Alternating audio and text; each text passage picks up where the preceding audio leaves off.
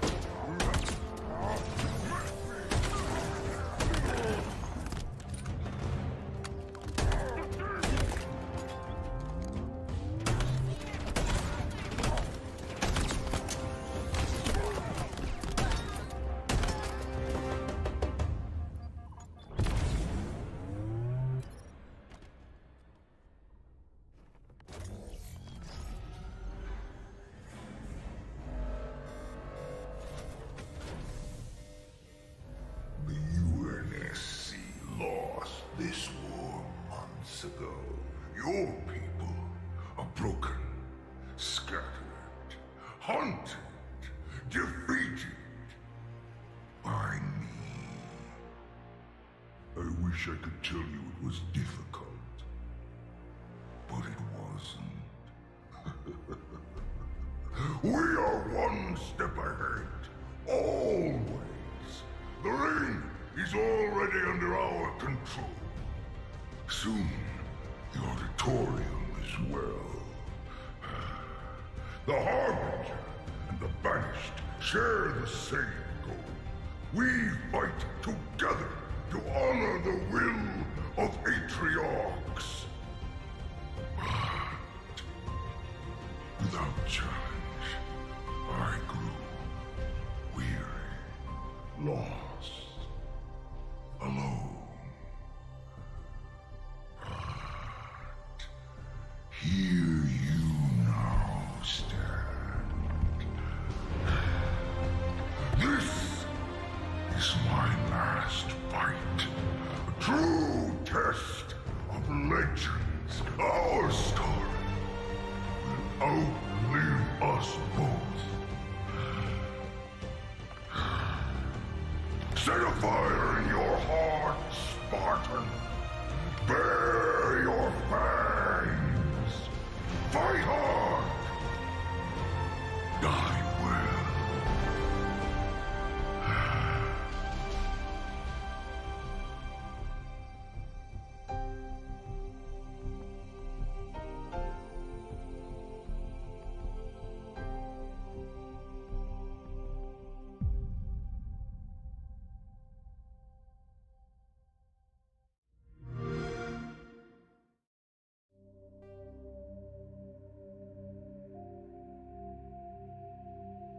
Confirm military specialization.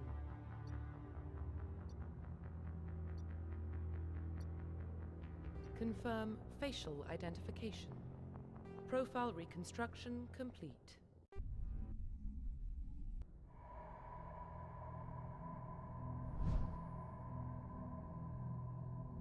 Well, what about Shepard?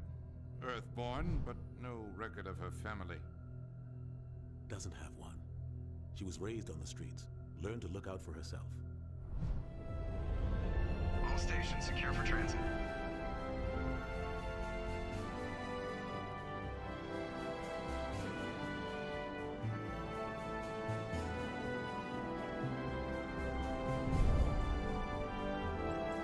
Board is green. Approach run has begun.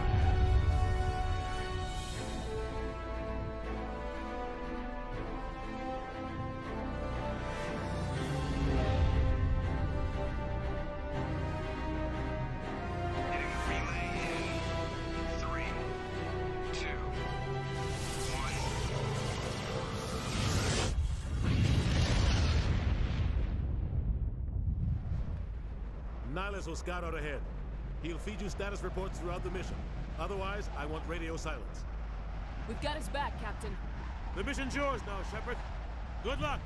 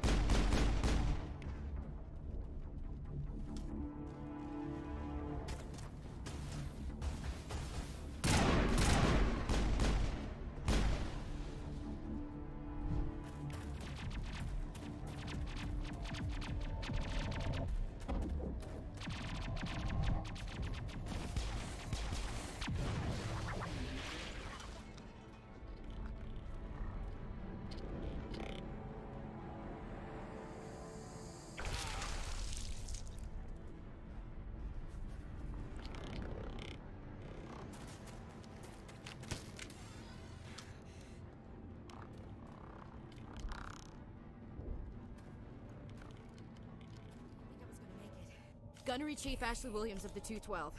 You the one in charge here, ma'am? Are you wounded, Williams? A few scrapes and burns, nothing serious. The others weren't so lucky. Oh, man. It's a good place for an ambush. Keep your guard up.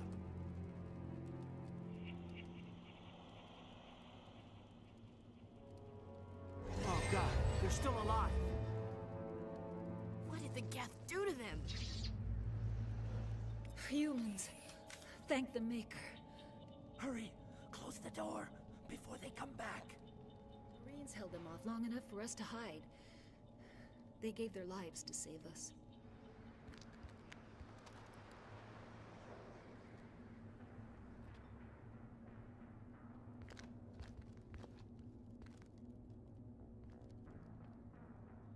Saren.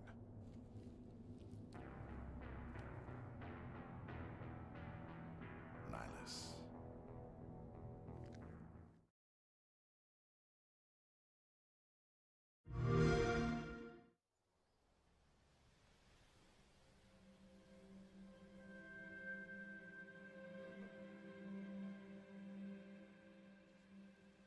The world is filled with stories of legendary heroes and treacherous villains, of fantastical creatures and wondrous places where nature and magic live in perfect harmony.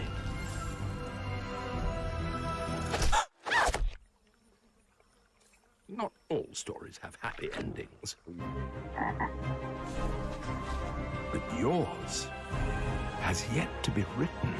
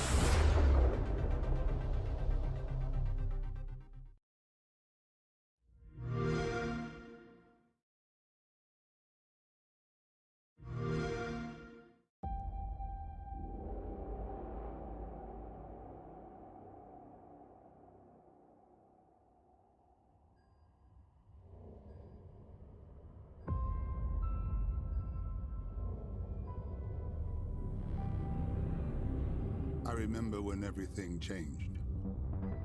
The floods? The storms? The fires? People dying in the streets?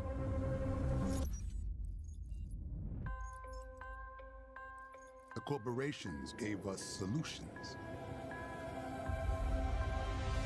A better world?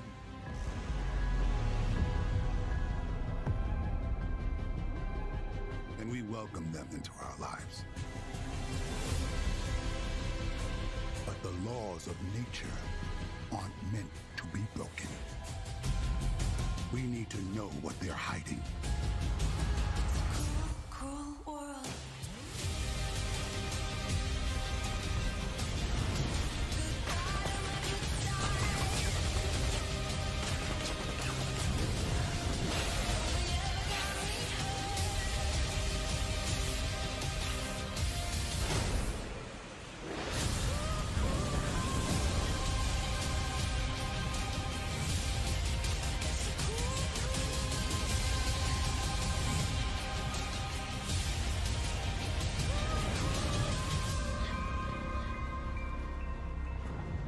Did you find the answers you were looking for, Agent Dark?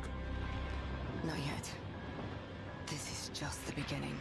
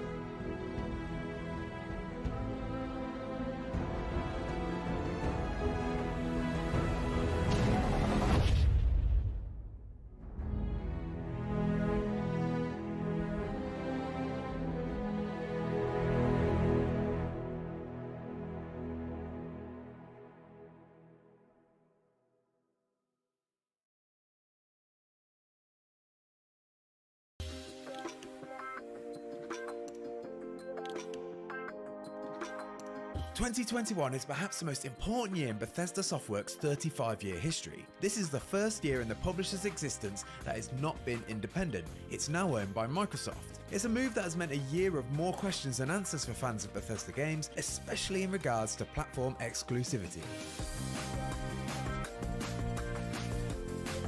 Just in case you missed the news, this year Microsoft purchased Bethesda's holding company, ZeniMax Media, for an eye-watering $7.5 billion.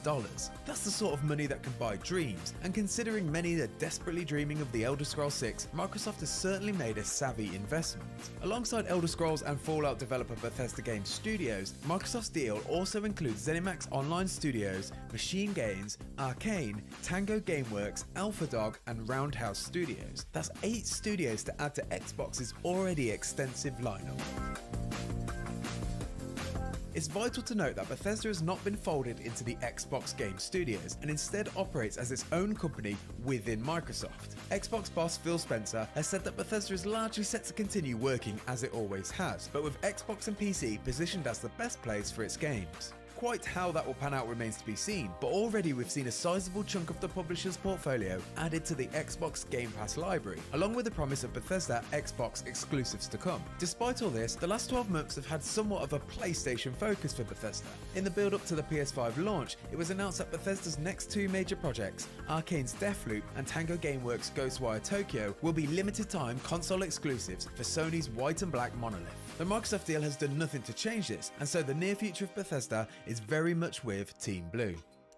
Don't fear the unknown. Attack it.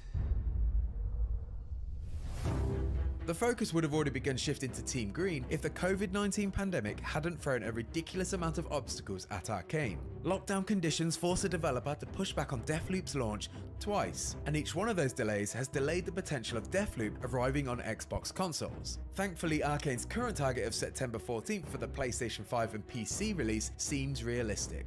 Tango Gameworks, meanwhile, has been exceptionally quiet since the Ghostwire Tokyo gameplay reveal at Sony's PS5 Focus State of Play back in June. Currently, its release date holds steady at October 2021. With any luck, things will stay that way. As for things we've been able to play over the last year, much of Bethesda's focus has been on live service games. After a year of struggling to make amends for its disastrous launch, Bethesda Game Studios added NPCs to Fallout 76 in 2020's Wastelander update. This proved a radical change for the game, finally making it feel closer to a multiplayer Fallout RPG rather than an abandoned apocalypse. In the following months, Bethesda has issued 4 chunky updates to Fallout 76. Among them is Steel Dawn, which finally ushered in the return of fan-favourite faction, the Brotherhood of Steel. The Elder Scrolls Online has also given us a year of great content. 2020's expansion pack Greymoor added the beloved region of Skyrim to the MMO. 2021's new Blackwood expansion then dropped in Oblivion's Cyrodiil and the Black Marsh, and with that, the Elder Scrolls Online has now visited all the settings of the mainline RPG series. That means Bethesda should probably get a move on with the Elder Scrolls 6 so that the Elder Scrolls Online has another region that it can copy. Outside of the company's flagship universes though, Bethesda's had a quiet year. The most notable launch has been Doom Eternal's 2-part The Ancient Gods DLC. While this campaign added some new ideas to id Software's celebrated shooter, it's not the same as a new big release, and so, for the majority of the year, eyes have been on Bethesda's future. Rip and tear until it is done. The first step there has already been hinted at by Wolfenstein developer Machine Games. The Swedish studio announced in January that it's developing an Indiana Jones game, but stopped short at revealing anything more than a teaser trailer. This has, naturally, generated a huge amount of questions. Could this be Bethesda's first Xbox exclusive? Will it be Microsoft's answer to Uncharted? And all importantly, how many Nazis will we get to hit with a whip? That brings us to E3 2021, where Microsoft and Bethesda Showcase could provide some of those answers. It could also be where we finally see Starfield, Bethesda Game Studios' spacefaring game that was announced back in E3 2018. Almost nothing is known about Starfield, making it a perfect candidate for a big gameplay-focused reveal. Provided it is actually ready to be shown, of course. Much less likely to be part of the show is The Elder Scrolls 6. Its announcement back in 2018 felt more like a reassurance that a Skyrim sequel will definitely happen. Bethesda boss Todd Howard has also been keen to temper any ideas that will see the game soon. Those are all the games that we know about, but with 8 developers as part of Bethesda Softworks, there stands a chance that we'll see something unexpected. id Software could be in a position to announce something new. However, a new Doom or Quake project, if in development, is more likely to be announced at QuakeCon in August. If there is a surprise game to be announced by Bethesda at E3 2021, then put your bets on Arcane. The developer's Leon Studio may be working on Deathloop, but the team in Austin has been quiet since the release of Prey back in 2017. Regardless of the announcements though, it will be the details that speak loudest on what kind of Xbox-focused future Bethesda has. Will all the new games be day one on Game Pass, like Xbox's other first-party studios? Or does Bethesda's unique position as an Xbox-owned publisher mean more platform and release flexibility? Whatever the answers may be, Bethesda fans from all console corners will be watching E3 2021 and hoping for the right announcements. And for everything else Bethesda and more summer of gaming, make sure to stick with IGN.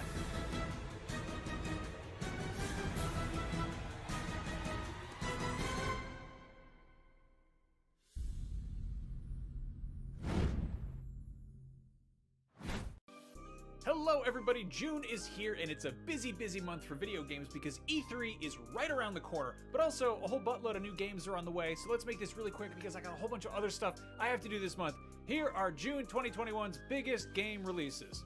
On June 1st, the Warhammer 40k universe gets a little bigger and a little louder with Necromunda, Hired Gun, which ditches all that turn-based nonsense for big, loud first-person shooting on PS4, PS5, Xbox One, Series X, and PC. Then there's Ghosts and Goblins Resurrection, which is on PS4 and Xbox One and PC, following its Switch release from earlier this year. The cooperative espionage puzzle adventure Operation Tango hits PC, both PlayStations, and all 3.5 Xboxes. And then of course the Elder Scrolls Online expansion, The Gates of Oblivion, comes to PC and Stadia and will be hitting consoles later on in the month. On June 2nd, Sludge Life hits Nintendo Switch. This is a Devolver-published indie which is officially described as a first-person, open-world, vandalism-centric stroll through a polluted island full of cranky idiots. Sounds nice. That's already on PC. On June 3rd, get ready to put the pedal to the other pedals with Tour de France 2021 on PS4, PS5, Xbox One, Series X, and PC. And if that sounds like too much cardio and bicycles and spandex, you can swap that bike and the unitard for a desk chair and some nice spreadsheets in Pro Cycling Manager 2021. It's a lot of work keeping these bicycle men in... I'm kidding. I'm sorry, I don't know what a Pro Cycling Manager does. Somebody's got to manage these bicycle guys. Somebody's got to manage these bicycle guys going up and down hills all day. They're just pedaling every which way, drinking all sorts of sports juices and whatnot. I don't know what that game's about. Anyway, on June 4th, Sniper Ghost Warrior Contracts 2 lets you shoot people in the head on PS4, Xbox One, and PC, and then DC Superhero Girls Teen Power on Switch probably doesn't let you shoot anybody anywhere, but seems like a nice time nonetheless. Also that day, the puzzle-focused Ori-like Evergate comes to PS5 following its release for basically everything else last year.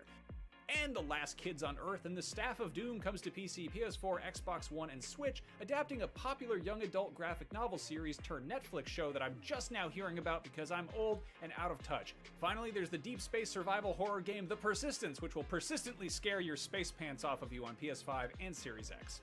On June 5th, another new Goose game is out, except this one actually has a title, and it's called Mighty Goose. The game is kind of like Metal Slug, except it's about those horrible birds that except for Google Stadia. On June 8th, chug some mead, launch your friends out of catapults, throw roast chickens at people, and otherwise get medieval in Chivalry 2 on PS4, 5, Xbox One, Series X, and PC, and if you'd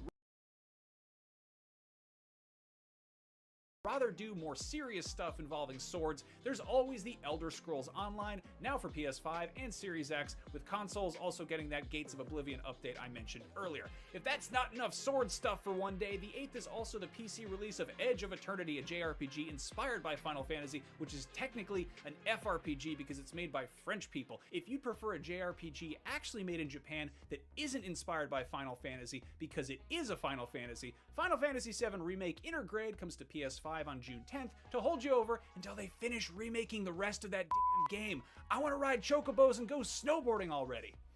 That day also sees the release of Ninja Gaiden Master Collection on PC, PS4, Xbox One, and Switch, or maybe that day doesn't see the release because ninjas are sneaky and they operate under the cover of night, but either way, that game is coming out then. If you missed out on Hyperdimension Neptunia way back on PS3 and then missed out when they remade it on PS Vita and then remade it again on PS4, well, great news because they finally remade it for PlayStation 5 and now it's called Neptunia Reverse and it's out that day as well. On June 11th, PS5 gets Ratchet & Clank Rift Apart, which must be enunciated lest you sound like you said ripped a fart by accident. That will hopefully give us a better idea of what the PS5 is capable of, but at the very least, it has a gun that turns people into shrubs, which is hilarious. PS5 and PS4 and PC also get Guilty Gear Strive that day as well, so you can make gorgeously animated people wearing way too many belts whip each other's asses faster than the human eye can even comprehend. Meanwhile, Nintendo Switch gets Game Builder Garage, which teaches the basics of game design and lets players share their creations on the internet, and you know that's gonna get real weird in no time at all. Also on Switch, as well as PS4, is Darius Burst EX Plus, another Chronicle, which is great if you don't think any of these other games have enough laser bullets, or flashing lights, or giant space slugs, or titles that sound like the memoir of a prescription drug. 22nd, you can squad up and party down with 3 friends to wail on some D&D monsters in Dark Alliance on PS4, PS5, Xbox One, Series X, and PC. If that sounds too rowdy and you need some damn peace and quietus, there's also Ender Lilies, Quietus of the Nights on PC and Switch. It's the quietest game on this list. On the 24th, Alex Kidd pays a visit to Miracle World DX on PS4, 5, Xbox One, Switch, and PC, and PS1 RPG classic Legend of Mana gets a big HD remaster on Switch, PS4, and PC. Also on PC is Roguebook, a deck-building roguelike from the creator of Magic the Gathering. Golf is a nice, quiet, laid-back sport, unless Waluigi shows up and starts making a scene, and that's exactly what's going to happen in Mario Golf Super Rush, hitting the Switch on the 25th. You can beat up some super cool looking monsters using Psychokinesis in the anime looking brainpunk RPG Scarlet Nexus, which is on all the PlayStations and the Xboxes and the PCs that can run it. And last but not least, Roses Are Red, Violets Are Blue, Tony Hawk's Pro Skater 1 and 2 is out for Switch, and I will not stop quoting that stupid meme when talking about that game. I think it's very funny, and I just won't let it go. Let it go, let it go. 29th, Nintendo Switch players can destroy all humans, finally, or defy their destinies in Disgaea 6, Defiance of Destiny. Hey, this guy right here defying his destiny. Get a load of that. Anyway, there's also Curve Space, which takes classic arcade action but makes it, like, all curvy and in space. That's on PS4, PS5, Xbox One, Series X, Switch, and PC. And finally, PC, Switch, PS4, and Xbox One owners can revisit the classic 16-bit LucasArts games Zombies Ate My Neighbors and Ghoul Patrol and see if they are as brutally hard as you remember them being way back in 4th grade, and I think they are, even with the additional save states for the re-release. Oh, also at some point in June, Phantasy Star Online 2 New Genesis is supposedly fully launching. It is currently in beta, but only in the West on Xbox and PC, but I guess it's on PS4 and Switch in Japan, and I don't know if that's going to change at some point. They should probably send out an email or something. Anyway, as always, we probably forgot something or got something wrong or something got announced or delayed or canceled since we shot this video, but this month we have a good excuse for being behind, and that is we're getting ready for E3, where they're going to announce all kinds of new games, and I'll have to start thinking of clever, funny ways to announce their release dates in a video 5 months from now, and also think of excuses for why we forgot to put stuff into the July video, which we'll make a month from now. As always, thank you all for watching. I very much appreciate it. Actually, no, I'm a little bit mad because enough of you watched these videos that it was a success, and now they make me do one that's for all of the stuff that's coming to the different video streaming platforms. So if you want to find out what's on Netflix or Hulu or Disney Plus or Amazon Prime Video or Shudder or Quibbly or Gumbo or whatever they're called, if you like to watch stuff as well as play stuff, go check that out. It's on the IGN channel. Did you know that Paramount Plus is getting 1,000 movies next month? I'm not joking. 1,000. I'm not even gonna list them all. I'm gonna go take a nap. Thank you. Good night.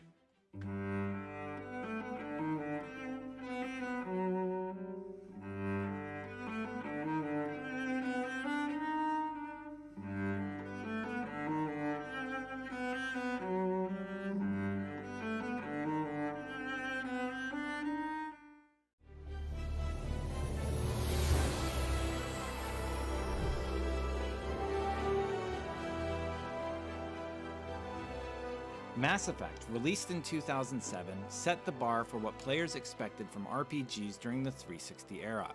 It was entirely voice-acted, used a branching conversation system that allowed for different outcomes in each situation, and promised to have narrative ties that would last the entire trilogy. Pitched over dinner by Casey Hudson as a sci-fi RPG, he believed that it would become a mainstream phenomenon and a must-have game for the Xbox 360. Fast forward 14 years later, and we're on the precipice of seeing Mass Effect Legendary Edition release on modern-day consoles and PC to much fanfare, meaning I'd say the entire BioWare team delivered on that goal.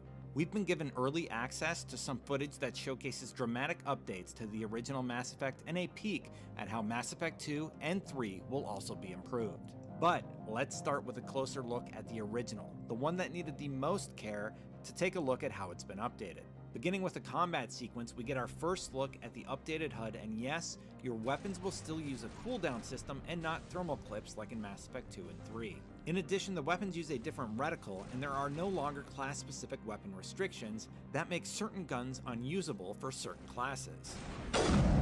But let's talk about the textures for a second. Using AI upscaling, the new look of this garage scene on Noveria is night and day when compared to the 360. The specifics may appear subtle, but one I can point out in this scene is a much more natural, soft effect of the lighting. They're using ambient occlusion in the scene, which you can see more clearly on the boxes that emit shadows.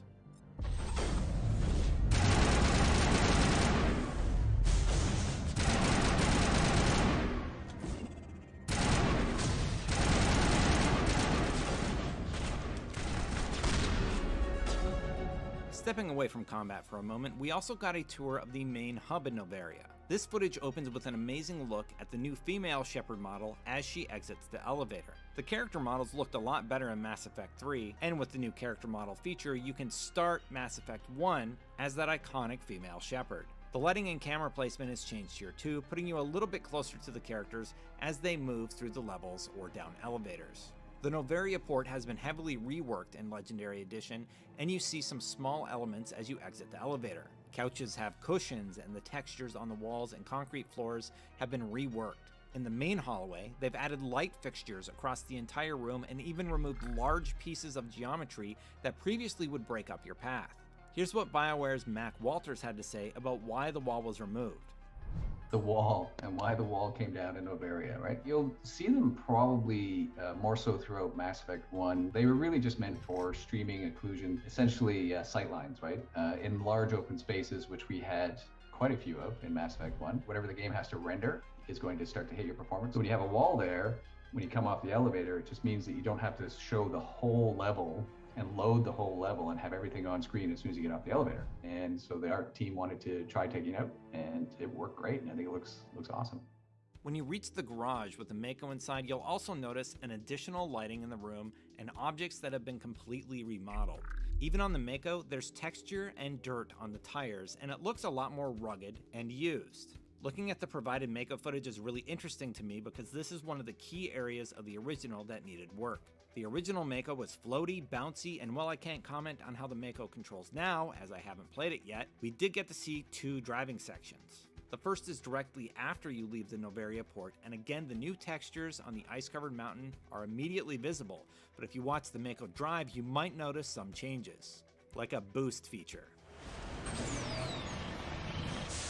Here's BioWare producer Renata Cronin on how the Mako changed. It is so much better now. We've made it better in that it handles better, it targets better. You know, we changed up the reticle when you're shooting with the Mako now so that it actually hits where you're aiming, which is very awesome, because it didn't used to do that before. You know, we've added boosters to it as well. We're still in the process of sort of tweaking it a little bit, so this clip right here is not necessarily representative of the end product, but it's got all the major improvements that we wanted. Now we're just playing around with, you know, how weighty does it feel, because it's still a little bit floaty, as you can see, but now it feels more, you know, like you're driving a tank and not, you know, the car that floats for some reason.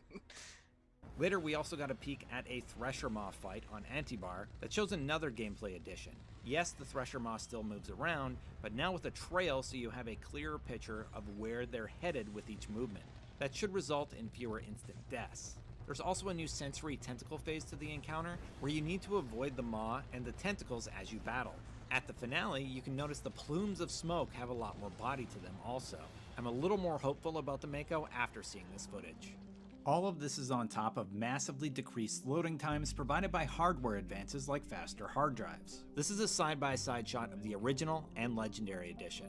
As you can see, you can choose to instantly be at your destination, while in the original, you would be waiting for a significant period of time.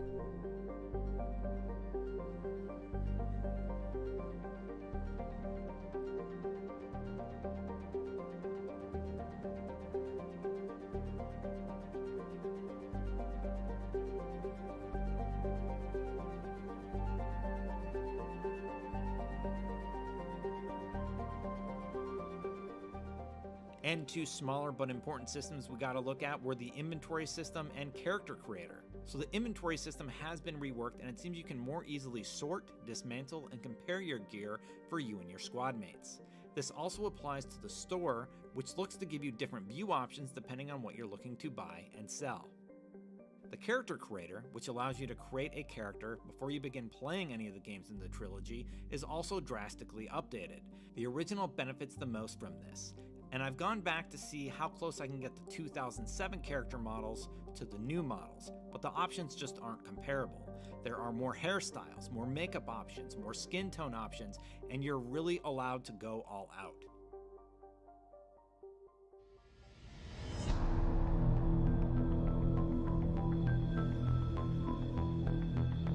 Looking at Mass Effect 2, we didn't see nearly as much, but there's a lot more detail in what we did see than I expected.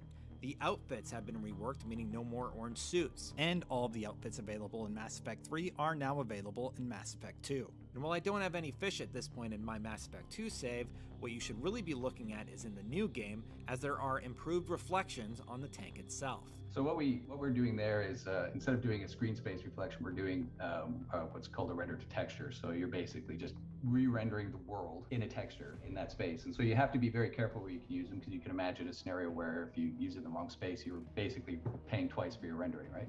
The rest of the Normandy benefits tremendously from the facelift. In Lair of the Shadow Broker, the lighting has changed as you can see in the distance, but most changes in this expansion are subtle. The 4K assets are very apparent, and they may have added a depth of field effect, which I noticed on the ship. In addition, there are a few moments where the new lighting reflects off of surfaces, like at the end of this footage when the array is retracted. Here's BioWare producer Brennan Holmes with a few thoughts. Mostly it's just graphical improvements here, right? So like on the gameplay side, it's mostly just been bug fixes for Mass 2. We're pretty happy with kind of where Mass 2 is at, but you can see sort of improved visual effects here. Lighting's a lot better. I think I could probably talk a little bit about the DLC stuff as well in here. So it's now embedded in various stores, or you can get it through upgrades in the Normandy. Like DLC is always the fun time when it's, you know, you got all your tools and everything and everyone just kind of goes crazy. And I remember them pitching this concept around like, yeah, let's have a fight on the outside of the ship and it'll be like, you know, in the lightning storm with all this stuff going on. And that was just a really cool concept.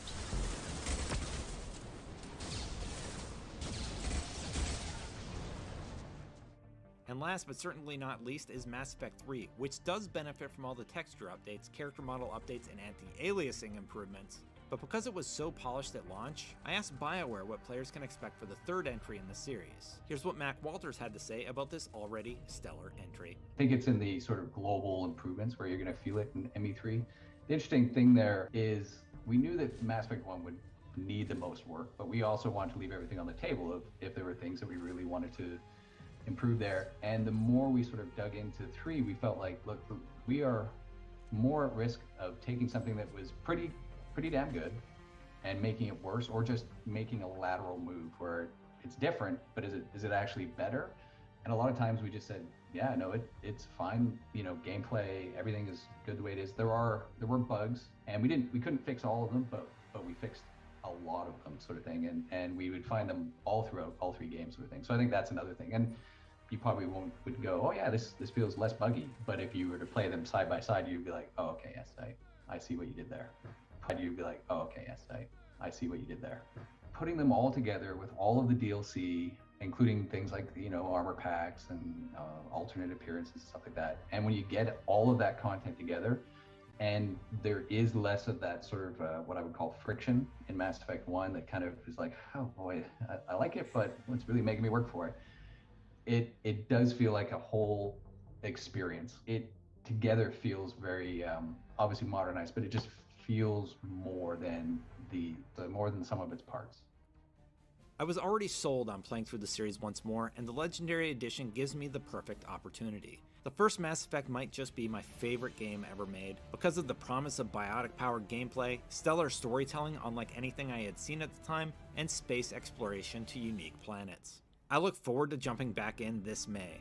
A special thank you to BioWare for providing the commentary today and for making this amazing trilogy. It is honestly a game that will always be special to me, and I'm so happy to see the amount of care going into this remaster. I'll be doing a full performance review on the final code, so keep an eye out to see how it runs on each platform.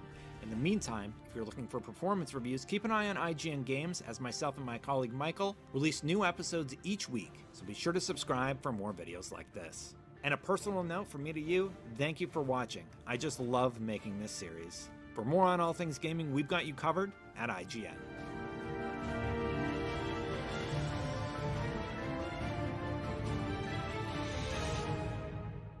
The guerrilla fantasy of building a revolution from scratch has been a staple of the Far Cry games, and although Far Cry 6 looks to carry on in that tradition, there's plenty of newness here too. During my hands-off preview and interview with lead designer David Gravel, I was impressed with the fresh systems the team has baked into the latest game. For a series with Far Cry's pedigree and built-in player base, they took bigger swings than they strictly needed to, from tweaking the game's outpost system to introducing the possibility of Hitman-like stealth to a wild array of cobbled-together weapons that will definitely get more into. Above all else, the game aims to put more options at your disposal than ever before.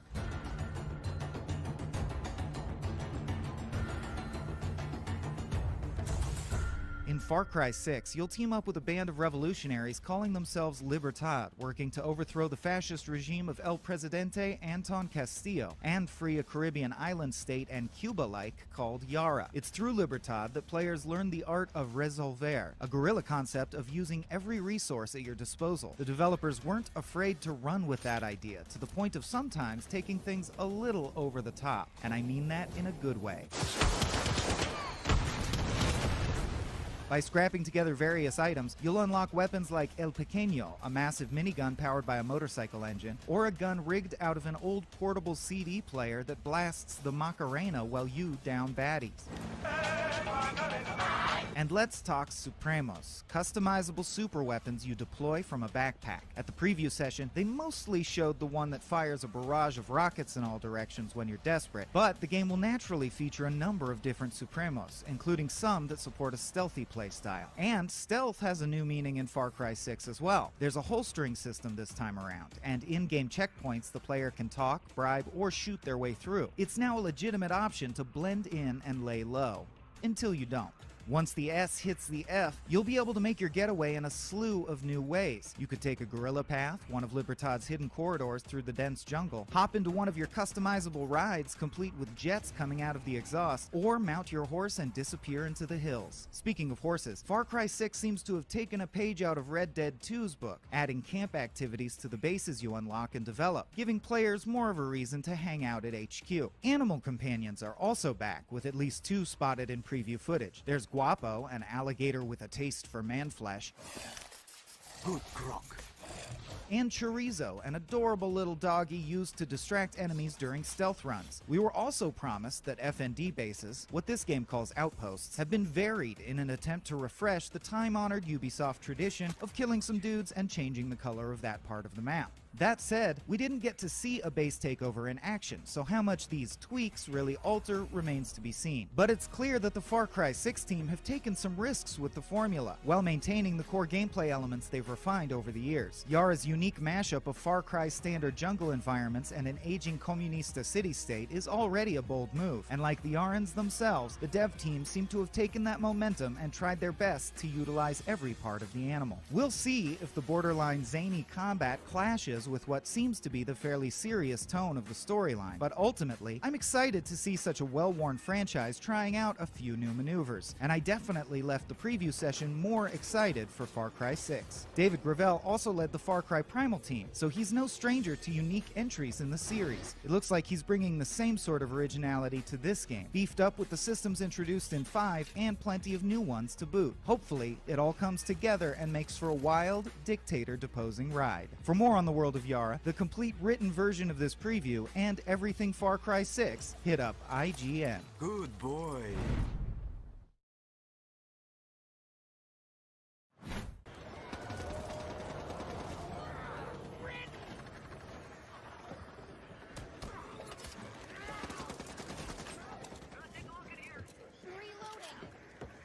I never knew so many people lived around here. Get to the center and we'll be fine. Need to reload. Need ammo. What have we here?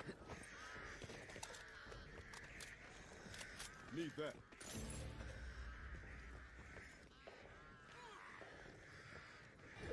"12 years ago, a small development team owned by Valve known as Valve South dropped a little game called Left 4 Dead, a zombie-themed co-op first-person shooter that pit 4 players against a zombie horde and forced them to look out for the group as opposed to just looking out for the individual if they hope to survive. This helped give birth to a whole new subgenre of co-op survival first-person shooters. And while Valve continued the legacy with Left 4 Dead 2, the original developers of Left 4 Dead, now reformed as Turtle Rock Studios, had not returned to the genre that they helped pioneer. That changes with Back 4 Blood, an appropriately titled 4-player zombie-themed co-op survival shooter that goes into closed alpha testing starting today. And if my early impressions are anything to go off of, it's good to have Turtle Rock back where they belong.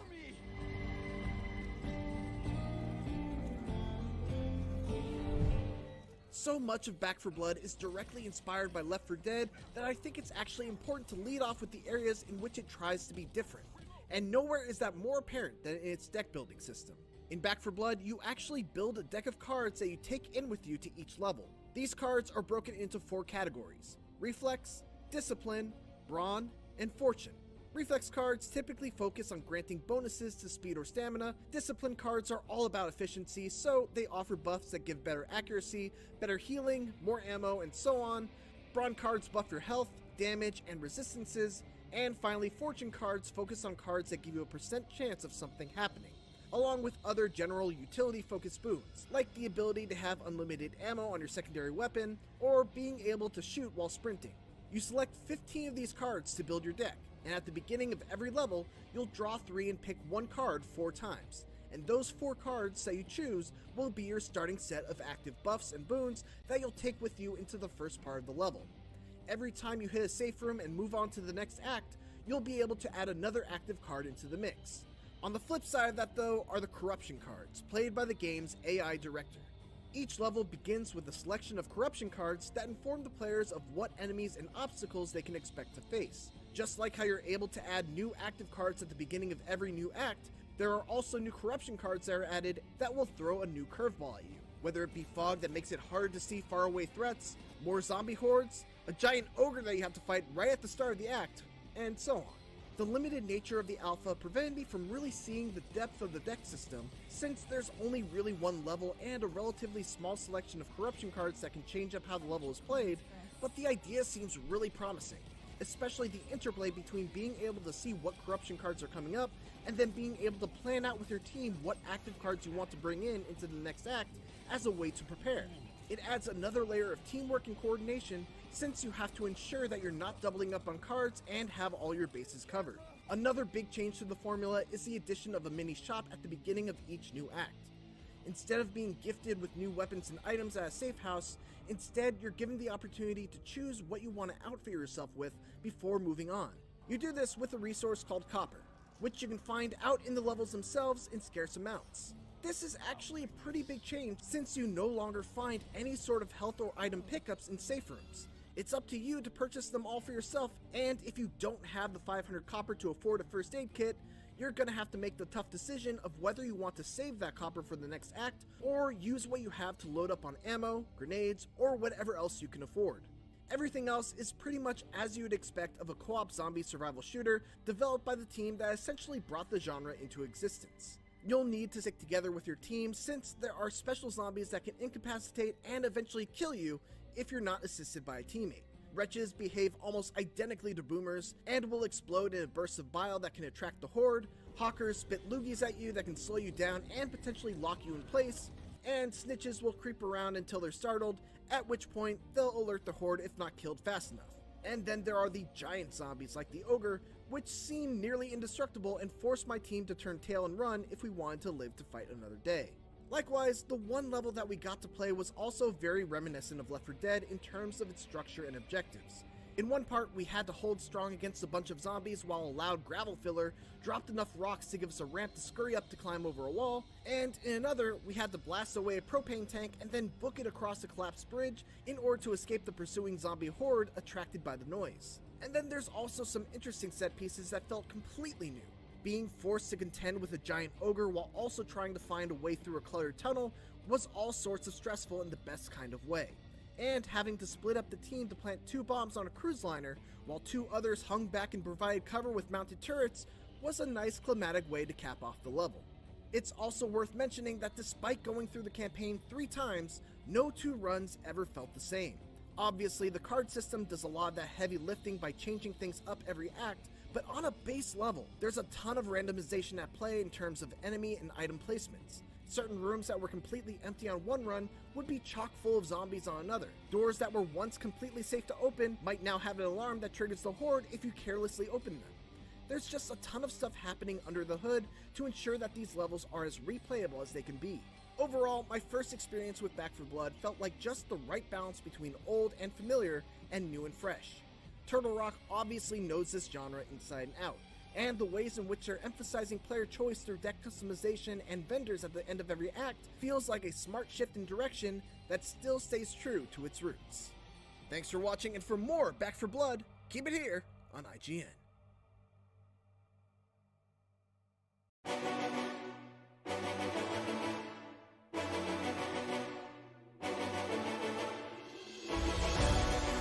Disney heroes like Iron Man and Mickey Mouse, to spiky-haired soldiers with buster swords and uncomfortably long-limbed creepy hat creatures, few publishers have as varied a portfolio to show off as Square Enix. Square had quite the wild 12 months, with long-awaited and long-delayed games finally seeing the light. Let's take a look back, and content warning, I hope you aren't already sick of the words Final Fantasy, because you may be after we've finished here. First though, I'm going to cheat. Let's talk about Final Fantasy VII Remake, which technically did come out over 12 months ago now, but it just doesn't feel right to talk about Square's year without it. Not only was the long-awaited RPG a critical success, but it went a long way towards ensuring Square was a profitable company in 2020.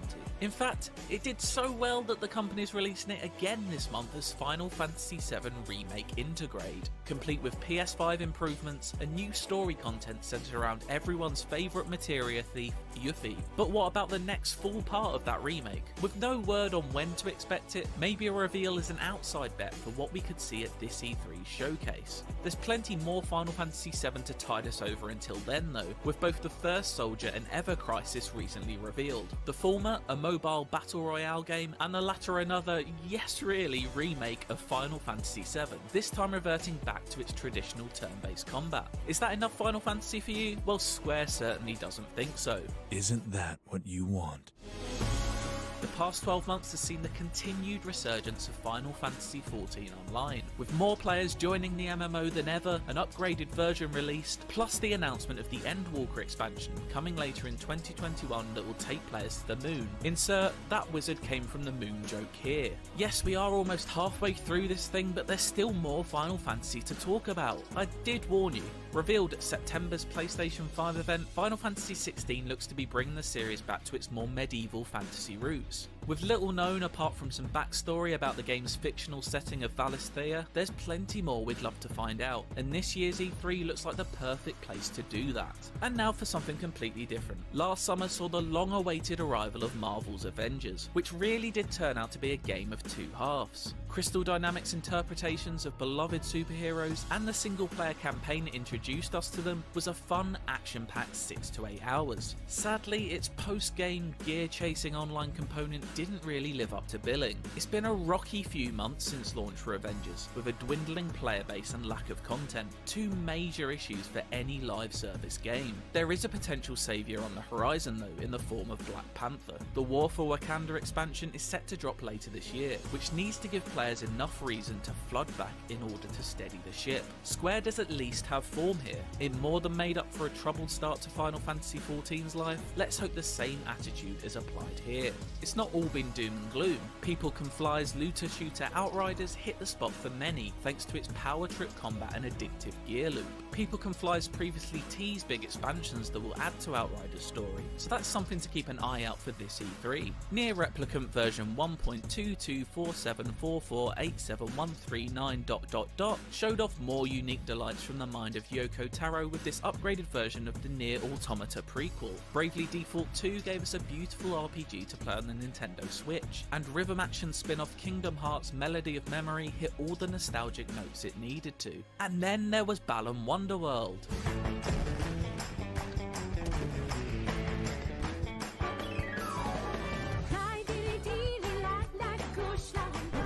Maybe less said about that one the better.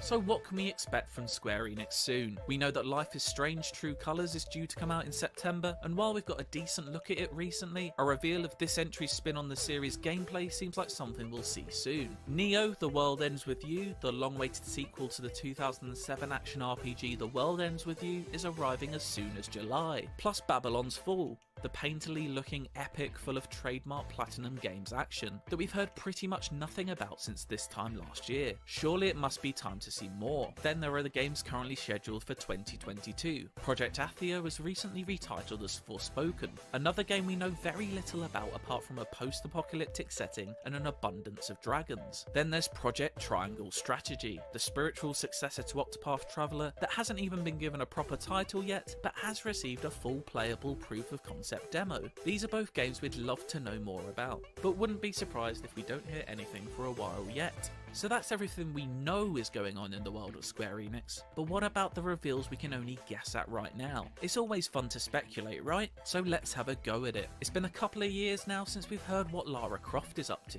Has the time come for Tomb Raider to make a comeback at this E3? Yoko Taro has confirmed he's begun work on a new game that he, quote, has no idea how to explain or sell. Might be a bit of a long shot to see it right now, but you never do know with him. There's also Deus Ex and Thief, franchises with passionate fan bases who would surely love to see more. The truth is, there's no way of knowing until Square shares all with the world this summer, although surely they don't have yet another Final Fantasy game to announce just yet.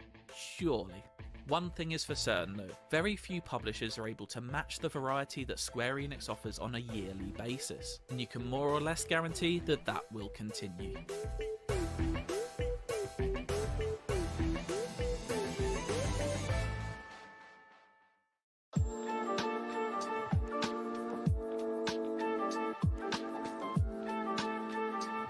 The PS5 and Xbox Series X have only been available for 6 months, but already the newest generation of consoles has been a busy one. From big exclusives to console updates and problems to much more, PlayStation and Xbox's newest consoles are off to a fascinating start. How have they stacked up so far, and has much changed since launch day? Well, IGN's Jonathan Dornbush and Ryan McCaffrey are here to answer just that, starting things off with a look at next-gen exclusives that have launched in the last few months.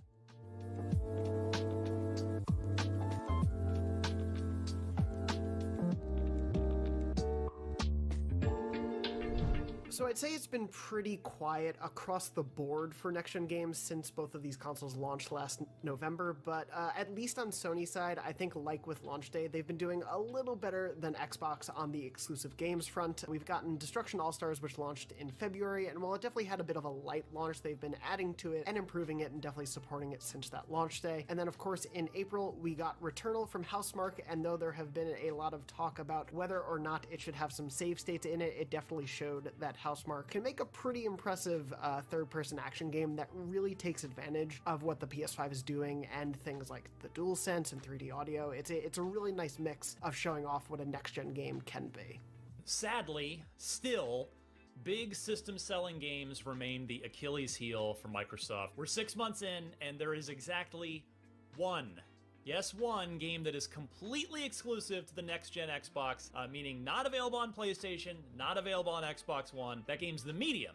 And, hey, it's a good game, but it's not exactly, pumping as much next-gen iron in the gym as, say, Returnal is or Demon's Souls. But still, first-party reinforcements are coming for Microsoft, and the good news is, once they finally do arrive, it's probably never gonna stop again. I mean, they bought Bethesda after all. It's a lot of reinforcements. They are gonna kick it off. They got this year. So Microsoft Flight Simulator, which looks like it's gonna be a next-gen only release on console. And then of course Halo Infinite in the fall. On the Bethesda side, we're still not quite sure what's gonna happen with Starfield. Is it gonna be exclusive? Is there some sort of deal there with Sony like there was with Deathloop and Ghostwire Tokyo? But if indeed Starfield is exclusive, that is going to be the ace of Microsoft's sleeve. You've got a new Todd Howard game that could be exclusive to Xbox.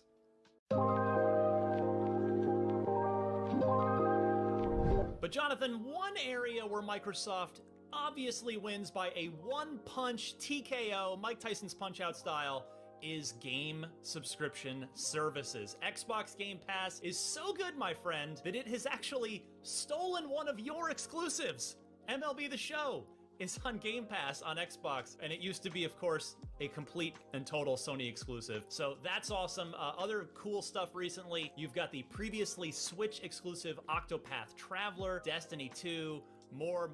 It just keeps coming. All that stuff has helped keep us entertained while we're still waiting on the big exclusives on the Microsoft side. And even better, xCloud is now rolling out to iOS devices, to Apple stuff, so that pretty soon, anybody with a smartphone, which is basically everyone, that has a Game Pass Ultimate subscription is going to be able to play their games not only on their console, but from anywhere through their phone at no extra cost for Game Pass Ultimate subscribers. That's just a totally impossible to ignore force in the entire games industry when you take all of that as a whole. Now, if only games with gold didn't suck now, but you know, I can't really complain. It is definitely a strange time to say a PlayStation-developed game costs more on PlayStation than on Xbox if you have subscription services on both. It is a very strange place to be, and it's of course, you're completely right. You can't compare what PlayStation's offering to Game Pass. Just nothing stacks up. But at least in a vacuum, thinking of what PlayStation players have been dealing with, things have been largely the same getting into the PS5 generation, but at the very least, I'd say PlayStation Plus's games lineup each month has been a lot better. Definitely when they pared down the lineup of games on PS Plus from 6 down to 2, they didn't really find a way to up the value there or, you know, keep the value the same, and for a while, PS Plus kind of felt like a waste with those games. But thankfully, since the launch of the PS5, we've gotten almost a brand new PlayStation 5 game every month on PS Plus as part of that lineup.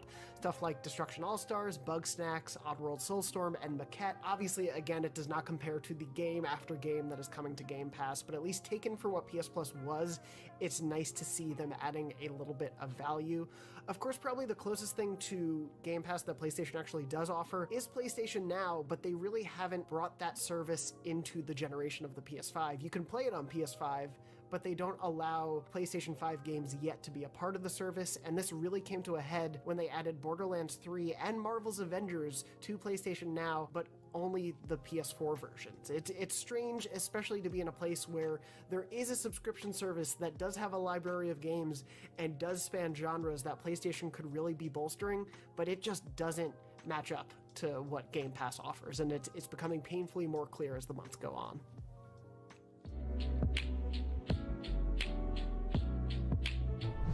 Now, on the peripheral side, talking about things being a little bit the same as what we've gotten before, the PlayStation 5 launched with a decent amount of peripheral support, like a pretty good charging station that was kind of in the look and feel of the PS5's new, very ostentatious design. We got the Pulse 3D headset that takes a really great advantage of the built-in 3D audio of the PS5 and is really affordable, especially compared to some other high-end headphones, and, you know, a few things like that, including the media remote, the one peripheral we've all been trying to actually get our hands on. And while we only had the single option for the DualSense controller at launch, luckily PlayStation has revealed that we are getting 2 new colors to add to the DualSense lineup. Those include Cosmic Red, which is a red and black colorway, as well as a Midnight Black colorway, which is entirely black and aligned a little bit more with past PlayStation controllers at launch. So those are 2 options that we know of right now, and Sony definitely loves to introduce new colors as generations go on, so I wouldn't be surprised if this is just the start. We haven't quite been able to get any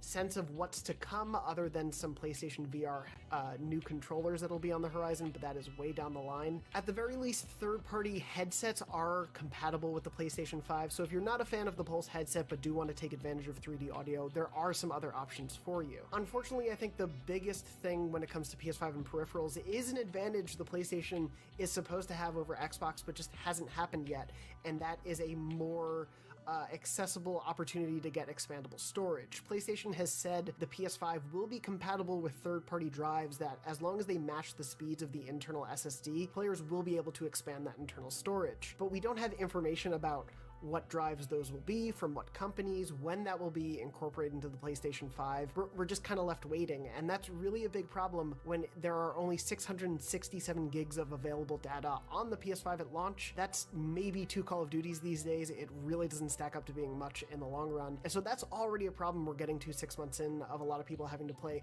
Tetris with their game files basically on their hard drive. So hopefully that gets resolved soon, and I do think that will be an advantage the PS5 will have over Xbox, but as of right now, it really isn't. Yeah, for now, Microsoft's got their 1 terabyte storage card. I've got one in there. In fact, I'm already onto it because these big games of this new generation take up a lot of space, so it's good to have, even if it's expensive. Now, since launch, though, Microsoft has added the new Xbox wireless headset, which is roughly an analog to the Pulse 3D headset for Sony. I really like it a lot. It's, I think, for $100, which is what it cost, I think you get a lot for your money. It sounds good. I like the minimalist design. And what I really like is that it can be paired with your smartphone at the same time, or any Bluetooth device, and so you can actually be chatting on Discord with your friends while also playing an Xbox game and getting the audio from your Xbox at the same time, which is pretty cool. Microsoft removed the optical port from the Xbox Series X, just like Sony did with the PS5, so we kind of needed this. It was a little bit of a bummer it wasn't there at launch, but now there is this good option, so that's really good. Plus, I want to give a special shout out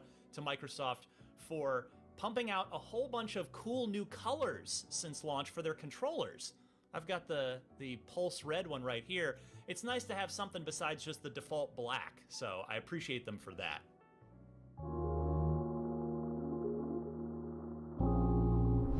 But Jonathan, controller colors aren't the only things being updated, the consoles are too. Now on the Xbox side, the Series X actually hasn't really had any major updates because it hasn't needed them. Pretty much all the functionality that was needed was right there on day one, which is great, but Microsoft still added some good stuff. Most notably, Quick Resume has been improved, and there's a new optional suspend mode that can help speed up your game downloads, which, as we talked about, these games are huge, so being able to speed those up is always appreciated. And then probably the coolest one of all is FPS Boost, the backwards compatibility team continuing to crush it at Microsoft. There are now almost 100, as we record this, almost 100 backward compatible games that are boosted up to either 60 frames per second if they were originally 30, and some games even go up to 120 frames per second, like Titanfall 2, which is one of the best games of the last 5-10 years, which rocks. We've also seen Microsoft drop the Xbox Live subscription requirement for over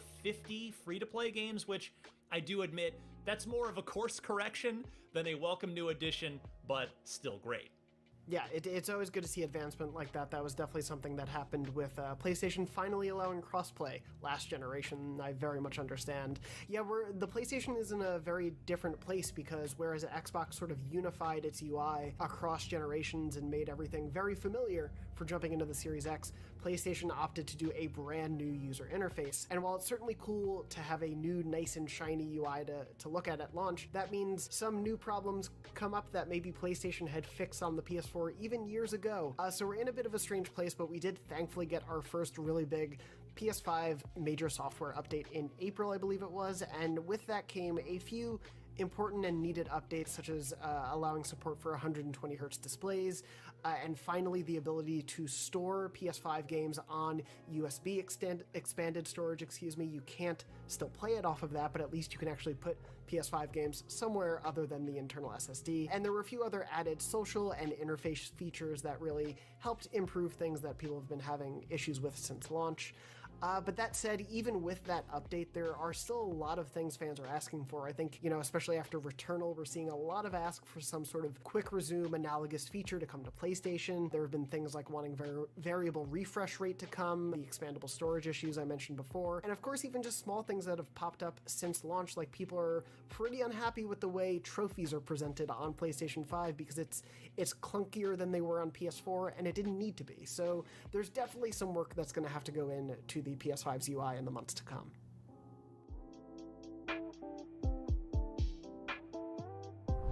And so it's been really great to see PlayStation addressing things already with an update like that one in April and some smaller performance updates, both for the system and the DualSense since the PlayStation 5 launched in November. But that said, this whole span since that launch hasn't exactly been the smoothest for the PS5. Now, thankfully, there hasn't been anything that is as ubiquitous or widespread as the Red Ring of Death from the Xbox 360 era, but pretty much since launch day, there was sort of a whack-a-mole situation going on where a new PS5 issue seemed to crop up every few days, and so it's been hard to say what are the most proliferated issues that players have been having, how much of the player base actually saw these, but definitely one of the ones that we've seen stick around is DualSense controller drift.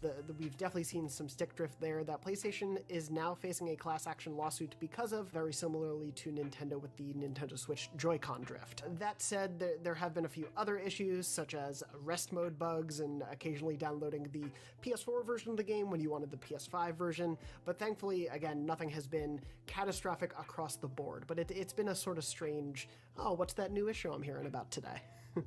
On the Xbox side here, Series X owners complaining here and there of controller drift again and random disconnects. But other than that, really, the console's been pretty much working as designed. It is quiet, it is cool, it is powerful. There haven't been any major OS issues, crashes, any other real problems of note that I've seen out in the community. Basically, I would say it's been pretty smooth sailing on the Xbox side.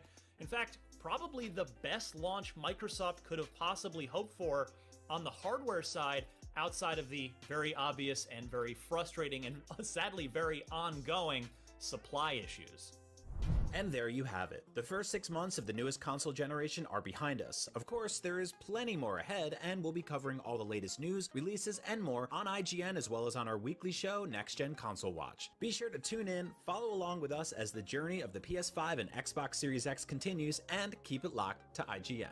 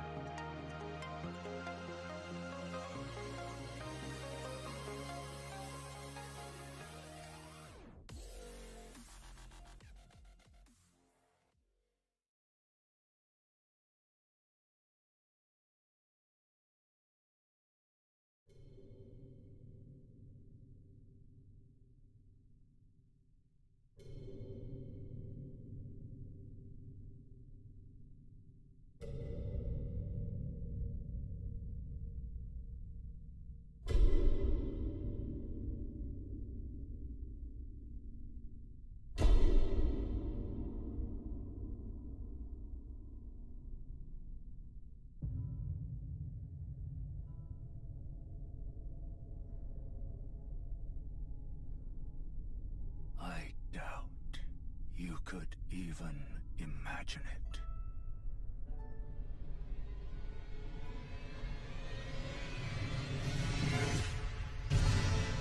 That which commanded the stars, giving life its fullest brilliance. The Elden Ring. Oh, Elden Ring. Shattered by someone or something. Don't tell me you don't see it. Look up at the sky. It burns.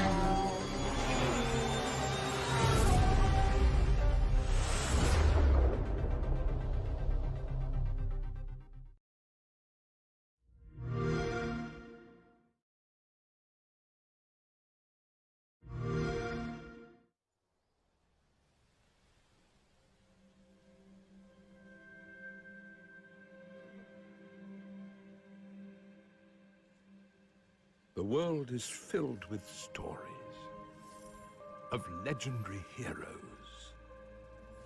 and treacherous villains,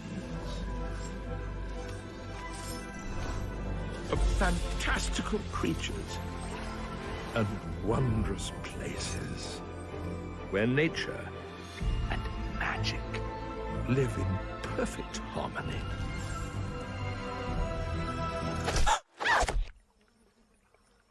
Not all stories have happy endings. But yours has yet to be written.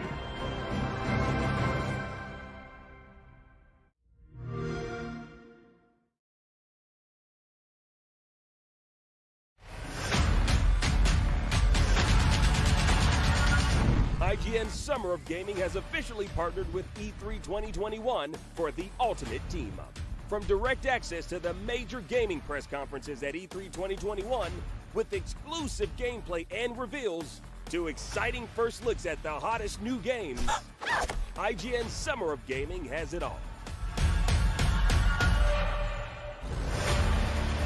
On the docket today, Xbox is about to unleash a torrent of next-gen news for Series X and S owners, and hopefully, something to get the rest of you excited to boot. Microsoft recently acquired Bethesda lock, stock, and barrel, who are expected to be on hand, so look forward to some big news from them. Not to mention everything else Team Xbox has been cooking up across their increasingly interconnected series of platforms. And of course, we're all waiting for some updates on the games we've been longing to play all through quarantine. Is this the day we'll finally see what's in store for Master Chief and Halo Infinite? Will Fable make its long-awaited return to the Series X? Will Forza Motorsport come crashing into our screens at 4K with blazing next-gen speed? The moment of truth is upon us. If there was ever a time to hop into the Xbox ecosystem, it's now. And we're about to show you why.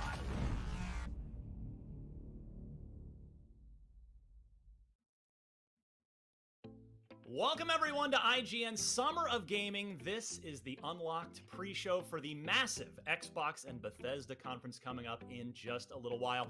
I'm Ryan McCaffrey. I'm wearing my Sunday best. I hope you are too. I'm your host, and with me to discuss all things Xbox are my friends Miranda Sanchez, Destin Legary, and Cam Hawkins. Also, by the way, in the chat, we have Jada, so make sure to say hi if you're in there. Thanks to all three of you for being here. Bam! I'm excited. Let's go. It's the best time of the year, baby. Let's do this. Now, before we get rolling, there is plenty of chatter to be had here in the next 20-something minutes before we get to the conference itself. I just want to make sure that everybody at home knows that our Summer of Gaming coverage exists everywhere over at IGN.com, YouTube, social media, and now even on smart TVs. Yes, IGN is everywhere. And by the way, for additional content, check out E3's online portal featuring virtual booths, articles, videos, and more. Now, later on today, we'll be hearing from Square Enix and the Back 4 Blood team, not to mention the PC Gaming Show at 2:30 p.m. Pacific. That's 5:30 p.m. Eastern Time. But right here, right now, we are talking nothing but Xbox. That is what we were born to do. So let's dig into some of what we can expect from Xbox and Bethesda today, and all the other huge first-party developers and third-party developers now that have confirmed prior to this event. Let's get started. All right, so to the three of you, I think the best place to start here is not just right into, okay, what are we looking forward to? We'll get to that. But I think it's important to recap for everyone just how many studios Microsoft has.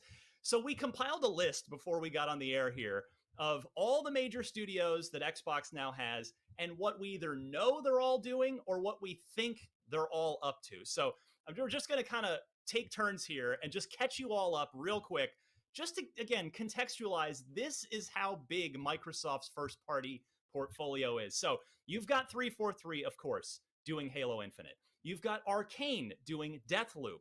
You've got Bethesda Game Studios itself, Todd Howard's team, doing Starfield, which I certainly hope to see today. The Coalition, all but confirmed to be doing Gears of War 6. And Compulsion Games, they're one of the studios that we haven't heard from yet. We didn't hear from them last summer, so we'll see if we hear anything from them today. Destin, take the baton. Who else is out there in Xbox land?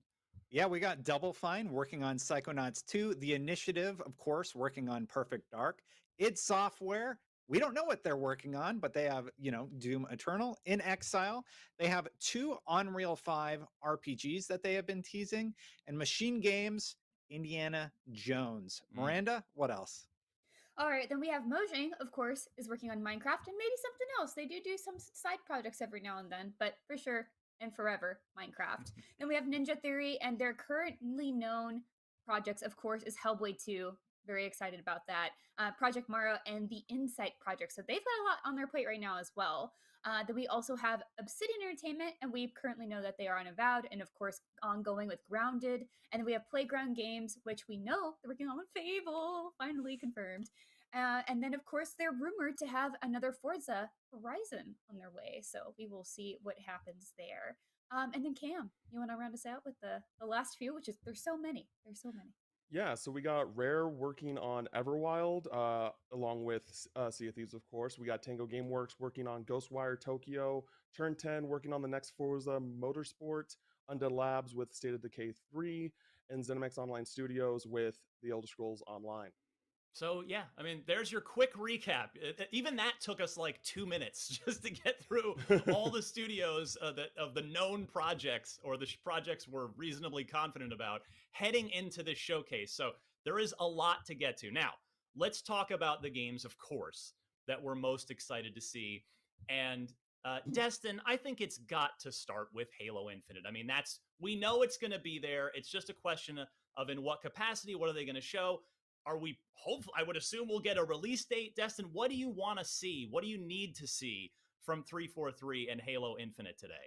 Yeah, so I would absolutely love to see a release date, Ryan, but I think what they really need to do is they need to come out and show us how they've improved the engine, because that's sort of the question left looming on everybody's mind.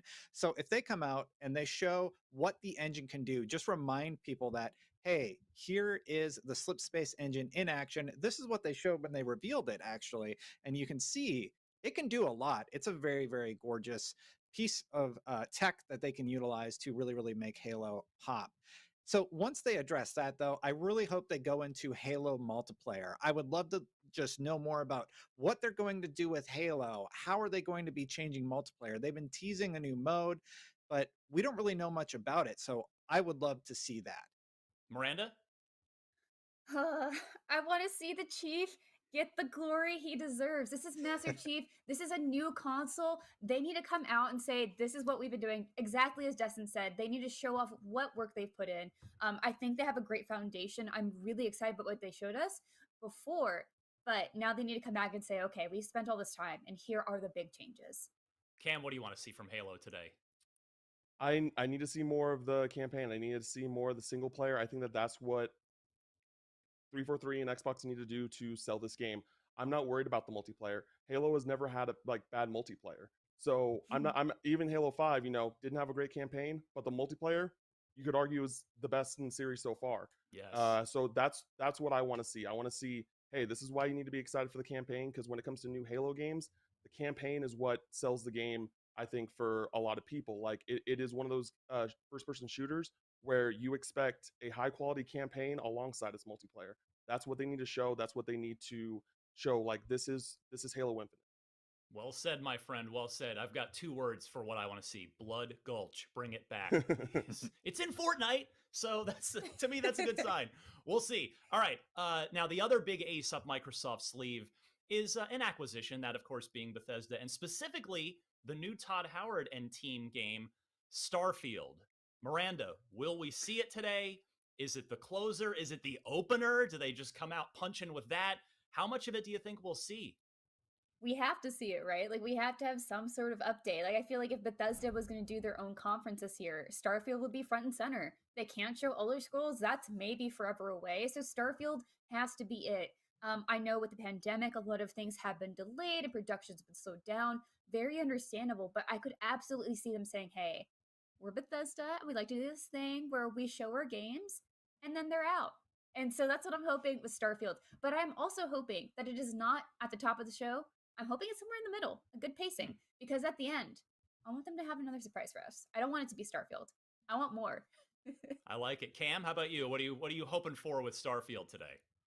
Yeah, I agree completely. I want this to be seen as a new RPG that will have something that will stand out compared to Fallout and Elder Scrolls, that isn't just, oh, this is a Bethesda Softworks RPG in space. I want to see the world building. I want to see, like, I want to be able to get a trailer and get something where I can pick out pieces and theorize on what this world is about, what the society, like the societal things behind it, what we can expect from a world building and lore perspective.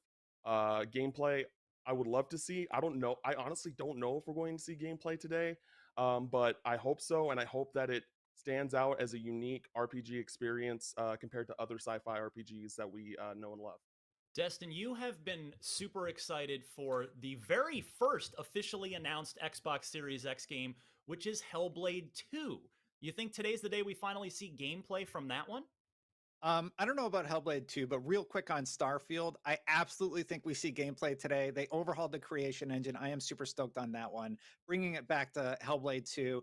Man, they're working in Unreal Engine 5. They've been doing all these teases. The lead actress, Jurgens, has been doing all this behind-the-scenes stuff where she shows like how much work she has been putting into that character. And I would love to see anything else, like even a teaser of how much work that they put into Hellblade 2, I would adore seeing, because the game already looks gorgeous based on this footage in Unreal Engine 5. I want to see more. They might also talk about Project Mara, which is another thing that they're working on. Miranda, in about 30 seconds, how about you? Where's your hype level for Hellblade 2 at this point? Oh my gosh.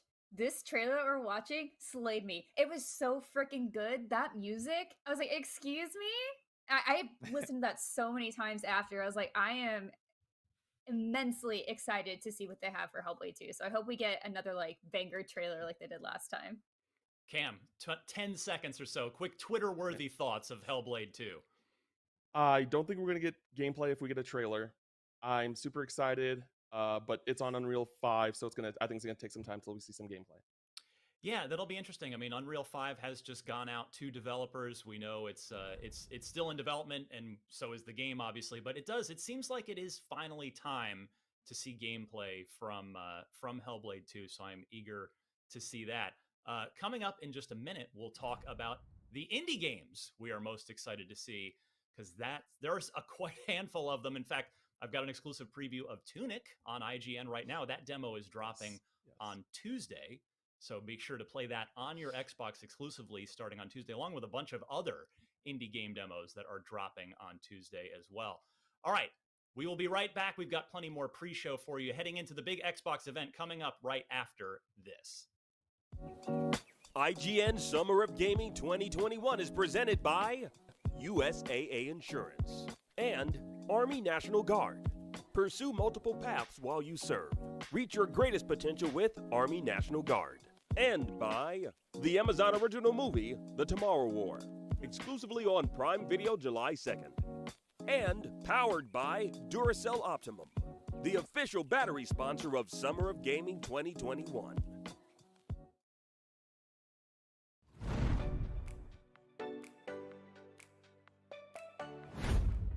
Not only is IGN the world's biggest media brand for games and entertainment, but we also have a team of some of the world's biggest fans of your favorite franchises. From breaking news and exclusives, never-before-seen looks at movies and games, to reviews, let's plays, and live streams, IGN brings you all the coverage you need, no matter where you are. Whether you're on IGN.com, the IGN app, YouTube, Facebook, or Snapchat, we've always got you covered.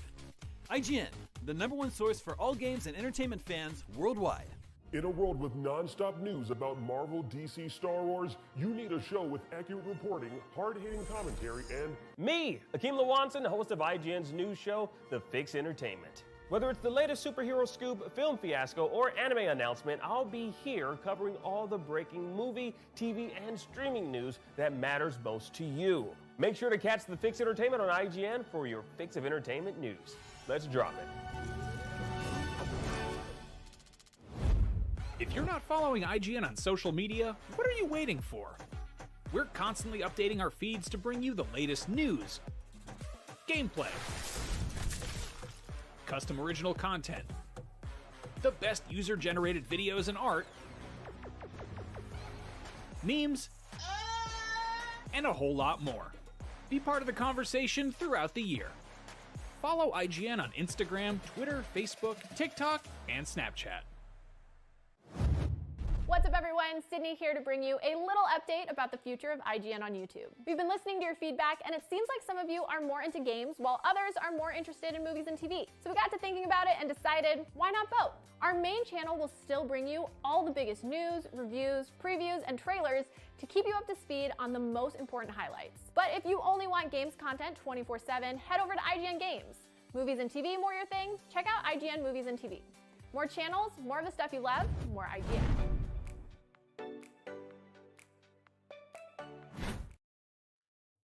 We are back. This is your Unlocked pre-show, and we've still got a little bit more time before the Xbox Bethesda stream starts. So let's get back to where we left off before the break. We are talking about the games we are most excited to see. Now, literally during that break, E3 leaks, they happen, and I don't want to spoil anything that you're excited to see in the show, but let's just say we were talking about Starfield before the break. You're going to see Starfield in some way, shape, or form. So I'm just going to leave it at that, and I'm not going to say anything else. You're going to watch the show and see for yourself. I actually haven't seen anything, but we get little birdies that pop into our ears when things pop up online, and boy, it's the madness before E3. This is what I missed. I love E3 so much.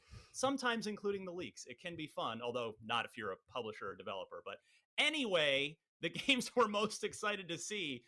Let's get back to this. I want to start here on this part of the conversation with Fable, which is a game that is very near and dear to me. I love the original Fable. Of course, it's famous for having these big, grandiose promises from Peter Molyneux that didn't quite live up to that hype.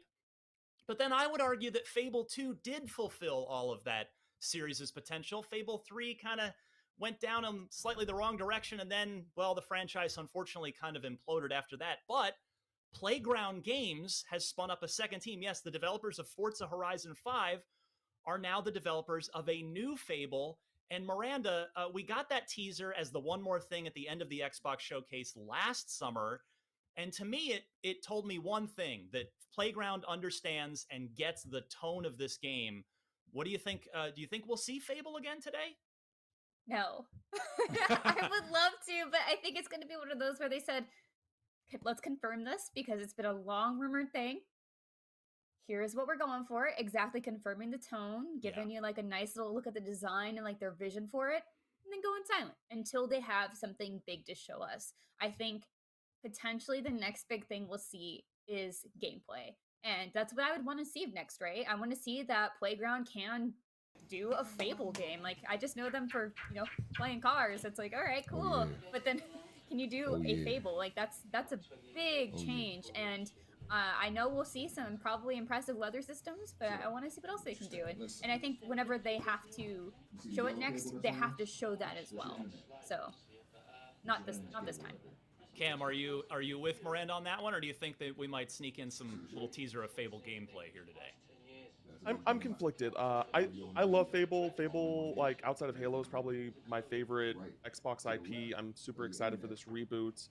I personally would like to see another CGI trailer that hints us of something regarding the stories. Like all the Fable games, whenever a new Fable comes out, you expect like a good story. Like the first two games had great stories, and I think that would be a really good thing. Like, again, similar to Starfield and some other upcoming Xbox titles, just give us like some things that we can use to theorize, like, what the story might be about, and things like that.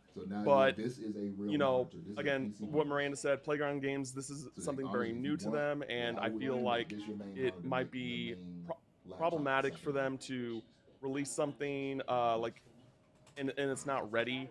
And then it makes people get worried, and that's like the last thing that Xbox and Microsoft need to worry about.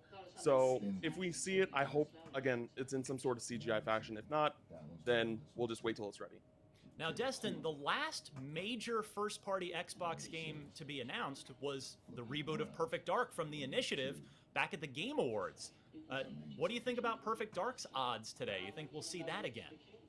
Yeah, and you threw to me right at 11:11. Good timing, Ryan. I would love to see Perfect Dark. Will it be there? I think we get a teaser of Perfect Dark, and I am just so excited for this conference now. I think we get a little bit of a teaser. I think they need to show a little bit of something, but will it be there in a grandiose way? I don't think so. I think they're going to wait. I think that's going to be a big hit potentially during the Game Awards. And Perfect Dark is looking really, really good. All we've seen is the tease of Joanna Dark standing by the building and a lot of sort of conceptual stuff showing off the world. But I really, really want to see, even if it's just one shot of a mission or gameplay or something, I would like that very, very much. Now, another one that's high on my personal list is State of Decay 3 from Undead Labs. I fell in love with the original as an Xbox Live Arcade title at the end of the Xbox 360 generation. This is a game that it is the most unique zombie game I have ever played. It's a systemic RPG where it's all about managing the relationships with your fellow survivors. It is so interesting, but it's both the first one and the second one have been held back by just technical wonkiness, just bugs, glitches, and poor frame rates.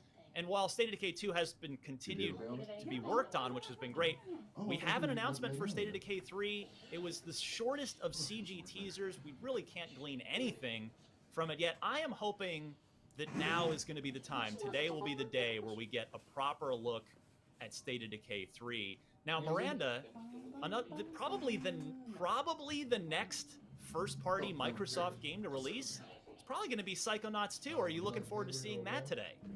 Give me a release date, please. Yes. I just wanted to say, hey, Psychonauts 2, because we've seen so much of it at this point. We know what this game is.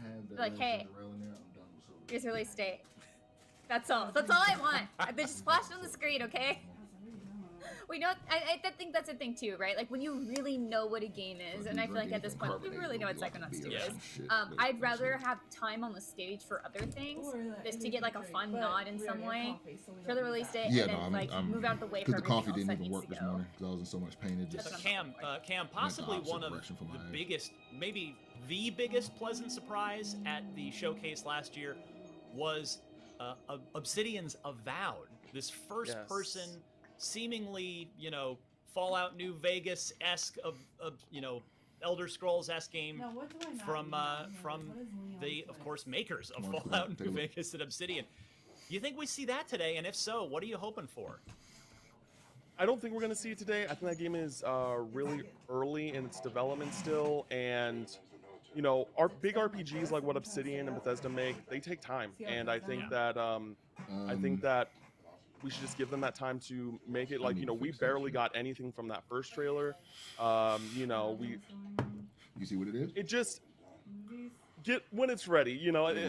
I'm excited for it, especially like I'm excited for Pillars of Eternity fans because this game is supposed to take place in that universe. Yes. But I do think that this is a very early game that we won't see like actually get a release date in probably another 2 years at minimum. It'll tell you if it's Cam. But I'm excited for it. Like, it's definitely one of my most anticipated Xbox first-party titles.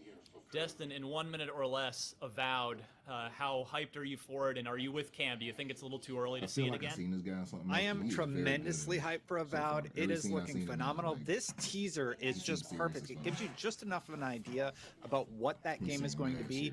Now, do I think we're going to see more? Not really, but if they did something, I would really love them to see show another vignette of gameplay, sort of teasing the sort of feel of the game and their target and what they're going for. They did it here in the first one. I would love to see another little something like that kinds of high. City.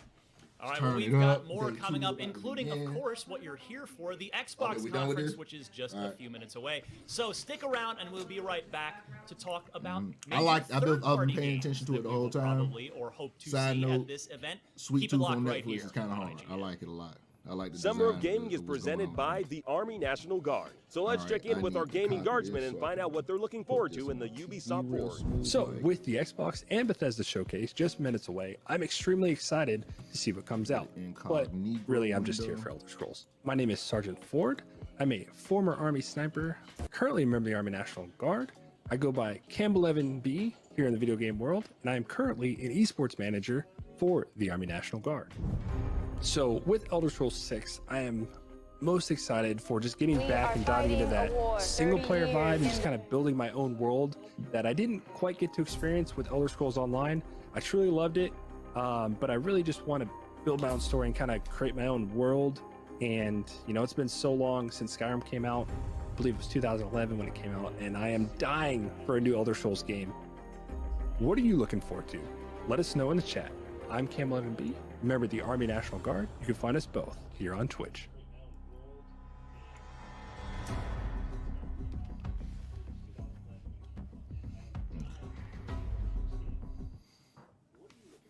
Welcome back. We are just a few minutes away from the start of the Xbox Bethesda conference, so let's talk about the awesome third-party games that we are expecting to see. We've got confirmation. We know we're seeing the Battlefield 2042 gameplay reveal there after getting a cinematic teaser. So I want to start there with Cam. Battlefield 2042. How hyped are you from that CG trailer, and how insane do you think this is going to look on the next generation Frostbite engine, Cam? It looks incredible. Like, Battlefield games always look incredible visually. I personally am not super big into the Battlefield franchise myself, but like seeing those big team battles and seeing them in action, I'm listening. You know, like I'm interested in seeing more. I want to. It's not lagging. It's just potentially they're jump both in. live. Like, so I have this one in my ear. It so sold me. You know what I mean? And I think that's something that Battlefield really has been done in a very long time. So I'm looking forward to it. Huh? Miranda, Elden What are you trying Ring. to do? What are you trying to do? We have to keep the audience Are you trying to happy have by audio bringing up over? Elden Ring, because it is probably the most anticipated game that's not a first-party Okay, so hold on exclusive one second, somewhere. this then. We Bring up got to Facebook? see it. We got that killer gameplay trailer at Jeff Keighley's Summer Game Fest. Do you think we get an extended gameplay demo here on Microsoft Stage today? You know, that would be really cool, but I don't think it's gonna happen. I think they're like, you know, all we can do is show this one thing, which is a lot. There's so much to dig into there. But I think asking for gameplay it's just too far. Asking for an extended trailer would be nice, but I don't believe it's gonna happen based on how they've been talking about it, or lack of talking about it, or showing it in any way prior Did you to see what I this. sent you to, by the way? Destin, do you share Miranda's pessimism on this, or do you think animation today is the cell? day? That's the Since first it animation did cell. debut on the Xbox stage a couple years ago. Yeah, you know, You I'll be wanna honest take with it you. off I the think TV? we actually do get to see a little bit more of Elden Ring, potentially a short gameplay segment. Yeah, I wouldn't be surprised at all if we saw more of it, because Yeah. they had their big reveal on Keighley's thing. They're just not going to have another beat during E3. I mean, Xbox is the stage where it makes the most sense to talk more about this game. Now, we've also had confirmation this morning that we're going to see more Far the Cry TV doesn't- 6. the Ubisoft monitor tweeting that has out a this headphone morning, jack, so so expect to it's see speakers that up to it. on stage here Yeah, so today it's at the actually a Xbox full Bethesda PC conference. But there's another big third-party game, and this one is exclusive, that I want to talk about for a second. Destin, I'll start with you. That is Stalker 2. This is a game that is a sequel to an absolutely beloved and critically acclaimed first-person Okay, shooter from it was a PC exclusive years test. ago. Now Test it's coming 1, 2. to PC Let's see and how I'm Xbox sounding. Series X, and this thing has done Might hear millions echo. of views on IGN. Like this, I feel like it's kind of going under the radar, even though it's getting like people are clicking I'm on it coming like through crazy. They mad want to smooth, see I it, hear but me. you think we'll get a proper gameplay Mad demo of smooth, Stalker 2 mad today? smooth. Well, I mean, the last Big time we smooth. saw it, they showed like how the models can be changed very easily Okay. and everything. But this game has Water. been a technical showpiece for Xbox specifically. See, when here's the they've best showed part. it in I the don't care past. about Xbox, I so do I'm think not that we going see to be some as more stressed Stalker out as I 2 was today, yesterday. even if it's just to show off how I gorgeous that engine love is. You don't some need to of know Ubisoft's anything about the Stalker properties, franchise, so but you it can was look at the footage that was they have painful. shown Yesterday was and a be gut punch. impressed by I'm gonna what turn this they down have because I don't really care about managed what to they're talking accomplish within about. their game engine. And people are Not at all, really, not really at all. stoked So, with so this you should game good. You should be good over there. that are fans. Um, So if you're a casual, you have something to look forward to. And if you're a fan, you are stoked through the roof. Honestly, that was Yes, a I big do. reason why I thought it was just me. Cam, are That you I agree with Mr. Legary here? I'm not familiar with Stalker, lift it up, but like I have raise been it up and following, see how it the feels. Like, school's, you know, and updates see if that's a with little that, better. and it is an ambitious title. Okay, I Not just need your to traditional, re-screw everything and fix AAA that sense, actual but fix the I'm chair. excited to That's what this see gonna be that for. game is and jump in and I'll fix it. play. I'll put my hands on it. How But about yeah, some man. indies? Let's talk indies for a second. Miranda, I'll start with you there. I'm because, hopeful that this is gonna be all right. sort of I crowbarred really into like the it because design of their little I intro am in love with that logo game. there. I really like Playing that. it, again, that I demo think is that's out very for nice everyone and on tight. Xbox. and designed extremely well. It is a Zelda-like game where you Hey man, no, like say exactly what it is. Even though it is E3, we need to make sure we use the name Ubisoft. They need to be use that on everything that we put on the internet because it was them. Yeah, Ubisoft ruined day one of E3. Which is weird to say because there are so many. Like we I despise them. Now that I got a chance to sleep on it fully, I hate Ubisoft with a burning passion now. I dislike them deeply. I will not buy another fucking game they put out. I'm done with Ubisoft. They're done to me. Put them in the dirt. I'm finished with them. There's a lot of really great things there. So I just want them to give them a little bit of space, even if it's a reel or an event later that they have. I'm sure they're going to have some sort of like small section for that. Over here. We did see Ooblets on Xbox's stage, and that was another idea to Xbox game. It was just fantastic. It's a darling game. So right now we got Xbox and Bethesda. And kind of on that line, maybe something this has the potential to make the fact that Sony is no longer in E3 a non-factor. If this pulls off and they actually do the fusion dance and this show is the show, if they pull it off, Back 4 Blood, I think that they can pull it off, bro. Something telling me I think that they can. I don't know why. Come to Game Pass, and man, just imagine how many players are going to be playing on Xbox if that is. I'm happy on Game Pass that Xbox and Microsoft in general just didn't pull out of this show. A whole bunch of stuff announced, not only exclusive but also part of the Game Pass family. And I do like this format a little bit better with, even though everybody got their own feeds, we're all still like streaming the same streams to get the information to all of our people. That's one thing I really like about this. I really like that about this. So stick with us for that. We'll be with you for 30 minutes after this thing ends to dissect and break down all of the big announcements, including what is already leaked. But yeah, Forza Motorsport, I don't want to forget about this. This is a next-gen only edition. They are rebooting just Forza Motorsport, no number 8 on there. So they are leaving the Xbox One behind to dial out all of the power that they possibly can from the new console. Oh, and I cannot wait to see Forza Motorsport. This I mean, we got is an in-engine twitching. teaser for that last summer, It's but now I'm having a curious to see fit. if we get a release date for that. Obviously, it's almost certainly going to be sometime in 2022, but I can't wait to see what a full-blown next-gen Forza Motorsport game looks like. And maybe we will also hear about Horizon as well to see what's going on with that. There have been a few rumors circulating about Forza Horizon 5, so we shall see what happens there. But we are about 10 seconds out as I peek out of the corner of my eye at my screen. So we're counting it down. This is it. Stay with us again. We're going to be live during the show. Come right back with us after for the analysis. For now, enjoy the conference. All right, let's do it. Conference is starting. Let's get it. The time is now. There was once a man in the world. He had a lot of boxes with his ex. His wife was married for the streets. Who's the real villain? The player or the man? Find out next time when you box with your ex. It was. I had to do the movie theater voice. Name something cool a movie theater nigga ever said. 20 years. That's how long Xbox has been with us. And like you, this is a moment I always look forward to. I love seeing the new games, crossing my fingers for my favorites to return, hoping for a few surprises. Most of all, though, I love seeing everyone around the world come together and celebrate what games mean to all of us. And I think, this past year, they've meant even more. Thank you for being with us today. Thank you for the support you give us and one another.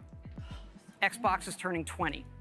And I wouldn't be here if it wasn't for the friendships we've had that whole time.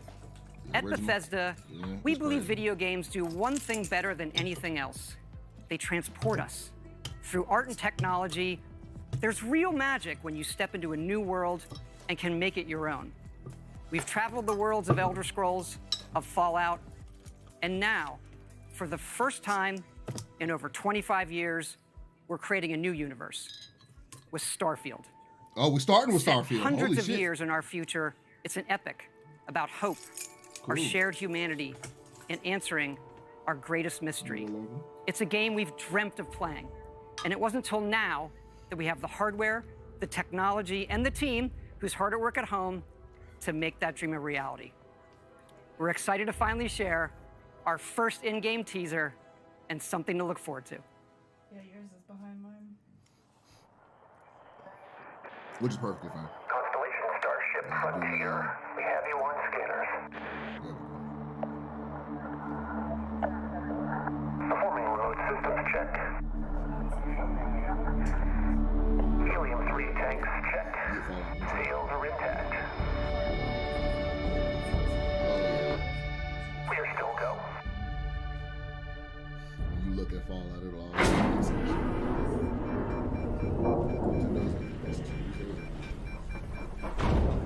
I honestly have no. I don't either. That's going to be today. They say Square. the wonder is not that the field of stars is so vast, but that we have measured it.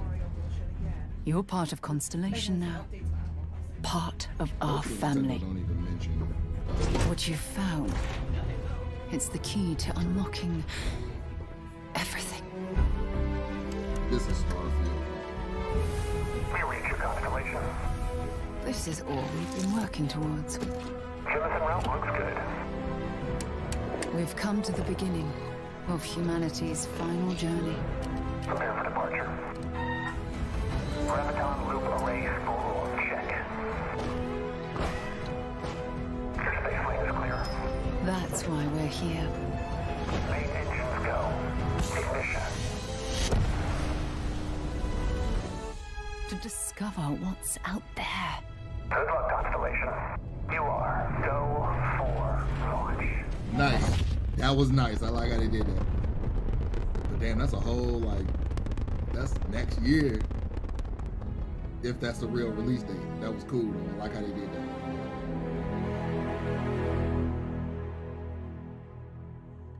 November 11th, 2022, is that it? Ooh, Game Pass day one? And it's PC? Day one? Yeah. November 11th, 2022. Get them a full year.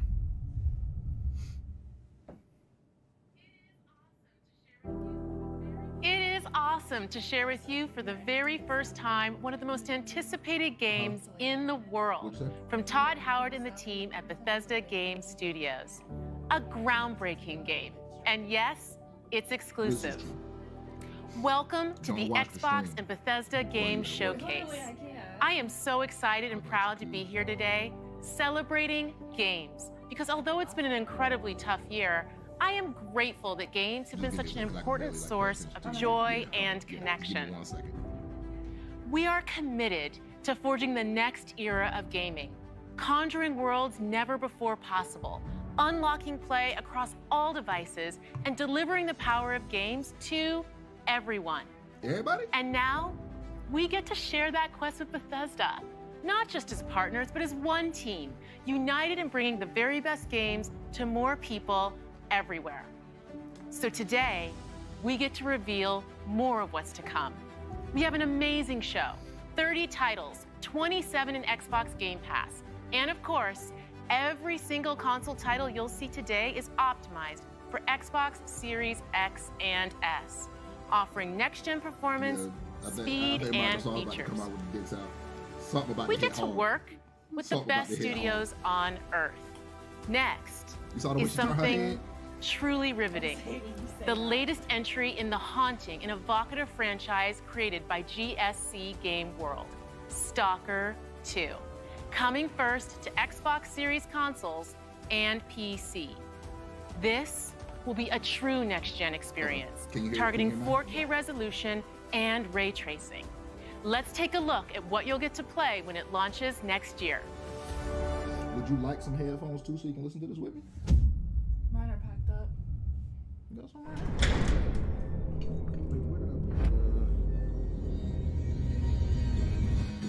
Lagak Spotted. Ну, чё там? Готово. Ну и пошли они нахрен. Спасибо тебе. Ты многим сталкерам жизнь спас. Ну, давай, малюй картину маслом. Let's get it.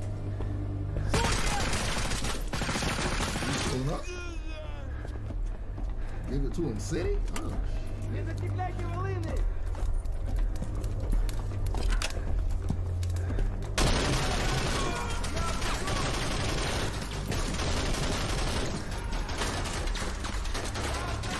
Вот поэтому я ни в какие разборки и не лезу.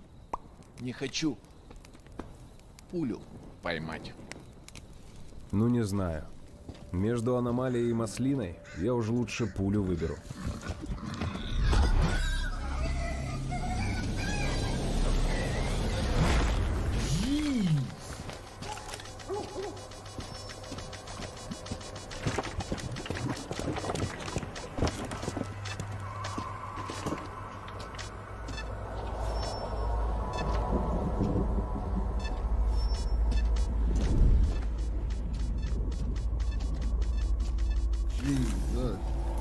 Вот ты говоришь, а я прям вижу красоту эту.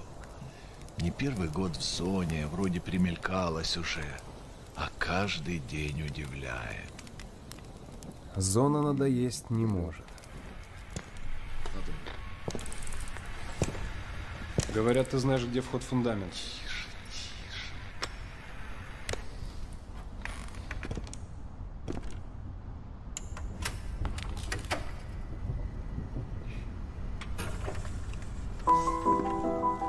Узнаешь мотив?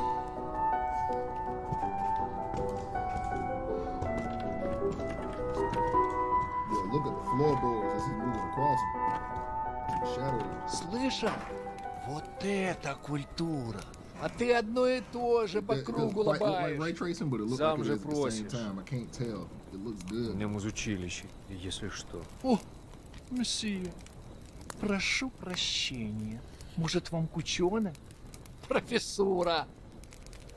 Они вам лабораторию найдут.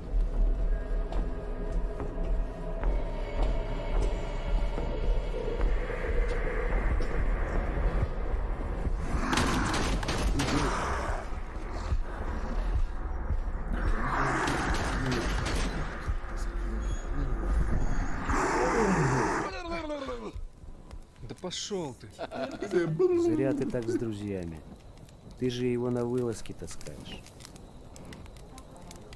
Чего-чего, а дружбы в зоне я точно не встречал.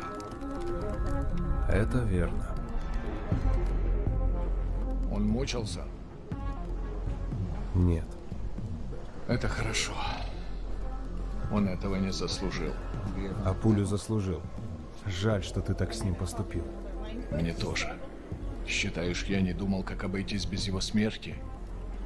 Она не могла быть свободна, пока он жил. Зато теперь посмотри на нее. Нет, Скиф, я не отдам ее никому. Зона дала мне жизнь, новую жизнь. Жизнь, которую я готов вернуть, если потребуется. Я буду защищать ее. Всегда.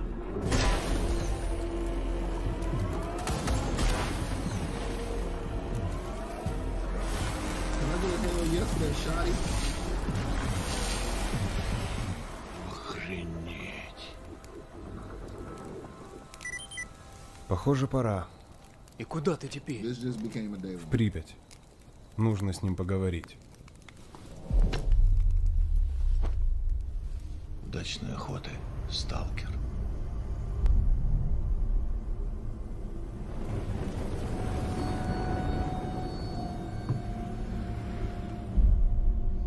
All these shit's coming out next year, though.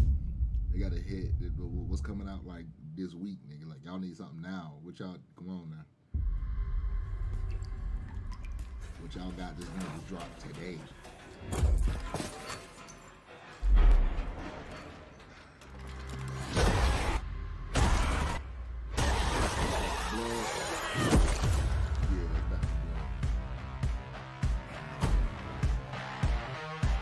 We're surviving here. Rebuilding. Surviving's not enough. We've got to fight. No, we don't need to do anything. All right, when was the last time you saw written in any numbers? All of my best friends like to go and get fucked up. And they talk about all the things they never got to me. Hang in there, Holly. Get high with your best friends. No rest for the wicked. Let's go. Through here. Come on. God, I love Mondays. Another day in paradise.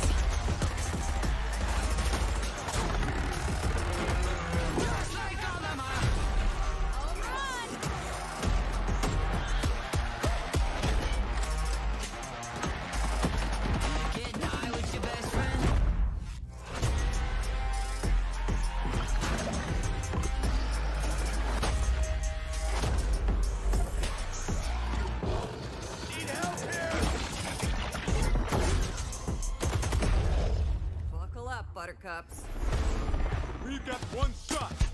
Let's make it count. Over here!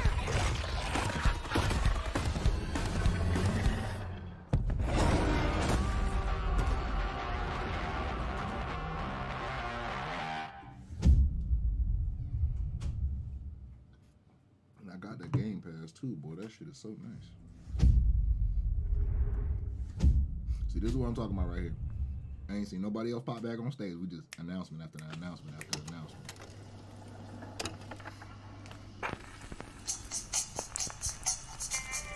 You also need to see some shit we ain't seen yet too.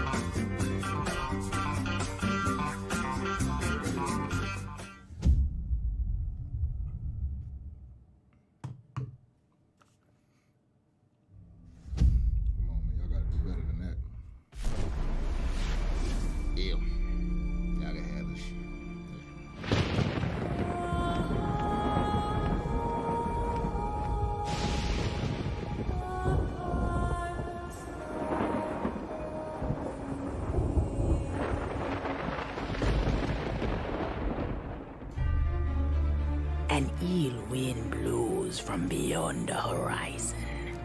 A new danger is coming on the tides.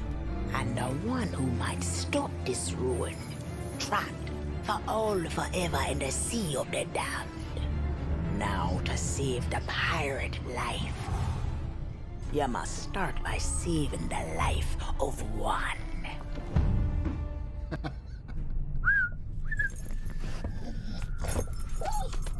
Oh, didn't realize we had company. Time out. They actually Captain put the pirates Jack in there? Sparrow. Okay, that might change the show. But I suspect you already knew that. I might play Sea of Thieves. They had Because of the treasure Jack stole, a darkness followed him here. And if it's not stopped, this world will sink into shadow. This sea holds many secrets. Ah, a new body at last. All I can do is show you the way. From what I hear of this so-called Sea of Thieves, it's nothing but cursed crews, bloodthirsty mermaids, a legion of dead, angry pirates, yes. And now, one Davy Jones. That's definitely not. I don't think that's it. Well, I believe that now is the perfect time to use these cannons. A world without the eternal abyss is a world that refuses to face the truth. Nothing lasts forever. Destroy that! They kept dropping it and pulling it back and dropping it again. They literally did it like 3 times. But this is like, damn. The story don't make no motherfucking sense. After the second movie, by the chance, story just there's a went. second one of those? It went off the fucking rails. So I don't know what is going on in Pirates like Lord. Let's be real, the only good movies, bro. Let's be honest, like the only good Pirates The movie. Sea of Thieves, eh? Bring me that horizon.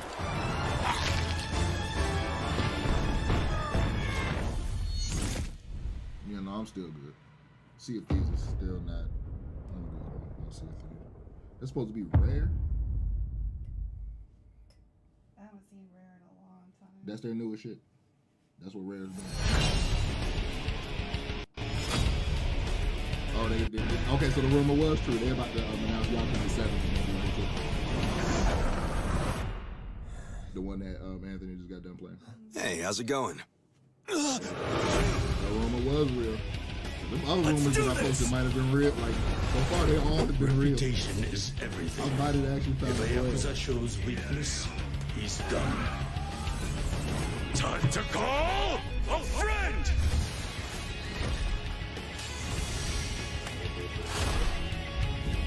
Order! What the? Happy birthday!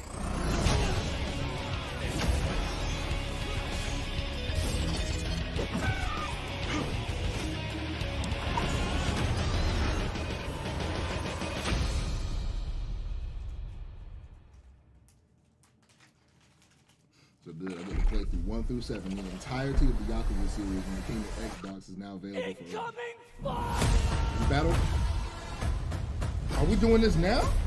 Holy shit! I didn't think it was gonna be like that. All right, let's get it. Attention all squads. This is what I was waiting for. Troops are falling back. Do whatever you can to secure the sector.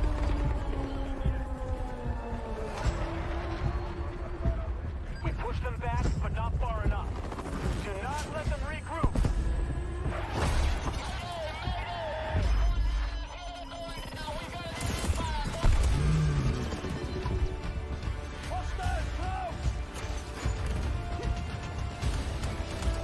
Verticality is all I've ever wanted in Battlefield, and now this is it. I knew when I saw it, bro, like we're gonna have grappling hooks. Look at this. This is gameplay. Oh my god.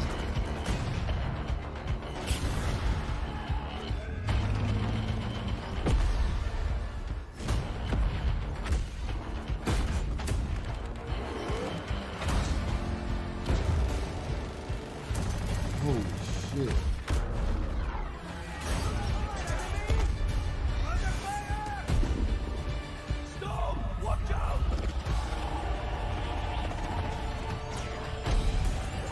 Jesus Christ.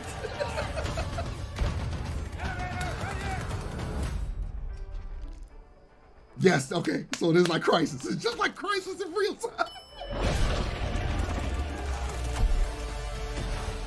This is it. This is it. Oh, hell yes. Oh, this is it. Oh, this is it. Holy hell. Yeah. Please tell me we get wingsuits. Wingsuits, God level. God level.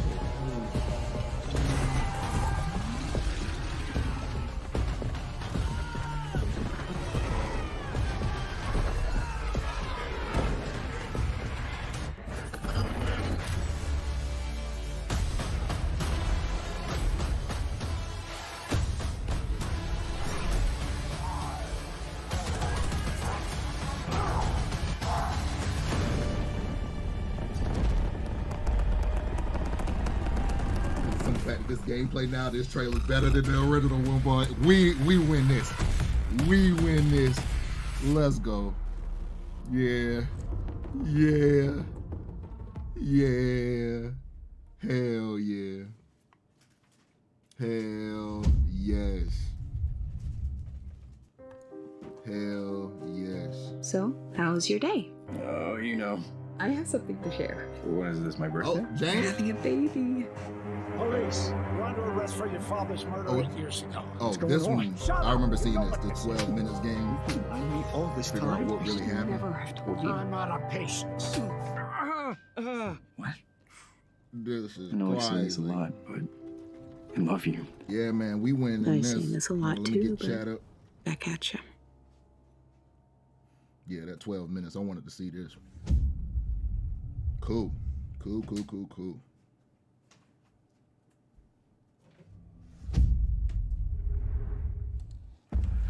Approaching the Motherlode. I can't believe I'm really here. Psychonauts headquarters. Look at all these gadgets. The mind is the final frontier of humanity. I'm ready for anything.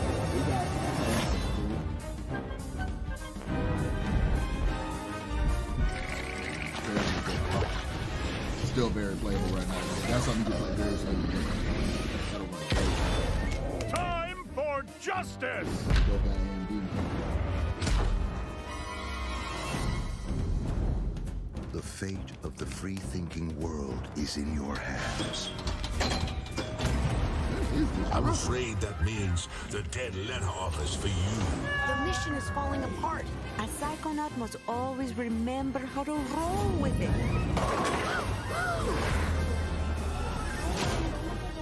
Mm-hmm. What am I doing? What am I doing? What am I doing? There you go. Yeah, man. Go ahead and grab that. Go ahead and grab that drink. Is a mission about the I'm just gonna sip fate on of the the beer while world. this. And so Can far, you do this that? presentation got me Yes. smiling. If I like can this find so some far. bacon. I'm going to ignore that last part. This one got me smiling. This is day one as well. Yeah, this is day one. August 25th. Not too long. Not too long at all. Yeah. Always. That's facts. Oh, now it's Bethesda's turn. This is usually the moment when I say hello and welcome to the Bethesda E3 showcase. We love that we can share the stage with Xbox this year, and Hey, whether man, you've I known had to Bethesda take a for nap before I 35 years started this whole or shit. just getting to know us, Trust we me, I couldn't be feel it. happier to bring you the Yeah, hop in the latest chat, on your though. favorite games. We started this showcase with my good friend Todd Howard, who gave you a first look at Starfield. Along with Bethesda Game Studios, all of our teams are continuing to work on the projects that have been in development since well before we joined the Xbox family. So rest assured, the games you've been expecting and hoping for are still in the works. And today, we're bringing 10 more titles to Game Pass for a total of 30 Bethesda games. They got the That entire includes Fallout. several id Software games, like the award-winning Doom Eternal. If you're looking for another reason to play it, Doom Eternal will be optimized for Xbox Series X and S on June 29th. Powered by id Tech, this next-gen upgrade will be free for everyone who owns Doom Eternal. And on Series X, it will offer improved visuals at 60 FPS with ray tracing, a 4K mode, and an optional performance mode up to 120 FPS. You're gonna need that 120. Or for maybe that. That'll- you're in the mood for an RPG, like Skyrim, which marks its 10th anniversary this November. We can't celebrate it without you, so share your favorite Skyrim memories, stories, artwork, and more on Skyrim10.com. Or explore an ever-changing, I'm just like sitting there like, we on post-apocalyptic PC, wasteland you gonna in have to Fallout go- 76. Like, I'm Everything happy you for love what they about getting on Fallout console, games. but they gotta go Custom harder than camp that. building, rich storylines, Go warring harder. factions, unique characters, places Do to more. discover. You'll find it all here. In fact, Fallout 76 is now one of the most popular games on Game Pass, thanks to an incredibly welcoming and collaborative community. Here's a look at what's coming next Fallout in Fallout 76 76. is not popular, nigga. People that play it don't really. Unless they fix shit like the Brotherhood of past Steel month. are the guardians of human I know fools civilization. that play that shit, they just like, bro, fuck this game. Fort Atlas is safe.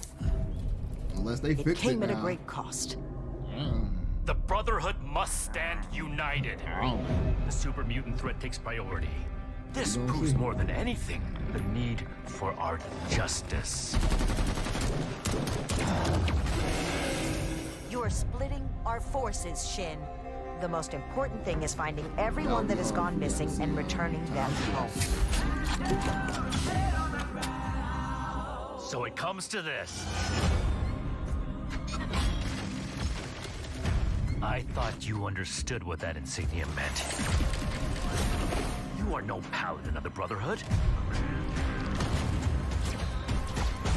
I set this plan in motion, and I am the only one who can stop it.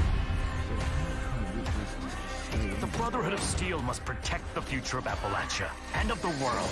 Your righteous crusade has gone too far. While it may seem that we have fractured, I believe that we are now stronger than ever. To keep my screen on, but I got chat on my phone. This is a choice that can never be undone.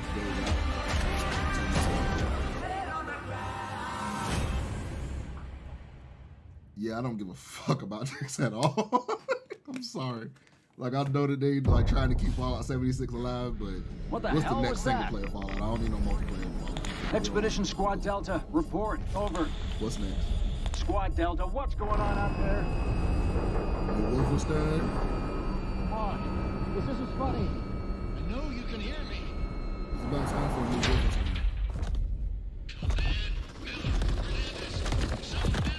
New Fallout Tyler. I saw the Pitbull. The dude that got dragged across right on that Pitbull. So this is Fallout something. Yes. It's a new Fallout. Pittsburgh. The Pit. They call it the Pit. That's pretty. Oh, it's for 76. God damn it. The Wasteland isn't the only open-world playground with an amazing community. The Elder Scrolls Online from ZeniMax Online Studio has now surpassed 18 million players and shows no signs of slowing down. Right now, our players are enjoying the new Blackwood chapter, part of the Gates of Oblivion year-long adventure. We've got a lot more to come in ESO, including the conclusion to this epic story later this fall with ESO Deadlands. And with the release of ESO Console Enhanced this Tuesday, the game will deliver a true native experience optimized for the Series X and S. This is their Elder Scrolls. Not even I tried multiple times throughout my life. I'm not built for this shit.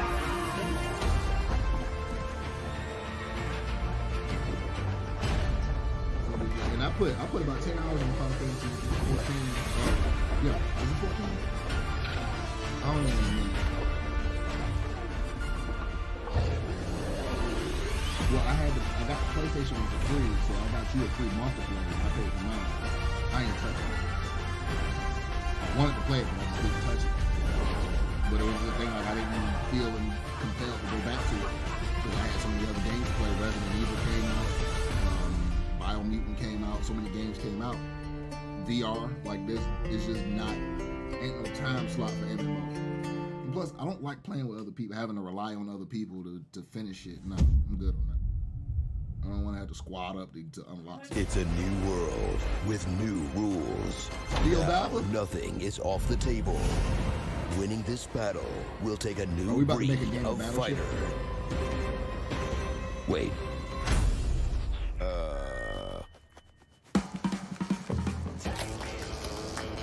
What is this? Is this sort of like a physics fighting game? What is this? Day one.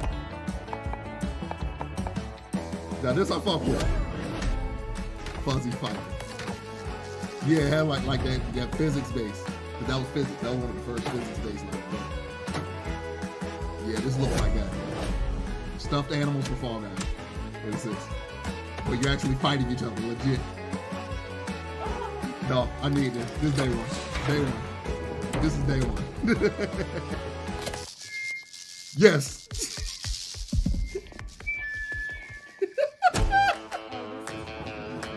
I like this. Hold Oh, that's fall off shit. This is hard. This is hard. Yes.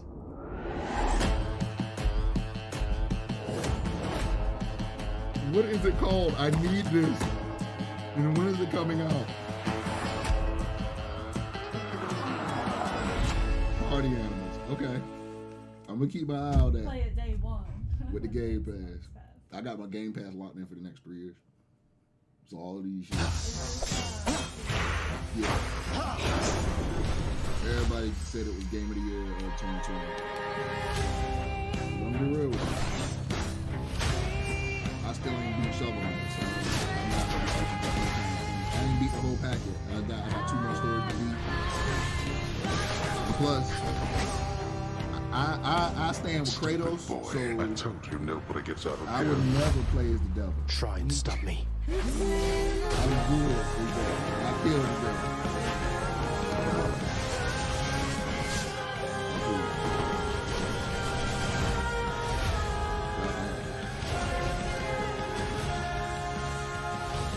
Yeah, bro, like if you could rip the animals in half and stuffing flies everywhere.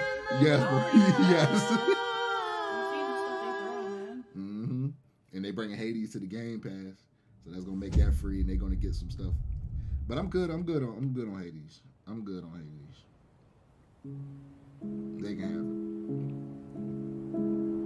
it. Not saying it's bad. I'm just saying y'all can have it. What would that be classified? Roguelike. So a roguelike is when you're expected to die because of the difficulty, but when you restart, you gain story elements to progress the story.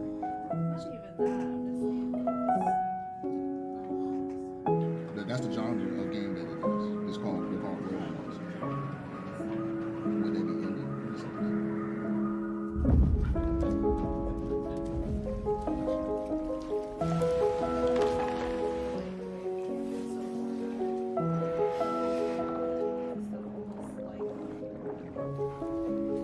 It's all inspired by Zelda. That's number one. Nice. Yeah. That's what, but it's not like that because the league is moving this year in full control. It's more like Zelda. That's the best way. Link to the Past. That's thinking like that. Because it looks like League, but it plays like Zelda.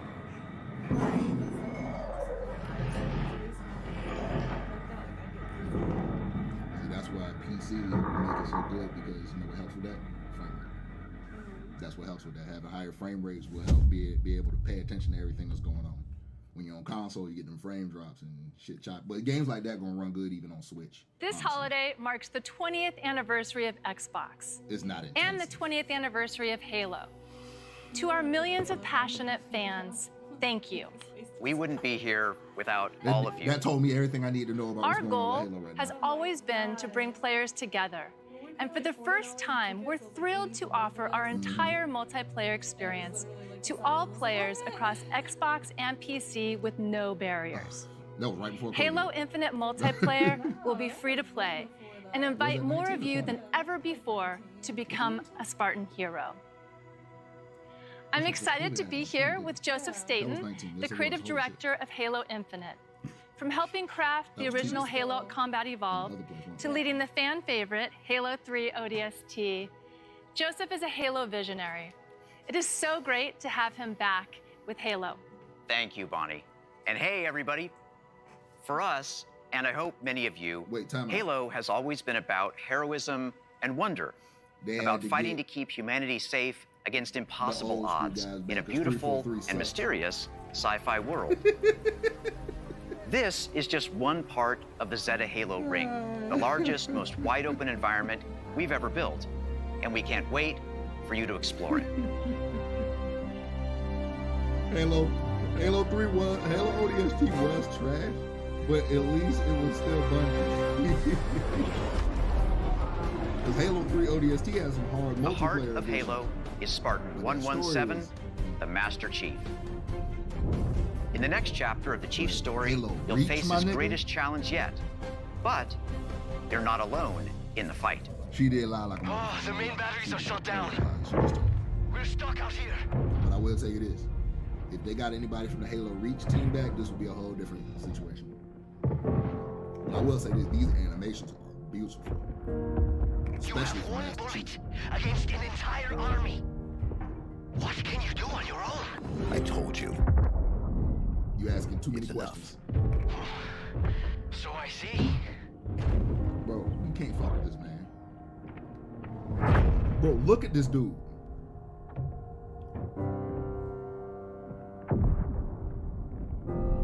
I need you to understand. There's not much time.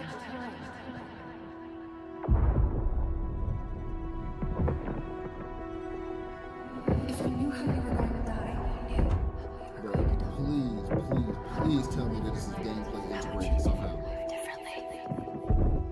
Yes! Yes, yes, yes, yes. Is that a fucking grappling hook? What happened? Where is Cortana? Yes. The rogue AI known as Cortana is gone. She's been deleted. Cortana's been deleted? How? By you? Of course not. Did you hit your head or something? Don't you remember? My instructions were to enter this installation, imitate Cortana, and lock her down for retrieval. Yours were to take her back to the Infinity for deletion. So if it wasn't you... Okay then. There's something else. On successful deployment, my deletion routine was supposed to complete. Still here. Good. Good. Something stopped your deletion. We need to find out why. But this wasn't the mission. The missions change. They always do. Are you sure?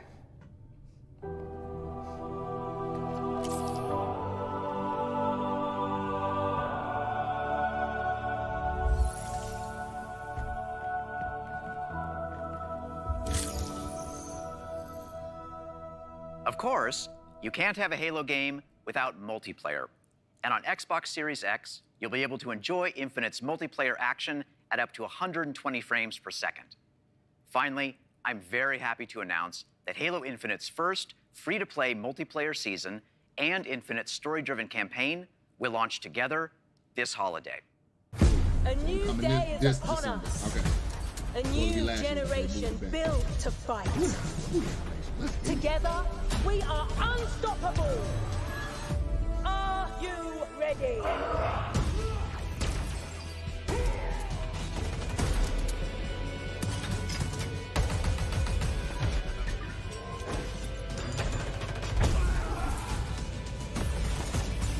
Bro, that grappling hook got me roused.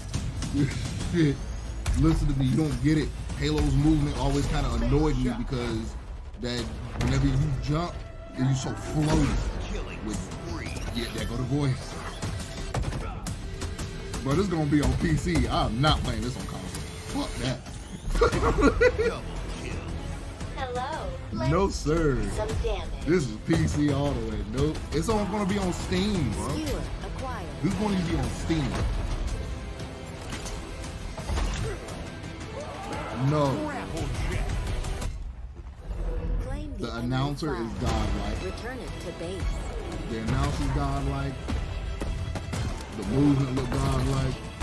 Gunplay look godlike. This is what Halo's supposed to look like.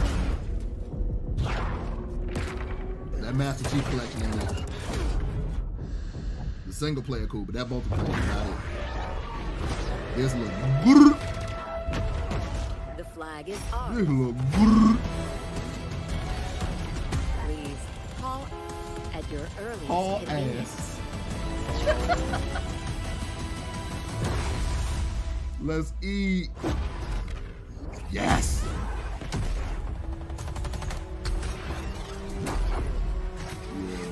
Bro, look at it. Now, show me what you can do. Oh God, the weapons. They all got physics. The weapons got physics, and it's free to play.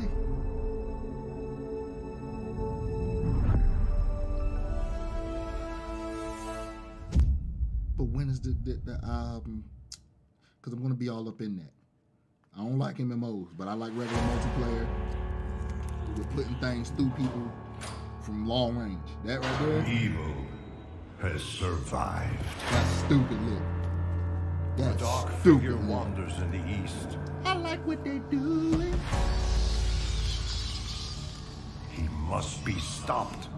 They said they got 30 games to show. I think At all costs. I think that was 10. Is Diablo 4?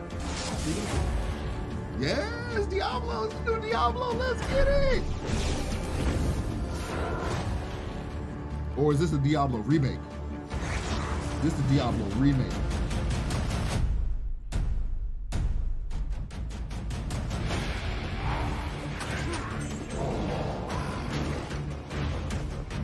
This make me think of like the Diablo 1 PS1 version, and where we come.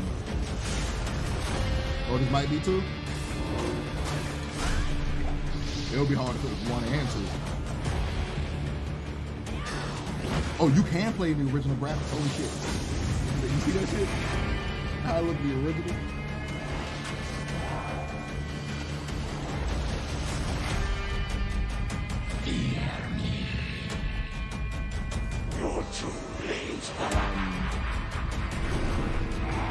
Yeah, you can play in both formats.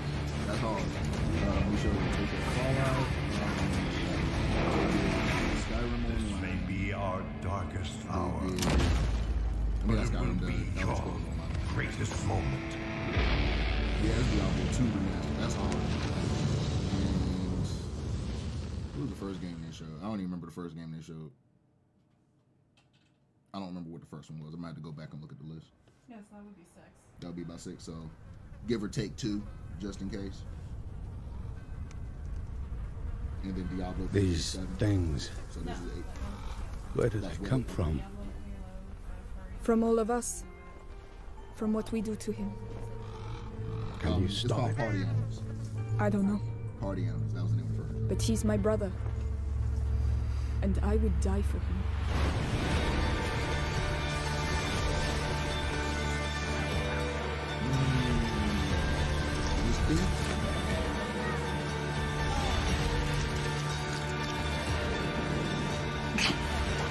Yes. It's like, Prince of Persia?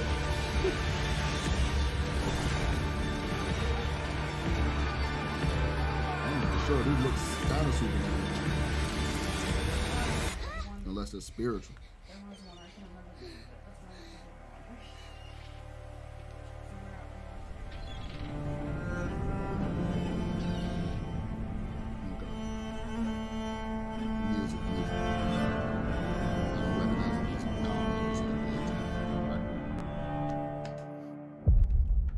I didn't touch a Plague Tale.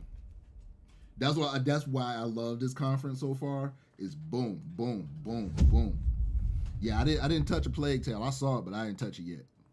I did not touch it yet, so I got to take a look at that. It's been captured 4K 60 frames on the Xbox itself. He rings every hour, señor presidente. Hola, fascista. I recognize that voice. Let me ask you a question. Giancarlo Esposito.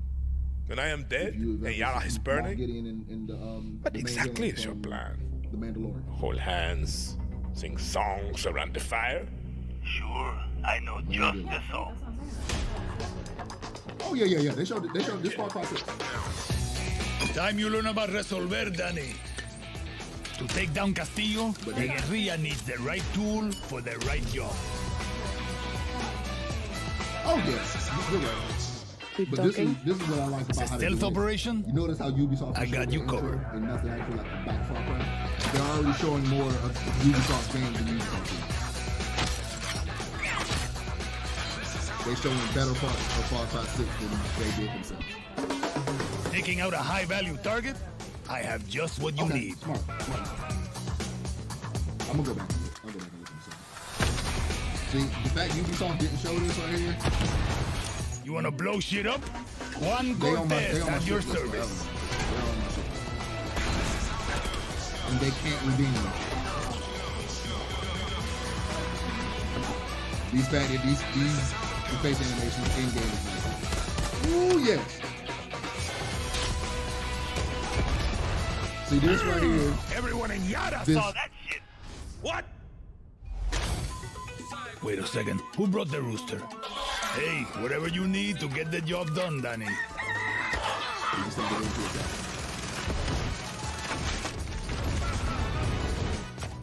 Next time I see you, I want to play with that crazy backpack deal.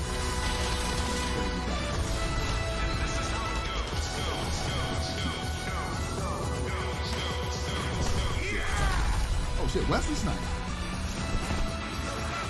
Did that motherfucking...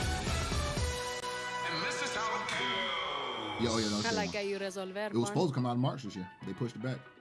So do I. So supposed to have been out. Far Cry 6 is day one though. Is this Tunic? I think this is Tunic. Are they finally about to show it?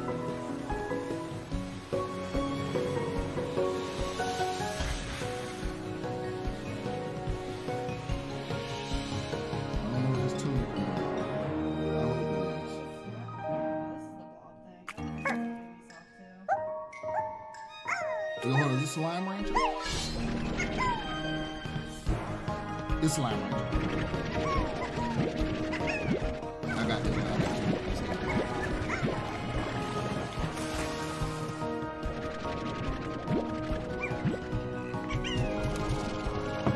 It's a cute. It's a very, very cute. Very cute. I end up getting that down. But they all just cute as that. Look at them. For the simple fact that they are cute. That was it. Oh, Slime Rancher 2. A Wiggly Do Adventure begins. I'm happy they got so many games in works, but what's dropping next week, my nigga? Like y'all need some games now. Boom, punch. No, it ain't for us. It's for Xbox. They need games. They ain't got no games. Welcome back to Shred-ageddon. Here's a new trick. Let's go. They got everything everybody else got, but they ain't got no games. Xbox ain't got no games. All of these shits are multi-platform for the most part. Yeah, like exclusive, like years. Like they need something that's like, I need to buy Xbox tonight.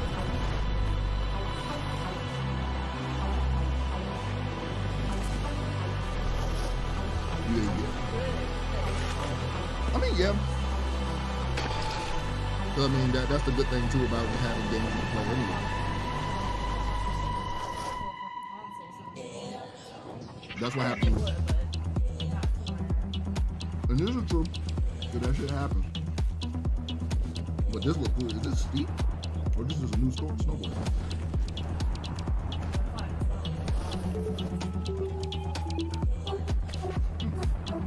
And plus, this beat is dumb fire. This beat is dumb fire. We got that. You want to do?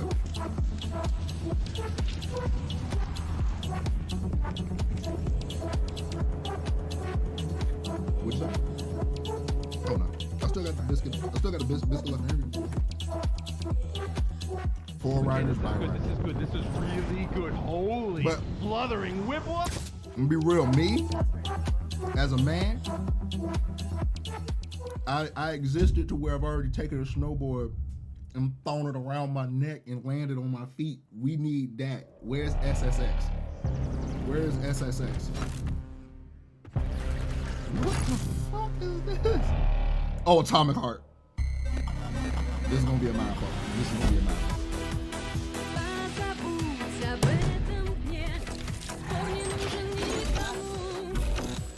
Yes. This kind of trippy shit. I like how he kicks it. If you notice, the camera's always locked all the way down. You separate that, you can look around and yes, you do. This looks tricky. I like this music.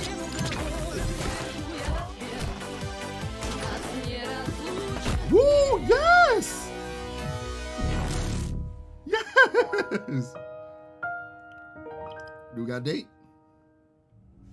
Still no date? God damn it. Yeah, no, I gotta be lifted while playing that. Gotta be lifted.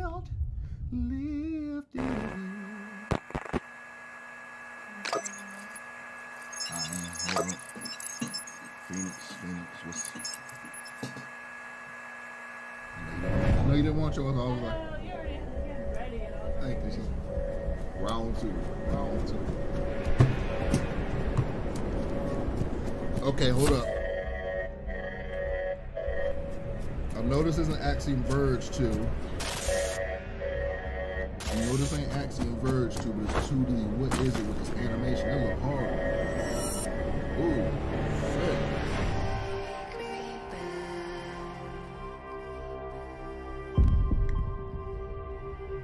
Hold up. So far, the music's been banging.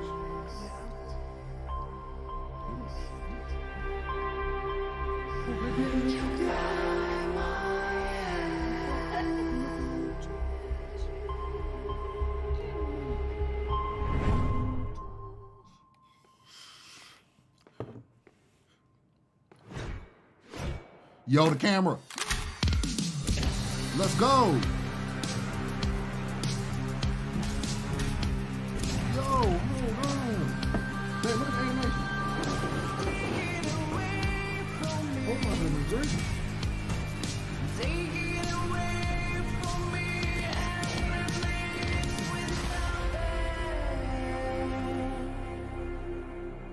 Okay, but once again, where's everything in 2021? They're showing everything coming next year, which is cool.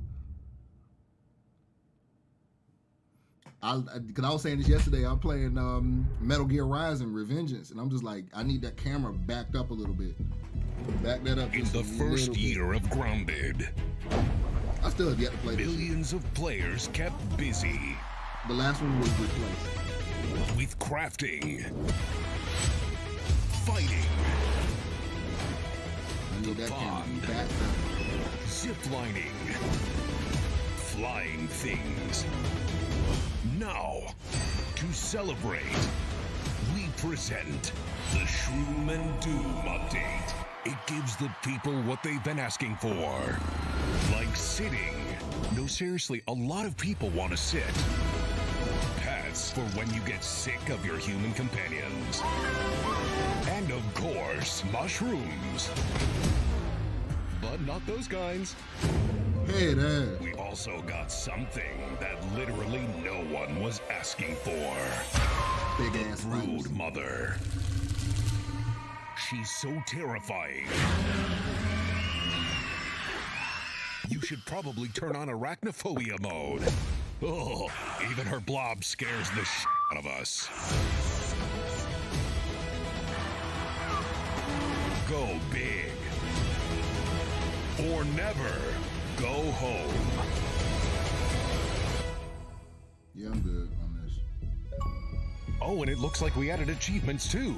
Nice. Oh, the game wasn't finished. It's not even finished and it's out? This ain't Steam, nigga. You can't do that on console. Hey. Why does it keep doing that? What is it doing?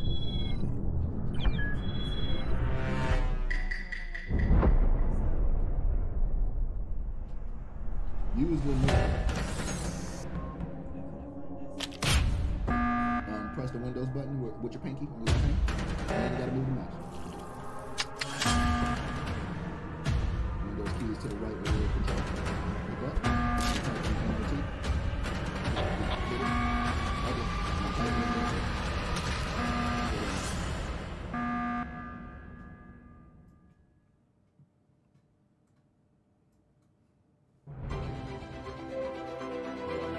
I can't. It was Grounded.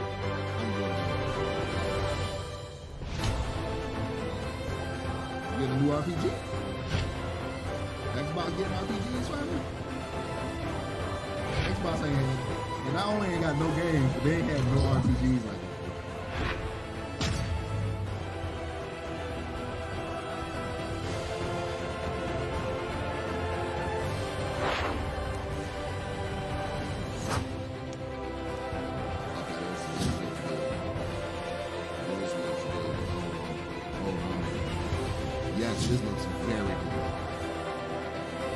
Is this the tactics are Octopath?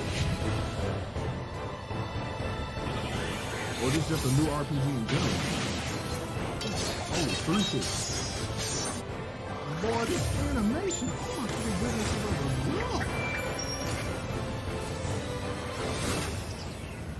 Oh my goodness, oh my goodness. Whoa. Eiyuden Chronicle.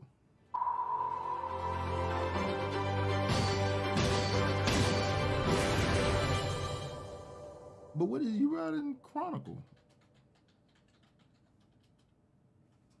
That's so far away.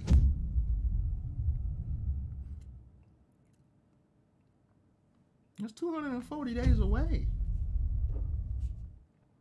You have shown an aptitude for applying lethal solutions to conflicted situations. We wish to test your abilities.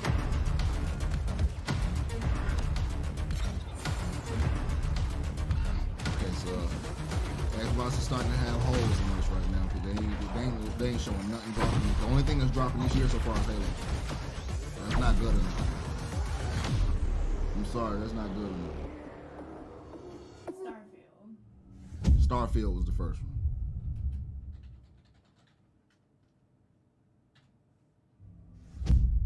I'm happy that they ain't stopping the announcements of games. This is good. History is all around us. Those who made it have never been forgotten. Their daring choices echo across time, turning land into kingdoms and mortals into legends. If history was in your hands, what would you build?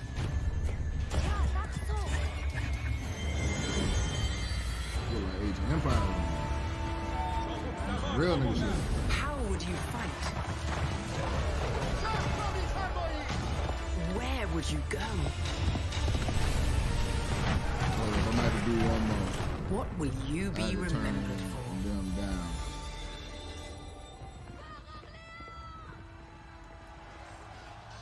All right, I should be mad clear now. I should be mad clear over it. Let me know if it's still drowning me out. It should be mad. I should be clear. Awesome, super awesome.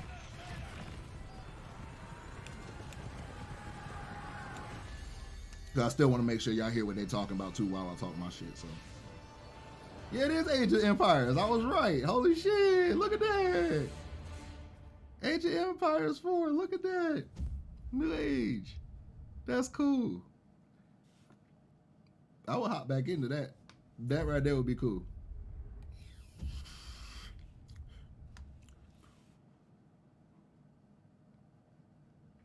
We begin by hearing an old, wise-sounding voice. On God. And we see a quiet, peaceful setting. Hold up. This will make our game seem big and important. Now, something must break the serenity. Will this creature be in the game? No. Say goodbye to it forever. Suddenly, and for no reason, people running. Suddenly and for no reason. Pointless slow-motion shots make everything seem cool. And should boast their pre-sale numbers. Yes, it will. What is this, though? Wah sound can mean only one thing. He said, "What the wah sound?" We must gaze over an epic shot of a world. What is this? B-lens flares. Now we see our hero, but only their silhouette, because the developers haven't finished the design, or finished the story. Or finished the story. Or finished any gameplay that's actually ready to show. In fact, the only thing they have finished is the title. Yo!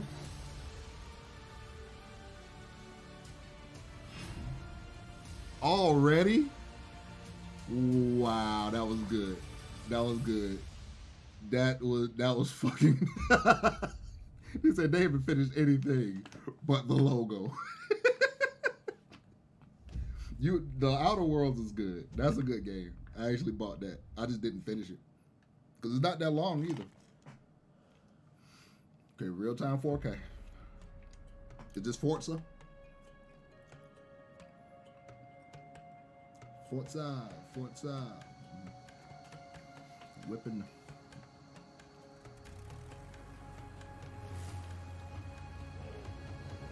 Oh, Microsoft Flight Simulator coming to Xbox finally. Microsoft Flight Simulator.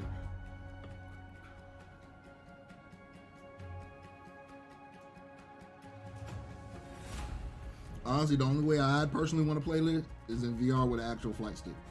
I get a real flight stick to play this. I actually got to go find my flight stick at Granny's house. I got one over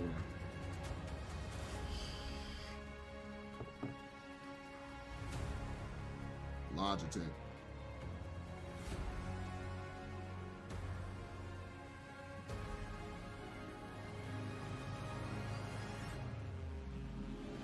Yeah, this something definitely want to play this in the confines of an environment. So if I'm correct, and I have all the listings to if I have them all correct, this is what I take one. Okay. Man, so we still got a good amount of time left. And it's only 2.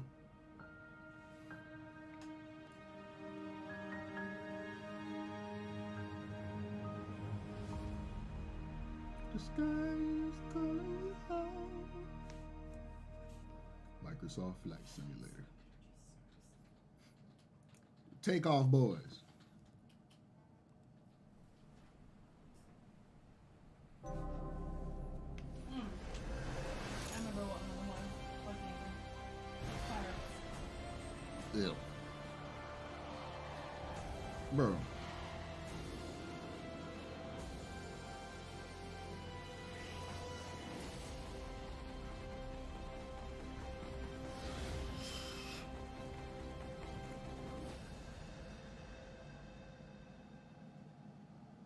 Ooh, it's a Top Gun integration. Okay, that's cool. Is that technically considered a different one? A different game? No, it's DLC for Okay. I'm gonna have to listen to Culture 3 because there is nothing in my body that wants to listen to Culture 3. I do not like the Migos. I'm not a fan. So it's gonna take me a little bit to actually like listen to that damn album. I'm not a fan of them boys.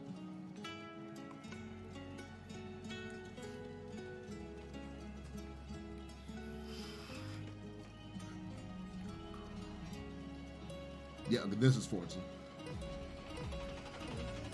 Forza Motorsport, their racing simulator. So they got Flight Simulator, then you got Forza, which is the whip. And see, that's my thing. Like, I want to listen to it from cover to cover because that's how I listen to albums. But I got to be in the right mind state to listen to that shit.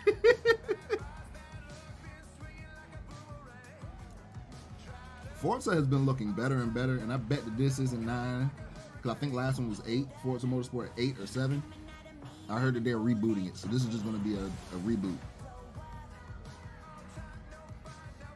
Because in my personal opinion, Forza Horizon shit on Forza Motorsport regular. Horizon is fucking amazing. Let everybody talk right now. Tell me what you want right now. You can get it. Yeah. Well, you can get it. Yeah, you can get it.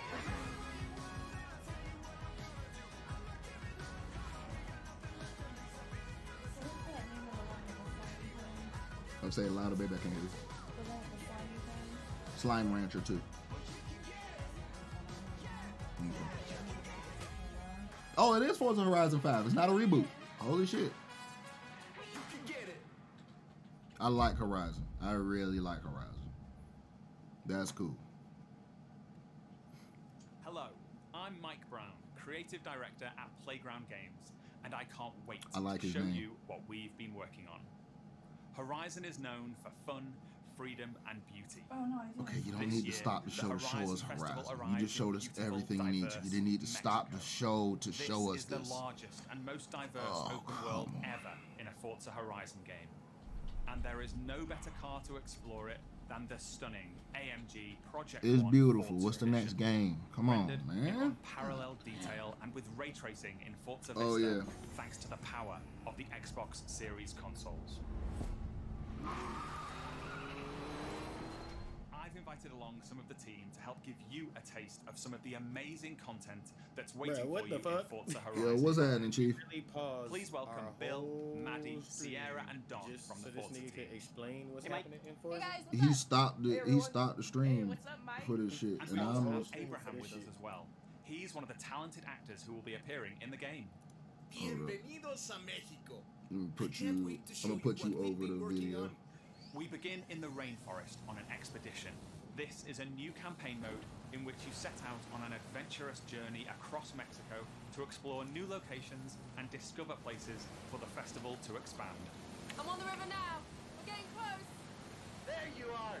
How's the expedition going? I'm racing a car through the Mexican jungle, Rami. Doesn't get much better than this. They gonna have to miss me on this. These motherfuckers really. I am flabbergasted. Why are we looking at this? They just showed the trailer. It had gameplay. Why are we looking at this? That's a peek at our adventure. Who cares what it's gonna look like on the next But Forza generation Horizon has Frostbite always engine been a because game that's most best of us have enjoyed PCs, with so others. it's gonna look fucking immaculate. Let's go and see what some of our other players are up to. Come on, guys. The Xbox Series Think. consoles allow us Use to your big capture brain. every last detail. I know one of you right idiots down has to a the computer. individual Like, needles on think the Microsoft. screen. Think. The scene looks real, but there are no tricks. This is in-game. Of course it's so Maddie because is it came with a behind the paycheck. wheel of the AMG Project 1 Forza Edition in Mexico's I hate when lush devs living like desert. lie like that. The perfect Yeah, place bro. to meet up with friends and head out for a drive. I'm turning it That'd be like down. the one thing that'll piss me off. Like, fam, Horizon you know Live good and service. goddamn Everyone well else we see here are real players. you don't give a shit about this And it looks Frostbite like engine. You know Maddie good is enjoying goddamn some well other that shit members came of with a the Forza paycheck, so team. that's why you pushing. Well, dead ass. I'm so good on this right now. It's just like you already showed. For a moment and head out to the coast and meet Don. For a moment, I don't care what these niggas are doing. What do you? These niggas ain't got no games. These niggas ain't this year. So far, they ain't got nothing this year And filled with love. except Halo. And everything else that's dropping is multi-platform, so it's not. Is a mural by Mexican artist Farid Rueda. I don't give a fuck about this. Beautiful, faithful pieces of Mexico. He You'll watching find it and all streaming. over This is it, cool. talking shit. And it's While beautiful. live, so the people who are watching it, hearing our opinions on what's happening in E3. They live in While Florida. Don drives down to the Miami, beach, dude. we'll jump over I'm to the flabbergasted at these caldera niggas. volcano. Check out this geology detail, implemented with precision accuracy using photogrammetry data captured on location atop an active Mexican volcano. Who's not The getting another entire beat world during is being E3? recreated at this Huh? level of detail. And here's Sierra in her favorite off-road buggy. The volcano Sierra and friends are exploring is the highest point ever in a Horizon game. And thanks to the power of the Xbox Series consoles, from up here we can What see for the miles hell? in every direction. What are we looking at this still In the for? distance, we can just about make out Guanajuato. Let's take a closer look. I'm over here catching up on Guanajuato is one of the most Cool. beautiful cities anywhere. We were having such good momentum and they fucked it up. They fucked up the momentum of the whole show with this shit. Can you hear me? A sprawling network of tunnels, and these twisting, Hold up. turning, overlapping streets mean that as well as looking good, it plays great too. As we see here, as Don is challenged in Horizon's open world battle royale, The Eliminator. While Don tries to win that race, All right, there we the go. rest of our players Can you hear me now? are exploring Yeah, this I can hear you. diverse Okay. open world. Bro, Yo. anytime I'm in here slamming these weak ass devs. The Horizon series Nah, bro, like this ain't even the devs' fault. This is the whoever is like orchestrating the show. They decided to give them this time slot to show off Forza because it's an Xbox property. The Xbox Series console. But and I understand this that. don't nobody give a fuck about seeing this. We cool with playing it, but Yeah, I'm more into playing Forza than I am just watching this bullshit, bro. this is technically the 25th game. I think so. If you count, if you count all the Forzas up to Horizon, then yeah. Oh no, we mean so they say they got 30 games on the show. So we're trying to count down to see how much they got, how many games they got left to announce. This is game like 25. They got like 4 or 5 more. Into the rainforest Oh, yeah, and we're rejoin getting- this Bill might be and the the last rest of our one. players. Here we see our new volumetric lighting system. What I'm still tripping off of is how this dev was like, oh, how is it gonna look on the new Frostbite engine? Bro, it don't matter. At all. Because half of us aren't playing any of this shit on consoles. No.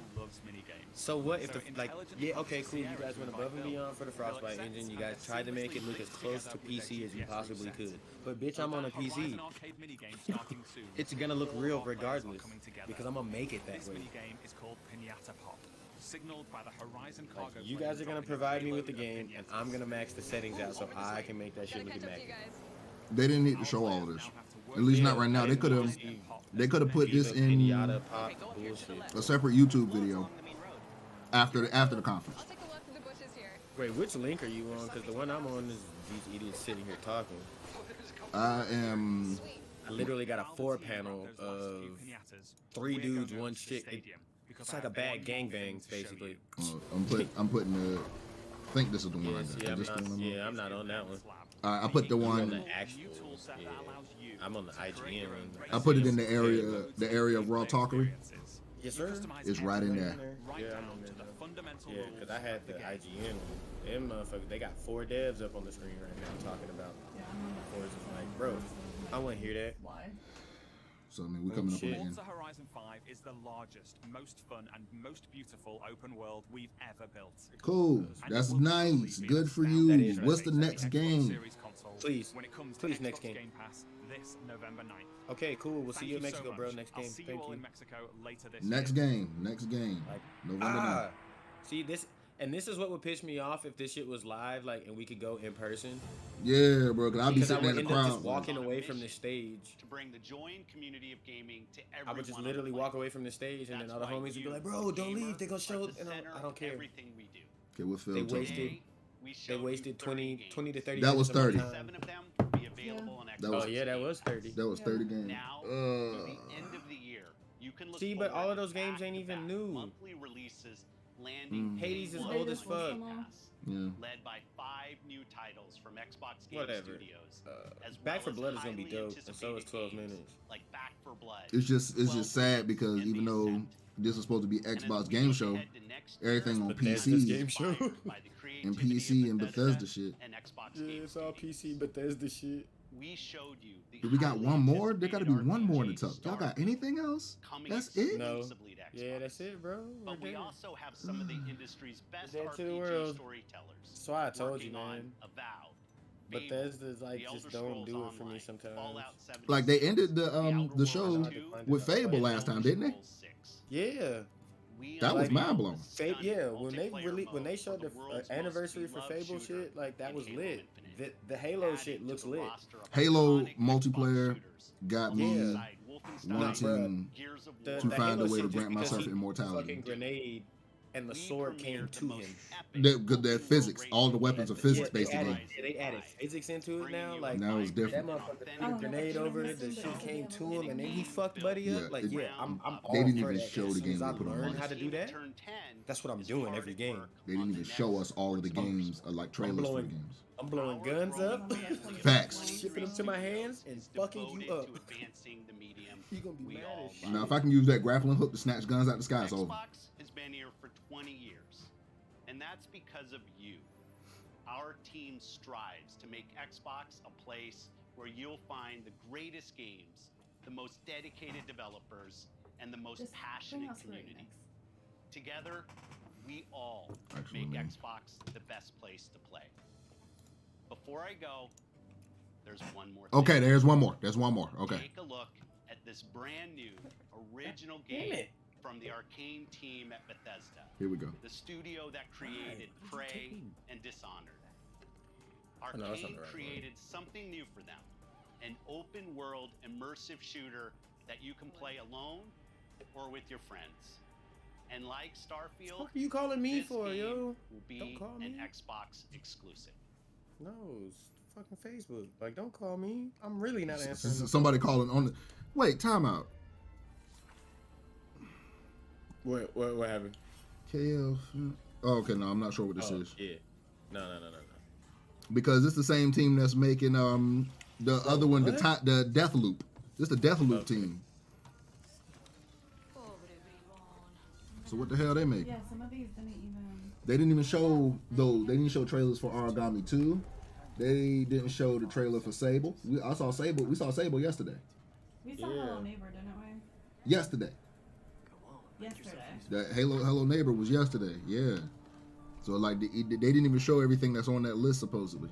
So I don't remember seeing Scorn. What is this though? She knows my birthday is tomorrow, right? So why she sent me a text message on Facebook saying happy birthday today? Oh, it's a bad man. A bad man. That's a bad man. What the shit? That's a bad man. Hold up, Nico. You think they can't kill you anytime they want? Hey, asshole! Okay, young black queen. All the way. I see you out there, young black queen. What the vampire shit is this? You know, Shorty just came upstairs, bro. Wifey just came upstairs. She like, what the hell's going on? Yeah, what the fuck is y'all doing? I don't know, but whatever the fuck this shit is, we about to run this. Yo, get out of here. How did they get into this shit? Yeah, that's what I'm trying to figure out. How the fuck y'all niggas get in here? Buffalo chicken. We are witnessing clear signs of cult activity as the locals engage. Probably just about to do that. Damn. Shit, but yeah, I was trying to get something new. Really hope the video was worth it. Well, ham on it. They keep fucking up my shit. Okay, hold on. Pretty sure I can replace the ham with turkey. Fuck it. Turkey and roast beef will work for me. Garlic herb. I don't want no cheese. Where's the other one? Where'd it go? On your ass.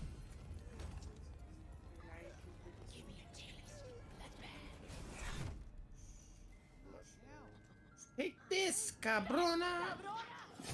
Nice. I fuck with this. They over here talking dirty to motherfuckers, bro. I fuck with this.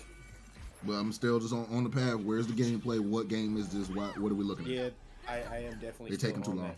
They're taking too long. You're giving me a lot, but I need names, dates.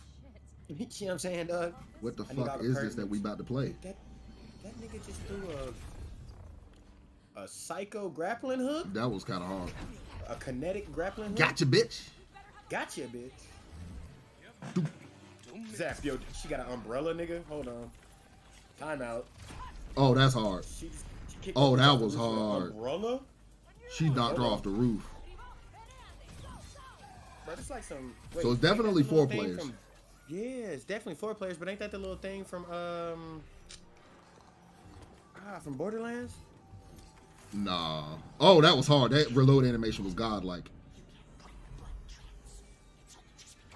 Oh yeah, bro. To reload, to the kinetic reload. Yeah, that was hard. That was dumb hard.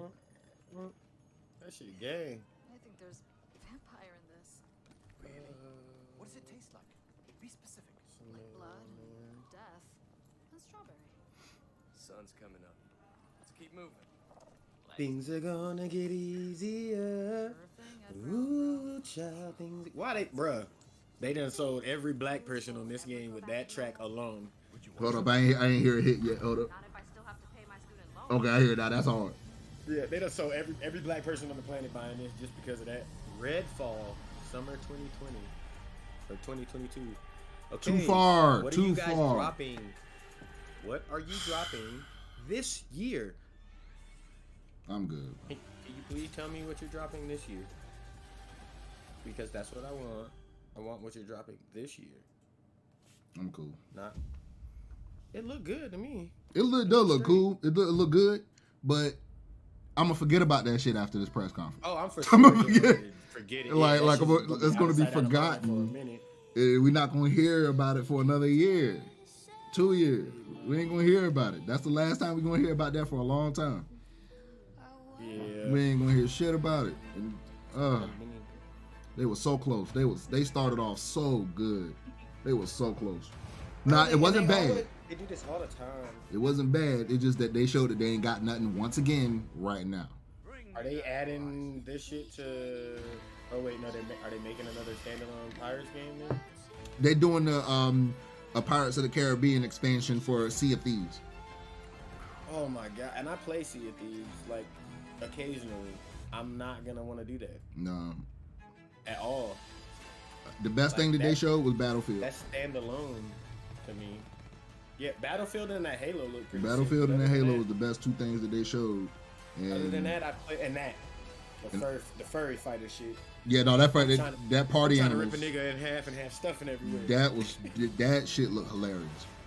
But everything else they showed was mid. This was mid pack. Yeah, this was mid pack. Again. That was mid pack.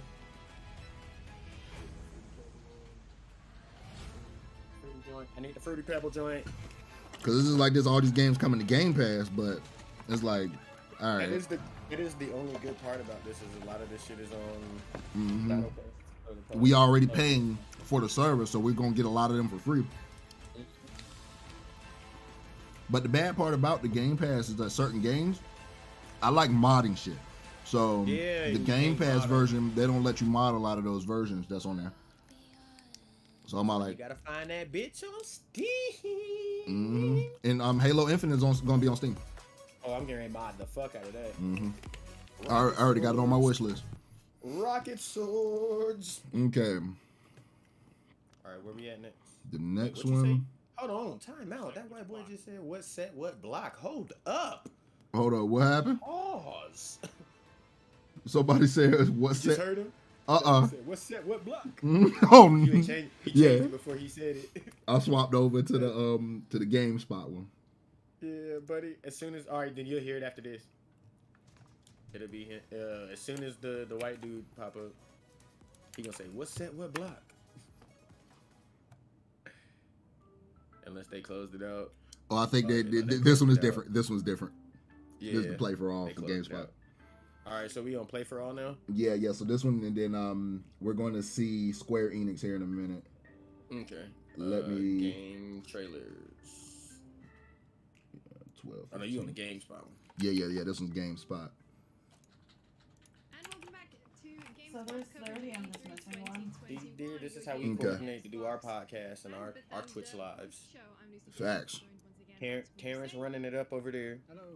We making it run with the Twitch, and I'm watching it live over here so I can talk my piece while he talk his piece. All right, so the next one, it looked like Square Enix is starting at 3:15. We shitting on these companies this year. Y'all motherfuckers want to play with us? Facts, bro. We're talking that shit from the root. All the smoke. This year, y'all motherfuckers get all the smoke. We talking all that shit. It was very well paced, but my takeaway is that once again, E3 ain't got. Xbox ain't got no game. So you ready? Diablo. But yeah, that's always my general consensus with Halo. E3 is Party Animals. Fallout. Elder Scrolls. Psychonauts. Hades. Pirates of the Caribbean. Cool. Requiem. Far Cry. Slime Rancher. Shredded. Grounded. Among Us. Aiden Chronicle. Agent Empire. Outer Worlds. Flight Simulator. Stalker 2. Forza. Back 4 Blood. Stalker 2 did look good. Stalker 2 looked very good. It did. Yakuza. Battlefield. Keep 12 going. Minutes. Somerville replaced Atomic Heart. Redfall. And Atomic Heart looked very good too. Yeah. Man, Redfall looked good. They giving me too much lead time. See, my issue with Redfall is that we don't know how it looks. We don't even know how it looks. Yeah, that's what I'm saying. That's a showing problem. me cinematic and you giving me too much lead time. All they really gave us was the name of a new game. That was it. They ain't tell us nothing. And the cinematic. And we fighting zombies and shit. Yeah, you gave us a full CG, and that's what really pisses me off about Microsoft sometimes. Is I like it. I tried to go back your animation, your CG animations, your cutscenes. Probably didn't miss one. Stop showing me that shit for a game, because that's not what the game looks like. Or do it like Battlefield did, blend the gameplay with the cinematic. Huh? Or yeah, dude, give me some gameplay and then cut to a cutscene, so I know that might be position. Don't show me a whole cutscene, because if I see that cutscene, that's what I'm expecting the game to look like now. That's what they did with Watch Dogs 1 when they showed that explosion in the street and it looked so beautiful. He was like, "What the fuck is this?" And then we played it, and then that shit was trash. And he was like, "What the fuck is this boring shit?" This shit is not the same. Watch Dogs 1 so damn boring. At least you had somebody to follow though. This is big facts. Not like the rest of these motherfuckers where you just kind of. All right. So the next showing is starting at 3:15. So we got about 30 minutes till the next one starts. I'm gonna run use the restroom real fast. Yes, sir. I'm gonna go grab me a drink and roll something from the tree of knowledge. Talk that shit, King. Yeah. Sir, and we gonna come back and chop up some of this bullshit that they showing. All right, bro. We about to get this in. I'm gonna be right back. I'm gonna put it on mute real fast. Yes, sir. Okay, I'm gonna leave this up. Maybe out of 30 games announced, maybe 5 piqued my interest. Yeah, that wasn't. Not even. It was Xbox being Xbox, man. Just Xbox being Xbox. Press conference for me, I think. Wow. He said, yeah. I mean, I've got to say, I a really what enjoyed out of it. 10? I think, like you said, it was very diverse, just in terms.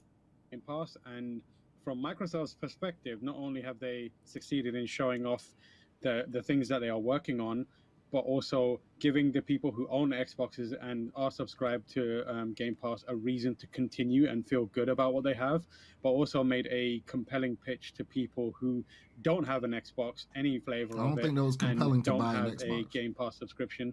And if you're one of those people who's on PC, you're also in the same boat where you're probably thinking, maybe I should get a Game Pass PC subscription because a lot of that stuff is probably going to show up there. So, like, that is a rare 10 out of 10 press conference for me, I think.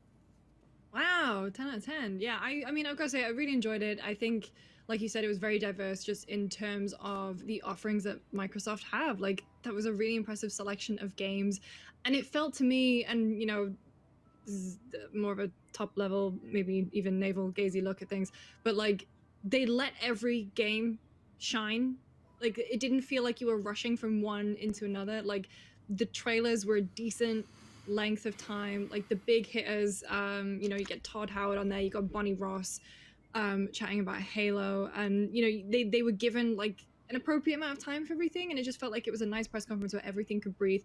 That being said, so we're going to go through all of the biggest announcements from Xbox, and boy, there were a lot of announcements to get through, and then we're going to go into our kind of predictions for Square Enix Presents, which will be streaming right here in about 45 minutes. We'll obviously keep you updated if they decide to go early, and we'll immediately throw to them. So let's talk about Xbox. As we saw in our pre-show, Starfield unfortunately leaked, and I mean, honestly, I'm really glad that, like, they got it out of the way, because I think having brand new Arcane, having Redfall being the just one more thing, and that not leaking, like, we already knew about Starfield, we knew Starfield existed, but now that we can watch the trailer properly and have it up as we're talking about it, and having Todd there to kind of give context, Jordan, what were your immediate takeaways from Starfield? It looks good, like the visual style that they're going for. I'm intrigued by it. It's like a little bit of Star Wars, a little bit of No Man's Sky. The suit design reminds me a bit of Returnal in a bit of ways. Like, it looks really cool. It's also like one of those games that I'm still kind of waiting to see what the gameplay actually looks like before deciding whether or not I'm actually excited for it. But like you said, I'm very happy that this was actually like the game that they led with. I was really worried going to this conference that Starfield trailer was going to be like their final big reveal. I'm like, oh no, their final big reveal has been spoiled before the press conference even began. But it was a solid way to start the showcase. It's like, here's a giant new IP coming from Bethesda, Xbox console exclusive, that's coming to Game Pass. Here's the visual style. Get hyped, get excited. Now let's actually dive into a few games that you can kind of expect to get this year, early next year. I'm like, great way to start the conference. Yeah, definitely. And I'm kind of glad that, like, there was still so much excitement about it, even though it leaked, and it leaked like so close to the start of the conference. But regardless, Tam, Stalker 2, even though it's technically the third Stalker game, I guess. I know you're a big fan. What did you make of that? Yeah, I really appreciated that they focused on narrative and a little more of the atmosphere of it, because I mean, those first two Stalker games, you had to kind of be there to at the ground level to really appreciate what they were. These days, they feel quite janky, but in terms of setting and atmosphere, Stalker is, I think there's like 2 or 3 maybe even Stalker games if you count like the various expansions. But I liked what I saw so far of it. It looks really, really polished, which was a surprise. But that kind of like feeling of being in this world that is incredibly hostile and you're around a couple of people who you're just trying to brave it through. That was a big part of what the Stalker experience is, and not really knowing what's out there, the things that go bump in the night. It is like a survival horror first person shooter kind of thing that is done as well as it could have been back then. So I'm excited to see that same team come back at it with modern sensibilities and kind of like really go at it again for the Stalker franchise. Like Shadow of Chernobyl and Call of Pripyat still hold up if you're willing to give them some leeway to be old games. So if you haven't checked those out, check them out, because I'm super excited about seeing this game come out and checking it out myself. Yeah, I mean, I've never actually played Stalker before, but everything I was watching today, I was like, okay, yeah, I mean, I've played Metro and I enjoyed Metro, so like, I definitely feel like the similar vibe is there. Jordan, what are your thoughts on Stalker? Should have ended it like earlier. Some shit. I don't know. It looks so creepy, and I'm stoked to try it. Like, Xbox had a lot of shooters at their conference today, but Stalker is one where I'm like, oh, it looks slow. I have to be careful. Like you said, Lucy, it's got those Metro vibes. I'm like, I'm here for that. I'm excited to do like a bunch of really stupid, crazy shit in Battlefield and Halo and stuff like that, but to get a chance to kind of slow down and take a more tactical, single player, probably more story-driven approach with Stalker 2. I'm excited. I can't wait to try it. Yeah, and then after Stalker, we had a little bit of Back 4 Blood, which I'm not going to linger on too much because we are going to see more of it later today. Now Warner Brothers and Turtle Rock are doing kind of a little mini standalone presentation for Back 4 Blood. But it is coming to Game Pass day 1, October 12th, so the rumors were true. And we talked about it in the pre-show. That's kind of a very big incentive for a lot of us to get together and play it. But after that was a brand new game that very, very brief cinematic modding efforts put into Just Cause to make it kind of multiplayer and kind of push back some of the limitations that were kind of keeping that game held in place. A game that's already quite out of control and wild. All right, I'm back up in here. I get the feeling that a 2-player or a multiplayer open world game where you can create mayhem is going to be a similar kind of thing that they go for again, based off the back of the kind of experimentation that they did towards the tail end of Just Cause. So I'm excited to see it because they're a studio that's great at putting together these emergent gameplay moments. So I imagine it's going to be a lot of fun, and I'm excited for them to kind of step away from the Just Cause property, because Just Cause games were great, but after a while they had a very familiar shtick and it got a bit kind of tiresome. So giving them a new playground to mess around in seems like a winning formula. Open up this. Yeah, absolutely. Open up this cacti. I'm excited to see more. I love the Travis the got kind him of tone one. piece, but I definitely want to see what the actual gameplay is not gonna be a like. bad seltzer drink. It's not great, but it's not bad. What's it called? And Cacti. we just love to see them do something. Yeah, CACTI. Okay. Right. It's Travis Scott's shit. This next one, He, my favorite. he jumped in on the wave, but it's agave spiked seltzer. Now, we could have seen this one coming. hear me out on this. If you've tried any of the other I don't seltzers, understand how that hasn't really it's a been lot big smoother. Pirates of the Caribbean, Is it like the Sea of straight Thieves seltzer water, crossover innocent, until like now, that kind of energy? but Yeah, Sea yeah, of like Thieves, yeah, Pirates but this one is like Captain Jack Sparrow was there, like if you've had a White Claw Tia before, Dalma you know, was like you there, could taste the Davy flavor, Jones, right? Coming And as a free update you don't in realize that you about to get 2027. faded. Couldn't tell if this was the actual. That's when you know that shit. Cacti, Damn. yeah, Cacti got a little punch at the end where You get the flavor, you get the water, all of that in you, and then the agave just like, hey, bitch, I'm here. Oh, you thought that you was going to be able to escape? You thought you were just drinking this 7%. Yeah, you thought you were just going to drink this 7% drink and not feel it a little bit. Nah, you gonna feel this. It sounds fun. It'll probably be a good enough reason for me to just. But the lime one, Sea of Thieves real quick, so it come in 3 flavors: lime, pineapple, and strawberry. Missing out on. So the lime joint. It's just like drinking a margarita, kind of. You could taste that like little tequila kick at the end. Give you a little bit of that spark. Yeah, it got a little bit of that spark on it. Okay. And then the other two, it's just a little, like they just need to find that balance for the other 2 flavors to where it tastes more like you drinking a drink that's got tequila in it versus like hitting that heavy agave kick. But Travis did something with it. Whoever talked him into buying this shit out or putting it together, like, bro, good job. Get this motherfucking recipe and then just push the shit. That's all you gotta do. You push the shit. Yeah, you push the shit, bro. You push it for me. You push this shit. What'd you say, baby? But yeah, this is nice. Not only James and the Giant Peach, but they also. What's he talking about? The pirate people. Because they not only look like that, they look like you remember Disney.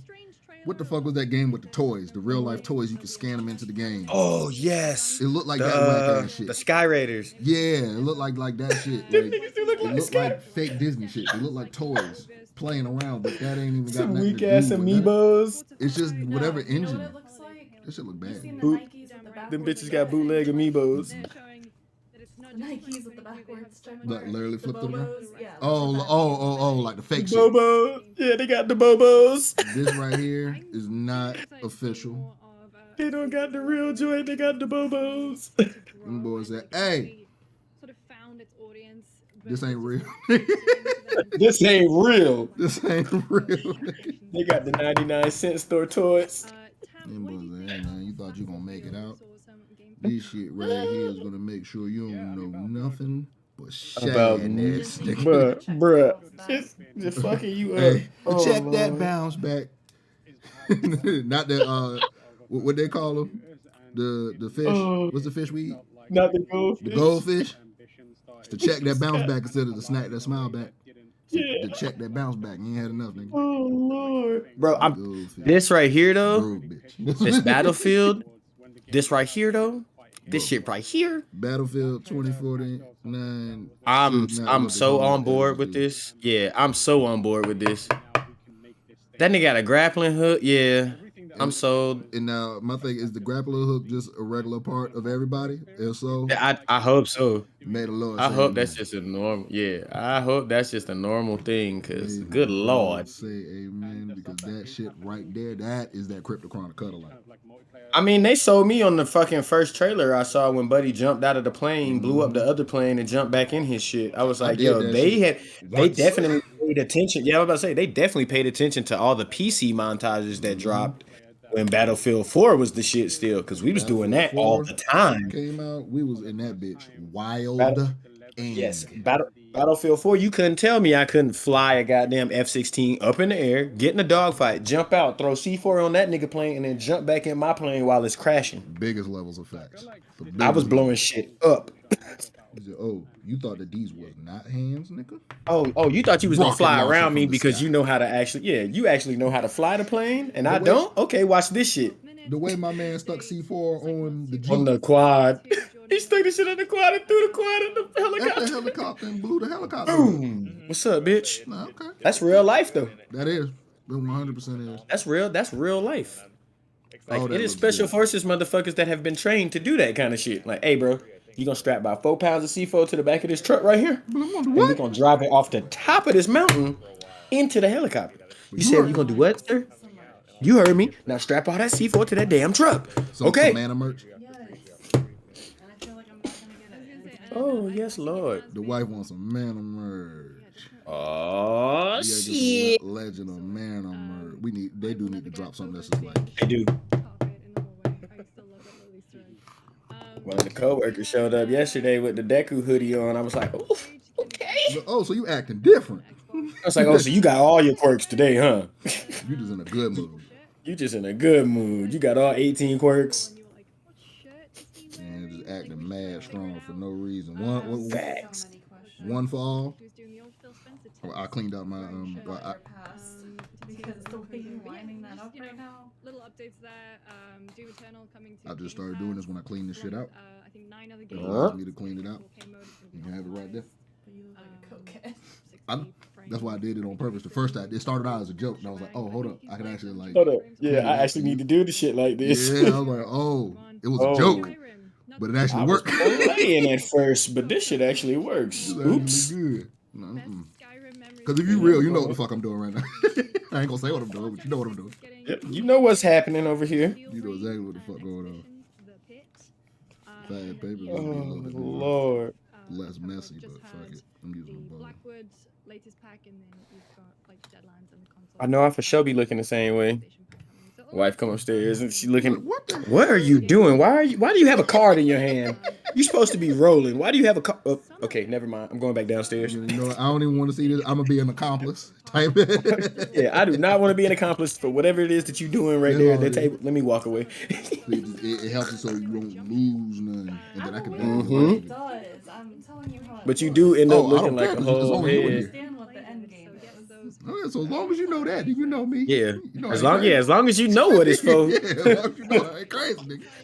I ain't gonna be in that bitch having congestion, nigga. That ain't gonna happen, never. Yeah. I'm against that shit. I fight niggas that do that shit. I had one person do that around me one time, and I looked at him so long. God. And I Like, bro, what the fuck is you doing? Luigi Superstar Saga on my Game Boy. I just pulled it out, and I was like, I don't Like, wanna be you know what? there. Nope. Yep. I don't even want no part of that. But I got a ride over there. Somebody put no console wars in one of the chats. Bitch, it ain't no console wars. We PCs round here. I'm good, nigga. Peace. Yo, that's the perfect answer for if anybody ever asks you if you want to do booger sugar. Yeah, booger sugar. I like being thick. I'm sorry. I enjoy this thickness. You see how warm I am? I enjoy this thickness. You know how warm I am at night. 78-degree weather, but bitch, I'm happy. I'm me. That's it. Bitch, I think that's something I'm for sure about to start saying that shit to motherfuckers when they try to offer me some shit. I'm like, bro, I enjoy being thick. I'm sorry. I'm good. I don't even need to lose weight, bro. I'm at God made me like this, bro. He said, God come made as me you are, this bro. way. I'm cool. God said, come as you are. I'm sick of motherfuckers trying to change me.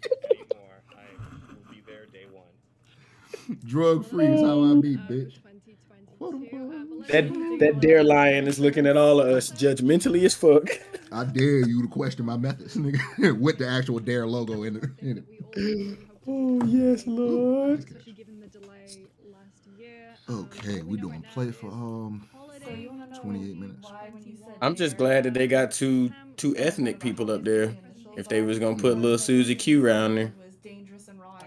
Bro, no, yeah, that okay. Yep, nope, You just saw that shit, right? Which one? The Halo shit. The nigga grappled on the roof. Yes, and hit the that's nigga what I with saw the sniper earlier. rifle. Yep, That's what I saw earlier. I was just like, wait, they fucking won, bro. Yeah, they won. Because if we gonna get grappling hooks, like, hold on. I get a grappling hook. Yeah, I'm grappling over nigga shields and beating the shit out of them. I'm thinking, like, okay, if we can grapple guns. Oh, you can grapple guns. Holy shit. Yep. That's it. Yep, that's it. Game's over. It's big. Game is over. It's bro. Yep, you can grapple the vehicles and the weapon. Yep, game's over. The amount of precision will require a mouse. You will need a Corsair for that shit. Yeah, if you are not playing on a fucking mouse, boy. Ooh. Yeah, I need this. I need this in my life. Ooh, that boy got snipe.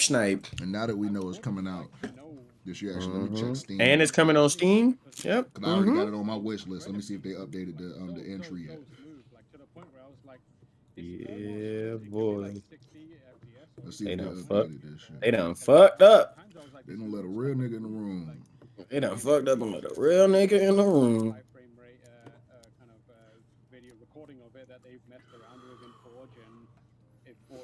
There's my Steam. Come here, bitch. Oh, I forgot. I was gonna tell you about this because I knew you would be the one to get a hell of a kick out of this shit. So, I watch. I be on Twitch from time to time, and I watch a few of these like pro Apex players because I've been playing Apex lately. Okay. But Wig is playing on a GameCube controller right now to make it to Masters. which is legit. Hold on, it's fucking dope. Playing Apex with a GameCube controller? Yes. Impressive. Yeah, it's very, very impressive. But he made a statement at one point in time during this stream that I was watching that he could play Apex on any kind of controller. So you know what the first thing that popped across my head was, nigga, if you that cold, play the bitch on a Power Glove. Do it. I want to see you play the shit on the Power Glove. I don't give a fuck if it ain't got two analog sticks. Figure it out. Figure it out. Yeah, figure it out, nigga. You got motion. I'm with you on I want to see that. I need to see that happen. Because you said any kind of controller. If you can pull that off, nigga, that's the controller. I want to see you do it on. Hell yeah, I want to see. Because if you made it to Masters, Apex Masters with a fucking Power Glove, you are the coldest nigga on the planet. Yeah, nobody is fucking with you. You would be the nobody coldest to ever do it. Yeah. While doing it. The coldest to do it while doing it, and not only do it big. But yeah, if you ever hop on Twitch and you just want to see somebody do some wild shit with the play, throw the link in the talkery chat to the dude page so I can find him.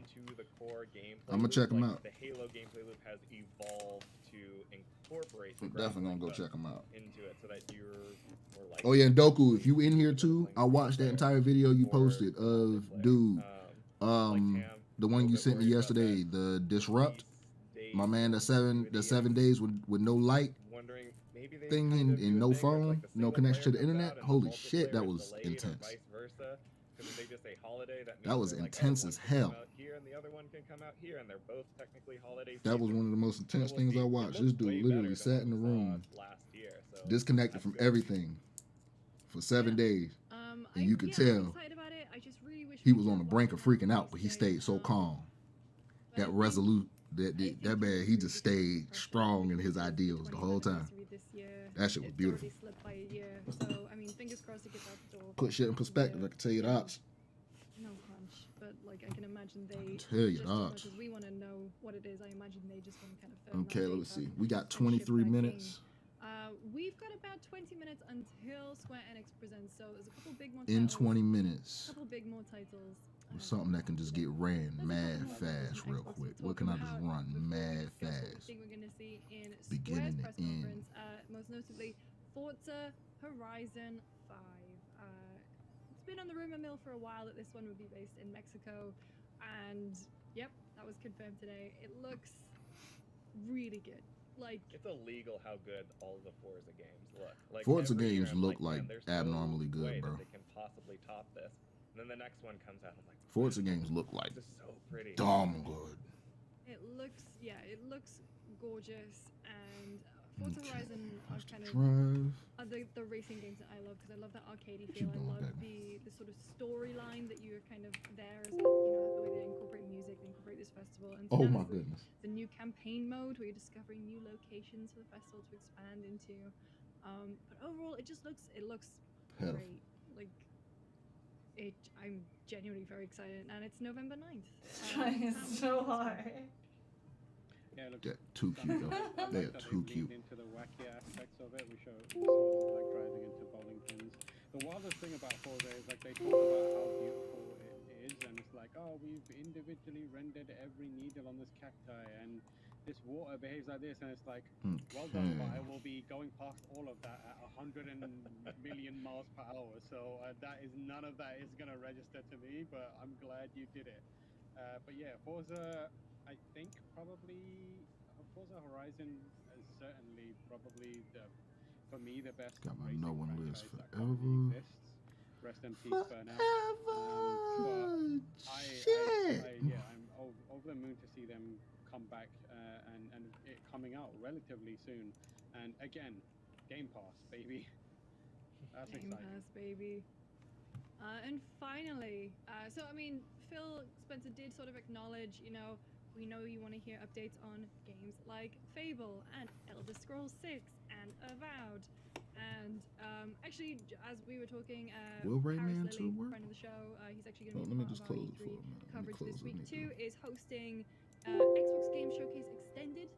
Thursday, June 17th, where he'll be in conversation with Oh, that's right, devs 'cause I don't from have some of you the playing studios Star. like Double Fine, Can't like play that Ninja right now. Theory and Obsidian and Rare. So interesting to see if there's going to be more news there. But the show ended on, after kind of those little teasers from Phil about the other projects that they have in the works, the show ended on a genuine surprise. It's Arcane Austin's brand new game, Redfall. So we got to see the kind of CG trailer. It's an open world immersive shooter because Yeah, immersive that's what we're shooter, doing. what else Where's could we it at? expect from the lovely folks at Arcane? Xbox exclusive. And it's, I don't know, like a mix of sort of the supernatural and magic, but I mean, maybe it's just because I played so much Dishonored, but you know, I see the purple and I'm like, oh, okay, yeah, this is an Arcane magic game. But also vampires and technology. So We're just gonna bring this I one wonder down if right this is here. like Deathloop was already this kind of evolution of previous Arcane games, and I wonder if this is equally another evolution, like taking the best bits of previous Arcane titles and putting them into something new. Jordan, what did you think about this one? Well, first off, whoever at Arcane Studios was responsible for like creating the hair of certain characters, I want to like thank you personally. Like Dishonored 2, Deathloop, now this, like someone there understands how black people hair works, and I want to like, it's beautiful, great work. Thank you so much. I do appreciate but, like, that too. Beyond that, I will always appreciate this that. is one of those games, like you said, total surprise. I'm here for it. I think I might have been a little bit more excited for it had a game like this been announced before we got teases for things like Back 4 Blood, for Aliens Fireteam, before like we were looking at a year of like, here's a 4-player co-op shooter where you're gonna fight lots of hordes of these monster things with your friends. And to now get this game on top of that, I'm like, okay, how will you What's wrong? be I already know. different? I assume knew it'll it! be in the storytelling because Arcane can. I already knew tell a just story from the like few sleeve and the developers crane, can. the But cane. just, Well, I'm waiting for as that we were because recording, Knew it. I see it. I was like, it's the GOAT. I said, it's the GOAT. I already know it. I feel it. The way that it's moving, previously of Kotaku and IO9, there's only one. who wrote Rise of the Black Panther for Marvel, He is the and only worked on one. Miles Morales, is working on this game at Arcane. So that's the narrative. So I'm very excited. Along with Ricardo Bear, who previously worked on Dishonored, Prey Mooncrash, and Hazel Monforton, who previously worked on Dishonored, Death of the Outsider. So yeah, a powerhouse team of narrative there, especially coming off Big of names. Dishonored and Miles Morales. So I think Man, when you got to give somebody the "I'm the captain now" speech. Oh no. I'm the captain now, It not ain't you, you. motherfucker. I guess I'm not room. I run this boat. overall, Tam, you gave it a 10 out of 10. He's standing. Let me get back to my holiness, goddamn. They trying to fuck my holy Sunday off. No, not the whole Sunday. This is not how it's supposed to be. This is the most holiest of days because tomorrow the Lord was born. He came back. Yeah. The last day of my Magic Johnson year. It was the last day? Today is the last day of my Magic Johnson year, sir. Tomorrow I hit Larry Bird status. Oh. Pretty Trey. Damn. I'm about to be 33, dog. My man got the day of Sun Revolution. Happy early birthday. Thank you, sir. Happy early birthday. But she said she was busy.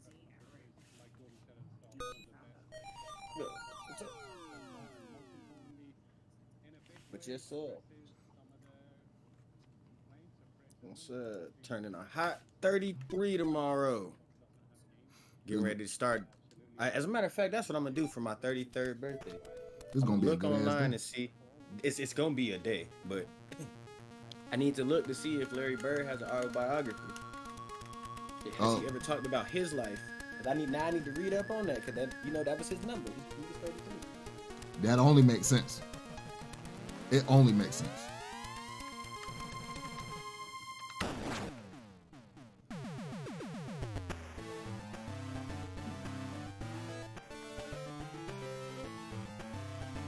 Boy, that This right here, this theme music. This right here is theme music.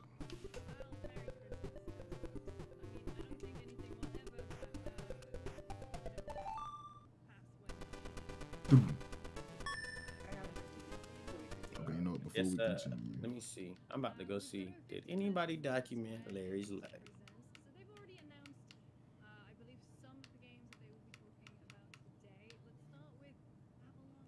Oh, they do have more. Larry Bird Drive, Story of My Life, came out in '89, year after I was born. Yes, sir. I need that. Oh, that's hard. Oh no. I'm about to go find me one of those. Put that in the cart now. Put that in the cart now. All right. Matter of fact, on the Amazon, right?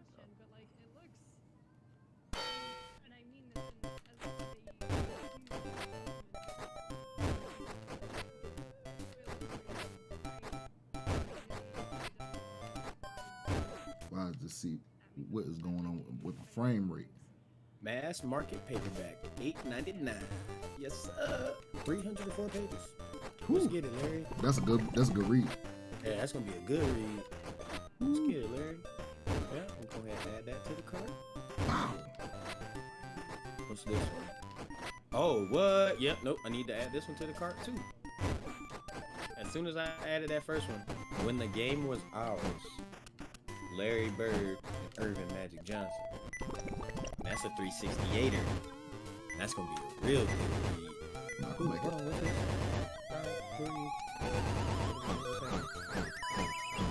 My frame rate was too never fucked mind, up. I couldn't cheese it. Okay. Why is my frame rate fucked up? What happened to my frame rate? Why is that acting? Oh, that boy playing teleboxer over there. Yes. Them boys don't know about being in the red zone. They was not there. That's the red zone. Okay, there's that. Oh, that was probably one of my favorite Nintendo creations. This game right here just don't make no sense to be this game. Well, I mean like what you're playing. Yeah, like it did. Oh, you talking about the Virtual Boy? Yes. What? It is. Nigga, This console. I had one of those when I was a kid. Like, same, bro. What? My granddad got that shit, and he looked at me laid like, down in the damn living room. Yep, same shit. He did the same Laid out shit. in the middle of the living room. Boy, get out of the way. Why? I'm playing the game. You ain't got to be laid out in the. Yes, I do. But like, nah, Look at it. It's a whole form you got to be in to play this shit. It's a whole Lay form. down like a goddamn sniper. 100%. Yeah. You like a goddamn SEAL sniper laid out in the middle of the floor. Oh, You yes. gotta hit the jig with it. You 100% factual. Okay. Bro, well, maybe, that helped. you know what? That would explain a lot for a lot of us. We did a lot. We seen a lot of shit. But that, and if you think, but like, so has anybody ever taken you shooting before? Yeah. Okay, so you've been out shooting weapons and whatnot. Mhm. Now, think about the positions that you felt most comfortable in while shooting those weapons. And then go back and retrace your video game history and think about how many times during your video game life you was in those positions. Bro, VR. Exactly, bro. That shit sets you up That's it. for all of that. That's all I got to say. Literally Time sets Crisis. you up for all of that. Time Crisis sets you up to be standing, leaning left and right, shooting shit. Keep your left foot on the pedal. Yep. You had no idea. That entire you thought you time. playing video games the whole time. That was one big thing that I was actually talking about. I was talking to this about my with my granddad. I was talking to my grandfather about this, and there was a big thing about the VR thing there about Boneworks on how the entire environment is all fantasy, but the weapons are 100%. They're damn near 100% accurate. Yep. Because whenever you literally pick up and activate the slide and breach and everything and put an actual like real life Glock in the game, got one modded in, and then I tested it in the game outside, AR-15 inside in there outside. The shit is damn near 1-to-1, and it's scary. It's scary, but the way that there's training there and conditioning. The Matrix is becoming a real thing. If it ain't, if we ain't already plugged in, we about to be plugged in. Right. Because they showing you like if the Wachowski brothers wasn't making a documentary, goddamn, they was telling the future. They said that's exactly what they were doing. They said it, yeah. And And even though they done pushed both of them back, I was still under the impression that the Wachowski brothers, or the Wachowskis, I keep calling them for brothers. I gotta stop doing that. I'm still used to it too. That's why I just say Wachowskis. That's it. Yeah, but in the Wachowskis, yeah, I feel like they got something to do with John Wick a little bit too, because you know that Wick and the Matrix were supposed to drop same day. They were supposed to drop the same day. They were supposed to drop same day. So you know what my theory on that was you was gonna go to the theater, and regardless of what ticket you bought, you was about to watch both them movies at the same time. If that would have happened, if that does, bro, you was getting ready, you were literally about to find out that the Baba Yaga, aka John Wick, is the one. Was just what happened when Neo took over when he gave his body to the computers and let them take control for a second. That's what happened. He was like, "Oh, y'all niggas thought y'all was running shit still, huh? I'm still the man." Oh, excommunicated? Watch this shit. Excommunicado. And it's Lawrence Fishburne too. Stop, boy. Yeah, that's what I was saying, bro. That boy brought. I was like, yeah, that's the Matrix right there. It happened right there. 100% in there. That makes sense.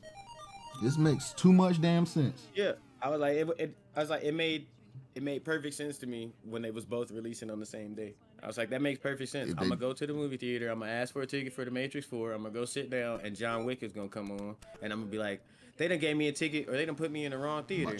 And then it's gonna keep going and keep going, and about halfway through the movie, you're gonna find out that John Wick is really just Neo. Literally. Cause he too nice with it. He too nice with it too. It's like, bro, how? Nah. The suit's got armor, like he had access at every perfect time. Every time it was perfect, he had access. Oh, 10-minute alert too. We got 10 minutes left till Square Enix. 10 minutes left till Square Enix. That I like that. Nah, something is. Because the simple fact that we still ain't hear nothing about the Matrix either, just the fact that it's coming out, there ain't been nothing released about it. I'll tell you, them shits is the same movie. And now they stopped making Matrix movies because they needed some way to spin it, because people were gonna get tired of seeing the same kind of plot line where, you know, Neo is the man and can't nobody really fuck with him, and he just gotta keep fighting the machine. You gotta spin the plot now. You gotta give me something else. So now new plot is Russian Mafia. Right? Russian Mafia and a hitman. Okay, cool. I could fuck with that for 3 movies. I get 3 deep. Okay, now I'm starting to get a little tired. John Wick fucking everybody up. I know he's the man. So how do you spin me one more time for the 4th one? These 2 movies are actually intertwined. This is what happened when Neo fucked up the machines at the end of The Matrix 3. And when he donated his body, he said, here's Carnage. Yep. He rebooted the system, and they created a world where he got to still be fresh with it, but he was gonna have to lose some shit. Facts. Like, you're not gonna keep your girl this time around, dog. She's gone. Because they know I saw a theory that Trinity was possibly gonna be a villain. They were gonna flip her around. They were gonna flip Trinity around. I was like, have her being, she was supposed to be a bad guy with John Wick 4. Let's get it. That was the theory, and I was like, yo, that shit. But again, if that were to happen, if she shows up in John Wick 4, then I'm 100% confirmed. That's 100% confirmed. Then the John Wick universe is intertwined with the Matrix. Yeah. Giving it to him. Yeah. I'm for sure one of them niggas. As soon as that shit dropped, I was like, ooh. But like, oh, they really about to do this shit. Y'all really about to put these 2 movies together. Y'all crazy. They're really gonna do this shit, bro, because what's gonna really stop them? True. And all the leak photos from the set of Matrix 4, he has long hair. He has the John Wick cut. He got the John Wick cut and the beard. So I'm like, nigga, y'all showing me clips from John Wick, dog. It's just crazy when you sit down and think about that, because the pictures was that he looked like John on set. Yeah, he looked like John Wick on set, except for he got on fucking, instead of him having a suit on, he looked like a homeless motherfucker. Hey, I'm about to take it even further for you. Let me take it even further for you. Cyberpunk. Oh, shit. You know he Johnny Silverhand. Yo, yeah. I modded him in as John Wick. Yep. Oh, you might the nigga in the John Wick? He got the slick back hair, all black outfit. Oh, yes. Mad cold. Way colder than Johnny, but he still got the silver hand as John Wick. Oh my God. And he's helping my Raiden look for Goro in the city. Yeah, I fuck with that. The whole thing is about to be crazy. Cyberpunk is funny as fuck. It's not the best game ever, but geez, it is so hilarious to mod. All right, let's see if I can get to... Wait, speaking of Marvel... Oof. Idios, Montreal... They're making a Guardians game? What? How? What's the premise? I mean, you guys, they fucked up with the Avengers, period. Like... Which one? What did they just announce? So, from listening to this right now, Lucy just said that there's a rumor that Idios Montreal is working on a Marvel video game, and it's supposed to be Guardians of the Galaxy. Like a Guardians of the Galaxy game. And I literally just said what this guy just said is, why? Like, pay attention to what the Avengers just did. We don't want that shit, bro. Yeah, no, people don't want that. And if you're gonna make it, you gotta make it MCU. It's too late. And It's you too gotta late. leave it, but you gotta leave it single player. It can't be no online shit. That shit is an atrocity. And if it is online, you gotta make it where it's online story, not online competitive or whatever the fuck that shit is. It literally is like there is no PvP. It's PvE. Yeah, so that's instantly. You gotta make it to where it's like Everything is just they. I'm gonna be you gotta make it like this. Like you gonna be Drax, I'm gonna be Groot, wifey gonna be Rocket, and then my wifey gonna be fucking Gamora, and then we get somebody else to play Starkiller. But you progressing the story like that. Facts. Don't give me no shit where I get to pick random, like lock me in as whoever I pick at the beginning in this group, like almost and then like let us it was grow for, these characters. Yeah, but almost like it was for like Black Ops 2 competitive. You could create teams. Oh, that's you true. You were locked in to playing with those 3 to 4 people, and if you played with anybody else, it created a whole new team. So you could lock in as in a different place. You know what I'm saying? I see what you're saying. So yeah, make it so like if I'm playing with your group, I'm Groot.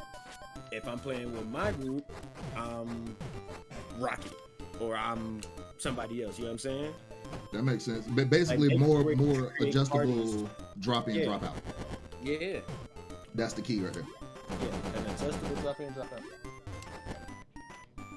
I'm about to. Hold on, let me see if this food just showed up.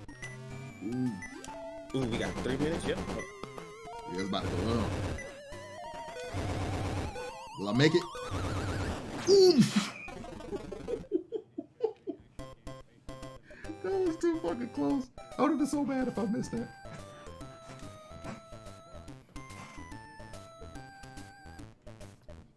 Hey,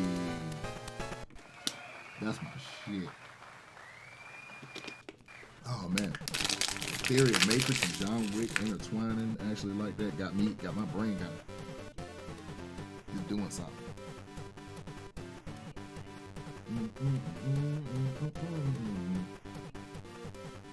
Yes, you did hear Apex. All right, but we have Square Enix is about to start here in 2 minutes and 15 seconds. Yeah. I think I can beat this bitch in 1 minute. Let's see if I can do it.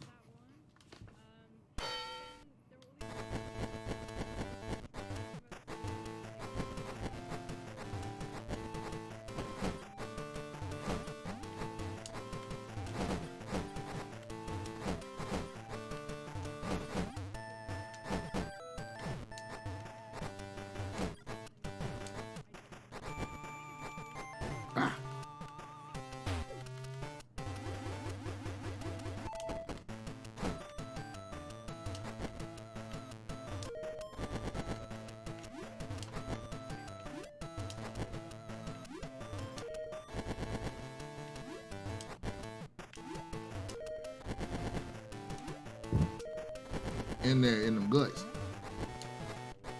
Ooh, Yes, Lord. no! I got knocked 2 days. Ah, get it.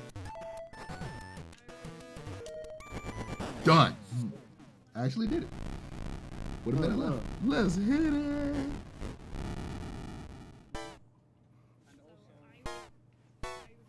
What the fuck am I talking about? It's about to make me go wide massage, kid. All right, let's full screen this bitch. We back in. Let's turn this back up. We should right now. Final Fantasy is Okay, we about to hear about 16. I hope we about to hear about 16. I don't give a fuck about nothing else but Legend of Mana and Final Fantasy 16 right now from Square Enix. That's what she just said. Ooh, that's all I give a shit about. So remember I was telling you about the houses?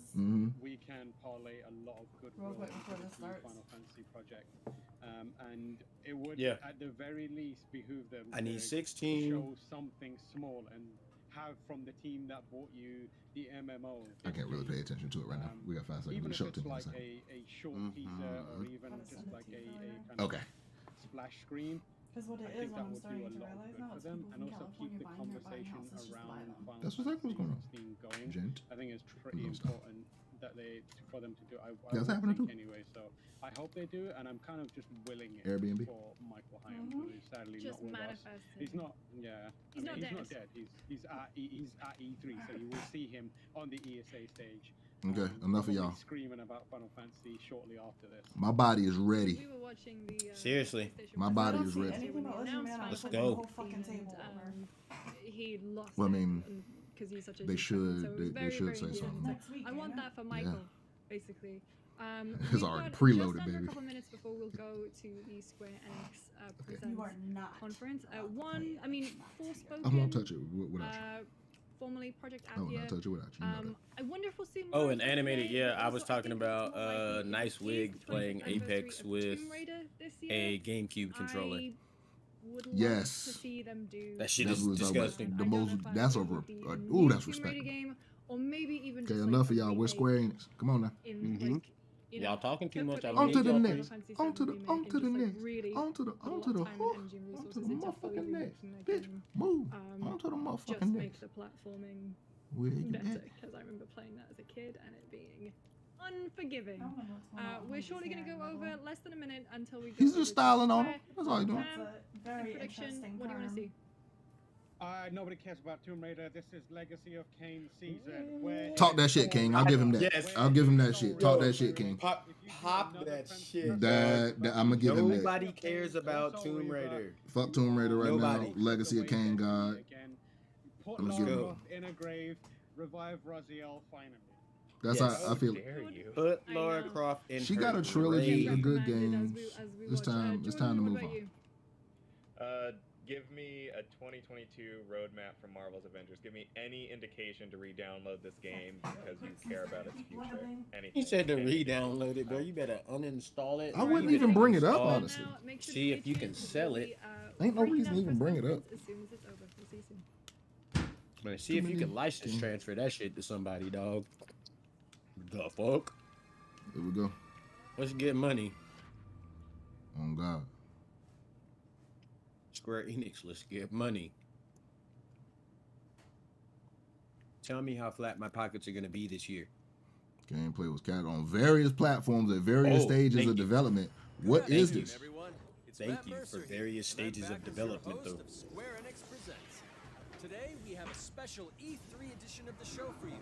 Let's get it. Game announcements, I blame updates, Max. and exciting news from our studios across the globe. All right. So let's kick off with the world premiere of a brand new game from Eidos Montreal. We hope you enjoy. Good the old show. Eidos. I'm all on that. You know what I like? Captions. I even have to load them in. Facts. Yeah, because you can do weapons and vehicles. Like, bro, yes. I'll fuck your shit up. Do you know what a birthright is, Peter? Hey, they coming after Returnal? Hold it. Wait a minute. Bro, this is exactly what the fuck you just said. This is that Guardians game. Wow, it was real, bro. Wow. Or they unless played with this? no, unless they're coming to the Avengers. No. No, they didn't MC. They didn't MCU it though. But I bet they're going to take their personality traits. Oh, they're definitely stealing Chris Pratt's personality trait.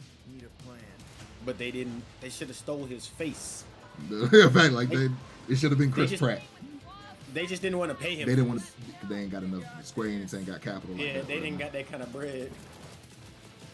They would have made it on the back end. They could have told them we can't pay you up front, but we can pay you. Unless it's just a Guardians game. If it's a Guardians, if it's just a Guardians game and not Avengers, I'm cool with that. I'm actually 100% cool with that. It's just a Guardians game.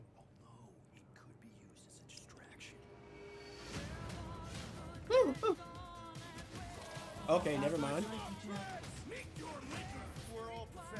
Oh, this is 100% like. Yeah. Okay, this looks.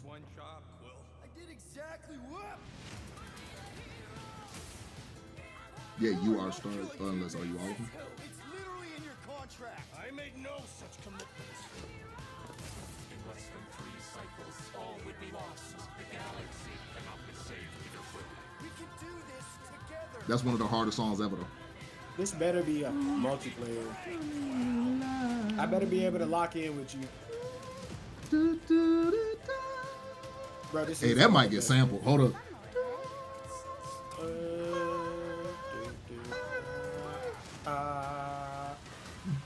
I need a hero.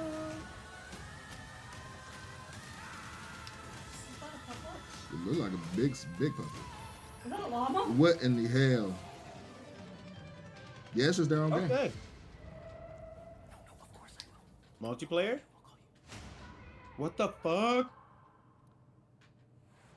Hi, my name's It's on Olivier PC? Poole, senior producer. No, here at let's see what they try to For the do. past few years, Yeah, we've let's had see. the Let me privilege hear to about this. work on our version of Marvel's Guardians of the Galaxy and reimagine it into a single-player, story-driven, Thank you, third-person God. action adventure. Okay, they went off the Single comments. player. Our own fresh take on the Guardians. And They something talking to that's me really right now. unique This is what to I our want. game is that Same. you get to be I don't want Peter nothing As mm-mm, Star-Lord, offline. you're constantly in the middle Oof. of the action You wanna be as you try single? to lead this band of misfits. But today, I'm really excited. Why you have to say have something so all of you debaucherous join and us just like on this journey. unnecessary to You'll ruin the hear whole movie? more I was about doing the so game good. from our team Now I gotta behind kick this your project. Let's do this. I'm about to start Mortal Kombat modded. Marvel's cosmic characters. Mortal Kombat Growing X up as a modded. kid, I read them, enjoyed them, loved them. Oh, I that had sucks. the opportunity to write for Oh, Marvel shit, they on talked to some of their Dan? cosmic titles. I Okay, went this is back different. with the help of Bill Roseman, They the talked to the editor, man? and kind This of is different. cherry-picked Okay, yeah. characters from Marvel's cast. The opportunity here was to build a team, but to make it all underdogs, so that the reader would think, oh my gosh, how is this team going to survive? And that became the Guardians of the Galaxy comic, which we loved working on.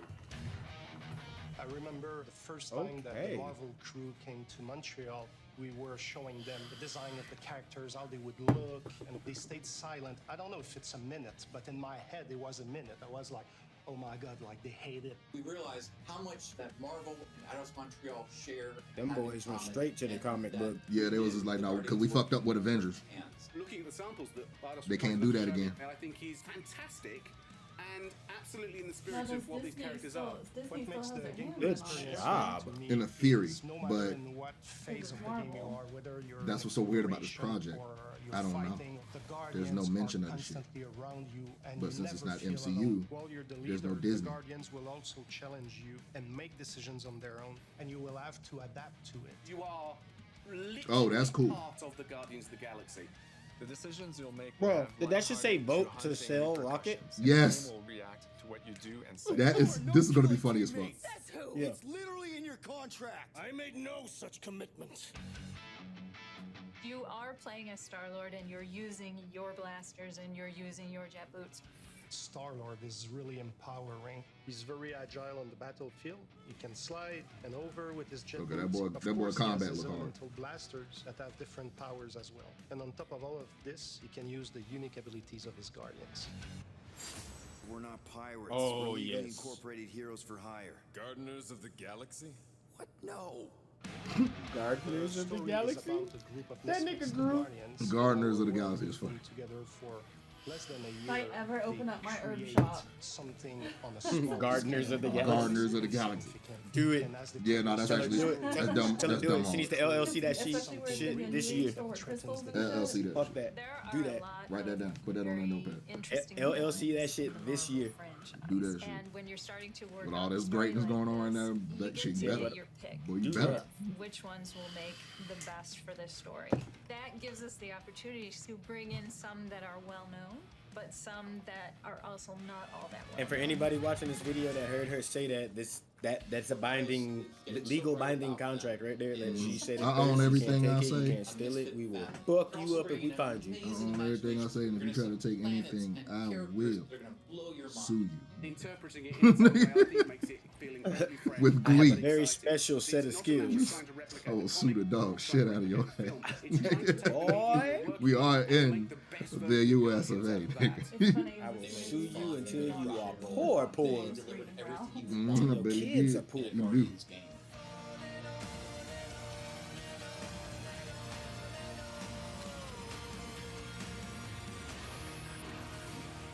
Okay, not bad. This looks interesting as fuck. That might be a day one. It looks very good. Oh, they're still going. Oh. Never mind. Press start menu. Yeah, push the X button. Push it. So we Yeah, already know somebody- that's a confirmation for PlayStation. We already know that's coming.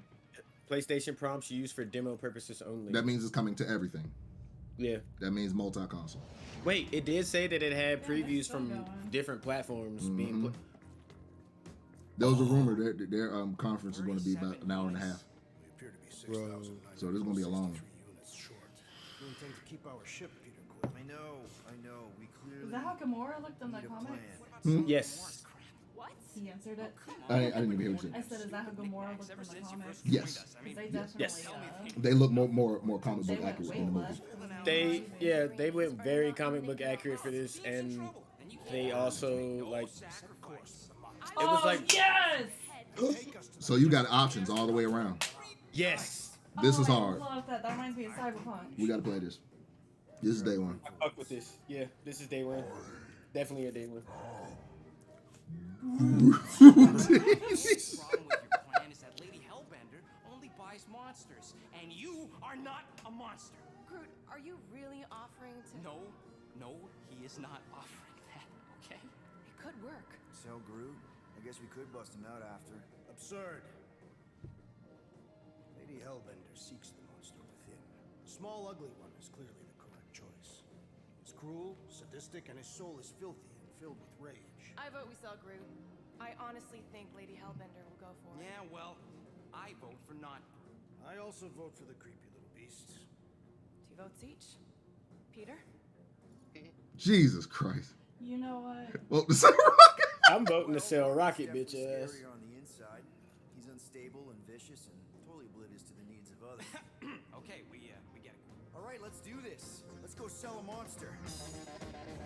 We're not seriously flying into that. You say the weather. This is dope. And that can go a few different ways too, which is extremely funny. So you know you gotta replay this just so you can see what Yes. happens. Yeah. Yeah, this is definitely gonna be a good playthrough. Yeah, this is gonna be a multi-playthrough for me. Facts. You gotta see everything with this shit. Yep, I need to see every possible aspect of what my decisions will make happen. That is not a castle. It is an impregnable fortress. So how do we impregnate it? Oh my god. Let's just get closer. Yeah, we have to. You're 100%. How do we impregnate? Easily gain access to Lady Hellbender. Good. We've already got a beast. Man, that was funny as fuck. Oh god. Oh shit. Her official merchant costume. Yo, this world design is fucking crazy.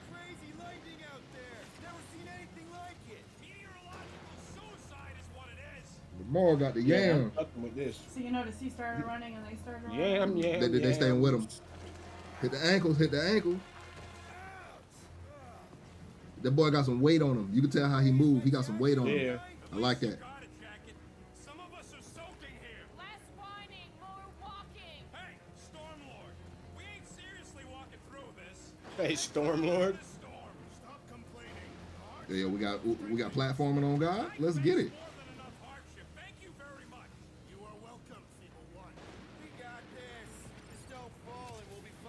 Double jump, God. About to find out it's not a platform, nigga. It's a moving thing. This is a boss. Look like they standing on some old ramen. That's exactly what that looked like. That looked like stale ramen. You about to have to fight. There was some stale Maruchan. That's what that was right there. In the orange pack. The chicken flavor. Yeah. I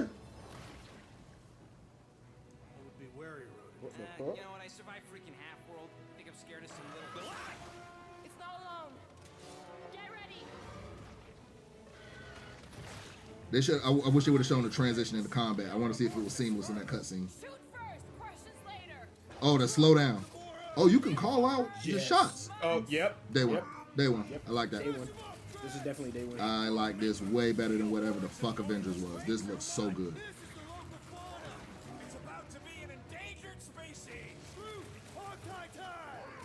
Hold him down. Big hard. Oh, yeah. Big hard. And you got... Yep. Should we ask them for directions? I'm thinking maybe they are directions. Oh, like a signpost or something. I'm not saying it's an arrow with the word fortress on it, but statues suggest civilization, and the only settlement I saw when we were topside was Lady Hellbender's fortress. Dead end. That's This damn. But they are showing a lot of this game though. They're showing way too much of this game. I want to play this shit for real. They gotta chill.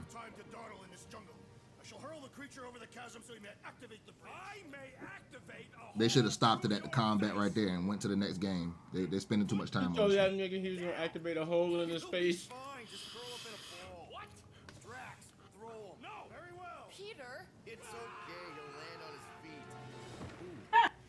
I guess that only Look at the, you see the top left? Rocket is furious. I am not familiar with these words. Order the beast to do its job. Rocket, come on, man. Ram it, dash face. Fix the bridge and we'll raise your cut by 5%. I want 10. Okay, deal. Oh, that was a nice animation. But what did he do to fix the bridge? Rocket. If you even think of pulling that scud again. Hear that? Guys. I got it.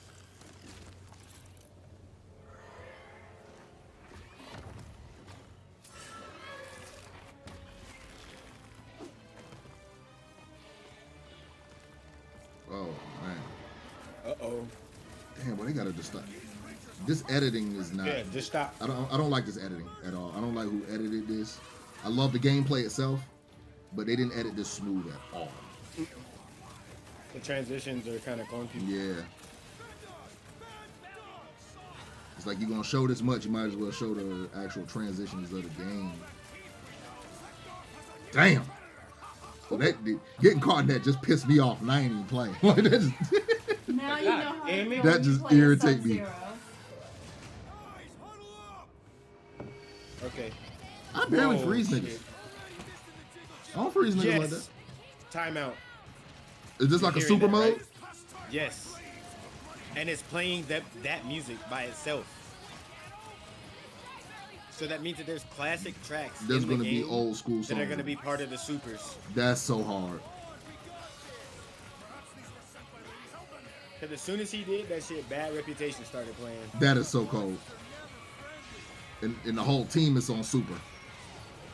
Yeah, I'm fucking with this. This is day one. That is definitely in my top 10 fortresses. Top 10. I bet you that's the name of that super move. Whatever the name of the song is. Yep. That would be cold. Cage. The name of that super move is definitely probably Bad Reputation. All right, Rocket. Time to put on your monster face. I only got one face, Quill. Are you sure about I only got one face, Quill. I have one hell of a sales pitch.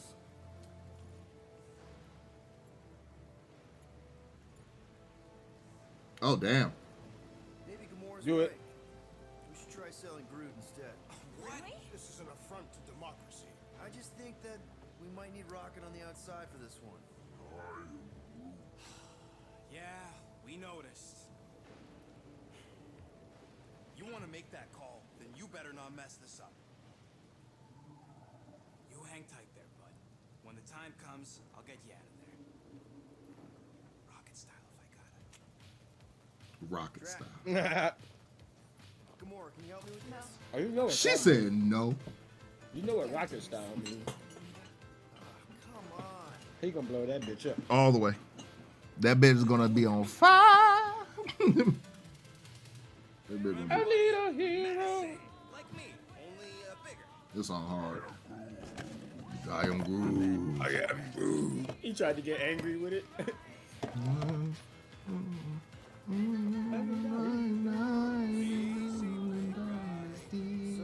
how long before someone else wants to pull this thing? Here's 60 clicks.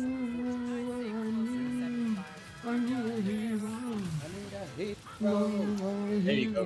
That's a good cut. That's a good cutout. That song is hard. More? God damn it.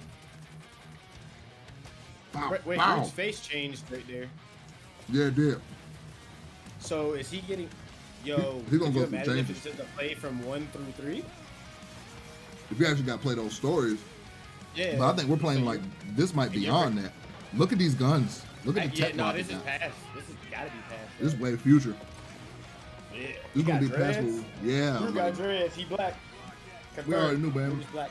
He really an Akienda. He not a raccoon. He's part of the Knuckles tribe. Cause they still showing way too much. It's time for the next game. God damn, they're still. Yeah. They're showing way too fucking much. Way too much now. I thought we were changing. Come on. That's I my thought they cut word. and changed me.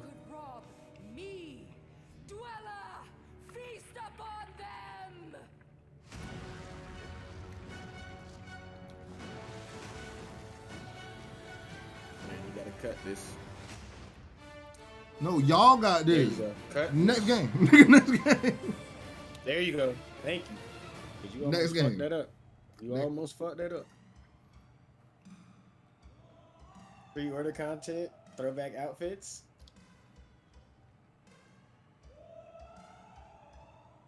The Hits original video game soundtrack, digital download. That's cool. I might have to get a Fizz copy of brands that. that are being remastered for modern platforms. First up, relive the classic games in the Final Fantasy series, and then get one more peek at Legend of Mana ahead of its June 24th launch. Energy. Energy. I told you it was coming. I told you they were gonna do that. They weren't gonna fuck that up. They're not gonna fuck this up. Let's fucking go. Hold up, wait. What are you talking about here? What are they doing? 6 masterpieces. All the original Final Fantasies. 1. So like U, 1, E, 2, O, I, yep, and it. Okay. Okay. Okay. All the originals, baby. Steam and mobile. Yeah. Okay. Yep. I mean, there you go. Listen to that music. Hold on. Turn that up. Turn that up. I gotta crank that. We got new cinematics. Let's eat. Let's eat. Let's get it. Yeah, like we getting new cinematics. Mm-hmm.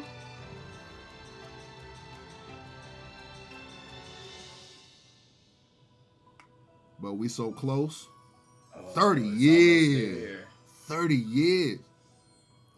30 years.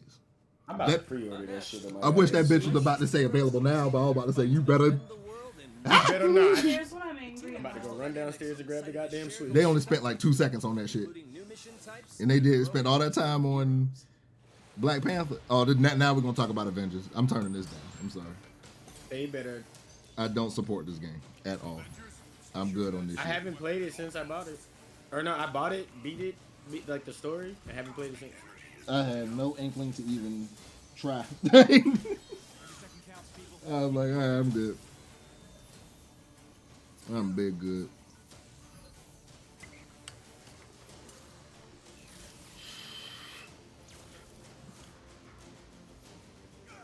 Oh, so she want to be Franklin Richards? That's what it's looking like.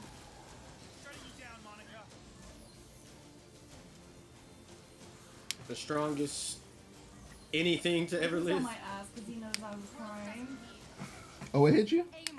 It should look beautiful, didn't it? I'm very angry that They only spent 30 seconds on it. yes. All right, next game. I'm done with these Marvel shit. You should have showed this right after the first one. Then spent about 10 minutes on the Final Fantasy shit and Next. the Mana shit. They fucked that up. Next. Like my niggas in How High. Next. Next. What is Next. all new patrol mode? Patrol his ass. I'm good, nigga. A vow of celibacy. Next. Can increase your. Next. Like, bruh. I'm big down. Next. Nobody cares.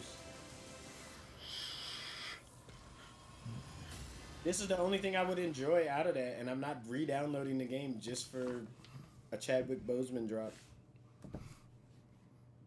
Because it's not going to be Chadwick Boseman. Exactly. It's not even like a similarity to his voice. I know there's somebody out there who can impersonate that man. Oh, and they didn't even give me the Forrest Whitaker. Black Panther. You take the I need that power Panther. of the Black Panther has been streaked. Wait. The powers of the Black Panther have been stripped away. Nope. Notice they ain't even show man face. Yep. Nope. And why look like he got a gut? That's an older Black Panther. He like 45.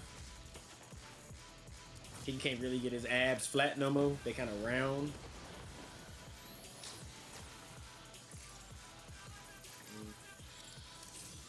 I'm not interested. I'm gonna be 100% real. I'm not interested. I love the Black Panther, but I'm the not music is ass. Let's talk about it. There was not one song in the actual Black Panther film that sounded like that. Who thought that this was gonna be a good mix? Because Kendrick did the sound? Okay. That must have been what it was. Like, oh, so y'all got a K-Dot sample.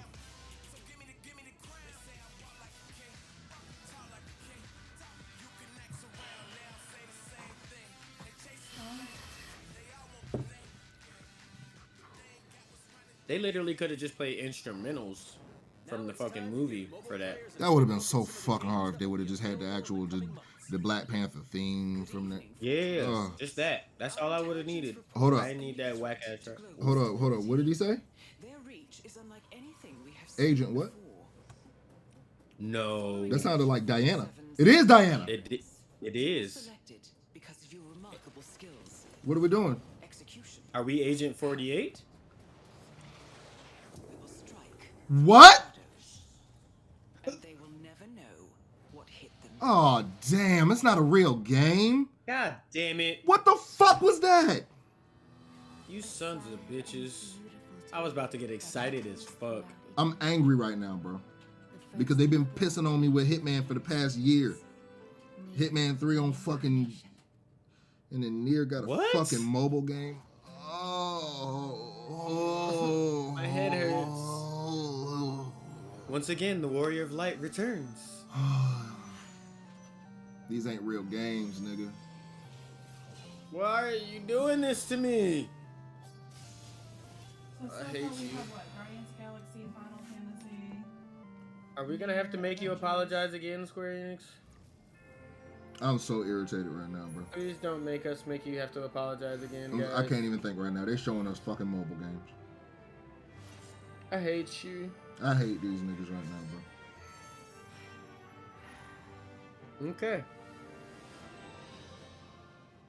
Thank you for 450,000 downloads. Suck my ass. I hate you. Here we go. Okay, thank you. This is the free-to-play shit. This the Battle Royale shit. A Final Fantasy Battle Royale? Yeah. This the First Soldier. Final Fantasy 7 First Soldier. Yeah. Oh, yeah. Available I might fuck with that. worldwide. Still no actual date. Goddamn mobile shit again. Yeah. Today, the team Never of mind. Platinum Games is giving you an exclusive look at the epic world of Babylon's Fall, featuring fluid combat, powerful weapons, and a unique art style. I mean, Platinum, they own real estate in my heart, so we gonna see what they do. Let's see. Platinum's a Bayonetta too, it's alright. Bayonetta. Like it's like a dick. They're pissing me off. Cause they self-publishing now, so I don't know if Bayonetta 3 is still exclusive to Wii U. I mean to Wii U, to Switch. I don't know. I wonder if that's what's holding them up. If it's not, if it wasn't going to have to be exclusive anymore, and they're making it for everything. That would change the whole landscape if that's the case. I mean, all they gotta do is just port it, right? Yeah, because we got it's Bayonetta not even 1. redoing everything, just port it, right? And it'll translate on the computer. Because we got Bayonetta 1 on PC, but 2 is still 2 is owned by Nintendo. Oh, so that's only on the Wii U and the Switch. Yeah. But we got it through emulation and shit. But I mean, if they do the... If 3 isn't going to be just a Switch exclusive, like, just port it, right? Yeah. That's it. Unless they needed to start over. That's what I'm scared of. It could because they had to do it with Final Fantasy VII Remake. They had to do it with Metroid Prime 4. They restarted the development of these games and put out some godlike shit. Oh yeah. Like, wait, I'm not mad. Is this 16? No. Oh, Babylon Fall. Oh, this Babylon's Fall. I got dazed out in the conversation for a second. This platinum shit. Yeah, this the platinum shit. I mean, it looked good. I'm gonna be real, but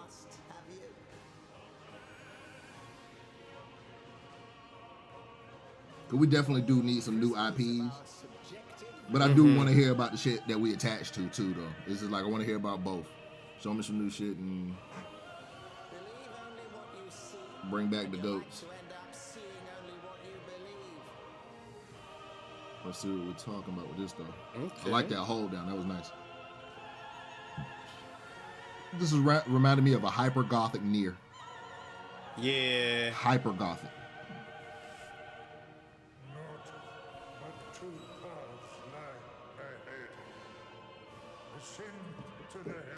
What Illuminati sermon did I just walk into? That was Big Big. It beat his ass.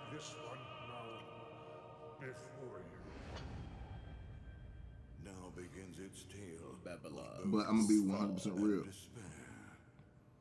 I was paying attention to what they were saying, and in my ear, I'm just like, okay, I don't know more about this game than when I first saw the original trailer. Oh, they had to go back to Automata. Why? Oh, because it's the same engine. That's why it looks like it. Okay.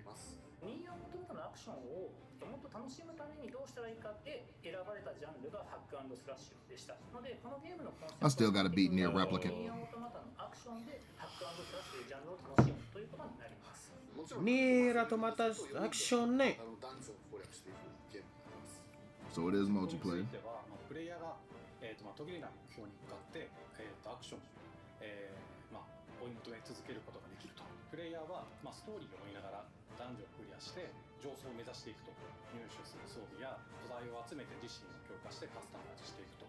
ゲームのスタイルとしては、オーソドックスなハック&スラッシュという形ですね。ただアクションがスキルや強い力を引き出すためのトリガーになっているところがポイントかなと思っています。 The simple fact that this is coming out on PC. Bro, yours is doing the same thing mine is doing, and this shit is hilarious. What's that? Look at the closed captioning that's popping up on the screen, not the subtitles that are actually being translated from what they're saying. Like, this shit is hilarious. Oh no, that whatever that transcribe is all fucked up. Yeah, that transcribe it's been fucked up this whole time. But that's thought somebody said Nintendo earlier. It's hilarious. I was like, what? I'm reading this shit. 20 on the solicitor, so it's going to comes. Like, what does that even mean? Like, bruh, 6 all we have to say the mobile data between. Like, nigga, what? What are you talking about? That shit right there is like, oh, so you just trained. That's what they really saying. Long form developer review, closed beta. All right, I'll hop on. I'll do that. Let's check out the next major entry in the popular Life is Strange series, True Colors. The team at Deck 9 is ready to give you Life is Strange, True Colors. I like Life is Strange, but first, here's a look at the Life is Strange. I'm gonna go see what Babylon Fall talking about. Feels so They're remastering Life is Strange? Yeah, they remastering the first one and then they releasing the sequel.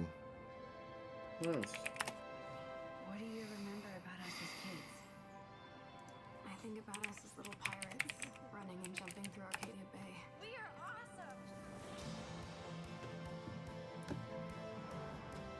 I mean, it looks no better. Mm-mm. It literally looks no better. A little darker.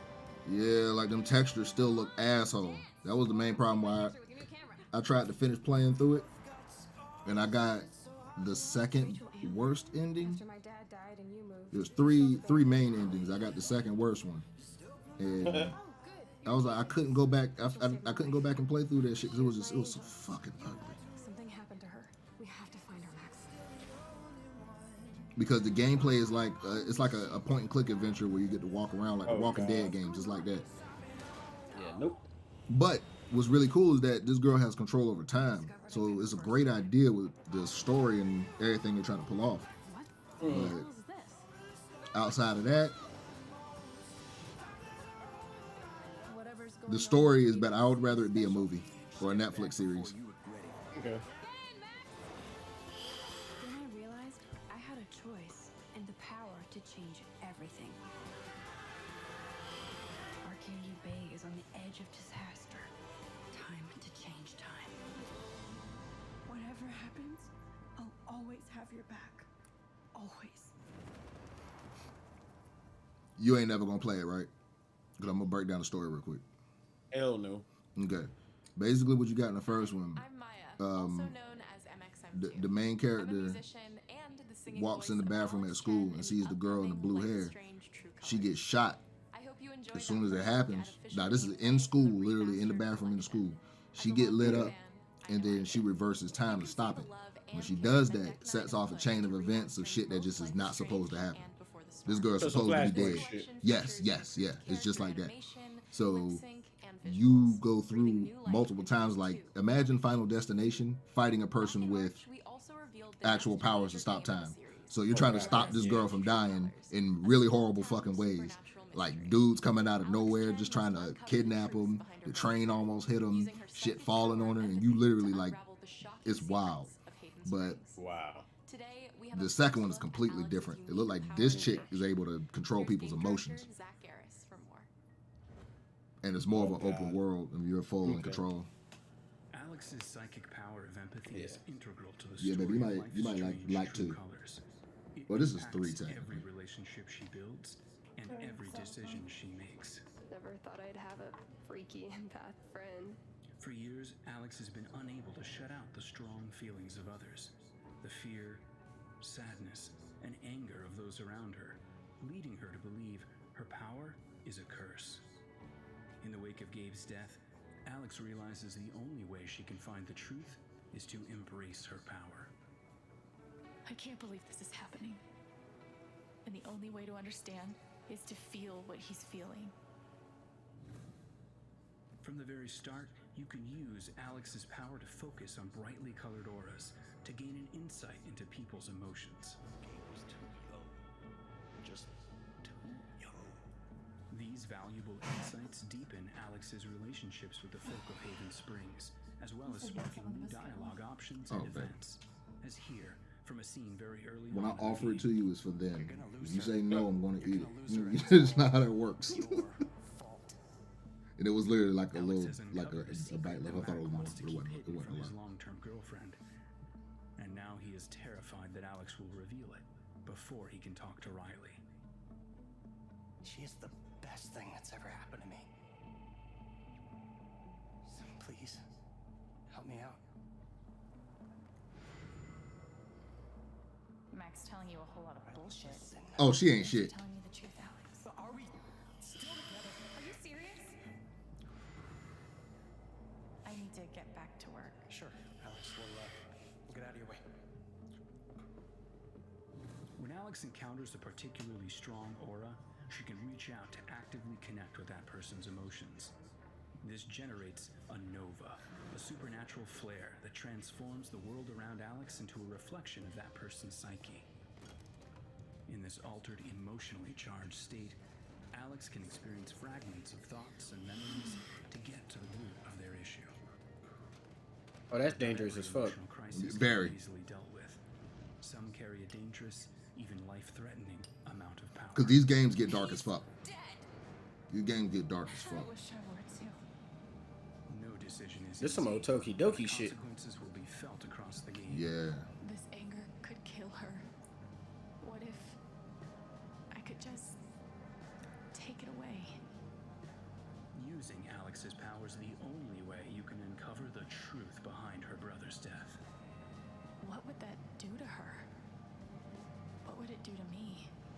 And even if I can, Do that shit, man. Let me see. I heard it.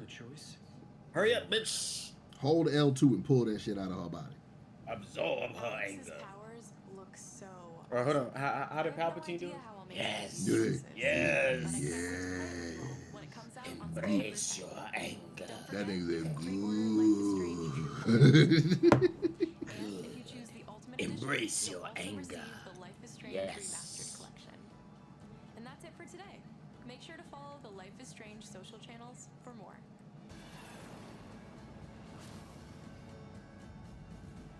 For that game, right? Yeah. Not the whole press conference. Just Life is Strange. They better not show not one near mobile game. They better not show not near another mobile game. We are excited to unveil a brand new title from Square Enix Japan. What y'all working on?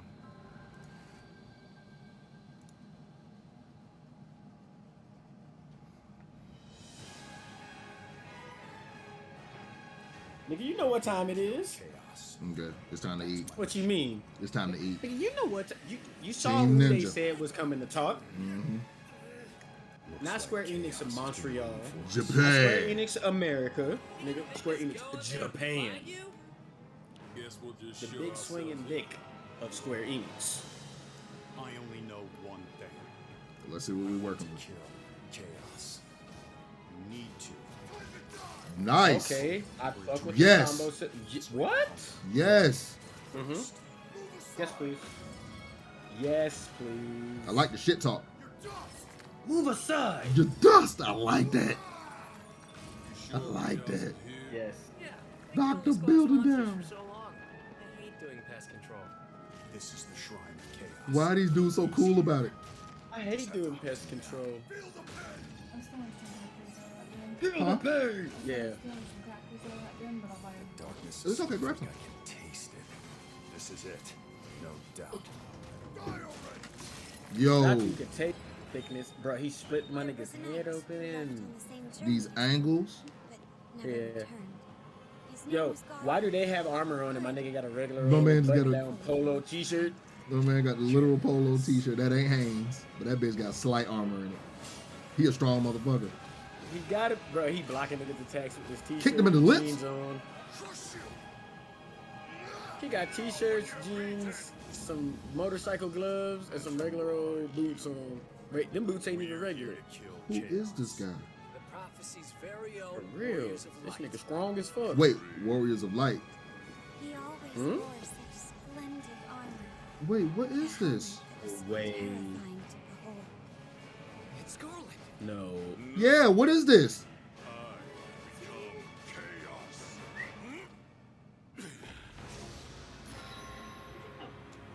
Stranger. Oh. You let me play? An origin? A bold new vision for Final Fantasy. This is the An one origin story. demo Okay. available soon. Okay, that's Oh, starting yeah. to irritate me because they know niggas can't get a PS5. I'll leave you Man. with a look at some of the amazing Square Enix titles you can play I don't now. even feel like looking for. I don't even want one, bro. Yuffie. I hate to be the bearer of bad news, but Just hit me with it. I'm gonna try to hit number 7. They're gonna do what? I can't play it now. I got replicants. Though. We got that locked in. I'm good on Outriders. World is with you.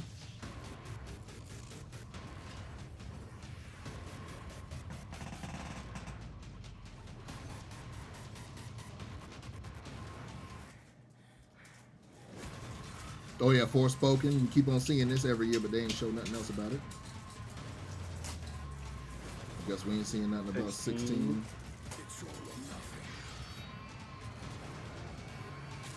Endwalker 16. Guardians. I feel like 80% was Guardians. Thank you for joining us today. That was trash. Keep an eye out for news about our next That was Square it? Enix That was it. Presents. Wow. I'm Matt Mercer. See you next time. Nope. Nope. Nope. You bitches. And then you showed a little flash at the end of your most important games, like they weren't shit. I mean, I understand it. And then I can explain why I understand it. Like, I definitely get it. It just pisses me off. Yeah, like that's the thing. Like, I get both sides, but it's still irritating. Hey everyone, and welcome Like, to I the know Overwatch why they show didn't for show Square Enix 16 and like presents all those other games is because 2021. the I'm true Lucy fans James, are already joined by Phil knee Horschel. deep in when all of this stuff is supposed to release. And We're already tracking. They don't need to give it because they ain't got nothing. That's what I mean. They ain't got nothing to Yo, update he just for. said it right there. Right there. Talk your shit, King. Talk your shit, King. I don't think that was Not everybody deserves a press as bad conference. as Send a fucking Gearbox. email, I think dog. it started strong. Gearbox was hard, but yeah, it was ass. Definitely Send derailed the a little fucking bit. email. We'll talk about it. We're here for the next half hour Facts. or so, breaking You down coulda what sent we the saw email as a part of the for Square this. Enix Presents just now. And as well, we have so much more lined up for the rest of the afternoon. You're going to want to stick around. We've got more from Back for Blood, as well as the Future Game Show. My and homegirl's gonna PC be a game gaming producer shows. now. So, you know, day... Okay. I guess you could call this day 2 of E3, but this is the big one. Lots of stuff to talk about, but let's talk about what we just saw as a part of Square Enix Presents. Let's go from She trying to keep it cool. Cordial. Cause she know niggas is hot right now. Yeah, bro. We tight about this shit, bro. I'm real tight, bro. I'm glad that You didn't give me what I wanted. The Guardians of the Galaxy shit was cool. Yeah, bro. He not but with this shit. That's not what I wanted. So Oh, Tamora wasn't having it, bro. team, unfortunately, not making Tamora ass told them niggas they could have sent the email. Galaxy. Phil, what did you think of this one? Send the email. Cause they really trying to keep the professionalism up, but it's Tamora wasn't? impossible. Tamora was not trying to keep the professionalism. You heard what that man Yeah, said. he not with it. He said, I am not with this shit, bro. He said, everybody, and he said it, bro. The way he delivered that line, let me rewind it. Because he wanted to say that during the Ubisoft shit. I guarantee you, he was watching that Ubisoft shit, and that's why he said that. Hold it, I'm running Like, it back right now. Hold on one sec. Let me run this back. I wanna hear Everybody him say doesn't this shit. deserve 2021. I'm Lucy a James. press conference. joined Just by because you Phil got the Horschel money How's it going? and Tamora doesn't Hussein. mean you need it. Not everyone needs to have a press conference. Okay, You could have sent the email. Just because you can doesn't mean you should. Now it makes sense why Yeah. Send an email. Guardians was so drawn out. They didn't have any. They didn't have nothing. Everything that's already coming out, we already knew about. There was literally nothing new at this As bitch. bad as Gearbox. I think it started And none strong of it's and new then it games. just No. definitely derailed a little bit.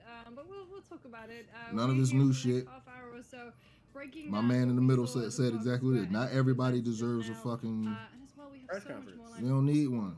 Just because you got the money to have the press conference, But you know, doesn't fucking mean you need to need waste one. that money. It seems like Eidos Montreal is Do doing something else, bro. here Send the with email some out. Let us know what you story-based focus, dropping that we and, don't know about and yet. the But over-the-top if you ain't humor, got like, shit, it really bro, feels like they're nailing just that leave. tone of what people like about the That Guardians of the origin shit was Galaxy. kinda cool, So too, It seems like but, it moves really yeah, fast. It seems like it just has leave. a lot of fun character moments, and you know, sounds great to me. That's exactly what I like about Deus So here's Ex. my thing. And it looks like it's mixing together those elements really well. Because everyone else is showing Yeah, games that are especially coming with out in the sort of 2022, choice-based, some even gameplay 2023. as well. You telling me you ain't got shit for the next 2 years? I like the fact that Tell it 'em, has sis. kind of telltale. That's but like what and where's everything that's coming out right now? Rocket over a bridge sort Sis of over there thing, talking that and there shit. is these- Because she hitting them with the thing, because she over there watching it herself, like doing her own deep dive, looking at this shit, and it's like the same thing. Like this is mediocrity at its finest. This is bullshit at its finest. And this is E3. This is when you roll out everything on the red carpet. That's gonna happen, but Hold on. So let me. fingers crossed for. Like I'm about to unlock unlock a little piece They of my weren't history. really clear about it, and I was like, I don't know, man. You wouldn't Dog in know this unless I combat told would you. go down pretty well. And So, they kind of just smiled. when and I was a looked at me, kid, so I don't know if it's gonna my happen, dad but worked for the my speaker fingers company. crossed Right. for, The Cosmo speaker being the company actual, created. Do you playable, remember role, yeah, it's looks like back in the like day general when impressions there of was a the game, backpack my that you could preview plug of it into the is up Sega, now on GameSpot.com, and the whenever video you did website. like a And move, the the thing that backpack I would kind rumble of so you tried could to feel drive the. home It was basically the like first the rumble polar pack opposite ever of, created.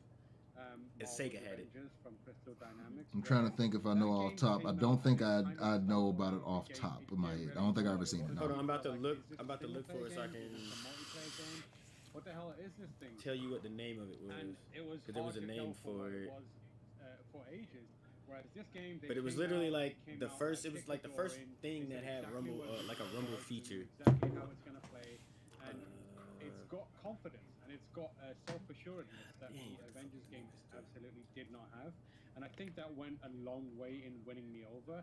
I think I end my preview by likening it quite a lot to Insomniac's game. When Spider-Man came out, it was like they had the swagger. They know exactly what they were doing, and they were confident in what they were putting out there. And that's what this kind of feels like. It feels like it's closer to Insomniac's Marvel games. But anyways, Square Enix's the own technology Marvel that was games, in that or something like backpack, Marvel versus Capcom my Infinite dad from came up Capcom, with. which was a bit The company after the company came up with that shit and Yeah, I like mean, gave I'm- it to I'm super Sega, intrigued by the they fact that basically they ended are up with telling like their own a stories, but they are forever long from all invitation over to in the E3. Marvel sort of universe. Damn. I mean, you've got Lady Hellbender in there. And when I was you've younger, got, like you said, in order to go to Cosmo, E3, you had to be Mantis. 18. I wouldn't be surprised if we didn't see some kind of. Oh man, like see, the it anime was girls and all different. that shit walking Yeah, around. Yeah, it was different back in the day. It was all the anime girls and all that crazy shit. it was definitely an adult expo.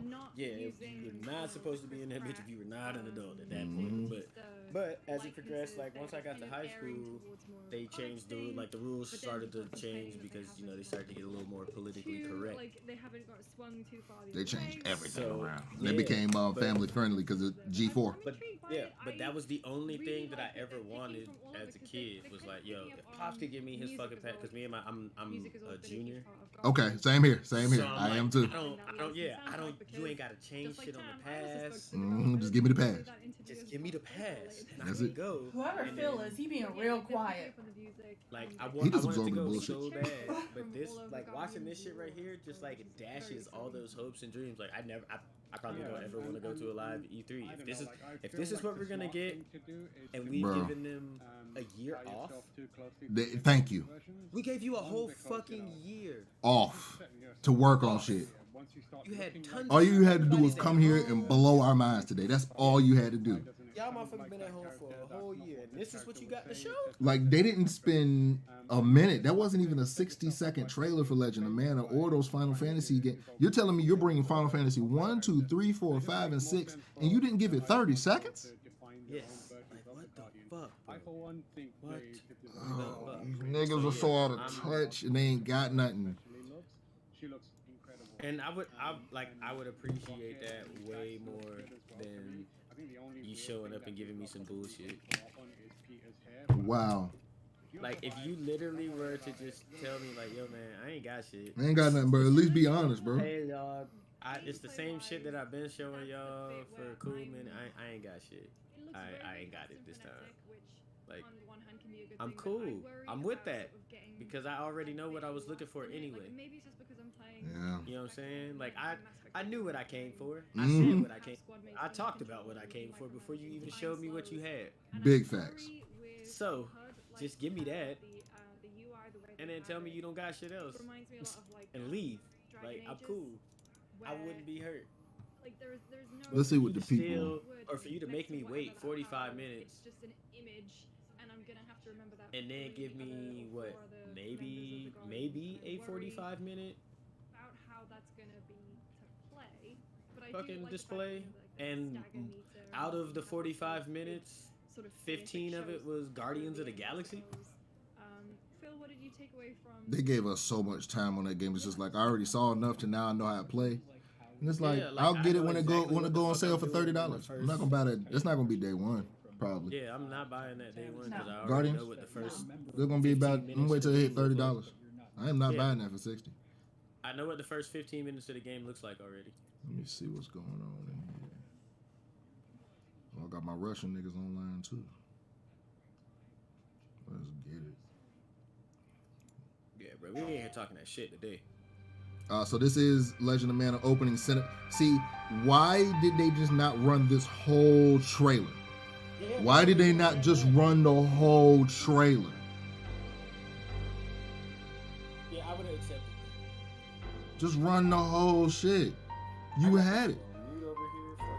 Yo, like on God, I just hit Square Enix YouTube. They just uploaded the whole cinematic trailer. Of course they did. Oh my God. We gonna give you 30 seconds of it and then make you go to our fucking YouTube so you can see what we really wanted to show you.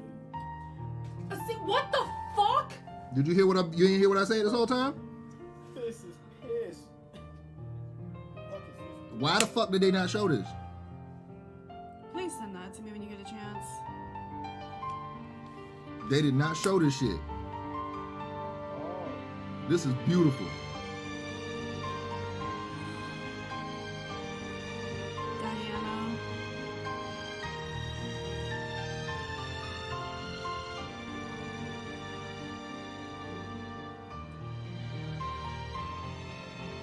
Oh God. Should be ashamed of themselves for not showing this shit. I am hot. This is a brand new fucking opening cinematic, and they did not show it.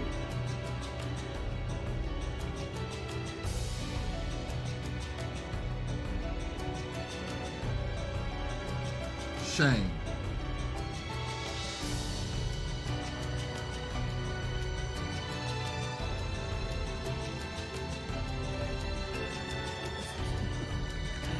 These niggas woke up until 5 y'all was playing. Really what y'all woke up and chose today? You boys at E3 done woke up and chose violence. 100%. That's exactly what they did. Y'all woke up and chose violence today. Oh my God. Okay. We just gonna pick When they you chose apart. sleep, you gotta be active for violence. Yeah, you gotta actually do something. Please send that to me. Oh man, that was so hard. I'm so through with these. Oh, hold on. Let me stop lying. That wasn't even motherfucking. Yeah. It wasn't even Square Enix. Square Enix. Sony Somebody else upload. uploaded That was a PlayStation trailer. PlayStation uploaded that. The audacity. Yeah. The audacity. They think we stupid or something. I'm like, bro, I had to go and find the full trailer, and you just showed a You're blurb. not dumb. You just showed a blurb. You gonna give us this half? This shit is not it. Bullshit, man. Yes. They better be lucky this shit is a stay-at-home E3. Cause it would have been hella niggas in the crowd. Boo. Like, they'd have got booed Man, to death. for real. They'd have got booed to death today. I'm just sitting here right now, like, the audacity of you bitches. To You not. showed me, what, 15 fucking mobile games? All that mobile section, bro. How Square many mobile Enix is on games their did way they to show Ubi. us? I gotta rewind that. I need to see how many mobile. That was a lot of mobile games. Square Enix is on their way to Ubisoft right now. They on the road. They on the road, bro. They 100% on the road, and it's pissing me off. All right, so it was after this bullshit with the patrol. It's pissing me off. Who's up next?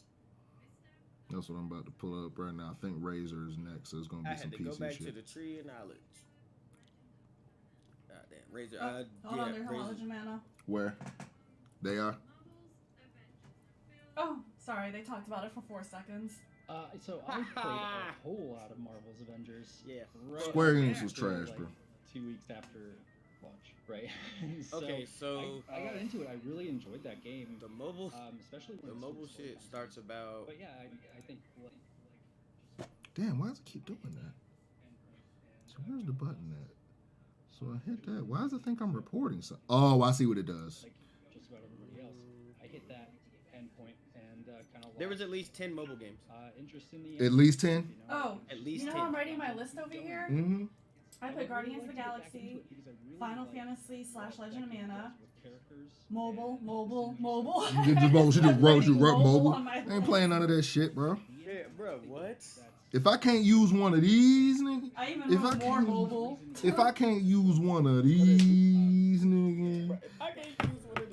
If I can't use one of these, nigga. Forget all that. If I can't use one of these, nigga. I was gonna pull the whole keyboard. No, the keyboard back. I couldn't even think. I want flip it up, but if I can't use one of these, nigga. I need that keyboard, bro. If I can't use the keyboard, I'm good. Supreme and then Summer and Beyond. I'm very upset at their activities. I am. Okay.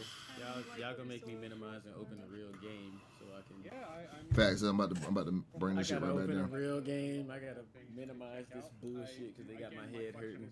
Who's next? Is there anything else after this? We got a lot left. We got Razor next. Razor's next. And I don't really give a fuck about Razor, but I'll watch just to see what new tech they come with. Yeah, that's where I'm at. It's a technology thing for me. I love that they had Halo. Because right now the only piece of Razor technology I have is my keyboard right at the moment. Big facts. Let me go finish laundry. Fuck this shit. I'm with you. Whoa. I'm with you. Shit made me want full clothes. The schedule. Damn, that bitch at 6? Hold on. Wait, what? That can't be the next one. That got to be one like I thought it was one at 5. Where's my schedule at? Here we go. Warner Brothers. Warner Brothers is about to start. Okay. Warner Brothers. But what are they? Back for Blood. Back for Blood. Yo, imagine another Mortal Kombat. Bro, I've been trying not to think about Mortal Kombat right now because the simple fact that we haven't had anything from anyone saying anything about Mortal Kombat since the movie came out. Like, are you kidding me? They hurt. That movie hurt. The movie actually worked. Like, it sold well. Did what it was supposed to do. It didn't do bad. What the fuck is going on with the game, though? I just need to know why Cole Young turns into a goddamn turtle. I don't like that nigga either. That nigga, like, he's supposed to be the bloodline of Scorpion, and he turned into a turtle. Excuse me. He didn't have nothing to throw at nobody. Nothing. You know, you ain't had no kind of hands. You was just handless that day. Yeah, you just a bitch the whole movie. Looks like a very fast-paced action game from Team Ninja. Yeah, no, that Stranger of Paradise did look disgusting, no lie. Stranger of Paradise looked disgusting. This actually was what I was expecting. Like, contrast to Babylon's Fall being something completely different. This was exactly what We're going to have some heavy shit at that PC Game Showcase, though, and that's going to be... Oh, no, are those two at the same time? Oh, I might be missing Warner Brothers. Oh, we might try to find a way to do them simultaneously. You have to mute them, but just dual screen them. Yeah, that's what I'm thinking. I'm going to mute one and turn the captions on. Cause we got an hour and 13 minutes to the PC gaming show. And then that's the same time. Is that the same time as the Back for Blood for Warner Brothers? They both at the same time. Okay. And then Future Games, and then that's it for the day. Very upset. Yeah, that shit. I'm disappointed in all these niggas so far. Collaboration that I can't imagine anyone would have expected before the rumors started going. But yeah, this looks really, really cool. Sorry, just real quick. I'm really stoked for this because it is exactly what we expected. Like when those rumors started flying around that Team Ninja was developing a Final Fantasy Souls-like Final Fantasy game. Like in my mind, it's like okay, Neo, but make it Final Fantasy, and that's exactly what this looks like. So like I'm on board. Like I think this looks really cool. And as a Souls guy and a Final Fantasy guy, this is obviously right up my alley. I'm kind of curious to see what they do with the difficulty. I feel like Final Fantasy is historically a much more accessible franchise, and I'm Make it hard. there's like difficulty options in this I want it game, just hard. because Neo is tough. I don't want nothing easy. Which is the exact opposite of what Team Ninja does. They typically, beat the crap out of you. So that's an interesting choice. But Cam, you're a big Final Fantasy guy. playing me today?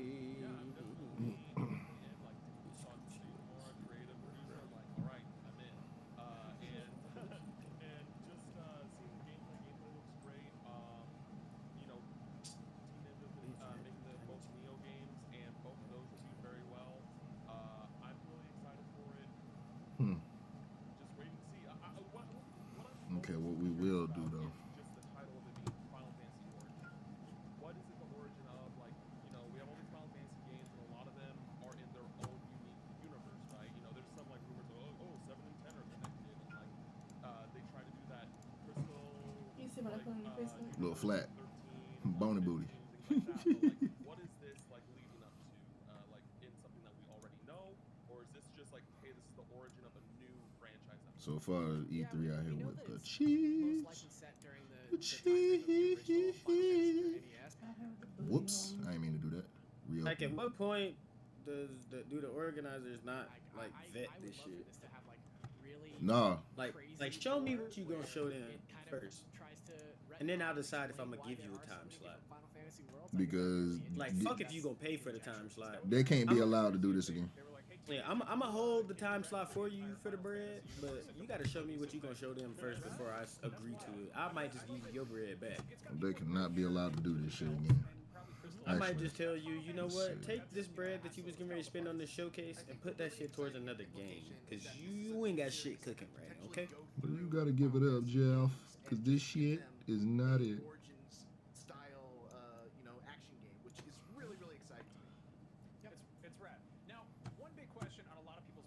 I'm just hoping in my soul that this just means that they wait until closer to the release dates for Square Enix, because they ain't show nothing. There was nothing. They ain't show nothing. Everything that was coming out, we already knew. I knew everything that was coming out. They didn't show anything new. We already knew that Ninja Theory was making a game. That's coming out in 2024. Yeah.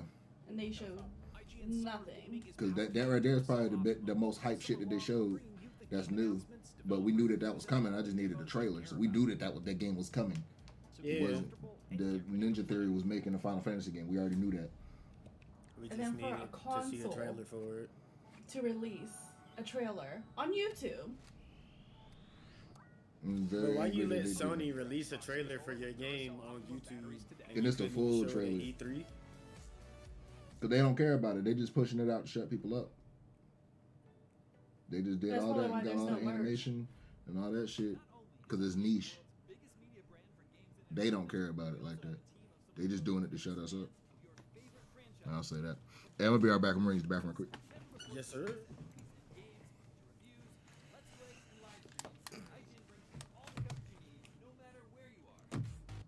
Whether you're on IGN.com, the IGN app, YouTube, Facebook, or Snapchat, we've always got you covered. IGN, the #1 source for all games and entertainment fans worldwide.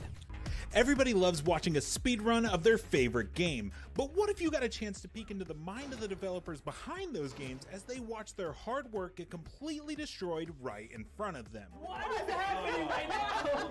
That's exactly what happens on every episode of Devs React to Speedruns. We invite you to ride along with the developers as they watch, react, and enjoy some of the craziest gameplay by the most skilled speedrunners on the planet. Tune in every Saturday for a brand new episode.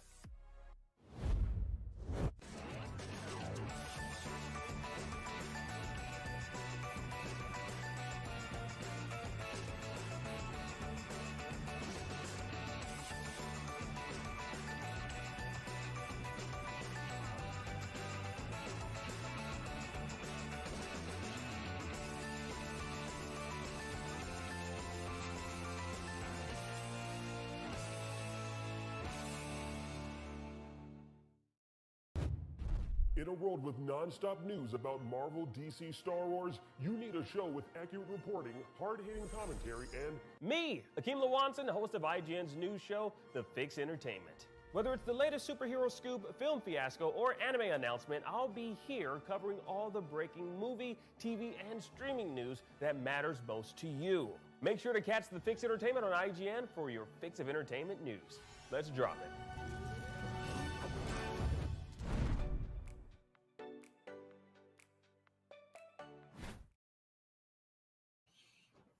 Hello once again, this is IGN Summer of Gaming, where a kid can be a gaming kid. When you're here, you're gaming family. You're going to love the way you look. Gaming, I guarantee it. Now, before I get us sued, let us talk more about Square Enix Presents. While we were taking a break, actually, we got a little bit of news about a demo. Cam, what's up? Yeah, so the Stranger of Paradise Final Fantasy Origin demo that was teased at the end of the trailer for PS5 will be available starting today at 8 p.m. Pacific time, and you can download it on your PS5 until the 24th of June. After that, I assume it'll be delisted. That is awesome. Now we're showing Stranger. Sorry, what did I say? There are too many strange things. Life is Strange, not Stranger Paradise, not Stranger Things. Life is Strange. We got to look at True Colors. Cam, tell us about this. Yeah, so this is the latest Life is Strange game. This is from Deck 9, who did Life is Strange Before the Storm, which is the prequel to the original Life is Strange game. And you are now in this rural town and where your brother lives and unexpectedly dies, and you are trying to find out what was the cause of his death.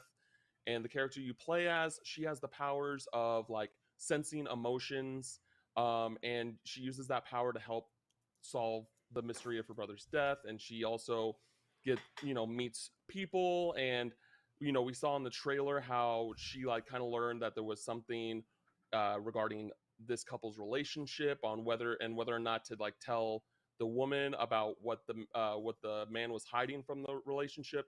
So typical Life is Strange things where you make choices, and the choices that you make will affect the overall story. And that's coming out later, September 10th, I believe, on PlayStation and Xbox and PC. And then if you pre-order the Ultimate Edition, you'll get the Life is Strange Remastered Collection, which includes Before the Storm and the original Life is Strange with Sam and Max and Chloe. Nice. It's crazy. Life is Strange. Life is Strange, and it's kind of crazy how that series went from like a little sort of almost indie feeling episodic thing, and now it's actually like a decent sized franchise.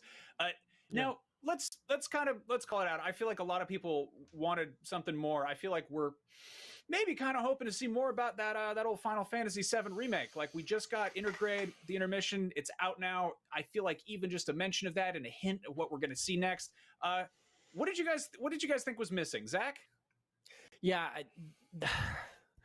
that's one of the big ones for me. I mean, look, man, a lot. Like, I'll be honest, that was a pretty disappointing showcase to me. Like, I as much as I love Square, I was really hoping to see more Final Fantasy. I think that there was a lot missing. Final Fantasy VII Remake, I think, is probably at the top of everyone's list right now. First of all, I didn't anticipate loving that remake as much as I did the first part. Like, I'm a Final Fantasy VII kind of a fair weather fan, but man, I thought the remake part 1 was so killer, and it ends on such a cliffhanger that I think everybody's kind of clamoring to see more of that game, or part 2 of that game, I should say. And what better time to show it off than E3? And if I don't think that there's any delusions that we're probably a ways out from Final Fantasy VII Remake Part 2, but the idea that we didn't see any of it today means that we're probably even further out than we might have thought. And while I'm clearly right in the middle of playing Intermission with Yuffie and those cats, I would love to see what's going on with that story. I would love to see what's next, and not having it here today was definitely a disappointment. Yeah, like we're rolling a sizzle reel that they showed, and I feel like a lot of the stuff that was in that wasn't even getting mentioned. Cam, what was missing for you? What were you hoping to see that you didn't get to see? I mean, I think it's crazy that we didn't see any Final Fantasy 16. Well, that was announced kind of out of nowhere during PS5 showcase. It's another Tales game too last year, and Tales is that's Namco. Yeah, I know. That's them. That's who I want to see a show from. I want to see a show from Namco. That's who I would really like to see a show from. I don't know if that's confirmation. They definitely said, like, in the trailer, they said, look for more information in 2021. Again, like, my question is, are they doing another show? Do a press conference specifically around E3, like you're expecting to see something like that, and like I didn't think that. We'll just turn these boys down for a minute. Just have that in the background. Make sure you turned up. Hey, say something real quick, bro. Make sure I test your volumes good. Big nice, big nice. Okay. Actually, I need to find a way to have this overlay so I can show who's talking. Let me see. Is there an overlay I can activate? Game overlay. Here we go. Enable game overlay. Upper left.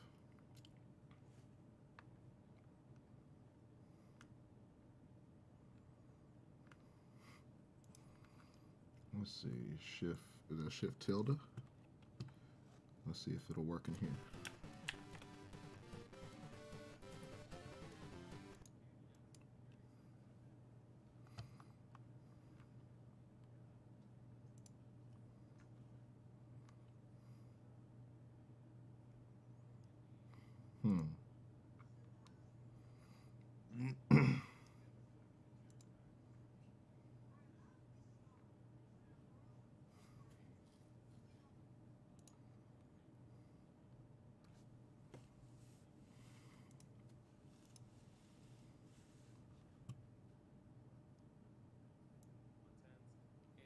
I agree with this dude, what he just said.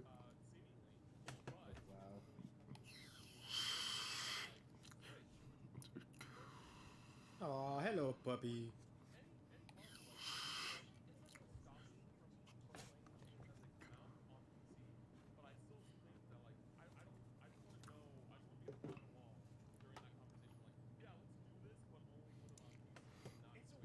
Like, this shit is very weird.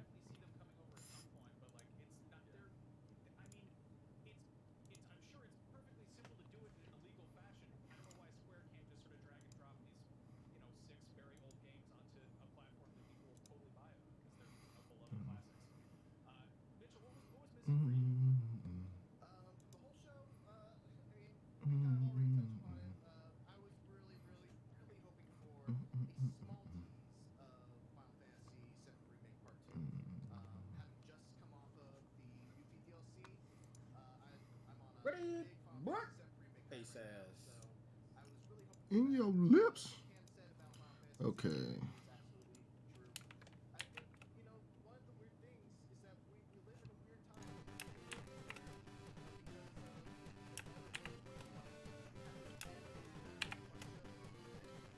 Yeah, it's not giving it to me over here. Maybe if I ran it through Steam, it'll work. Turn RetroArch down a little bit.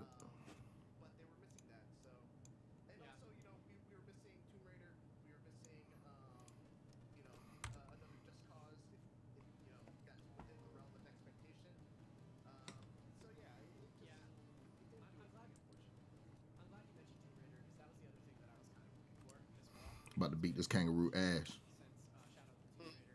About to beat his ass. By beating his kid's ass. Give me your...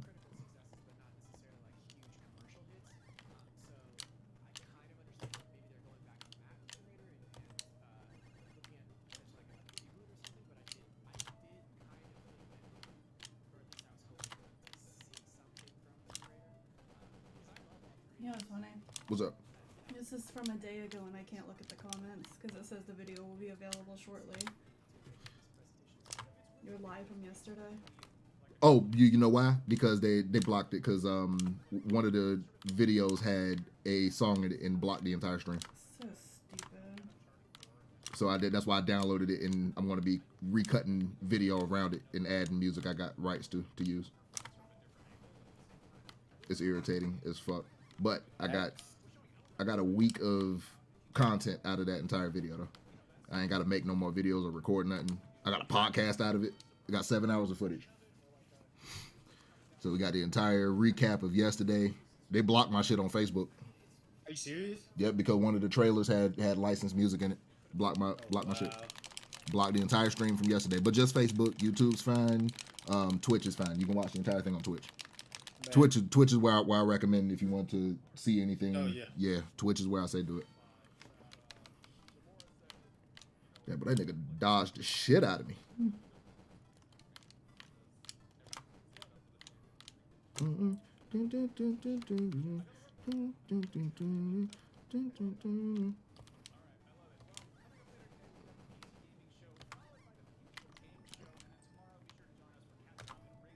Cat dog, Lord in the world, little cat dog. That song hard as shit. Out on road or back in town. All kind of crazy looking cat dog. Man, look. Both of these niggas was fresh. They said they ain't ready for this verse, so I'm about to put it in the Discord. Hold up. They ain't say. Did they respond back? Who they talking? All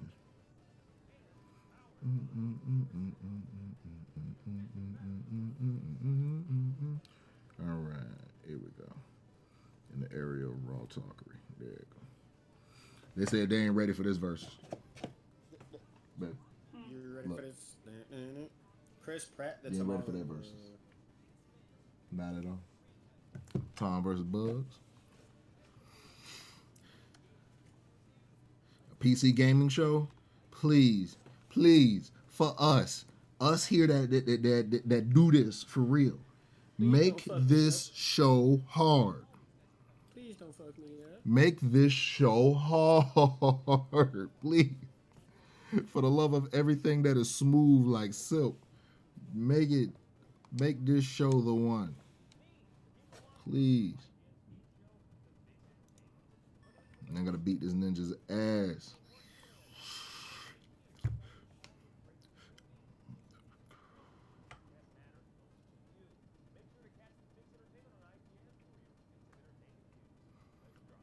What's up, baby? Just annoyed. I know. Trust me, I know. Trust me, I know. I'm telling you, they would be getting fried right now, bro.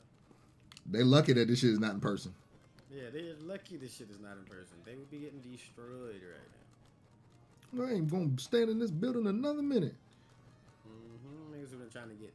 Nah, niggas would have security already. Because here's my thing. Spread them niggas out of the building. There should be less work for actually having to show off a game, because now this just means you can just give people free demos to play at home, right?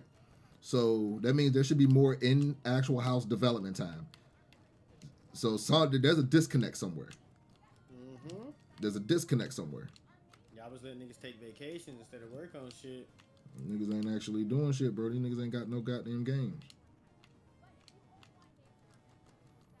And they sitting there wondering why the quality. Why am I playing Virtual Boy having more fun playing a whole bunch of new shit? Oh, bro. Come on, man. Let's talk about it right now. Like, fuck.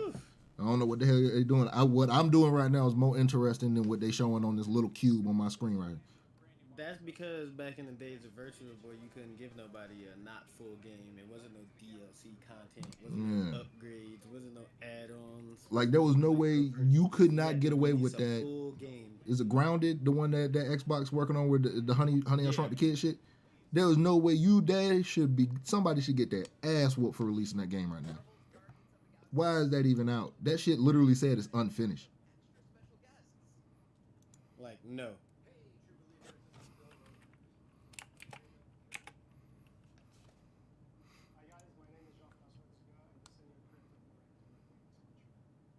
Yes.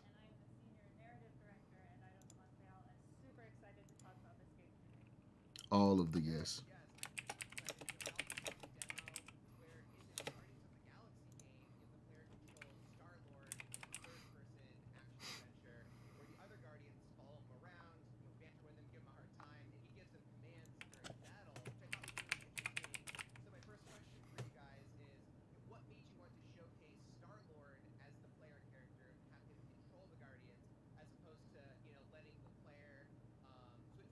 Let me see here.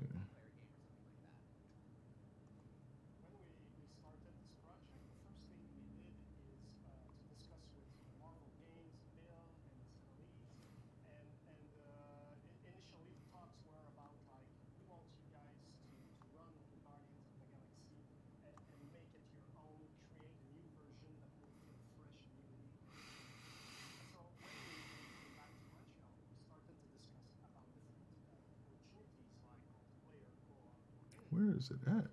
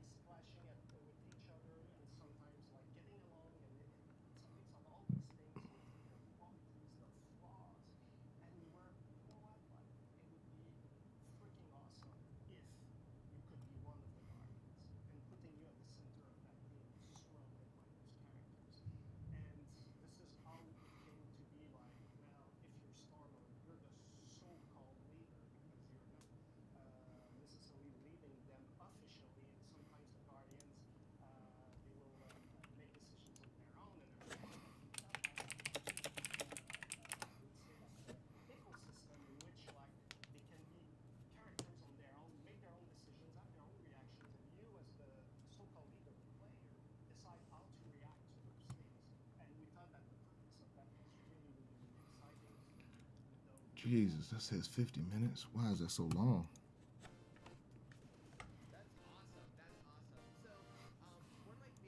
Actually, fuck this.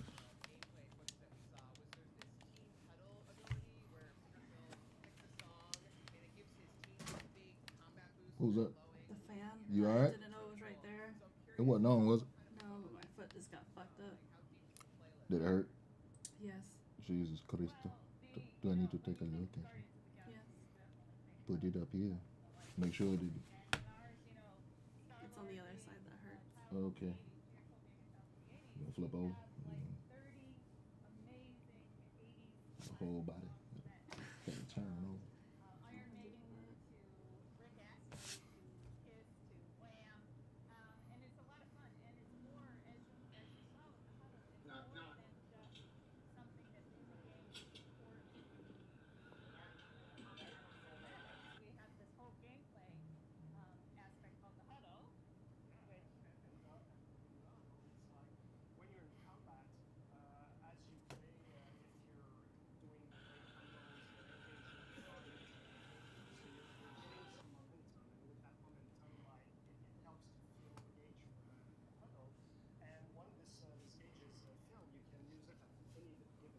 It's okay, boo boo. It's okay, big boy. Mommy's here.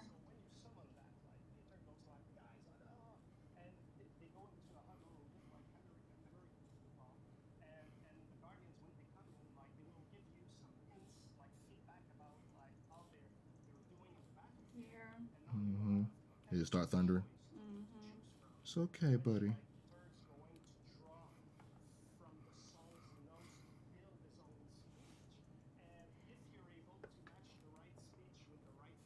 This show is ass.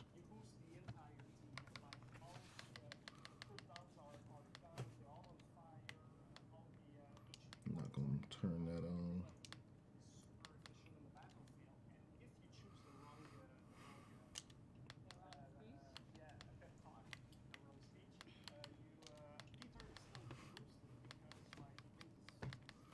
Where did I put the BIOS?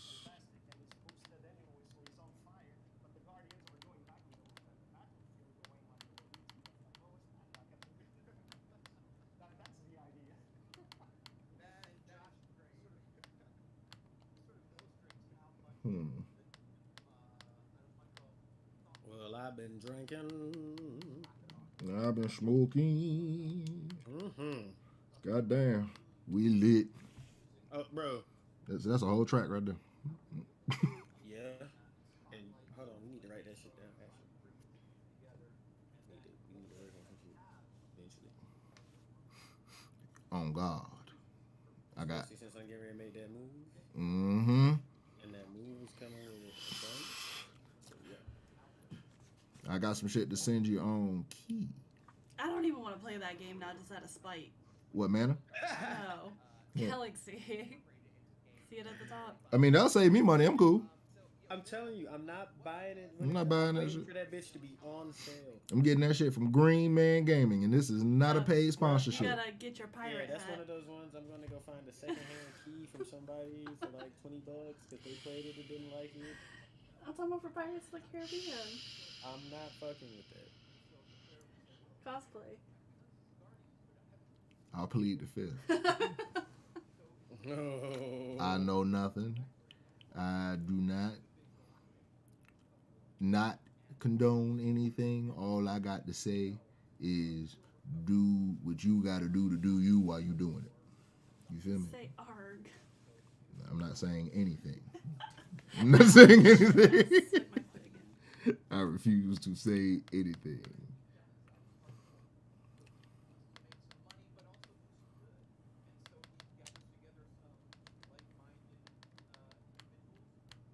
Happen to be goons?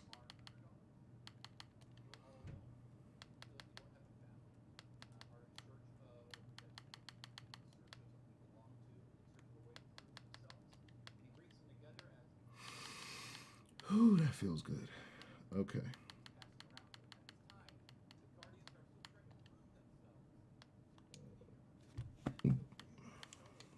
Where is the user interface? Here we go. background. Yeah, boy, it's supposed to be Thanos energy. Where did I put that picture at?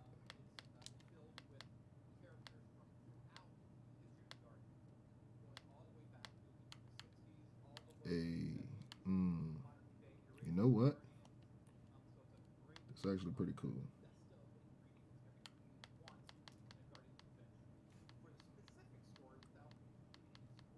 And everything else is actually pretty good. Yeah, that's cool right there.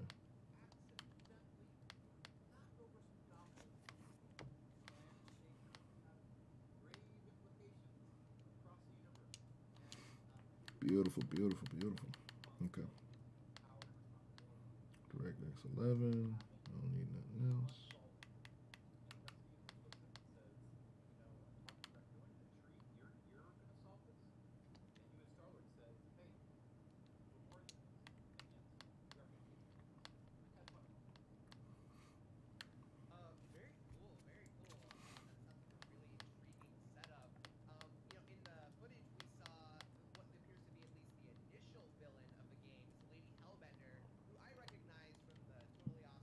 Oh, that's right. Because since I had to rescan everything. Oh man, I knew that was gonna crash it. Yep. I got to rescan everything. Cause I just redid Windows. I just built a new system, and my RetroArch, all of my shit's installed on other hard drives, so it still got the old file paths. Cause all the hard drives went to rename themselves. They got new letters. But it's all good. Whoa. Why is that happening? What does that look like on the stream? Oh, that's trippy. Let me fix this.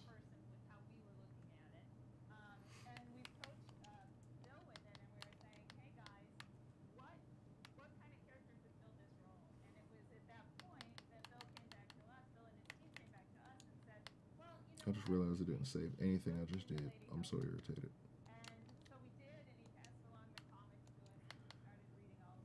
Ooh, that's beautiful.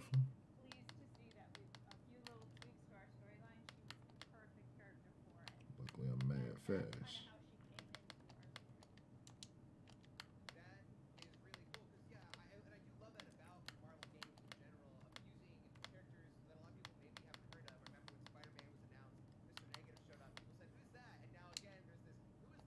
Nope, fuck that up.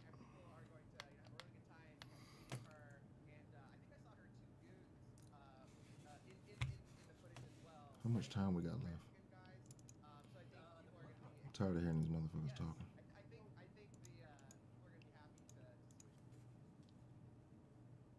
Wait, what I got pending? Battle 42.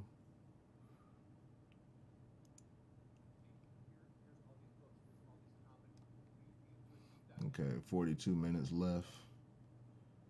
Let me see. 42 minutes. I do want to see that and game. They're just gonna keep recycling the bullshit that we just watched. Right. I'm running that Battlefield trailer again. Bro, that trailer is so fucking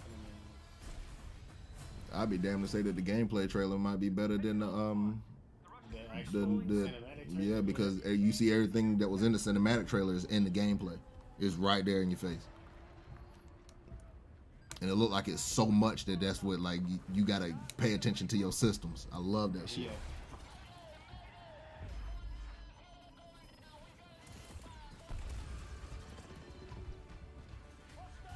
I really like that shit.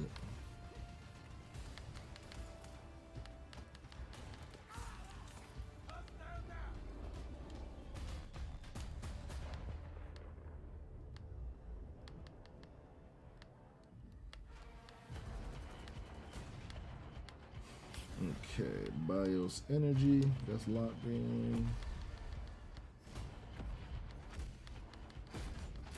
Actually, let me go ahead and get rid of them now.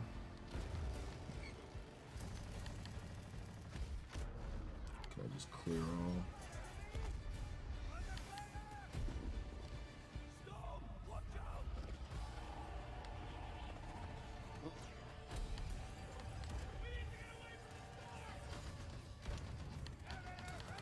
How can I just delete all the playlists?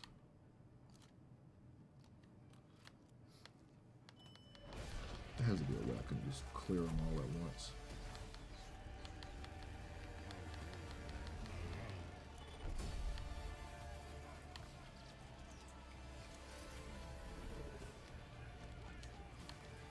Fuck it.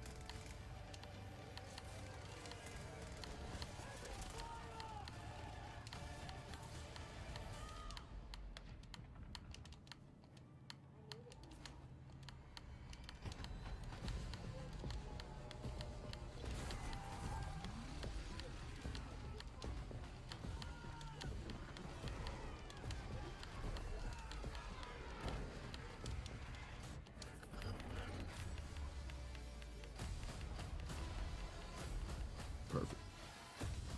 Big perfect. Big perfect.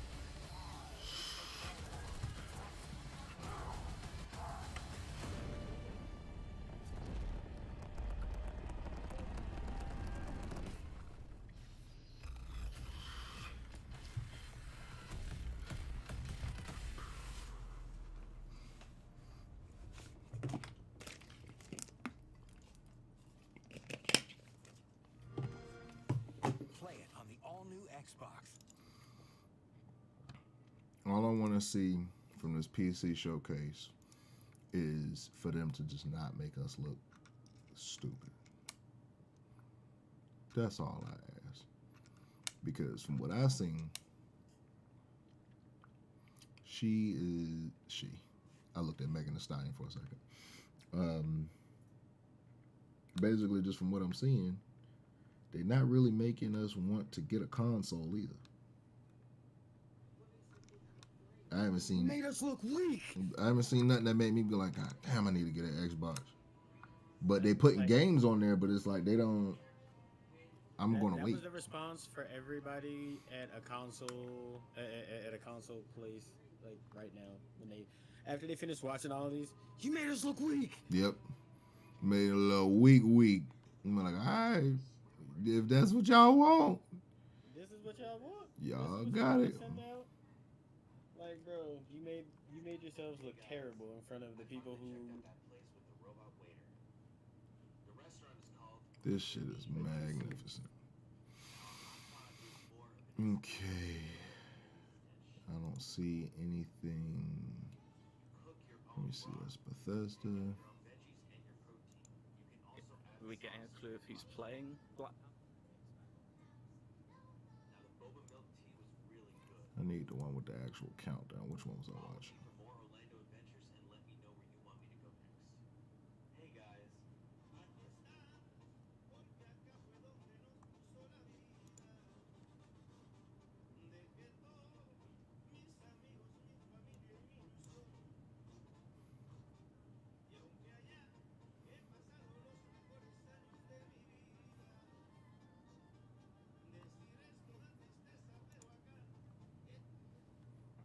Me hace been in mi studio.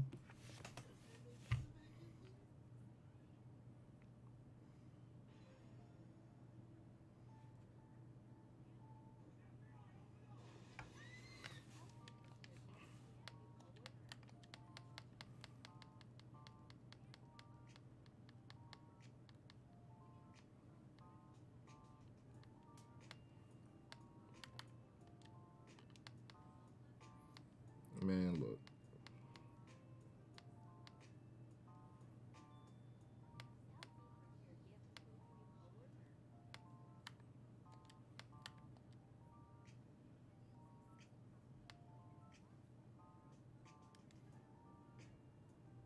I'm upset.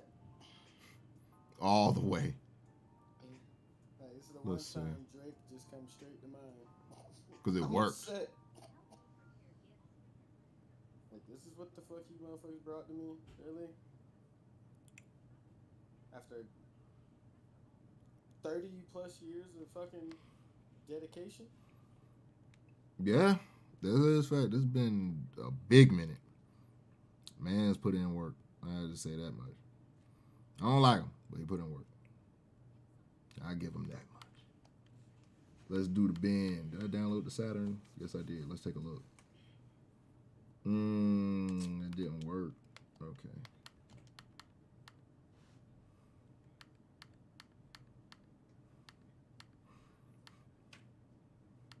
Bounced uppercut of the goat.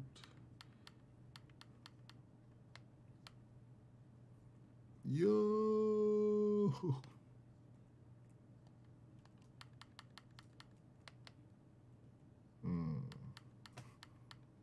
You motherfuckers.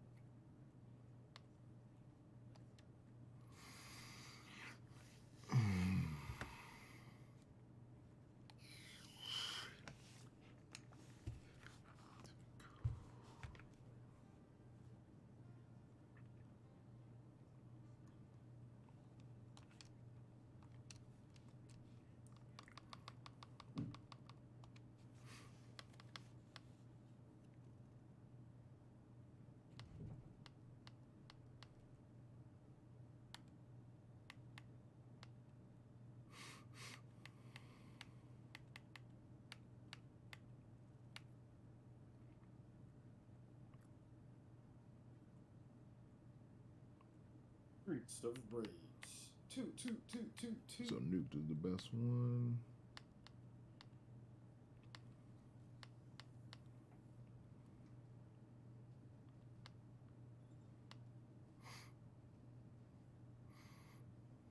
Binge 2022.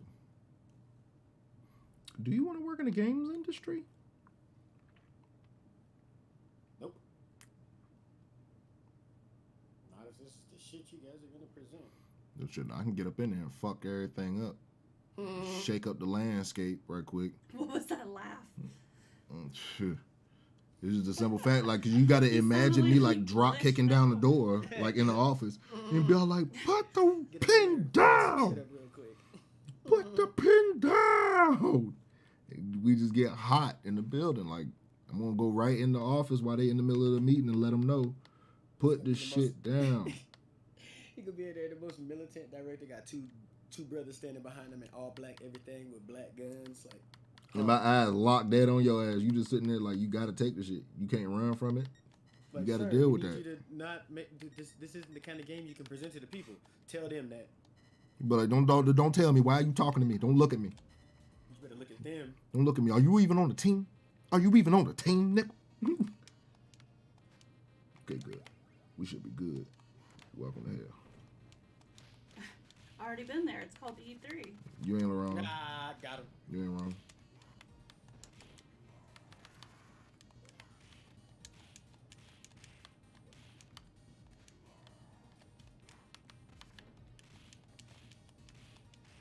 Everybody lay down. Everybody going to sleep. This is whatever you want to do, Samson.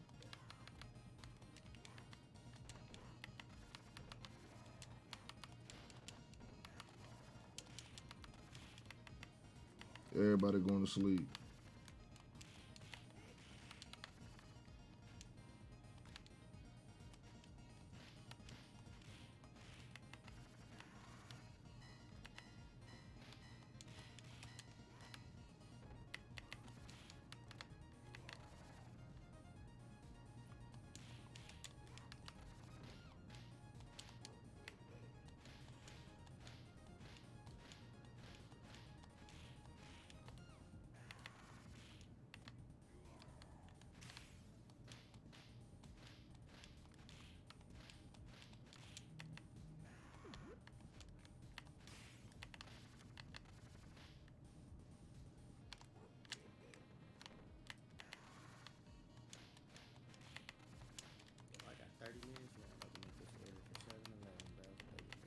Rob some shit may or may not. That is not a bad idea. Bento. What's that, baby? I said I may or may not get bento. I want sushi. I want that rice bowl. Yeah, bro. I need a drop off. Mm-hmm. Care pack inbound. But I need you to drop off what is necessary for the growth. For the growth. Everybody getting stabbed. Everybody getting stabbed. Everybody getting stabbed. Don't run from the truth. Bow. Bow. Bow. Already got an extra life. Lay your bitch ass down. throwing that one. Bow. Bow.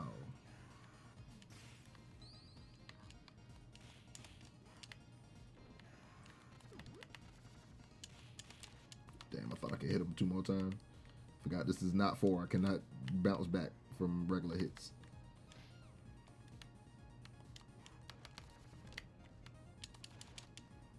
You tried it.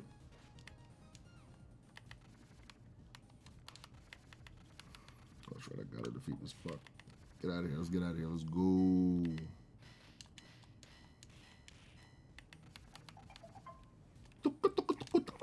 Yeah, that was reminding me of a bill. I need to get a much more not so pleasant sound for it.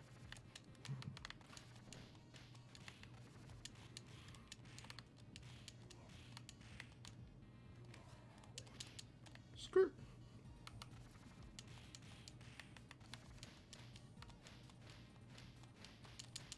Woo, shit. Get out of there. Get out of there. Go get the turkey.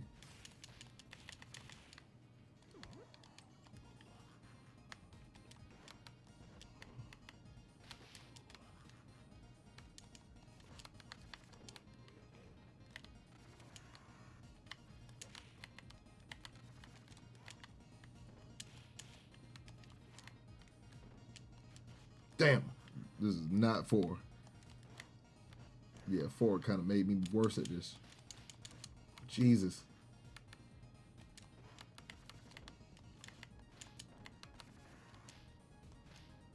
Woo. Damn.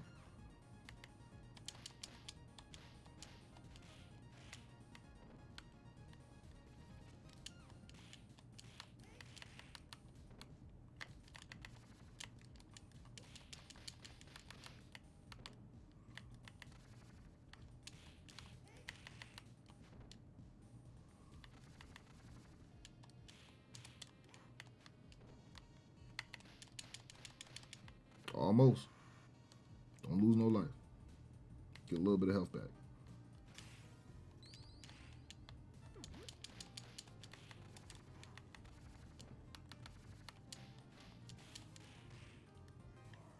Nasty.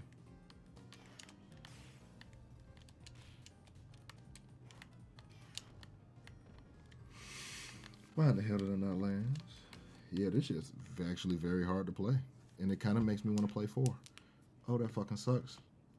I hate these niggas. They ruined 2 for me. They ruined Streets of Rage 2 for me. I gotta kick their ass. Impressive. That's what happens. That's what happens, man. That's what happens. Actually, let me do this. Let me save this. So I actually got, I wasn't joking earlier about Mortal Kombat X mods, but instead of having a variation system, they got this mod to where they just combined all 3 variations into one. Wait. Oh, so rape. What? For everybody. So they call them super variations. Oh, God. Welcome to hell, nigga. Yeah, that did, what? Yeah, because you already know how broken X already is, like, by itself. Yeah, sounds like no lube. None. Because we already got Rushdown game, like, unbelievable, like never before. Bro, Rushdown 50-50, Rushdown 50-50? Hands on hands, on hands, on back on hands. Like, oh my God, the Rushdown, oh, Jesus. It's, the 50-50s are going to just be all over the place because you'll never be able to guess. Right. Because then you got to just think, there's some characters that don't have no conflicts between their variations. Like Raiden doesn't have no conflicts. So that means all of his moves from all 3 variations are available to use. Combo extenders, all moves, all special moves, different styles that switch out, all of that shit. Yeah, oh my God. It is. Actually, I'm about to download that real quick while I'm waiting for this next one to start. Fuck this E3 shit. We got E3 going on in the background. That's not our main focus no more. Because I'm scared for the PC one now. Now I'm scared. Yeah, it's at 5:30, so we got about 28 minutes till the next one start.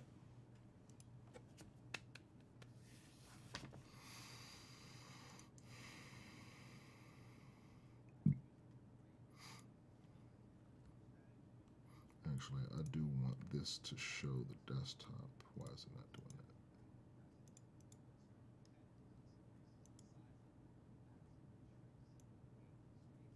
There we go.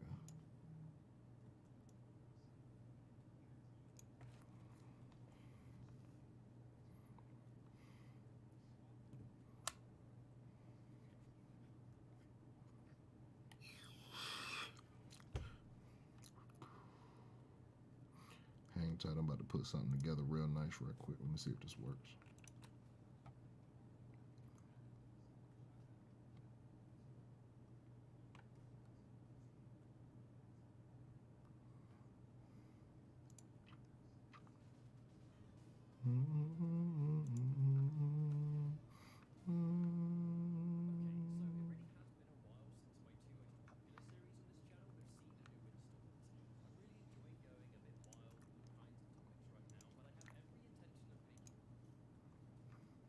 Oh, bruh. Oh yeah, here we go. Amaterasu? All the way. You see the bounce? Yes. Yeah. It's Amy. Big chillin'. We big chillin'.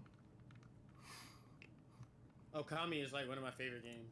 It is one of the best games ever created. Ever. Like that shit. I remember when I got to the end of the first ending, I was like, damn, that was it. And then realized that there was so much left. I damn near cried. Yeah, bro. You wasn't even finished with it. I damn near cried, bro. I'm so happy to learn that this is actually real. Okay, MKX. You know what I want to play, actually, now that we're talking about that? What's that? I never got to play the Chibi one, because it was on the 3DS. Okami Den? Yeah. You want to play it on your computer? Yes. I can do that. I can set that up real smooth. That's just DS. Oh, yeah, that's easy. Yeah, that's just DS. That's all that is. That ain't nothing. Or even you can even get the PS version or the PS2 version. No, we talk about the sequel, Okami Den, on DS. Oh yeah. Yeah, because I actually got physical of Okami on PS4. I got it on Steam. I got it on. You know that's what I was gonna name Link, but he was a boy. Right. I was gonna name him Amy. That would have been perfect. White. Where is he? Right I just there. saw him tipping. No, he's on his bed. You just lay down? Yeah, he's spooked because of the storm. It's okay, buddy. He gets so scared of these storms, boy. Oh, it's raining out there? Oh, yeah, it's hitting the boom, boom. The boom, boom, boom. Okay, let's drag this over here. Yeah, we modding Mortal Kombat Live. I think I got the ultimate ASI loader. I think I already put one in there. But let me get the latest. Yep, I already got the latest. Oh, this already has it in there.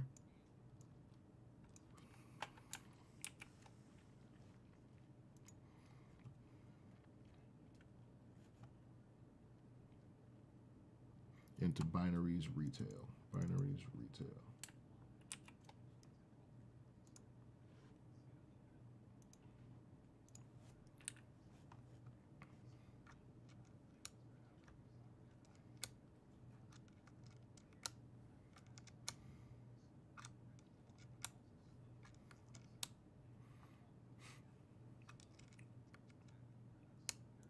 Okay, let's see if this works.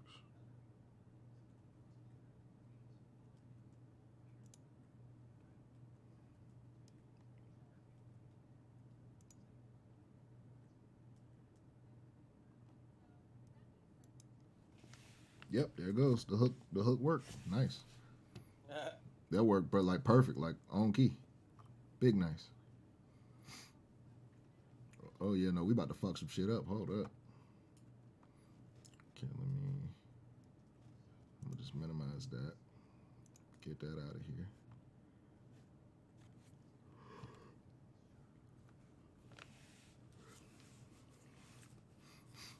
You ready to see this craziness though? What's about to happen? What's about to happen? I got the MKX hit. You should have said XXL.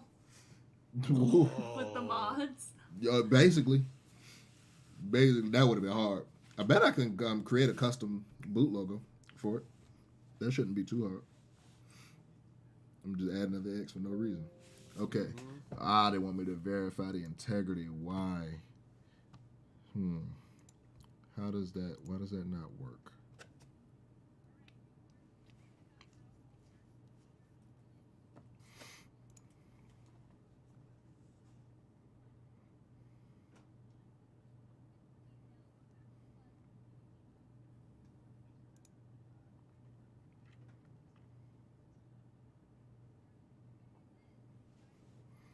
All right, so I'm using the Steam version.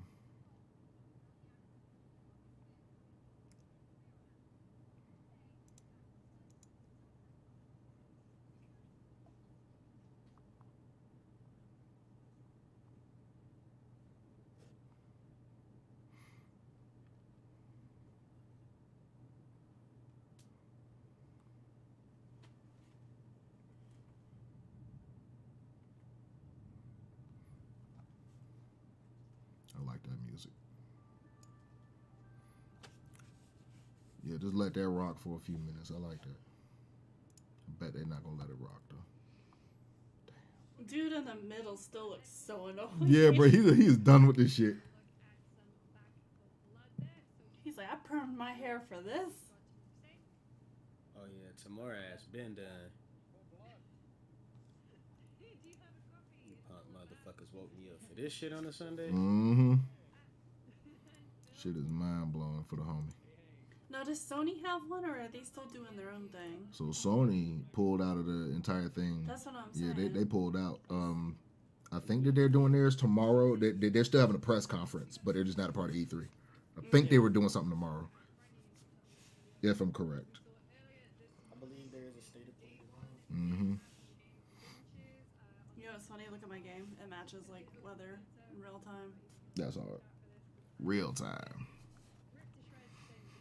Damn, I was hoping that was gonna work, but I think that's one of the greatest features of like all time when they add that shit to a game.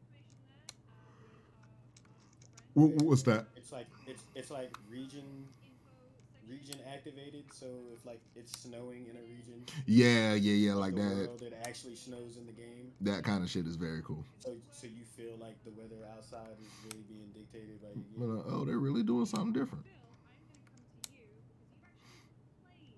Make it seem like they care. Hey, that shit is always cool. Big facts, big facts. Where my mod manager?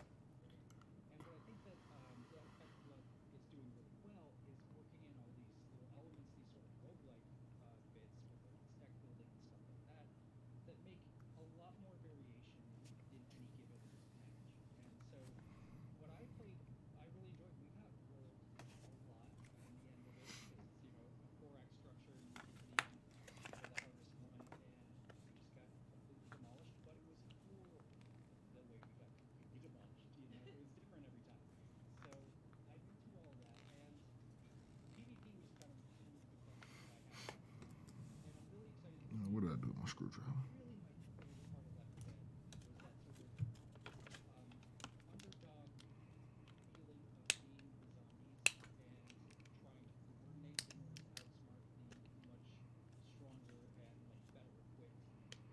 Okay, GoPuff, you getting a little ignorant from me. Y'all carrying jobs and tops. Okay. What's going on? I use GoPuff sometimes to order like shit to the crib, and they have a spoke section. So you if you need to order papers or some shit like that. Nice. So normally they only carry like the real big brands, so like Raw, Vibes, the Cyclones, the Zigzag, shit like that. Now they got the hood shit on here. They got the Tops papers and the Jobs papers. Like, bruh. Oh no. What nigga y'all got working in there that was like, hey, bruh. Hey man, we need the house, the good add shit. them Tops, add them Tops papers in there, bruh. That is funny. My uncle said he got on there and ain't seen them Tops. He said, man, we need them to make sure we got them on tap. You understand? Do you understand? They got a brother in there for that. Big This guy said because Sony and Nintendo no longer participate in E3. I was like, okay, I understand that, but Legend of Mana is still a Square Enix game. Where? Yeah. When I put the trailer, I was like, why does Sony have the full trailer and Square Enix showed 10 seconds of it? Niggas don't know what they're talking about, but they think they do. Not at all. Like, that's not the reason why they did that. Not at all. This shit right here was literally that was a power play. Yeah. They tried to play, like Sony really tried to play against E3. Nintendo is still in E3, so I don't know what he's talking about. Right. They don't physically attend E3 anymore. They still are a part of it. Nintendo has a whole section on Tuesday. Yeah. Yeah, Nintendo's at E3. Nintendo just physically haven't shown up. They do Nintendo Directs at E3. Mm-hmm. They just don't physically show up. Cause shit, like Nintendo was like, yeah, we ain't about to spend money to come all the way over there and build a big ass floor. We'll send y'all the game. Yep, like here go some copies of the game. Set up some of these display cases. Let them play it for a little bit, and we'll send you a video with the great director. Okay. Okay. That's how I'm feeling. About to see the greatest press start screen ever.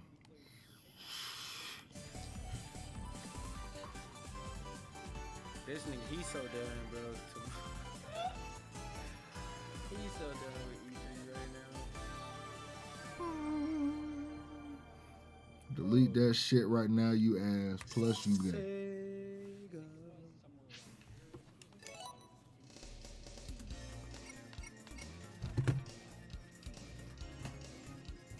That shit still bounce hard.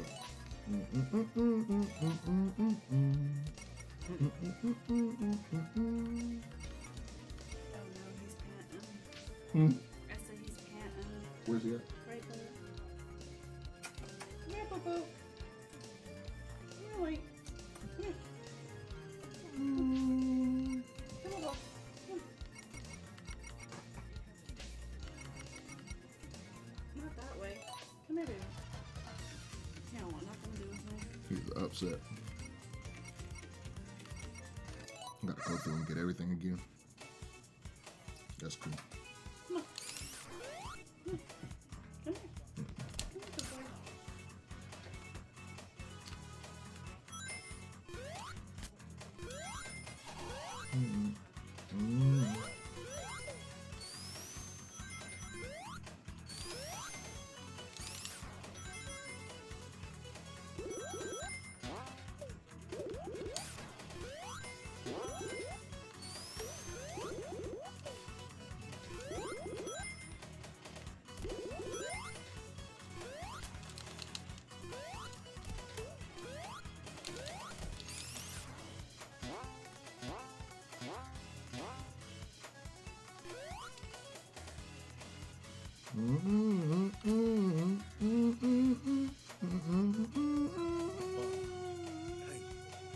Hey.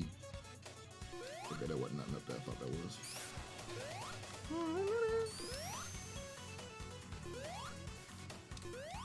Yeah, I know how to get up there. Saw that fucking ring.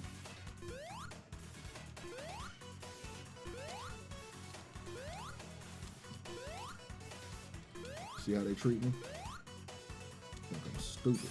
Oh, it wasn't an actual ring. I fucked that up.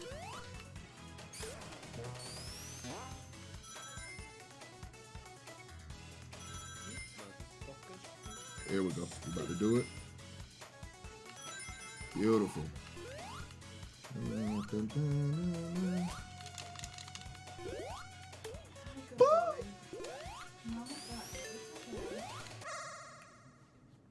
Blue Sphere Boys. He's a good boy. He's gonna have a bath again for panicking. He said he's gonna need a bath again. No, I'm not giving him a bath because he's already PTSD with the storm. That makes sense. Actually, no, I can't Sneaky see. butt.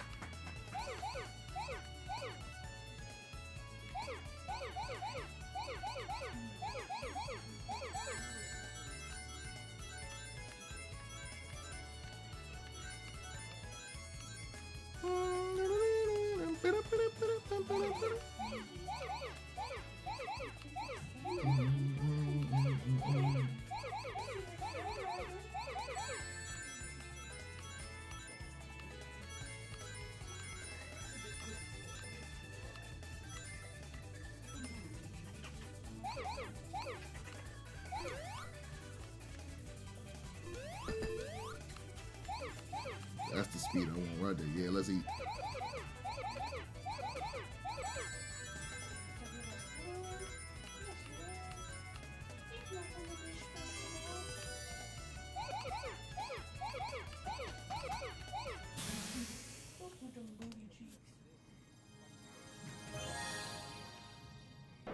Gold God.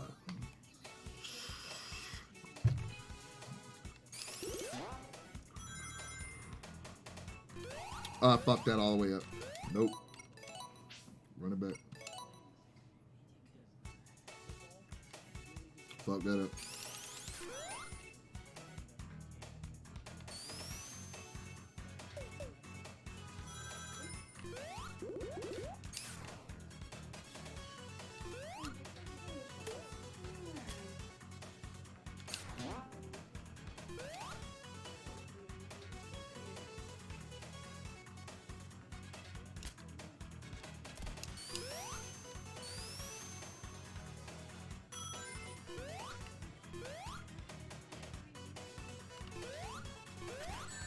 Damn.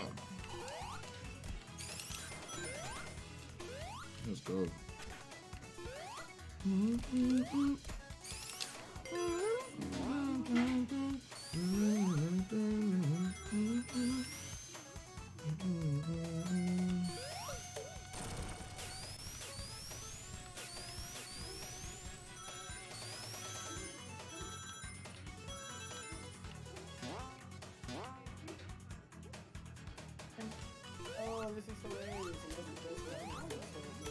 What happened?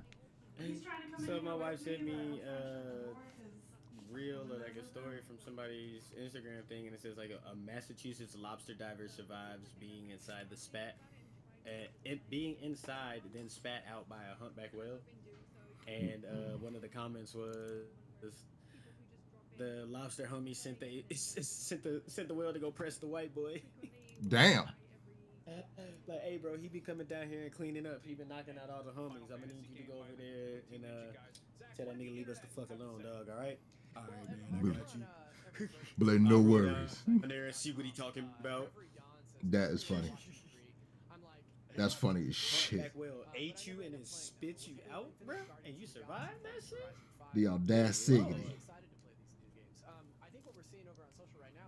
The audacity. Woo. Big Thunder Like, God. that's how you know you wasn't seasoned. Like, you ain't seasoned at all. Oh, that season of the Stranger of Paradise demo is out right now. Fuck. Oh, that Final Fantasy Origins.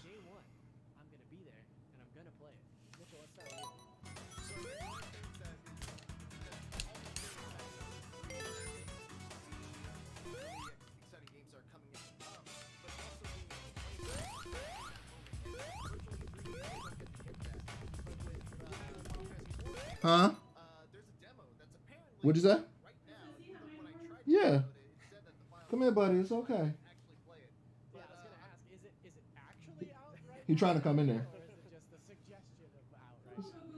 It's okay, buddy. I know. Pitiful. He real scared. Every time that thunder starts. Oh, yeah.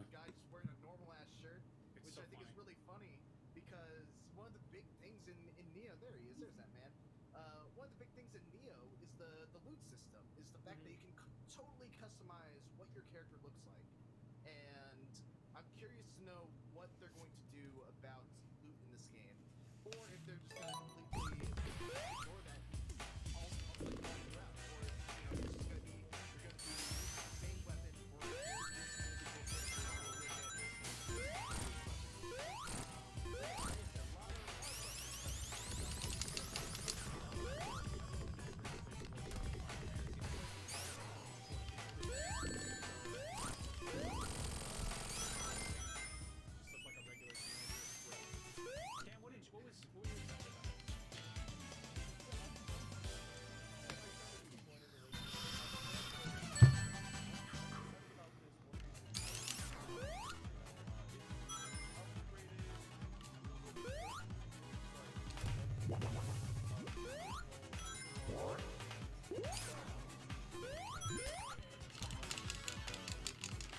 Damn, I couldn't get out of it.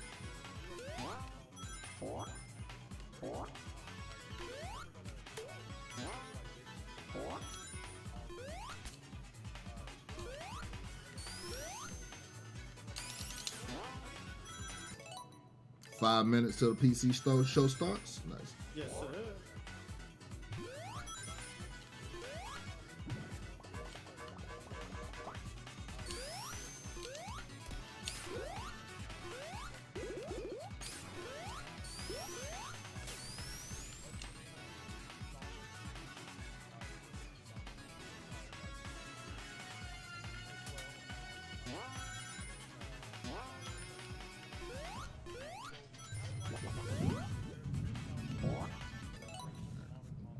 Yeah, boss, buy this shit and getting out that bitch. I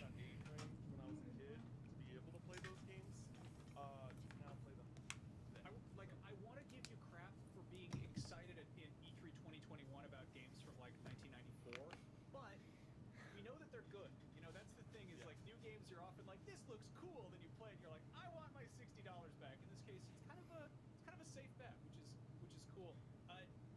There was a lot shown off during the Xbox showcase. There's the one sort of side scroller. Actually, let me pay attention to what they're saying, because they talking some shit now. That looks really cool. I'm super into that. I feel like when people do sort of a pixel art approach to things, they often really up the saturation, but I love how kind of, you know, muted the tones are in this. It's very like kind of not gritty per se, and I also just like the aesthetic is kind of quasi cyberpunk, but I'm really into this. Yeah, the animation in the pixel art is gorgeous. Like they're doing some really cool stuff with pixel art too. Like just even in this opening shot, this is just like a huge pixel art forest. You know, like I love the way that they're moving these pixels on multiple planes. Like there's a shot later in the trailer where there's like cars driving in the foreground and stuff. Like it just has a really distinct visual style that right away was really intriguing to me. I think looks like a really awesome game. I think it's also the lighting effects that are really, really impressive. Look at those God rays coming through. That's awesome. Right, It's kind of like what they did with Octopath Traveler a little bit, you know? Yeah, HD 2D, right? I'm into it. It's very cool. Yeah, is there anything else? I mean, there's a ton, right? Yeah, I was gonna shout out Forza Horizon 5 as a day one purchase for me. Not necessarily purchase. Yeah, I was gonna say. Speaking of God rays, it is a Game Pass game. I'm not really much of a Carmen. I don't really, you know, like racers aren't my go-to genre. But when I got my Series X, Grab me some I food. Forza Horizon Motorsport or Forza Horizon 4. Oh yeah, this shit getting. Obviously, car games are kind of throughout the showcase to see what the Series X is going to look like. I got surprisingly addicted to Forza Horizon 4. I just really played the hell out of that game. It does some really, really fun stuff in the kind of arcade racing genre. Really cool stuff with you know how deeply you can customize. It's okay, buddy. You told us about your car earlier that was covered in Peppa Pig. I'll close it up so you don't see it. How about that? Make that better for you. Pitiful. Like, I'm really excited to explore more of the world from Horizon setting. I thought it was really cool that there was like shout outs to local artists and stuff as you're tearing through Mexico. I just think there's a lot to love in this game, and the brief glimpse that we got of it. I'm so curious to get back into Forza. About Forza is I said, you know, this on the post Xbox show that I haven't really played it before, 40 seconds to the next show start, baby. It's just a PC gaming show, though.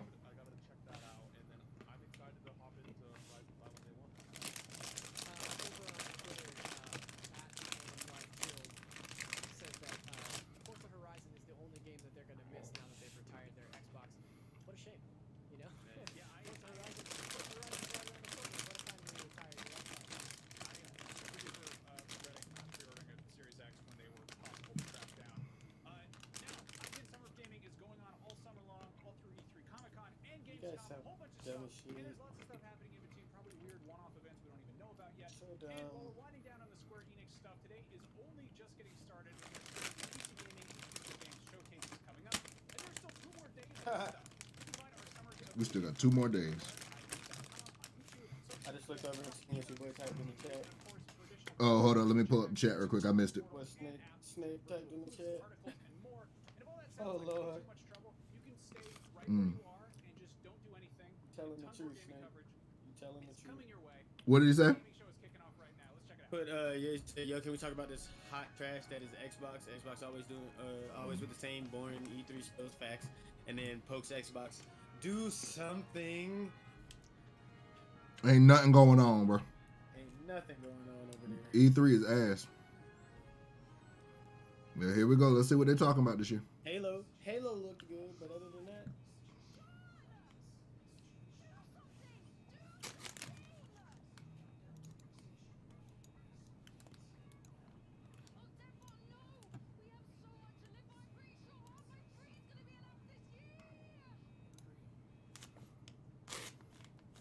What? I'm so confused. What? They're flying around in a fucking 3080.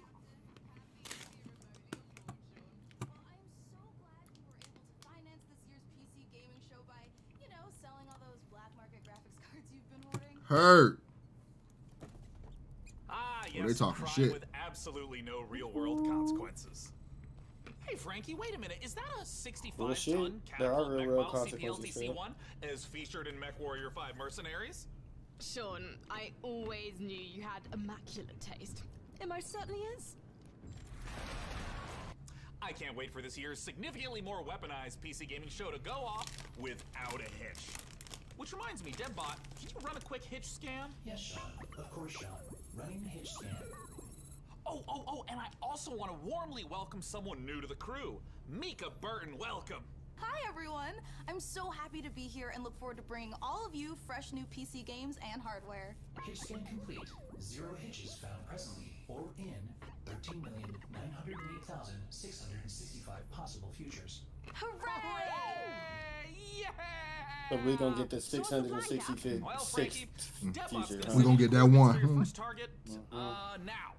Your targets might be exclusive interviews, trailer premieres, or any number of amazing new computer games to beam down to the fine people on Earth. Mission received. Now this is going to continue until That all man the don't targets got a required chin, in our bro. mission is It's completed just neck and smoothly face. and without a hitch. Isn't that right, Debbot? So that basically means we're gonna have they're gonna just try to drop games. Let's see what they do. But first, let's teleport down to the stage to check in on E3 happenings. The only reason we're allowed to legally be back on Earth.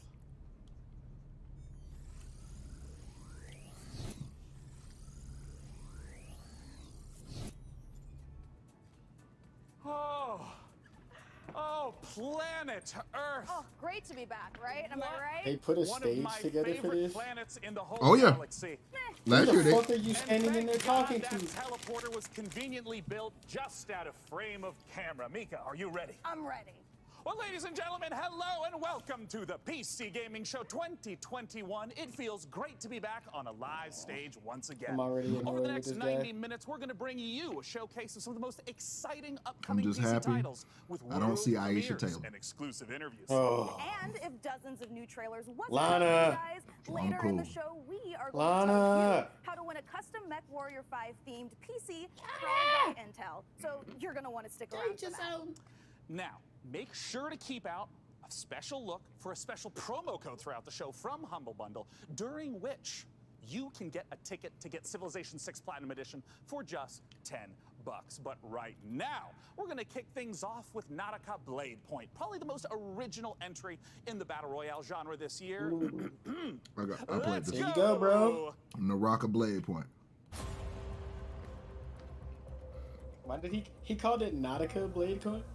Blade Point? It's Naraka, bro. Yeah, I think it's Naraka, yeah. No, but he called it Nautica. Trying to add some flair. Like, excuse me? Give it to him, Judas. Oh my God. I do like this. I need to play this.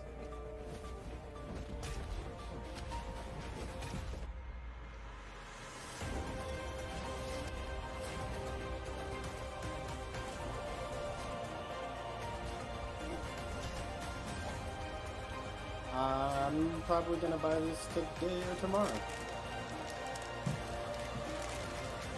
Global launch. Nice.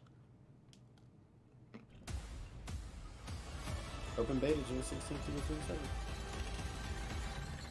Oh, that's gonna be hard. Oh, that's gonna be hard. And look, it's not an expensive game. It's very cheap. $20 for a standard. You're watching the 2021 PC Gaming Show, and I am the new cloud-based DevBot. I am streaming from GeForce Now, NVIDIA's cloud gaming service that connects PC gamers like you to their own library of games, purchased from digital stores like Steam and the Epic Games Store.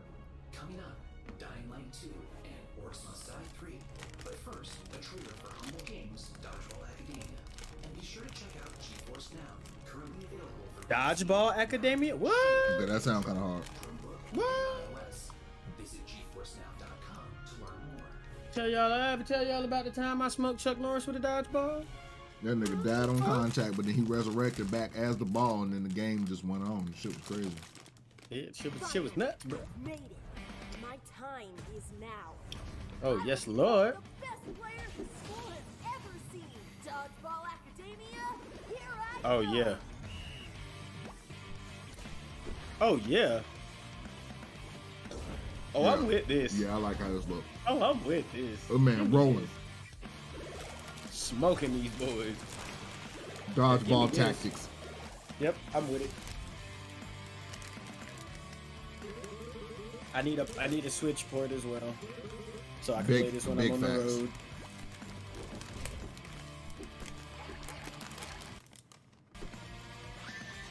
Like, for sure, let this come out on PC, but I definitely need a Twitch port so I can play this while I'm on the road.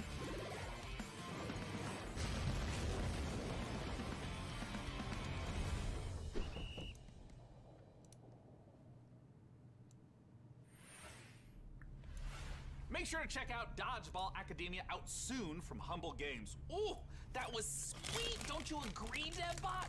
Sure, whatever you say, Sean. Thank you. So that was 2 games back to back. And we got a hitch. There, buddy, as some Yep. rusted your ports. Get this guy out of here. I don't like him. I don't either.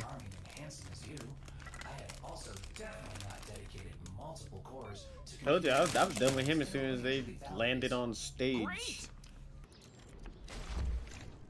She just playing Mech Warrior 5 chilling. It looks like Chivalry 2 with a special word from Steve Piggott, CEO and creative director of Torn Banner Studios. So, Chivalry. Hey guys, Steve First things first. Torn Banner Studios and creative director. I'm gonna say Chivalry fuck 2, this which guy just because they launched made 5 this days ago.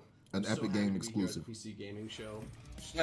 So fuck this guy. It's a first-person slasher, which is like a first-person shooter, except instead of guns and grenades, you've got swords, battle axes, longbows, and players are fighting it out on these huge 64-player battlefields. It's all about creating those epic sword fighting. I would love to play rules it. you see in medieval I would fighting love to play movies, this. And also that huge clash, the battle. Can't of do This it. would be dope as chaos VR. and carnage.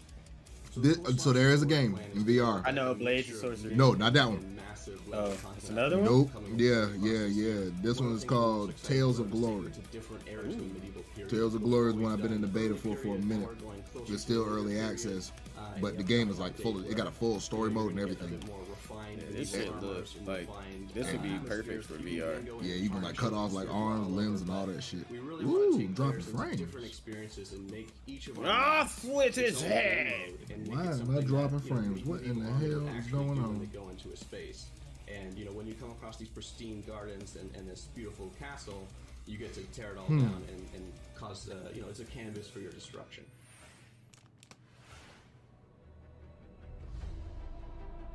Tripwire. Tripwire. Our passion for Chivalry 2 is basically bottomless. It's the game that got us onto the scene and started the company, and it's the game that's going to take us so much further. With the post-launch plan for Chivalry 2, the game at launch is a foundation. It's intentionally been built to be extended. It's not just out and done. We're going to support it a lot with post-launch content. Galencourt is the first TO map that's coming out post-launch. Galencourt is going to take us to the high medieval times or the late medieval times. It really captures the Agathian ideals of being this like noble, rich, wealthy place where the prosperous live. You're going to feel like you're sieging Tower of London if it was on a port where ships could dock into. You'll also be blowing up a couple ships, which is fun. We've got a ton of weapons coming in at launch, but there'll be more and more added to it post-launch as well. A new fighting style is really going to change up the experience and change how you have to fight everyone. Post-launch content is something that we're going to be working on for a long time. That nigga got kicked by a horse. Right in the chest. Alright. I'm dropping mad frames. What the fuck is going on? Why? Next up, we have an exciting look at Dying Light 2, and make sure to stick around to find out how you could win a custom Mech Warrior PC from our friends at Intel.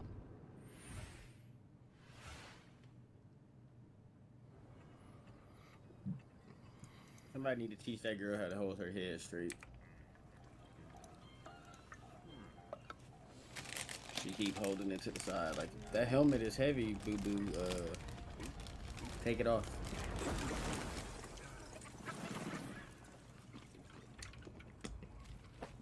No regrets. No regrets. You sure? Not even one? Not a whole single. Not one. Oh, man's gone. What the hell? Bro, not with the little ramen pieces getting thrown at it. Oh, yeah. This is Raw Men. That's the name of it. Oh, yeah. That bitch was throwing ramen pieces at that man. Raw Men. Where's the tonkatsu?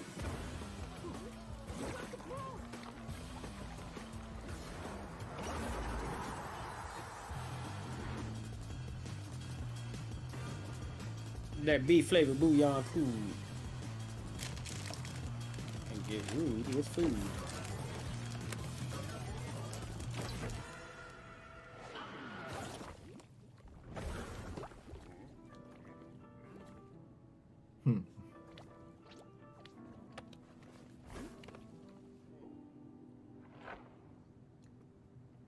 That was kind of trippy.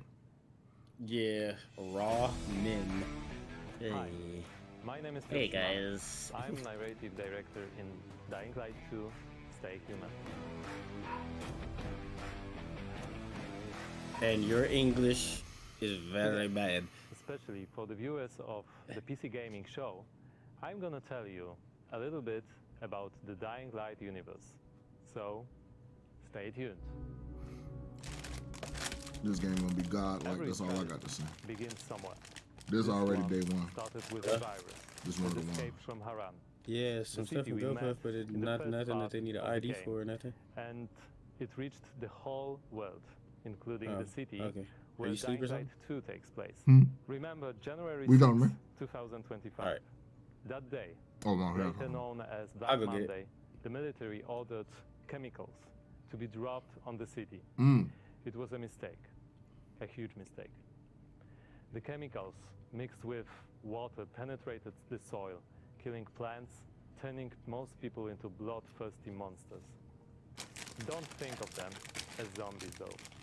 They are more like half-alive, suffering people who attack everything that lives as a result of their pain. Okay, and so they rage. not zombies, but they're Jesus. half alive. the chemical raid So took refuge zombies. on the rivers. No, well, you got to A think. new order has been born He's saying in the that because city. they're not People live brain on the dead. They're rooftops, alive. monsters They just mad because in they the in pain.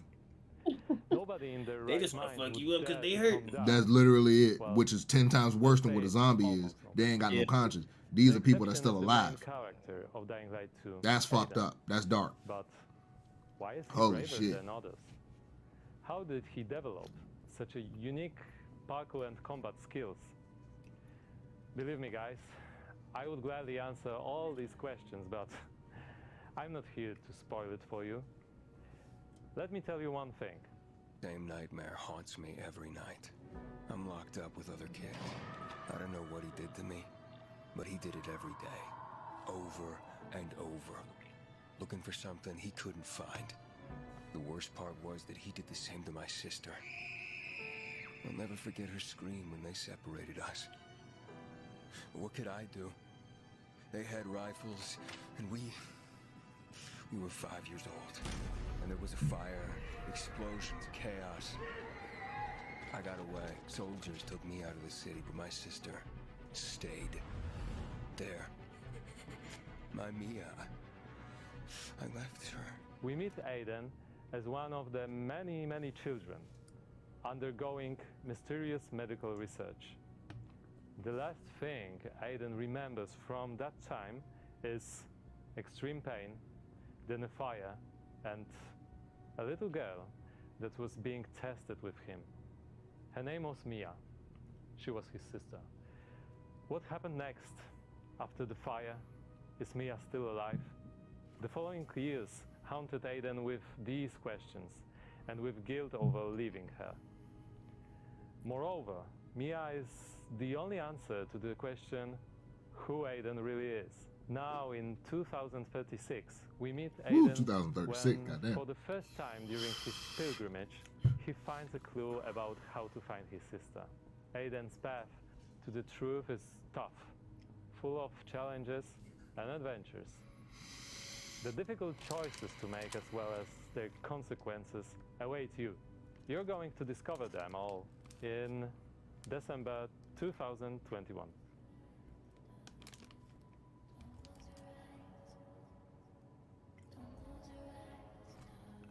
December 7th.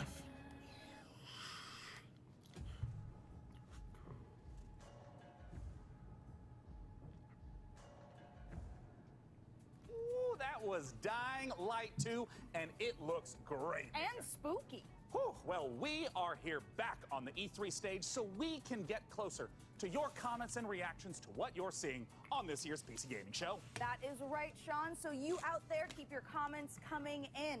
And as you're watching this year, we want to get your input on a subject that Sean and I are pretty passionate about, PC building. So this year, we've put a number of prototype PCs based on MechWarrior 5, but we're only going to manufacture one of them. And you get to pick which custom design becomes our flagship PC for this year's PC Gaming Show, powered by the 11th Gen Intel Core i9 processor. That is I correct. run downstairs and grab this stuff real PCs quick. that you What see I before miss? you on the screen are Oh, paired with one of the 6 nothing. factions of They were just MechWarrior showing Dying 5. Light. The Free Worlds League, They're talking about to doing these Combine, PC the builds right Federated here. Sons, That's on now for MechWarrior 5. So cast Nothing, your vote nothing now for which groundbreaking happened yet. faction and custom PC you want to win. They're not making us look cool yet. I'll say that much. I'm currently personally pulling for the Draconis Combine because, as you can see by my beautiful patch, I'm the biggest fan of MechWarrior 5 on the PC Gaming Show. Well, all right. Well, we'll check in later to see which group survives this MechWarrior showdown. But for now, let's check in with our very own mech pilot, Frankie Ward, who went on a special mission to get a closer look at Sega and Amplitude Studios' upcoming strategy game, Humankind.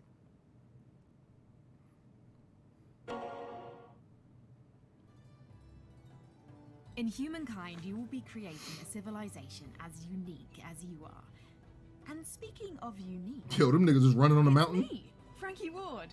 Looking Like kinda big good, as don't you think? shit. Wondering how I got into the game? Let me show you.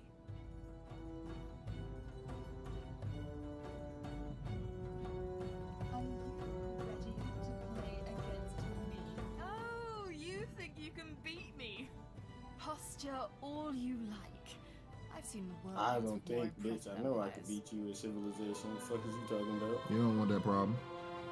Don't give me a week in Civilization. I'll mop the floor with her. I love history. The fuck is wrong with you? This shit right here, boy. That was like one of the only classes I paid attention to. Right. Yeah. I was paying attention to what's going on now. Like, bitch, when they got the history, I was like, oh yeah, hold on. What they done did? August 17th. Okay. That's what I gotta look out for. Humankind. I'm not pre-purchasing any game no more. I'm good. I'm not doing it no more.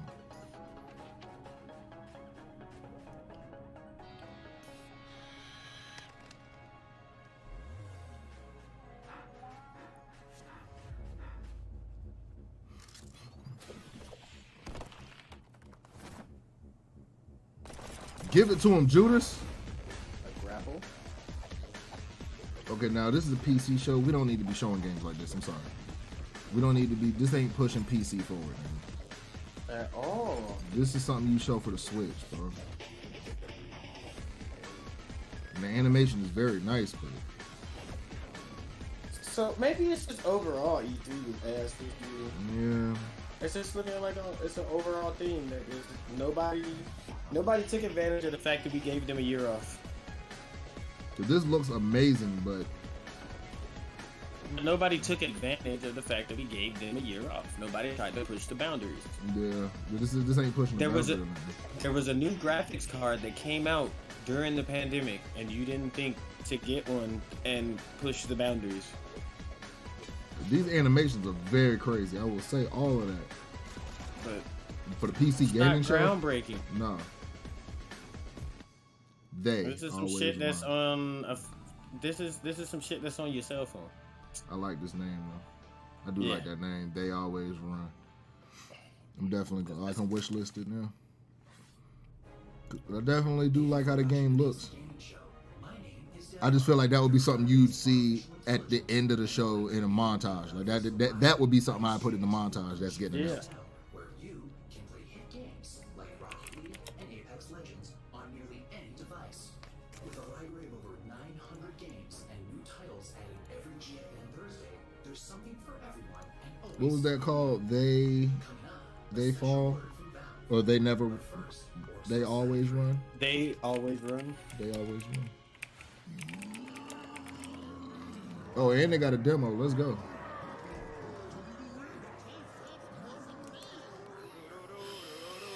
Okay, what the fuck is this? Some Hearthstone shit.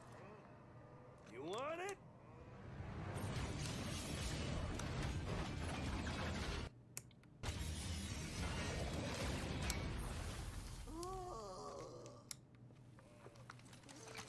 Come and get it.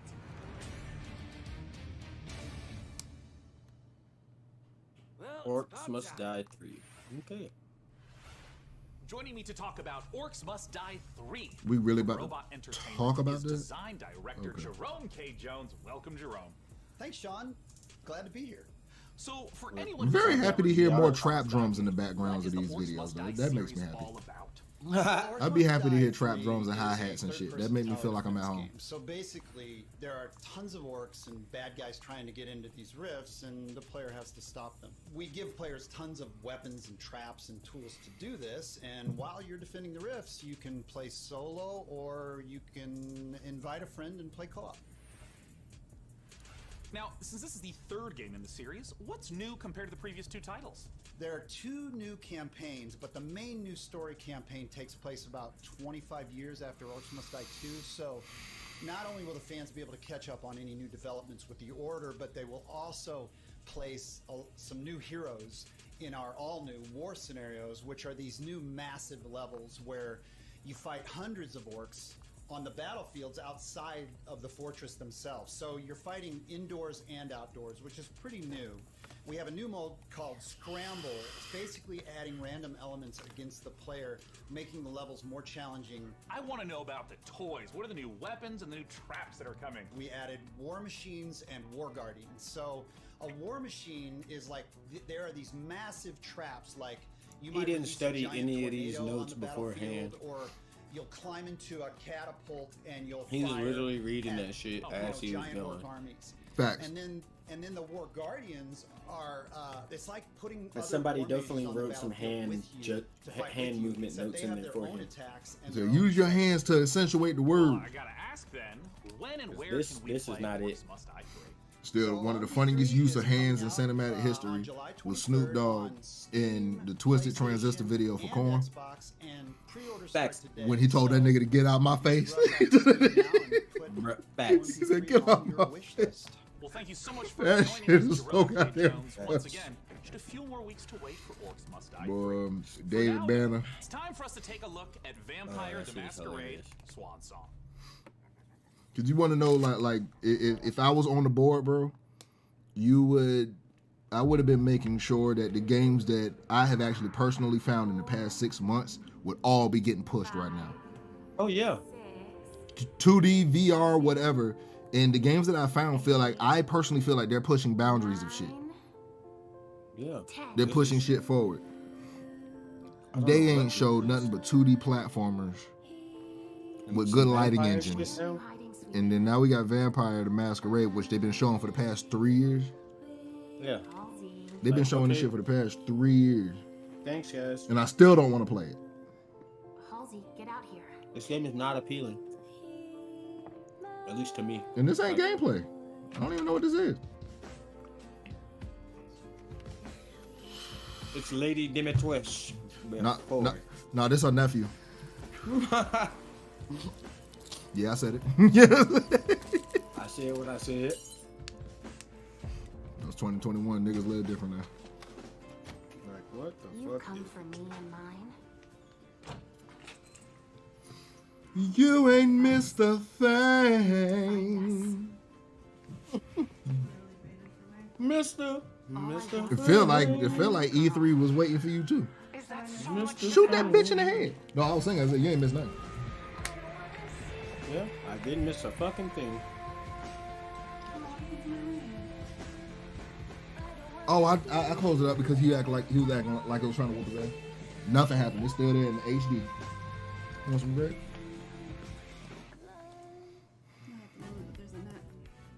Hello, this is CERN from Passion Republic Games. We are a Malaysian-based indie game studio working on Gigabash, a multiplayer arena brawlers inspired by kaijus and heroes. Okay. Today, we'd like to showcase some new and exciting gameplay footage of our Okay. A-size Now this look characters cool. in action. I like how this look. Enjoy the Kaijus and the heroes. Bro, they leveled the entire block. Holy shit. Everybody. This is like Rampage.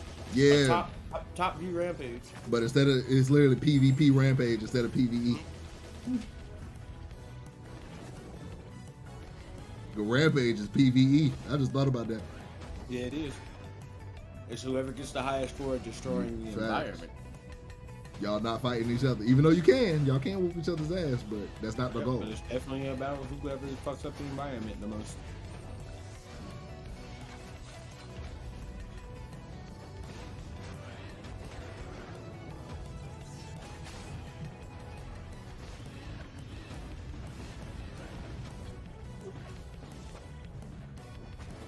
I'm gonna be real with you though. This looks interesting. It look fun. This look Still very not fun. groundbreaking. Yeah, exactly. It's like it's. Still haven't changed my mind that E3 is just a fuck I don't show see now. me dumping 300 hours in that. No.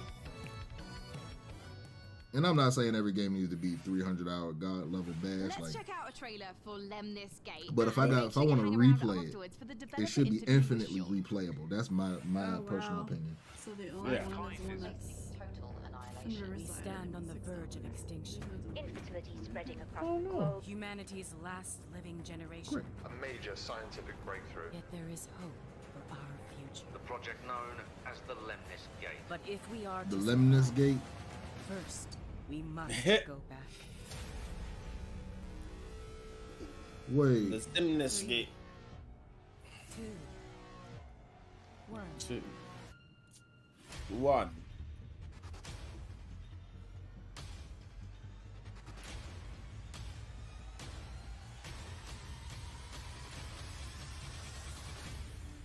If I remember this correctly, this is it's like a turn-based first-person shooter where you set up paths as a ghost, and then you follow your ghost. if this is the game I remember. It's like a timeline.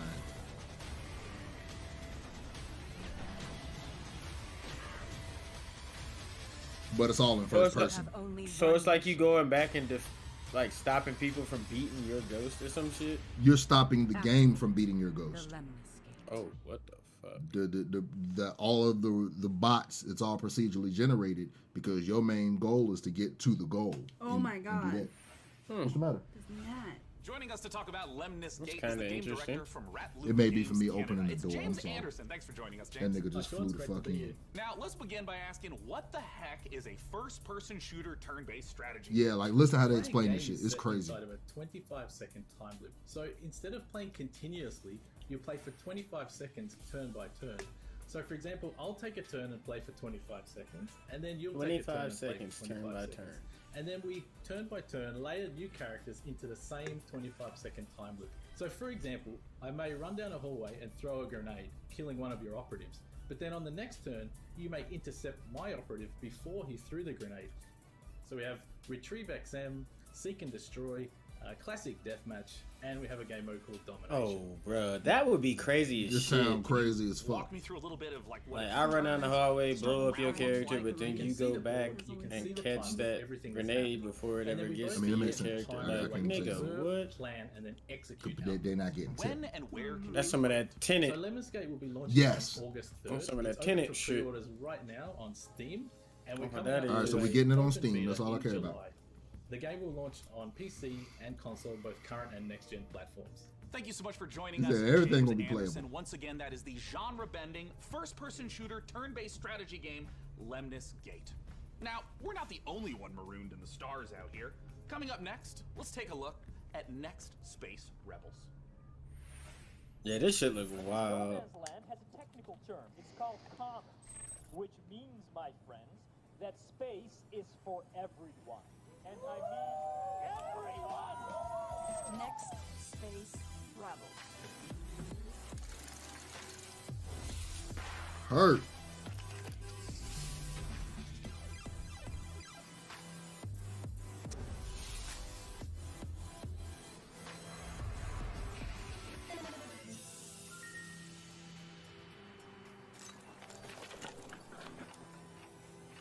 It's alive!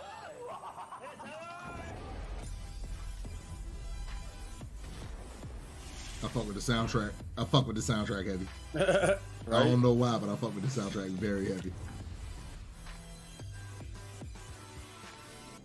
Sound nice in the headphones. I like that.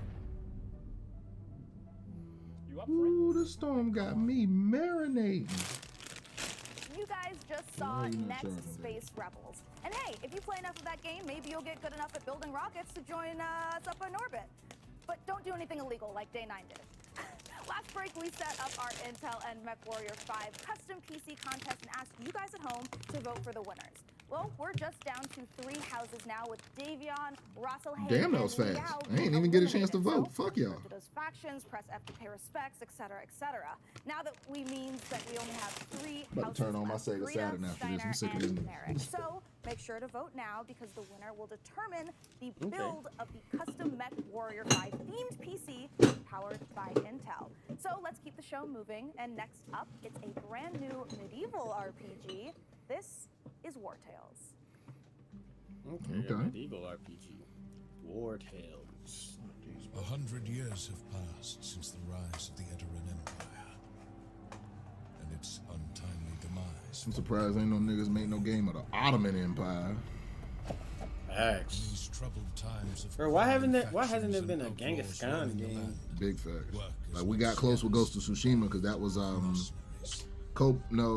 bless you, baby. Stories of this age have been recorded. Which Khan was it that was in Ghost? They are known as. It wasn't crap, I can't remember right now, but it's not Genghis. No, it was his nephew. But if you do Genghis, like you get to tell the story of why all of Asia is short. Right.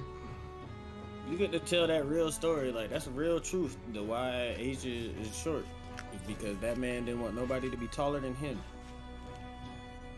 If you was taller than him, they cut you down to size. Came through with the blades loose. Like, bruh. What? Hey, yo, man, I ain't never even seen you before, but line up at this podium for me real quick. He's like, all right, sir. Yeah, man, line up at this podium for me real quick. You about 3 inches too tall, player. Yeah, man, we're gonna have to take a little bit off the middle cutters we cut the nigga in half.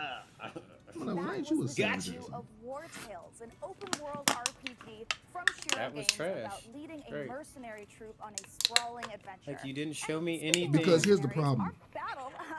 We have so many new IPs, they're not balancing it with shit that already exists. This is a big problem.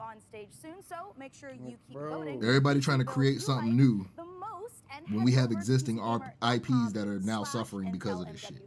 It's too many niggas making games. So, how about another game announcement? This is E3 after all, and this year's PC gaming show is so another game announcement. Okay. Can it be something groundbreaking? But the next game we have to show you is very special. It is the world-exclusive reveal of Ixion, a deep settlement management game set in the stars. In Ixion, you struggle to maintain a space station, stockpiling resources, managing external and internal threats, and rescuing the survivors of other failed expeditions. We think this will be a brilliant entry into the genre when it releases. So, here is your first look at Ixion.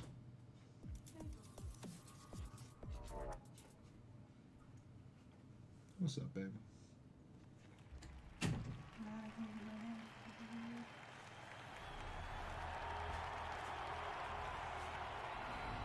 me shut that thing down. All right, hold up. She is unique. Today at 12. Shit. Held in its bosom. I'm trying to get one of these keys. I think I was too late. Fuck. Did I miss it? Damn, I missed it. Beyond the safety of comfort.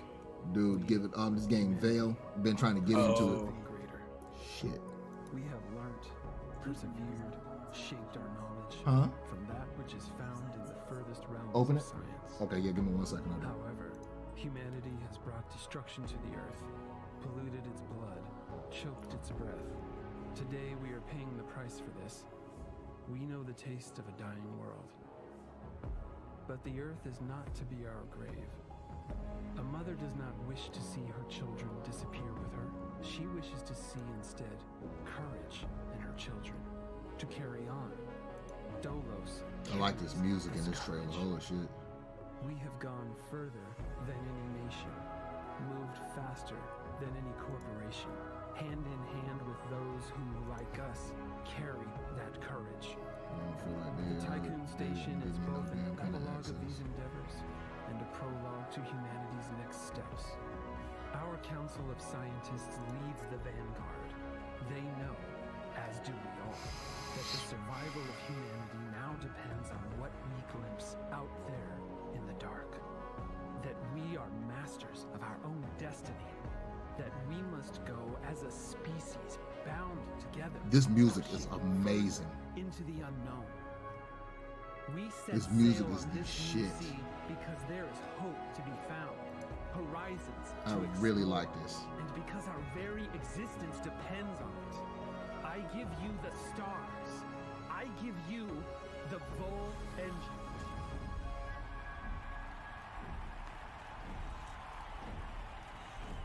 I really like that music.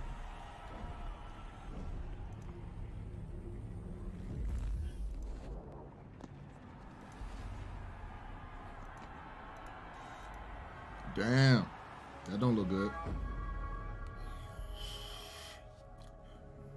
Way too far in the future for us to spend that much fucking time on it. I'm sorry. That was way too far in the future. That's 2 years away. You could have shown that next year at E3 and gave us a more time slot for more trailers. Way too fucking long.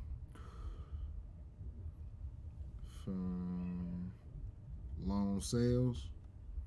I don't know what that is.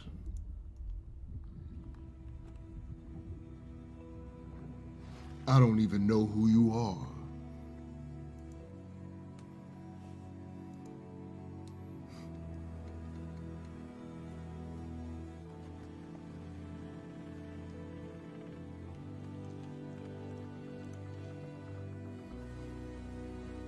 Yeah, Amazon gave me Battlefield 4 for free. I might run that shit.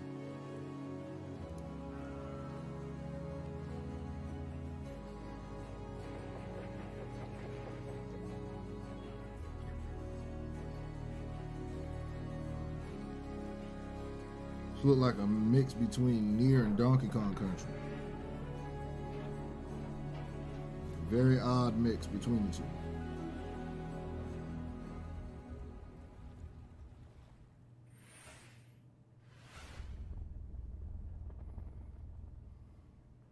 Sean, what if for one segment I was the lead and you were my sidekick? What? Who's ever heard of a human sidekick? There are plenty of human sidekicks, Sean. Building list of known human sidekicks. Alex Vance and... No. I mean human sidekicks to robot heroes. Can you compute that, DevBot? DevBot cannot compute. There is no known precedent set for human sidekick to robot lead. Yeah, there you go. Human sidekick, robot lead. Oh, this nigga big man. I think it's time for a hard reboot. Oh, is that what you think? Frankie, can you take over while I sort this out? Aye, aye. Let's take a look at the next game reveal. I do like how they got this presented though. It's way more fun than it was last year. They were just on like fucking couch. At least it's better that way.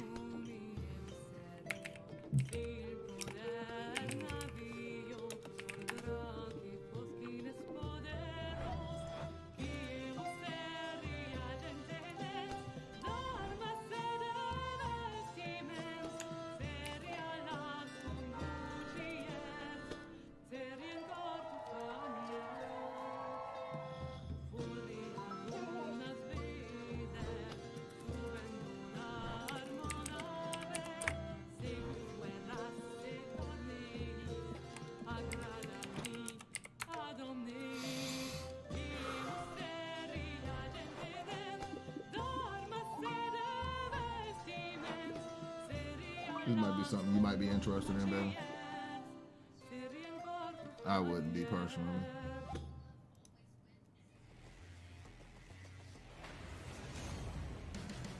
So I want my games to have a little bit more hands-on mechanics. Like this shit right here.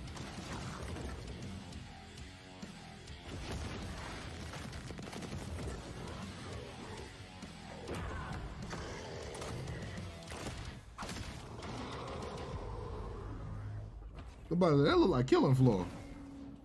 A little help would be appreciated. Oh man, going through it out there in the jungle. PC Gaming Show, and when you're not watching me, your favorite recurring bit of a robot, make sure to head over to GeForceNow.com to grab a priority membership trial. In celebration of gaming's biggest week, you can try out all the priority benefits, including faster access to playing your favorite games, longer playtimes, and the glory of... Didn't we just shut the robot down? They ain't got no continuity. They ain't got no spirit. They fucking up. Including Jurassic World Evolution 2, Silt, and a word from Val. But first, the captain of our program, Sean Day9 Plot, has an interview with Darian Katz from Piranha Games to talk about MechWarrior 5 Mercenaries. I'll be taking notes. DevBot, I love you so much more as a voice without a body. Let's talk about MechWarrior 5 Mercenaries, and joining us to do so from Piranha Games is the Senior Marketing and Community Manager, Darren Katz. Thanks so much for joining us, Darren. Thank you, Sean. Great to be here. Now, the MechWarrior universe is gigantic. There's a ton of games in it. I even played MechWarrior 2 back in 1995. This is HQ. What is your situation? Hyper. Where does MechWarrior 5 sit in the space? Yeah, obviously there's a very rich legacy of games that go way back.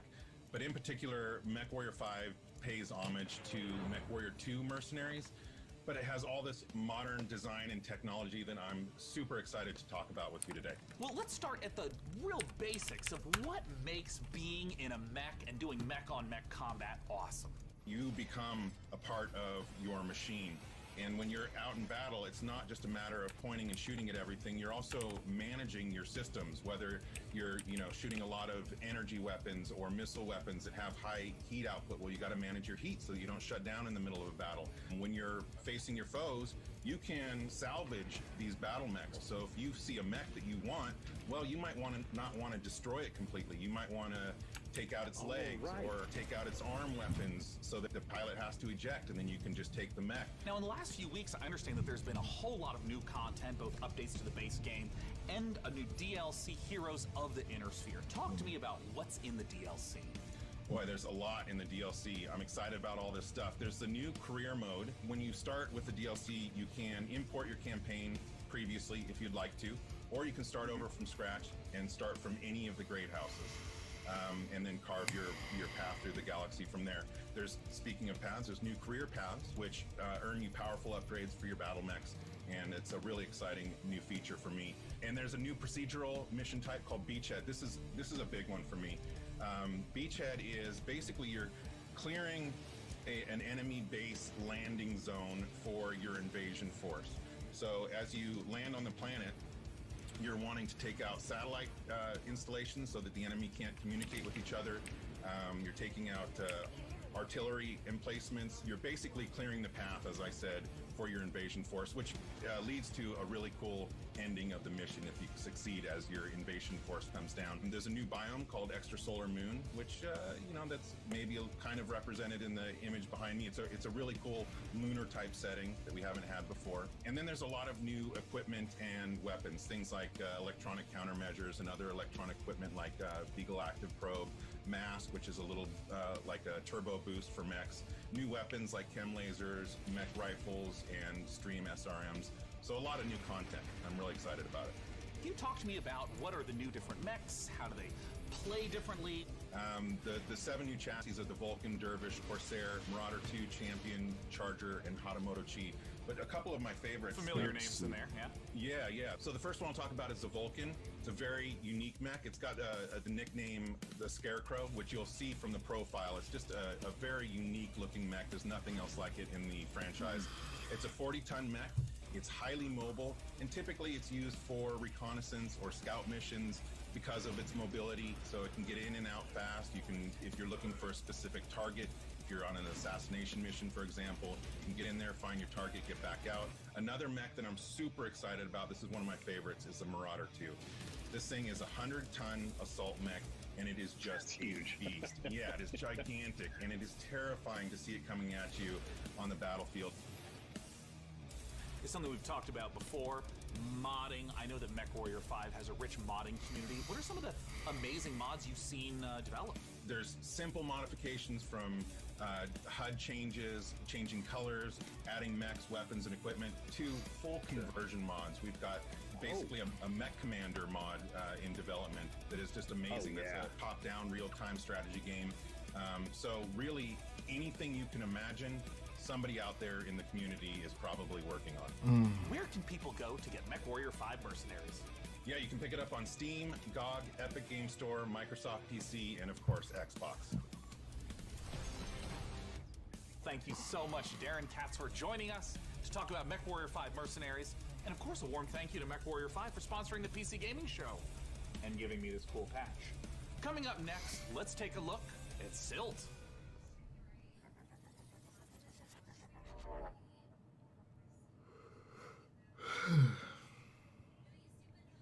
Shit boring as fuck.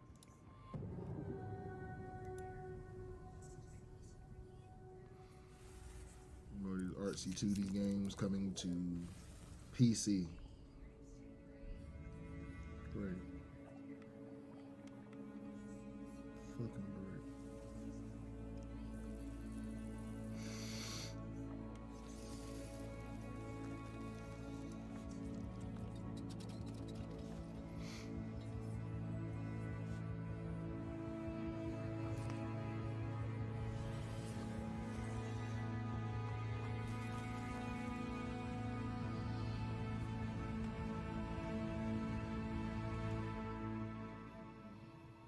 I'm good on whatever the fuck that is. No.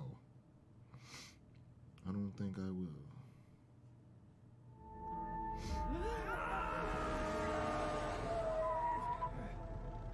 Is this Hello Neighbor?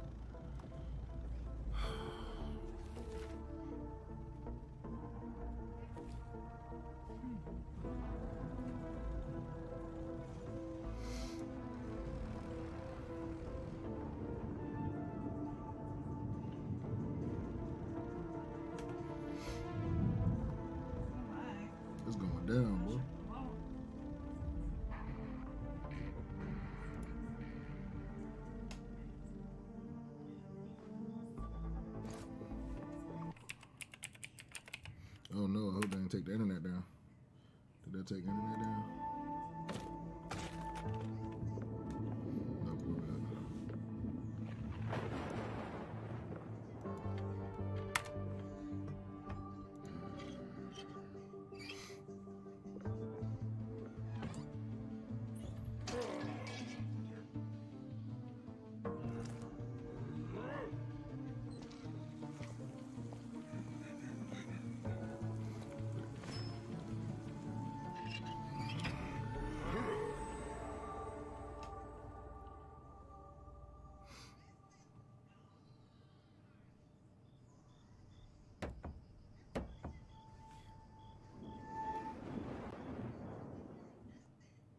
Hi, I'm Rich Newbold, Game Director on Jurassic World Evolution 2. Following the incredible success of the first game, we are very excited to return to such an amazing world and bring you our most authentic experience yet. Set after the events of Jurassic World Fallen Kingdom, you will work alongside iconic characters from the films, voiced by original talent such as Bryce Dallas Howard and Jeff Goldblum.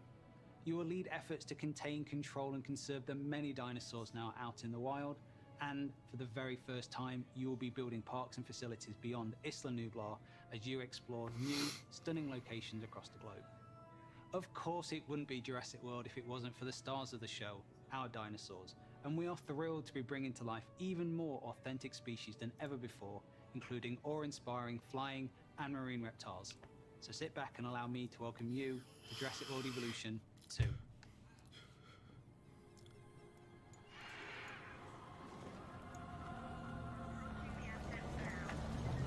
We ignored all the warnings. Forgot the lessons. We abused our power.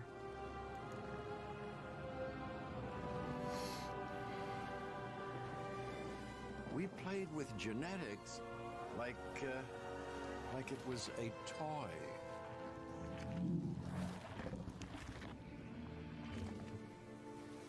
We weren't careful. And now, here we are.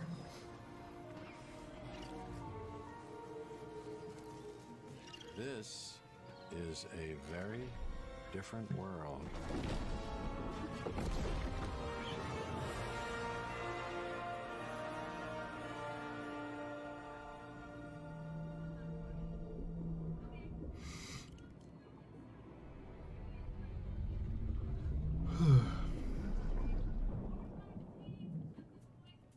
You just saw Jurassic World Evolution 2, and you know, after all your failed attempts at running a dinosaur park and getting all those people killed, I think this is finally going to be the one where you finally pull it off without a hitch. With a host of new features and new dinosaurs, this sequel from Frontier is an even deeper management sim with a brand new and original narrative. Make sure to wishlist it on Steam now for release later this year. Now, with all the games we've covered so far today, we're always curious to see what you are talking about. So far, it seems like the chatter on social media is all about War Tales, Nautica Blade Point, and unsurprisingly, Mech Warrior 5 Mercenaries. I have a feeling, though, that may change as we have plenty more to come. Let's now head on over to see what the folks at New Blood Interactive have cooking. Take it away.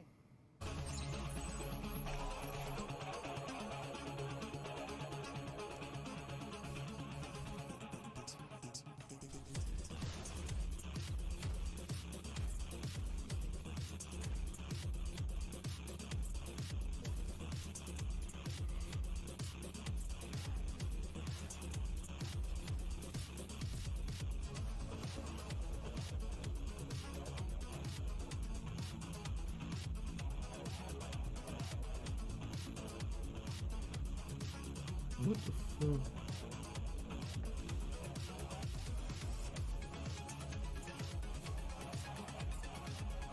Yeah, okay, these look very good. These look better than everything they've shown so far. Everything right here looks so much better than what they've been showing this entire time.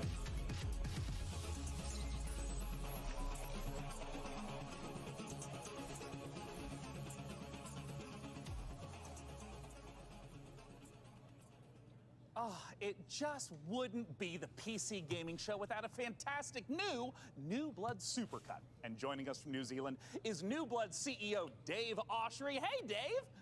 Hey guys, thanks for having us back for another year. You know, what you just saw was what New Blood's got going on for 2021. Some stuff you might know about, some stuff you might not know about, and some stuff we're not ready to talk about just yet. But what I do want to talk about is Gloomwood. Gloomwood, as you know, is our next flagship title inspired by great PC games like System Shock, Arx Fatalis, Call of Cthulhu, and of course, the Thief series of games. And not Dave, I'm Bloodborne. sorry.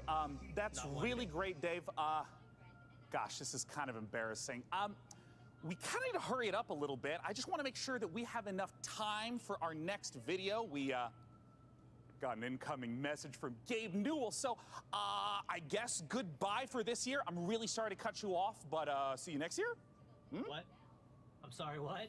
You're bumping me. You're bumping me for Gabe. Gabe, that Gandalf look, he doesn't even go here. Is everything okay, Dave? He doesn't even go I'm here. upset. We've spent a year on this. Where is Gabe? Where is Gabe? Where is his boat? Yeah, take me to him. Take me to Gabe Newell. Gabe. Bull. PC Gamer. This isn't over. Gloomwood. I'm sure Dave is and will be fine. And if he's not, who cares? Because we have a special message from Gabe Newell. Take it away, Gabe. Hi, this is Gabe Newell. I want to thank PC Gamer for all of the opportunities it gives us as developers to connect with gamers around the world and highlight the new and exciting projects we have coming. One of those for us is Steam Next Fest, an event we're hosting in just a few days to give players a chance to try demos of upcoming games for free. We'll be featuring some of the demos you'll be seeing during this week's PC Gamer event and dozens more. Here's a look at just some of the titles to be featured during Steam Next Fest. Welcome to Steam Next Fest, where we're showing a massive collection of upcoming titles on Steam. During the week of the festival, developers from around the world release their demos for you to play. Time to put on the gamer pants. Oh my god! So go explore the newest titles. From first-time devs to seasoned pros, this is Steam Next Fest. Oh, fuck, some of those look pretty good.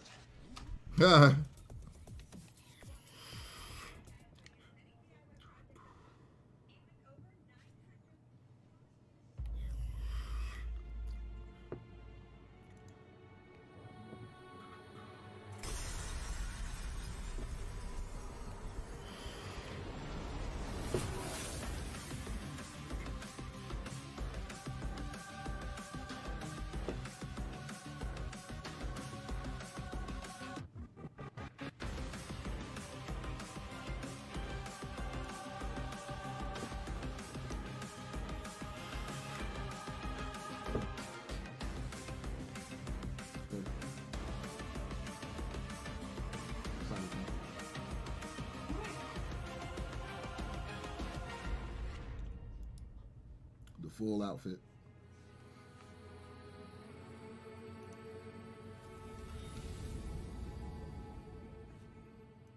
Cool. I'm cool on that. Hello, Sean.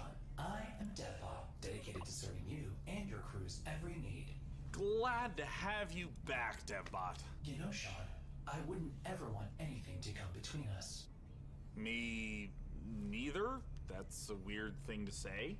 Like a petty disagreement over hosting responsibilities, or all-out robot versus human war. Damn.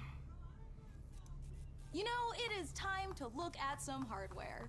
Here on the PC Gaming Show, you know we keep frame rates high and the rays accurately traced. Building and upgrading your rig is as much a part of the hobby as playing the games. We put our heart and soul into these machines, and if that means using enough RGB to light the Vegas Strip, who's to judge us? This year, with the help of PC Gamer's hardware editors, which I'm pretty sure they're just, you know, weird brains in a jar, we've picked out 4 of the most exciting pieces of kit set to emerge from labs soon. First up, something fittingly sci-fi. The Impulse is a neurocontroller that aims to make you a better gamer by cutting out response times almost entirely. It's not quite Alex Vance's gravity gloves from Half-Life, nor is it quite up there with Gabe Newell's dream of a direct brain-to-game interface, but the Impulse is as close as we're going to get this year. The glove measures the signal traveling through muscles in your hand to beat your finger to the click. In theory, it's given you the chance to nail that headshot precious milliseconds ahead of your opponent. If it works out, we could see a tech like this become commonplace in esports. And if it doesn't, let's hope our neurons at the very least remain unfried.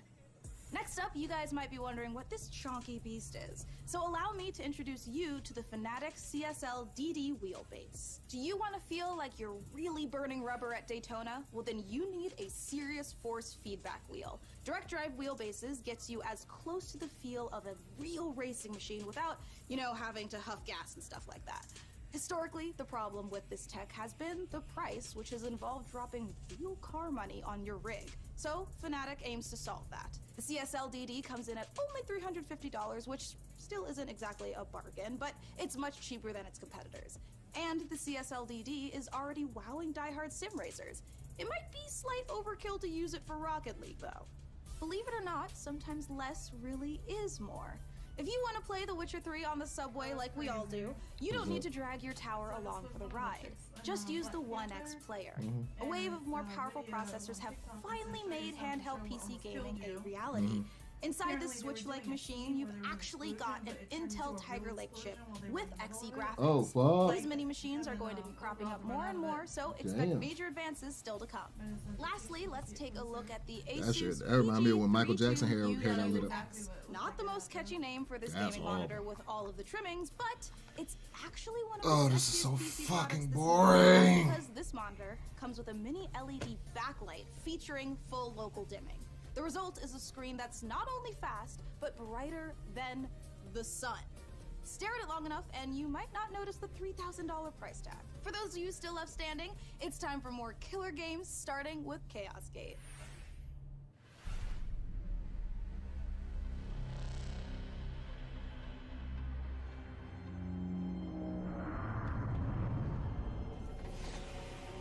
Oh, that's hilarious. What if you do some memes,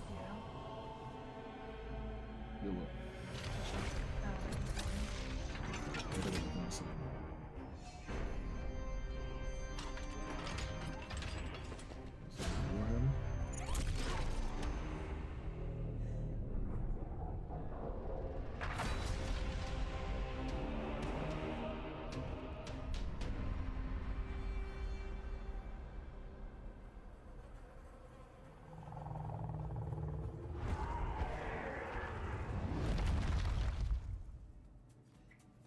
You just got the chance to witness Chaos Gate Demon Hunters, the newest Warhammer 40k game from Frontier and Complex Games. If you're a fan of turn-based tactics, strategic-based management, brutal combat, or you're like me and are really hyped after watching these Astartes animation 100 times, make sure to wishlist Chaos Gate Demon Hunters on Steam now to get ready for the 2022 release. Next up, we have a trailer for Pioneer, a spooky and gorgeous-looking shooter that draws on the lineage of games like Stalker. Let's take a look.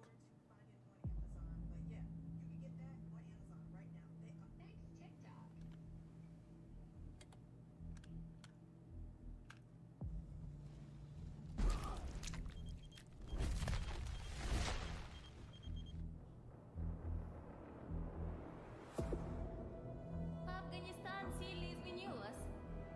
Наверное, это тяжело нести на себе такое бремя. Испытывать бесконечную боль и терпеть ужаснейшие кошмары за весь тот хаос, который вы пережили. А вы ведь, как и многие другие, всего-навсего желали счастливой жизни, не так ли? Пожалуйста, не смотрите на меня, как на монстра. Я думаю, что я почти такая же, как и вы. Вы лучше скажите мне, а вы приняли условия острова? Какой ценой вы хотите обрести счастье?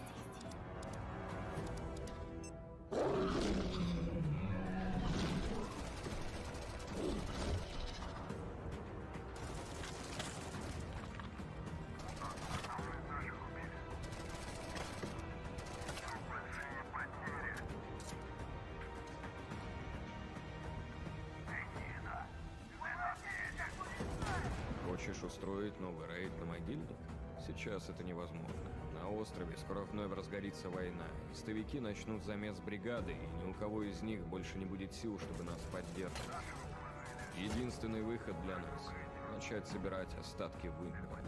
Слушай, жнец, далеко не все из наших товарищей погибли. Это невероятно суицидальная миссия, и для того, чтобы ее выполнить, нам нужны наши ребята. Да, они, возможно, не захотят, но нам все равно надо найти их.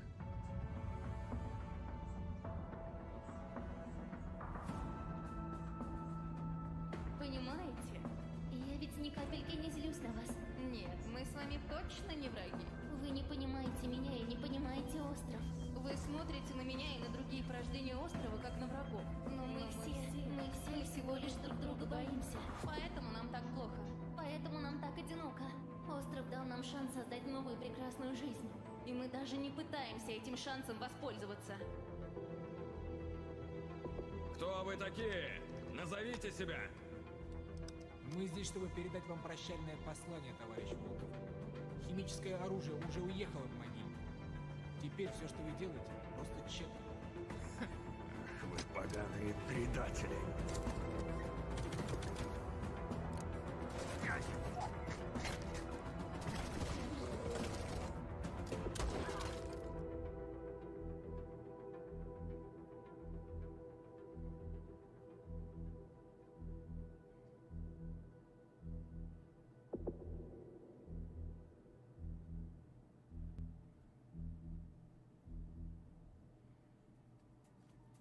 Time is running out to vote for which custom PC you'd like us to assemble. So vote now for one of the remaining MechWarrior factions by typing into chat wherever you at home are watching. All right, so now we've got another stack of brand new trailers for you, beginning with a special transmission from one of our favorite games based in space, EVE Online.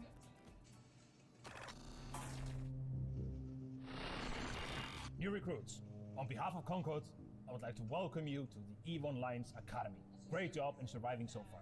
I'm quite amazed that you actually managed to get past those pirates earlier. You're about to take on an adventure like no other. This star cluster is filled with other capsuleers, and it's up to you if you work with them or against them. You can make a living as a peaceful explorer, or as an industrialist, shaping the foundations of EVE's economy. If combat is your thing, you can work yourself up the ranks as an enforcer, or prove your prowess in a fleet as a soldier of fortune. Whatever your choice, we will lose many on the path of becoming a capsuleer. But I believe you have what it takes to become a capsuleer. In EVE Online, you forge your own path. This is EVE. You know, it's a crazy universe where anything can happen, and however you want to do it, go for it. I'm the CEO of a industrial corporation in EVE Online. We're a 5-man operation, and we specialize in manufacturing and delivering fully fitted chips in bulk. I want to be on the side of the people who are fighting against the oppression, against the bad guys, and it's like a project, and you're kind of putting the pieces together by getting the skills ready for the ship and all the modules, and that ship basically is the dream. You get to use cloaking devices, probes to scan down unknown parts of space, and there's always the threat of being discovered by another player who might be out hunting explorers. Your heart's racing, everything, you know, bullets are flying, ships are all over the place, and you start shaking because your adrenaline's pumping because you're gonna lose your ship.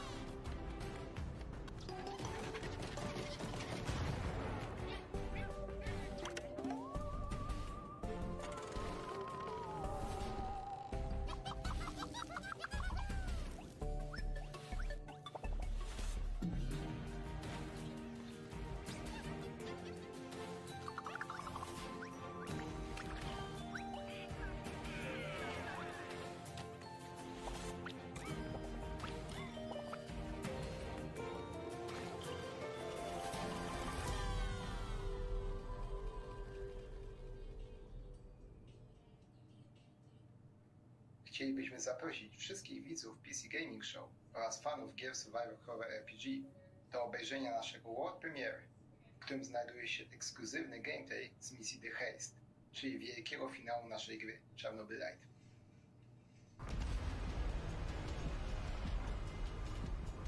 How do I enter that power plant? We need intel, backup, supplies, and most of all, we need a fucking plan. We'll take our next step when the time is right. For today, let's focus on getting our strength back. Somewhere to sleep would be a start.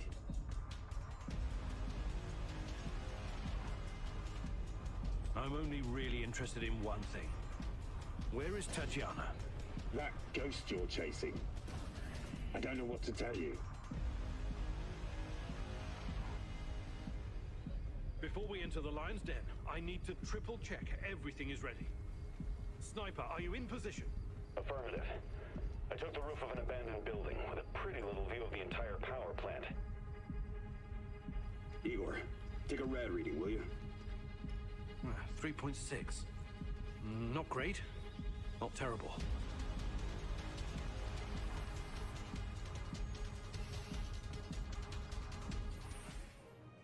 Don't go anywhere, because we have more games on the way. But coming up later, our friends at Games Radar will be bringing you the Future Games Show, a digital showcase of some of the most exciting games coming to consoles and PC in 2021 and beyond. It's all hosted by video game acting legends Troy Baker and Laura Bailey, and features even more world premieres, exclusive trailers, and in-depth developer interviews. So once we're done here on the PC Gaming Show, make sure you check it out. Stick around, more trailers, interviews, and reveals coming up. They say there's more. They say there's more. Let's see what they're talking about. They say there's more.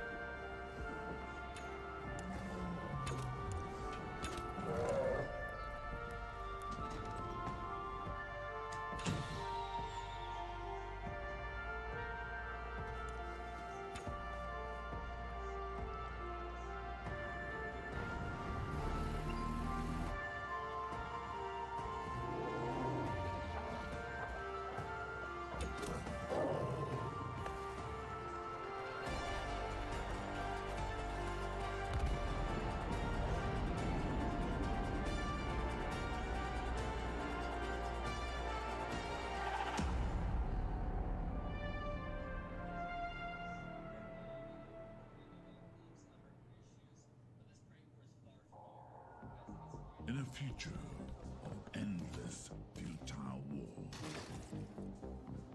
desertion into hostile Syndicate territory was your only option. And this open world RPG, from the jungle to the streets. Maybe if you can infiltrate the factions, rob the syndicates, keep your team together, and stay alive, you might just find a way off this planet.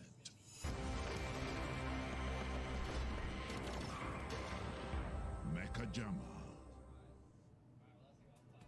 This is it, you guys. This is the final opportunity for you who are watching to decide which of these final two beautiful MechWarrior 5 themed PCs gets crafted for your chance to win, courtesy of Intel. Wherever you're watching in the show, just go crazy in chat with the color, house, or number of the build that you want to see. So, here is where we are at so far. It looks like Kurita is at 46%, Merrick is at 23%, and Steiner is at 31%.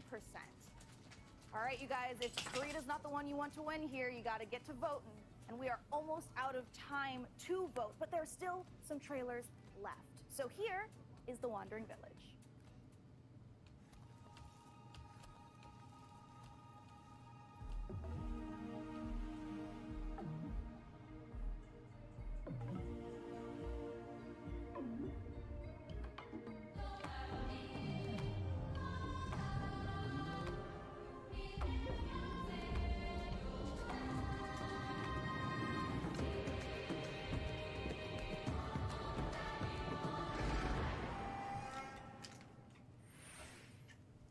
This has been such an amazing show so far that I must ask you, my loyal crew, what's been your favorite part? I definitely am looking forward to Vampire the Masquerade Swan Song. Oh, it's so hard to choose every year, but I think I'm gonna have to say Humankind, for no particular reason. Oh, no doubt. For me personally, I cannot wait for Lemnis Gate, because I gotta know what a turn-based strategy first-person shooter game even is. What about you, DevBot? I love the robot apocalypse. But wait, that doesn't happen until the end. Never mind. No, not never mind. What did you say? Wait, what? Oops, system malfunction. Well, sending the next trailer now.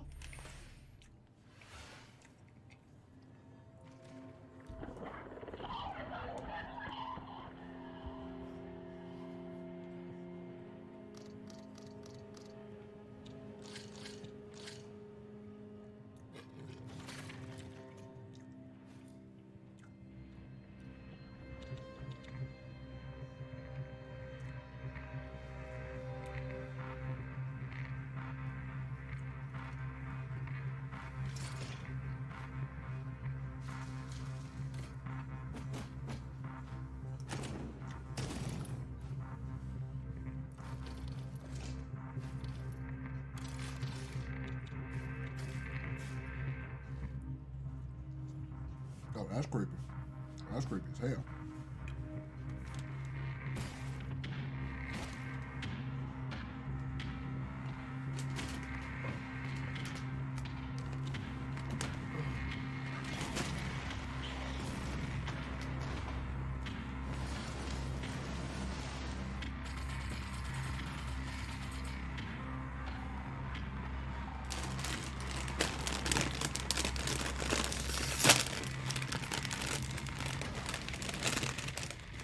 Death trash.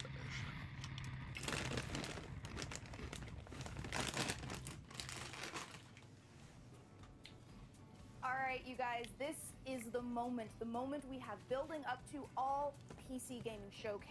Thanks to your tireless efforts to spam the chat, we have figured out which custom MechWarrior 5 PC we are going to build. So thank you guys out there for all of your votes to help us pick the perfect rig to represent this year's PC Gaming Show. Did you want some of this, baby? All right, Day 9, can I get a drum roll? Tom roll. Can I get a, or a tongue roll? Yeah. COVID only. Is Kurita! Yeah, because it's not All right, you guys, let's take a look so. at the actual PC looks winning like there's build drivers one now. more time. Oh, I cannot wait. It's coming up. We That's have to take a nice peek at that beautiful looking PC. There it is. Ooh, there it is. Now that is a beauty. Great choice, everyone. I knew I could trust random strangers to vote on things on the internet. With the help of our master modder in Intel, we'll get right to work building this custom PC. And more importantly, now that you've chosen it, you got a chance to win it. Go to PCGamer.com/IntelMW5 and enter for a chance to win that sexy machine. It's gorgeous. And thank you to our sponsor for this sweepstakes, Intel. Of course, the custom mech PC will be powered by the 11th gen Intel Core desktop processors that push gaming performance with up to 5.3 gigahertz speeds and deliver the power needed to game at the highest level. Well, we are now in the home stretch, but we've got a few more brand new trailers to show you before we get out of here and return to space! First up, a spiritual successor to one of my favorite games of all time, Heroes of Might and Magic 2, a game we revealed 2 years ago at the PC Gaming Show. Let's take a look at Songs of Conquest.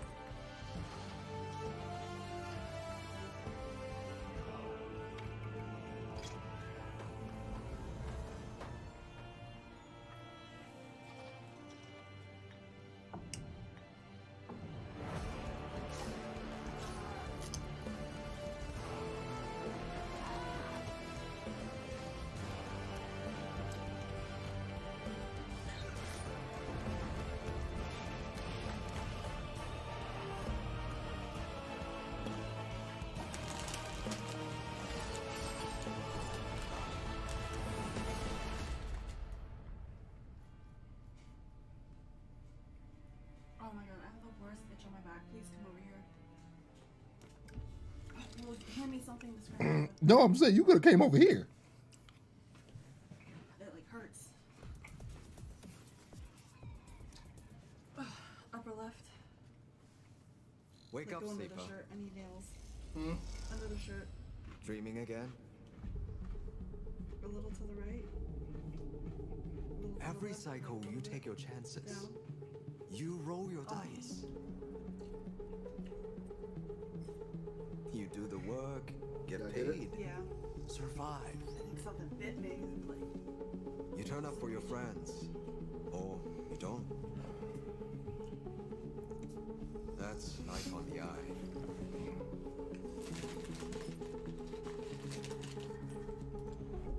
Wake up, sleeper. Your body is dying. Planned obsolescence.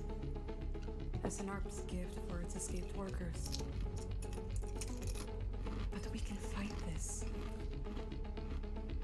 You can remake yourself here. They don't own you anymore. Wake up, sleeper. You are hunted. Break their locks. Access their secrets. I'm not a fan. We are waiting.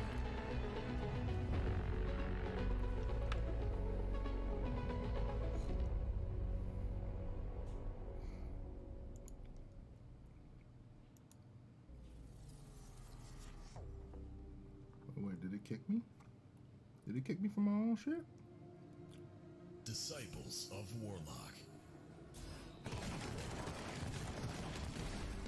With their guns and their spells.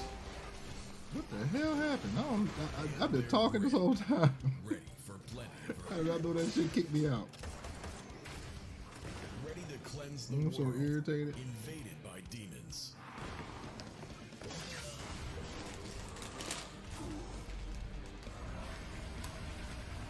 Is this the one I own? I think I got this. Introducing Band of Warlocks. Because this time, one man is not enough.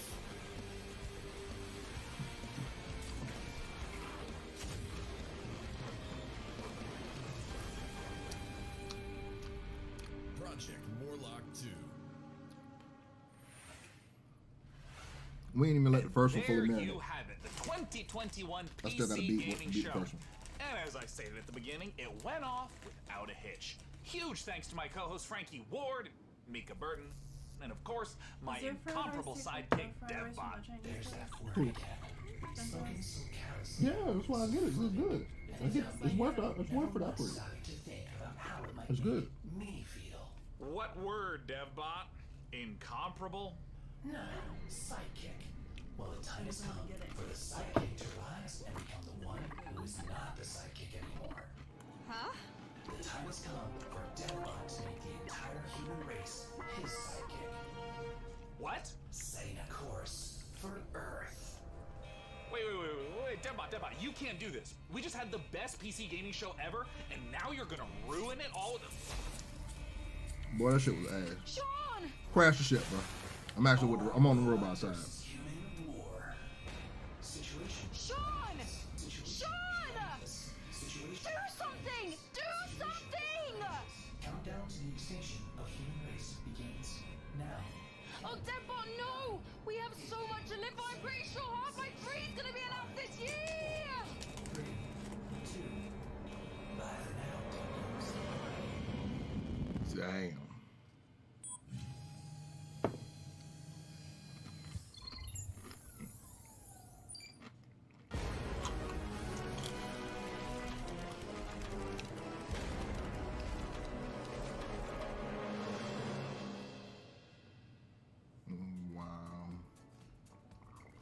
There are no rules here. But what's a That was republic so without fucking a bad. constitution, am I right? Here's a few truths about how we lay it down. We, the Riders, welcome all thrill seekers to the Republic.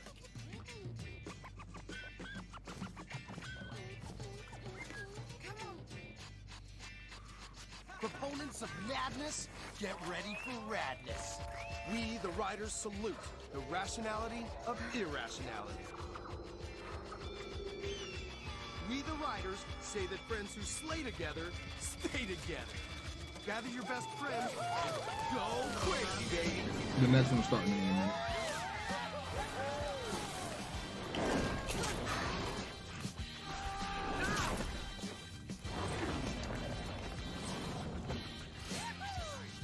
If you ride, the Republic will abide. Go rogue or go home.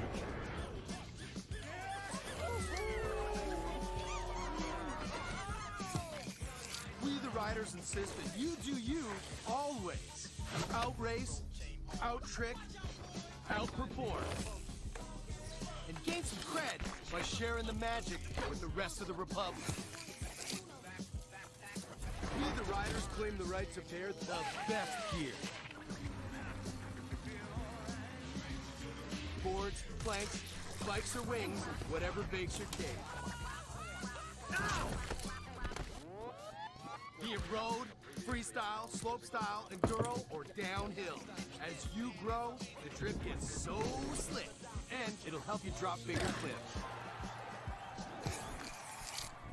We, the Riders, assure epic events to build your rep. Welcome to X Games. It's time to make some history. Sign with hot sponsors and qualify for big-time competitions. Make a name for yourself. What does Future Game Show mean? For the first time. Red Bull Rampage, the harshest and most unforgiving canvas for big mountain free riders. Huge! That was out of the trick bag! Oh, snap! Huge amplitude! I can't even begin to express how technical that was.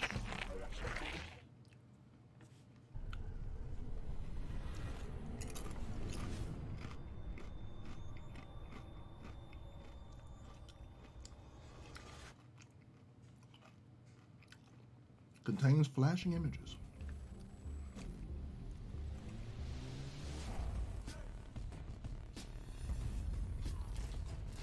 Okay. Getting some new Western Digital stuff.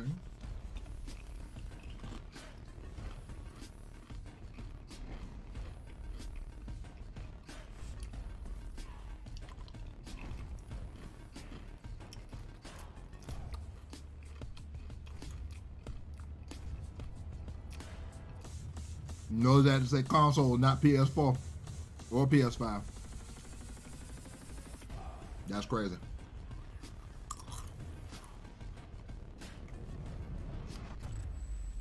That's crazy. These companies are weird.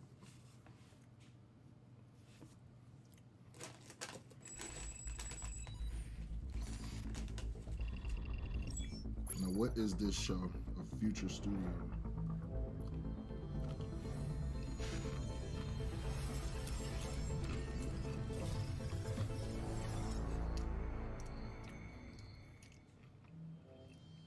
Hello there, and welcome to the Future Game Show, powered by WD Black. I'm Laura Bailey, but you may know me as Abby Anderson from The Last of Us Part 2, or Kate Diaz from Gears of War. Today, though, I'll be taking a break from fighting the apocalypse to bring you a whole host of exciting game trailers, reveals, and updates. But before we get into all that, I need to get my co-host on the line. I'm sure you're going to be familiar Laura, I with this love person. you, but I will. He's appeared in The Last of Us, Uncharted, God of War. You name it, he's probably in the credits. So without further ado, here is my good friend and continual co-star, Troy Baker. The delivery people nearby. Hello, Laura. As I You was look ordering. amazing, as always. Yes, you may know me from a few video games. Joel Miller in The Last of Us, or good old Agent Jonesy from Fortnite. But over the next hour or so, Laura and I are going to be giving you the inside scoop of some incredibly exciting games, and also showcasing developer interviews, exclusive trailers, and a whole lot more, including world premieres. There's also a chance to win a $500 gift card and a WD Black hard drive by following the link here. And we have a new addition to the show this year, the virtual show floor. More on that later, but let's kick things off with the first world premiere. And for that, we're going prehistoric.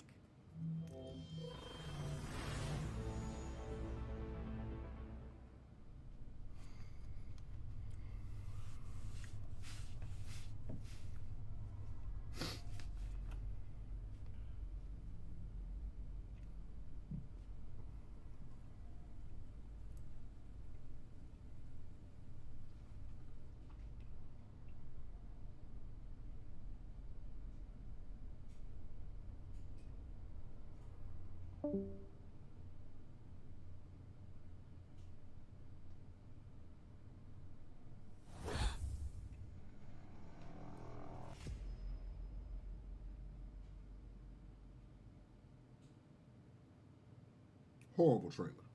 Terrible trailer. If that was it, that was a terrible trailer.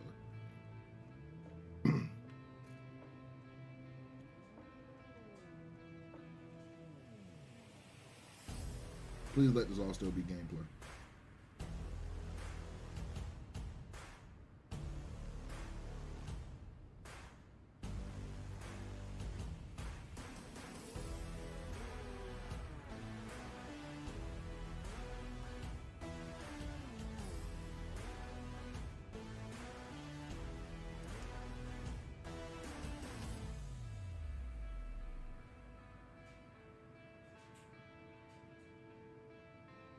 Ooh, that gunplay looked terrible.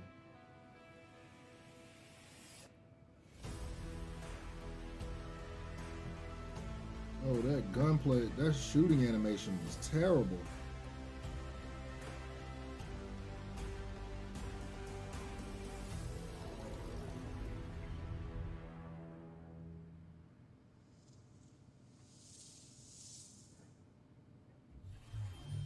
I wonder if you can put hats on the dinosaurs. Instinction is expected in 2022. What's next, Laura? Next up, Grow, Song of the Evertree is a sandbox adventure about the healing power of nature. Let's throw it over to Prideful Sloth HQ to find out more. G'day from Prideful Sloth HQ. I'm Adam. And I'm Cheryl, and we're the design team on Grow, Song of the Evertree. Grow is Prideful Sloth's latest project that we're working on with 505 Games. Grow, Song of the Evertree is a beautiful sandbox game about growing new worlds, building a town, and bringing harmony back to the land. Grow will be available later this year on PC, PlayStation, Xbox, and Switch. Thanks for watching. Once upon a time, our lands teemed with creatures great and small. The The beauty of the worlds was unrivaled. Look at this one better. This one is not. This one is The pretty. people thrived and lived in harmony with the land around them.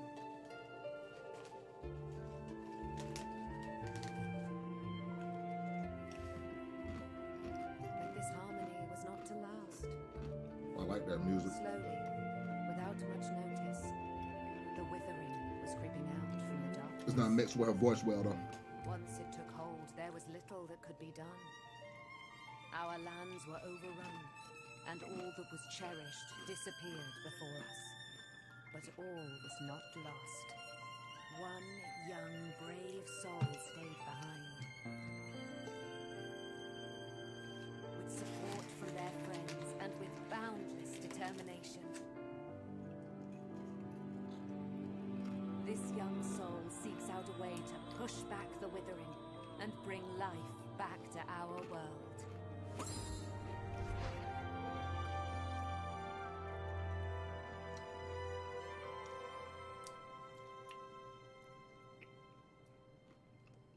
Grow, Song of the Evertree.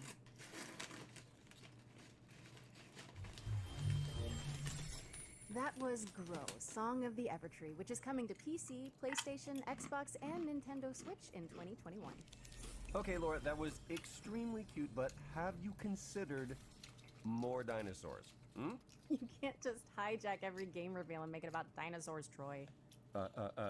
Life finds a way.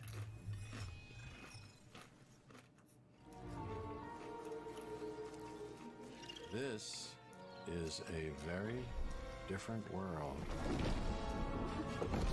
This is the third time I've seen this trailer today. Hi, I'm Rich Newbold, Game Director at Frontier Developments. So as you may have seen earlier at the PC Game Show, we're working on Jurassic World Evolution 2. We're really excited about it, and we're looking forward to creating the most authentic Jurassic experience yet. We've got tons of new features across 4 different game modes, including our original Jurassic campaign, which is a story set after the events of Jurassic World Fallen Kingdom. You're going to be leading efforts to contain, control, and conserve all those dinosaurs now running out in the wild. You'll be working alongside characters from the films, voiced by original talent, such as Jeff Goldblum. And in the game, we have over 75 prehistoric species. We've got new dinosaurs, we have returning community favorites, and we've added flying and marine reptiles to the game. I'm really thrilled to be showing you a first look at footage from the game itself. This is from our Species Field Guide series of videos, focusing on one of the many prehistoric species we have in the game. This is an iconic, popular dinosaur. It's the Triceratops, but we're showing you it in a new environment never seen before in Jurassic World Evolution. I hope you enjoy it and are looking forward to the game releasing later this year.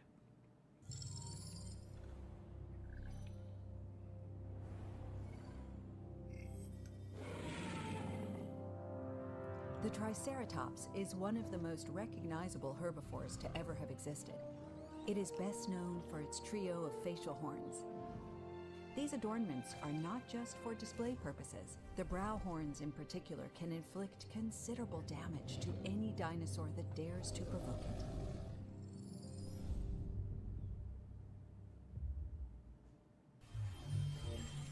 That was Jurassic World Evolution 2, which is launching in 2021 on PC, PS4, PS5, Xbox One, and Xbox Series X and S. Okay, for this next section, we're bringing the joys of E3 to your home with a series of demos you can play right now. That's right, today. This is the Future Game Show virtual show floor. And remember, if any of the featured games grab your interest, you can try them out now by heading to the Future Game Show Steam page. So let's head down to the show floor where I believe Laura is waiting. Yes, hello, and welcome to the Future Game Show's virtual E3 show floor. Just look at it, Troy! I am looking at it. It is incredible. They, like, nailed it.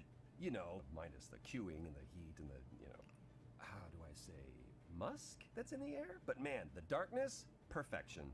All right, enough reminiscing. Let's check out some games. I'd like to start by showing you A Tale of Paper. This is a striking platformer from Open House Games where you transform to solve puzzles in an oversized world, dodging creepy crawlies and mischievous Roombas. And now for another tale of paper as you shift packing boxes in the house-moving sim Get Packed Fully Loaded. As you can see, it's all about moving couches on a couch with your friends in couch co-op. It's going to be available on Xbox One, PlayStation 4, and PC, and is also backwards compatible on PS5 and Xbox Series X and S. Are you done saying couches? Yes. Hey Laura, do you want a drink? Sure. What do you have? Wait, what's that? Oh, don't worry about them. They're Steam early access codes. Go. So about that drink. Right, yeah. These motherfuckers. Steam codes, these bitch ass niggas. Activate a product on Steam. Go. What we got?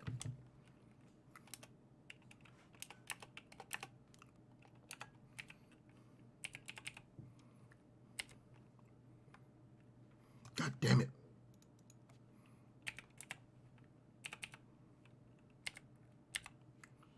Let me see if I can get if anybody in here do it.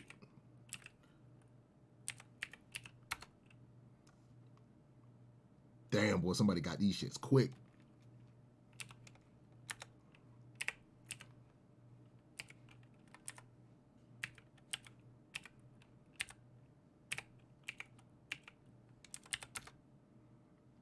Boy, somebody got all of them already. Jesus Christ.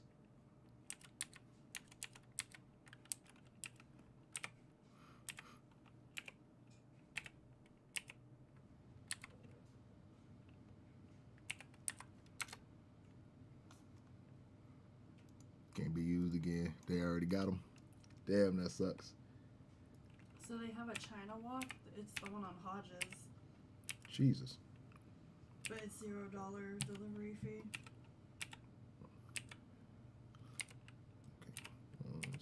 But it says with Eats Pass, so I don't know what that means. Man, these bitches gone. Your Steam early access codes. Go. So about that drink. Right, yeah, sure. Oh! Fox, a charming cartoon brawler where you fight waves of enemies as one of 3 adaptable combat classes. Great, huh? Yes, totally, but now it's time to get serious. Mankind is gone, but the beavers remain. Welcome to Timberborn. It's a unique city builder where players set out to create the ultimate beaver society. This involves everything from constructing dams to crafting carousels. I guess even buck-toothed critters need a solid work-life balance. That they do. So, what's next? Never fear, the Rift Breaker is here. Wow. What was that? Is what I would say if I was playing our next game, which is a base-building survival game where you hack and slash your way through hordes of alien creatures. Look at it! Oh, no. I want to hear more from the Rift Breaker. Okay, maybe after this showcase we're meant to be hosting. And with that, we've reached the end of our little tour. But remember, you can go hands-on with all of these games right now by visiting the Future Game Show page on Steam. Now, how do we quit this? Is it no, that's update preference. I don't need to update this. Laura, can you help me out just a little bit? I got you. Okay, we're back. Quick note, from here on in, when you see this pop up on screen during a trailer, it means you can visit the Future Game Show page on Steam to play a demo and go hands-on with the game immediately. Adria! I was doing Rocky. Sorry, I just always wanted to do that. It's because our next game is all about floating like a butterfly, stinging like a bee. Check out this exclusive presentation from Steel City Interactive about Esports Boxing Club. Them clothes got taken by bots. Yeah, them bitches were gone, bro. Boxing Club brings you the greatest fight roster in video game history. With over 200 fighters already signed, we've got some of the biggest and most anticipated names. From the absolute legends of the sport to the most exciting names in boxing today.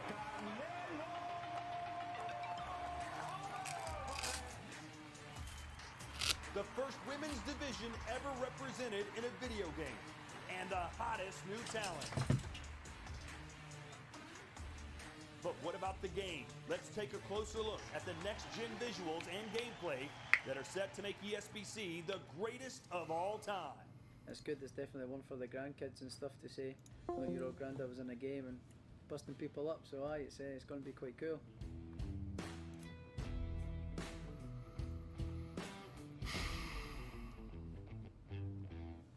So the movement system in ESBC is all about fluidity, being able to create angles, recreating mannerisms from boxes.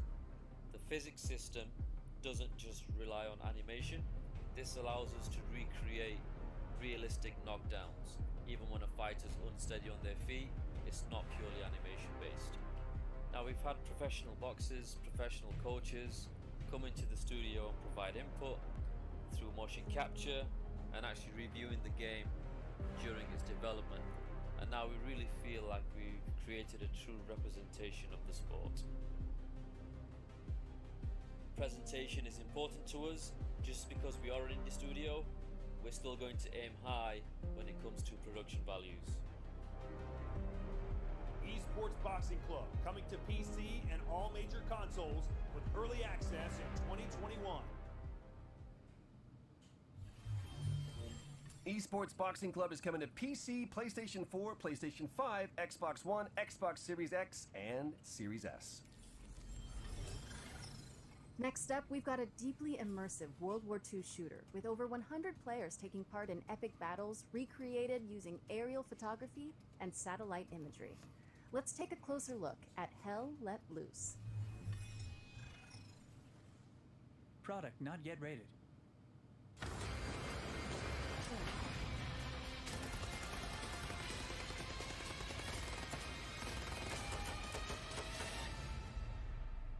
My name's Max Ria.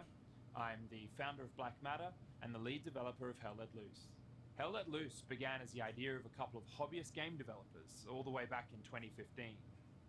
Following a successful Kickstarter, we launched into early access in the middle of 2019. And since then, we've delivered 9 enormous updates, including entire systems overhauls, 6 new maps, tons of new weapons, gadgets, and vehicles, as well as expanding our unique real-time strategy-inspired metagame.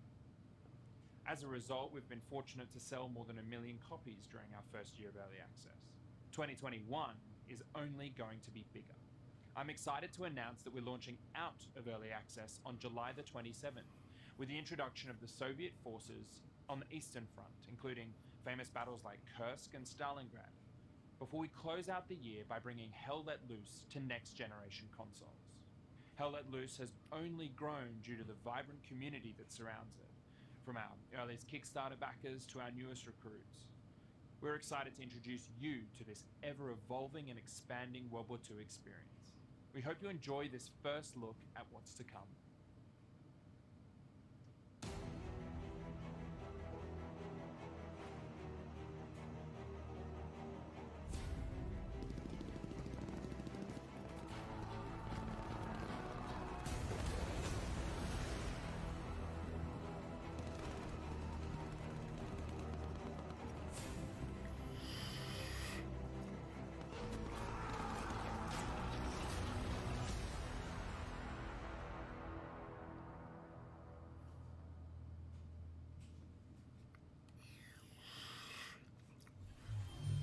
Hell Let Loose is launching on Steam on July 27th and coming to Xbox Series X and S and PlayStation 5 in 2021. So, Laura, have you ever wanted to play XCOM, but in real time, with up to 7 of your friends? Of course. Yeah, that's what I thought. Then you need to keep your eye on this next game. Hello, my name is Heroes Kravat, CEO of Ironwood, a game dev studio based in Croatia. And for the past few years, we have been working on Red Solstice 2 game. It is a real-time tactical battlefield game, which supports up to 8 players and has a fully playable co-op campaign. We are ready to show you the launch trailer now, so get ready for June 17, when the game launches on Steam, and have fun blasting some missions. You are the Executor, a high-class commanding officer with advanced cybernetic capabilities. You were awakened to lead a secret task force that will counter the threat of Stroll mutants and liberate Mars.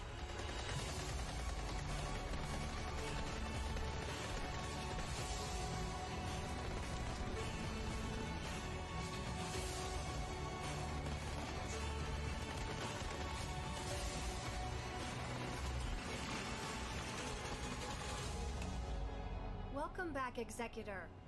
The Stroll infestation has now infected all colonies on Mars. Build your squad from 6 unique classes of elite soldier, utilizing their skills to best suit each mission type. Customize their weapons and tech, as well as their upgrades and abilities. Take command on the battlefield using the command radio to give orders to the whole squad or individual soldiers. Concentrate fire on targeted locations and carry out supply runs even during the heat of battle. Recruit your friends to the fight and join in up to 8-player co-op missions to save Mars in our name.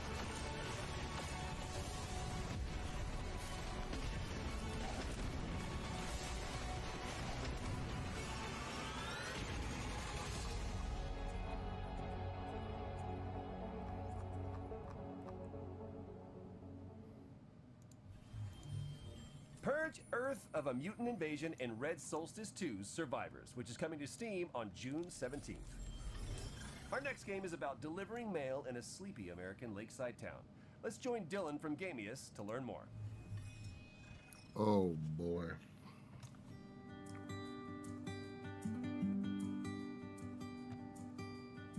Hi, I'm Dylan from Gamius, and it's great to be here at the Future Game Show. We're currently getting very close to finishing Lake, a game that's set in the 80s. You play as Meredith Weiss, who takes a break from her life in the big city to deliver mail in her hometown. It's a job you can do at your own leisure, and you will get to know the people in Providence Oaks along the way.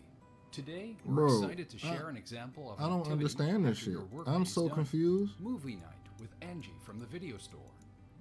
This is fun. Like for us to be having like a supposed PC game show in Future Games. But of course, we can only see one movie at All of these look fucking ass. Which one will it be? My pick? All right, let's see. Like all of this shit is weak, bro. Velvet or The Great Mouse Detective. All right, I'm ready to pick. The Great Mouse It's like all the good games have already come out. Wouldn't have picked you for a Disney fan. Oh well. We ain't gonna be seeing nothing good until next year. That's what I'm under the impression of right now. Say what Meredith will do after We're not gonna see nothing good until next year. Because it's all up to you. Sit down. Blake is coming first to Xbox and PC this September 1st. Like, thanks for watching. They are showing us a game about delivering mail. Mail delivered. We're excited to announce that Lake is coming to Steam, Epic Game Store, and Xbox Series X and S on September 1st. Now, what kind of a showcase would this be without a new Souls-like? Our next game is a pixelated take on the genre, following a protagonist with a giant obsidian sword.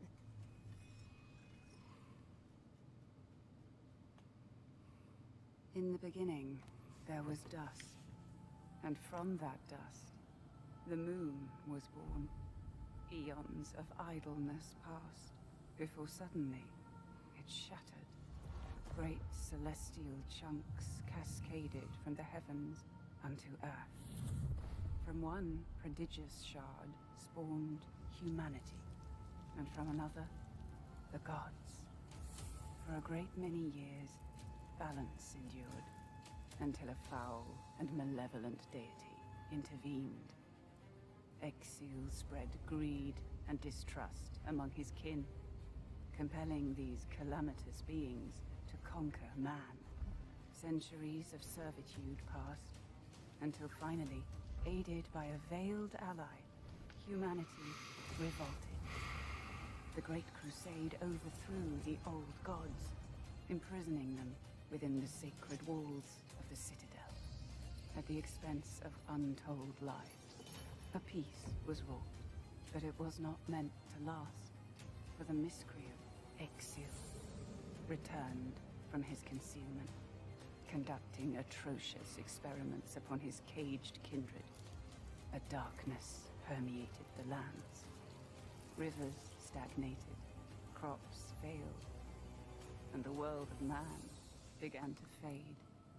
The great moon, witnessing all, wept a final shard. A shard of the purest. I agree, Matthew McKay, whatever your name is. A Well, I agree.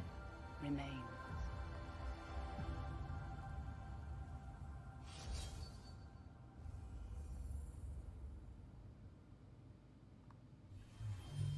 Customize your combat style and boss rush Ancient Gods when Elder Souls drops on the PC and all current console formats July 29th, 2021. And now we've got a closer look at the next game from the folks behind War Thunder. Here's Tom from Darkflow Software to guide you through Enlisted.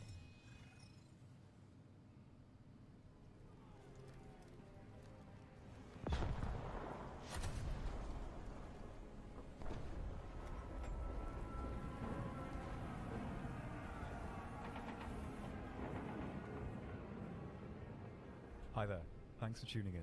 Hopefully our little trailer has got you interested.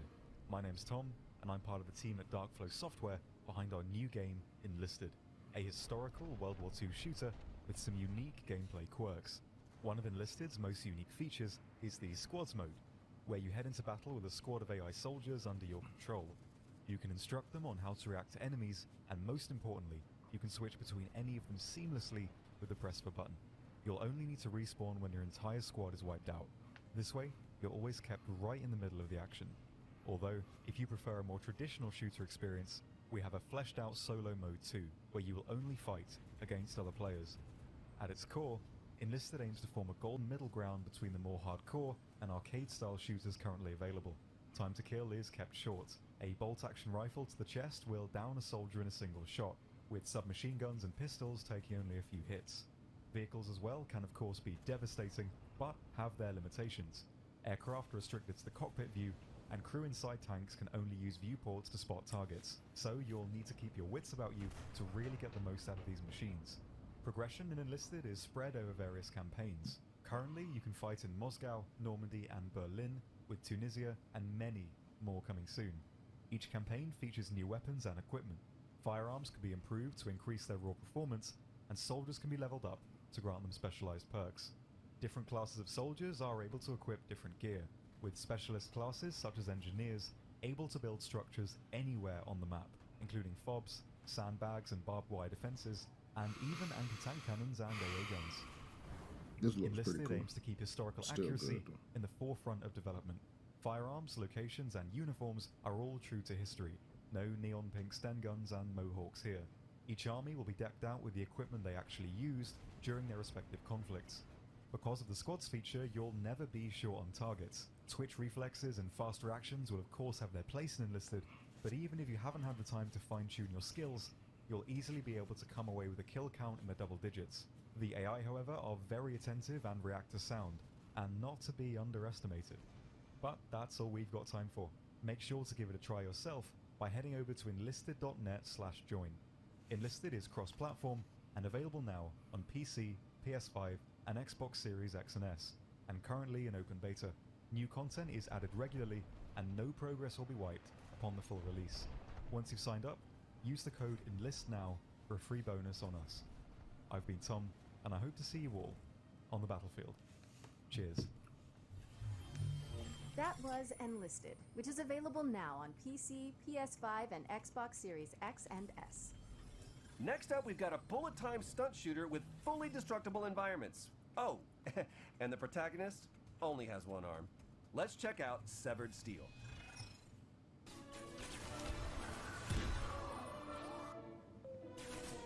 Finally, this is what the fuck we've been waiting for. Let's go. Severed Steel.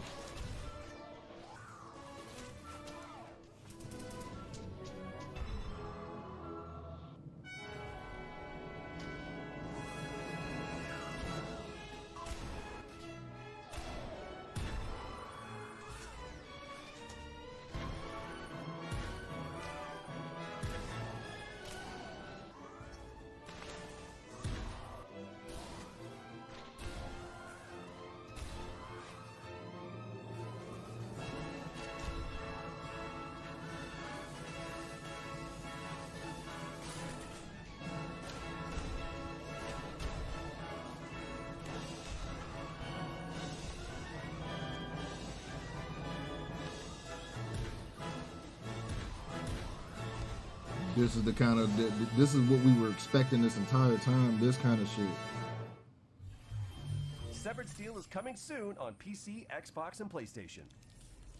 Okay, notepads at the ready, because for this next section, we're going to race through 8 exciting upcoming games that deserve your full attention. Here's our future hits montage for 2021.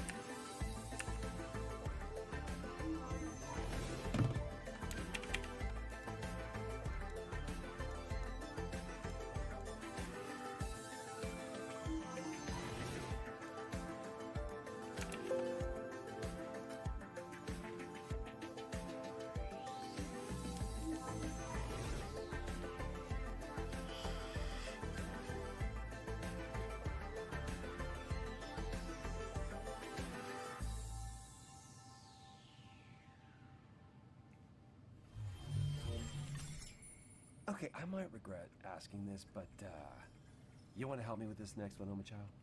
Okay. Did you know that Sega recently announced Sonic Colors Ultimate? We've got some exclusive gameplay from a stage that nobody has seen yet. I hope Sonic does okay without me. Did not regret it. Hi everyone, I'm Katie Golden, senior producer at Sega of America. I'm excited to share with you an exclusive clip of Tropical Thank Shore you, from our fucking upcoming Jesus. release, This is this lifted my soul up. Thank God we seeing some Sonic. This is something that makes some fucking sense. Thank you, Jesus.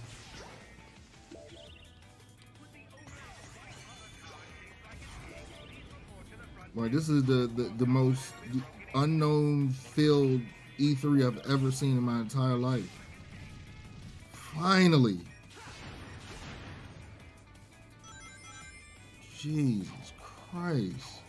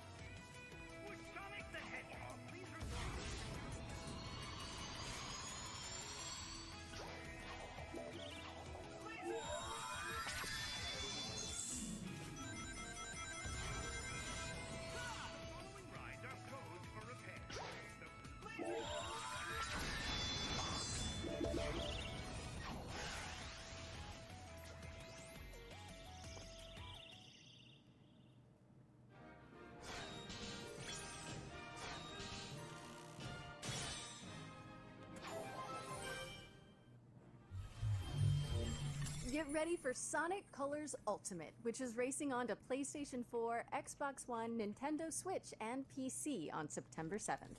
Moving swiftly on, we've got a new management game from Chucklefish, where you play as a powerful artificial intelligence in control of a space station. Do you want to roll the trailer, Troy? I'm sorry, Laura. I'm afraid I can't do that.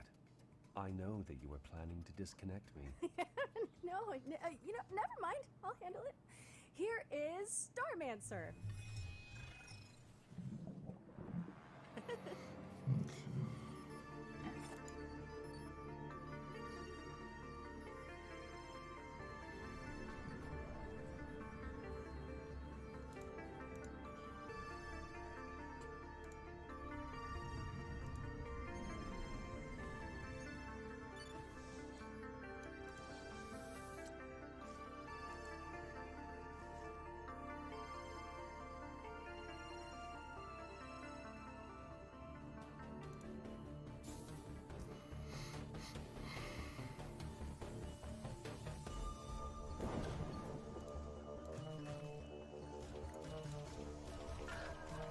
What is this, like a tower defense game?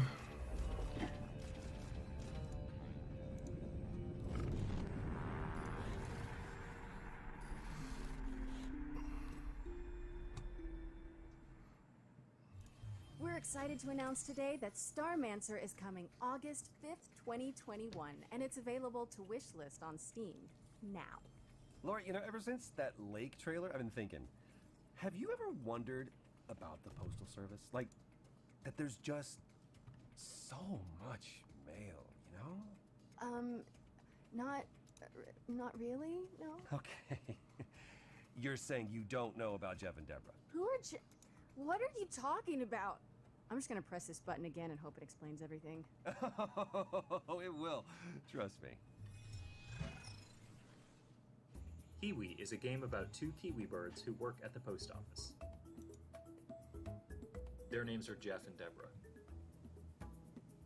I'm Joel, I'm one of the developers on Kiwi, and I'm going to show you how a Kiwi level changes over the course of the game.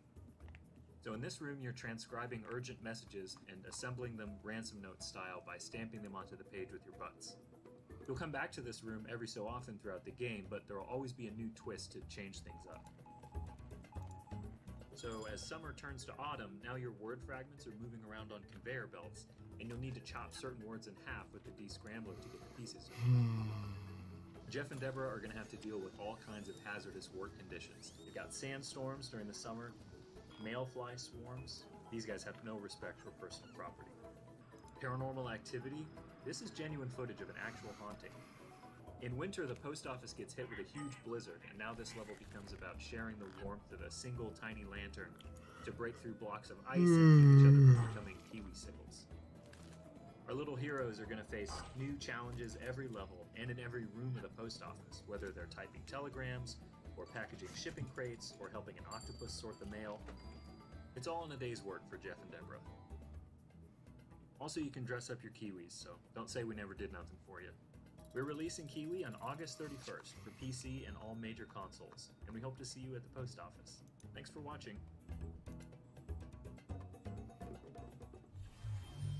Alright, you got me, Troy. I'm a believer.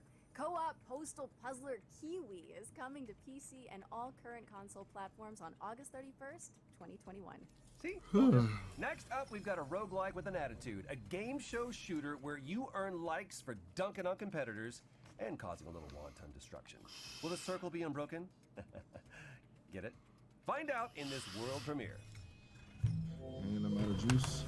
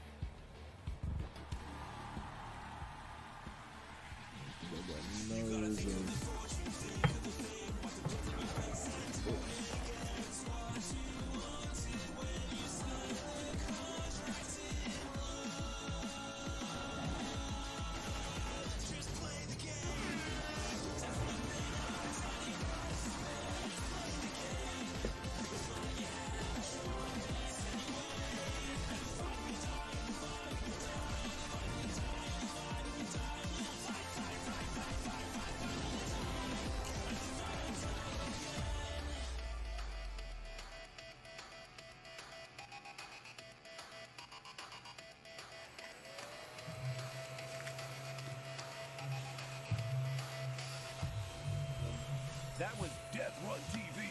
And you can play the pilot right now by heading down to the Future Game Show page on Steam. Okay, hazmat suits at the ready. Because this next game tasks players with building a team of stalkers to survive a 3D scanned recreation of the Chernobyl exclusion zone. Here's more on what to expect in Chernobylite. Mówi się, że to, co designerzy sobie wymyślają, to jest pisanie listu miłosnego.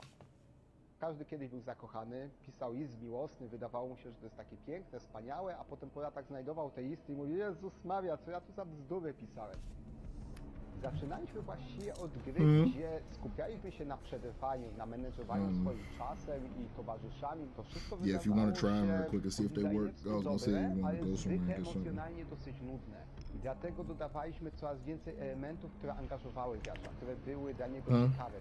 Na początku był to taki mały chat, który gracz sobie mógł modyfikować, ale był całkowicie opcjonalny. Z biegiem gry on stawał się coraz bardziej sensem gry, coraz bardziej jego sercem, więc nadawaliśmy coraz większą rolę naszym towarzyszom. Warto im było dać właśnie podwalkę, coraz więcej potworów, coraz więcej możliwości, coraz więcej broni. Absolutnie normalnym jest, że zaczyna się z czymś zupełnie innym, niż to, z czym się kończy.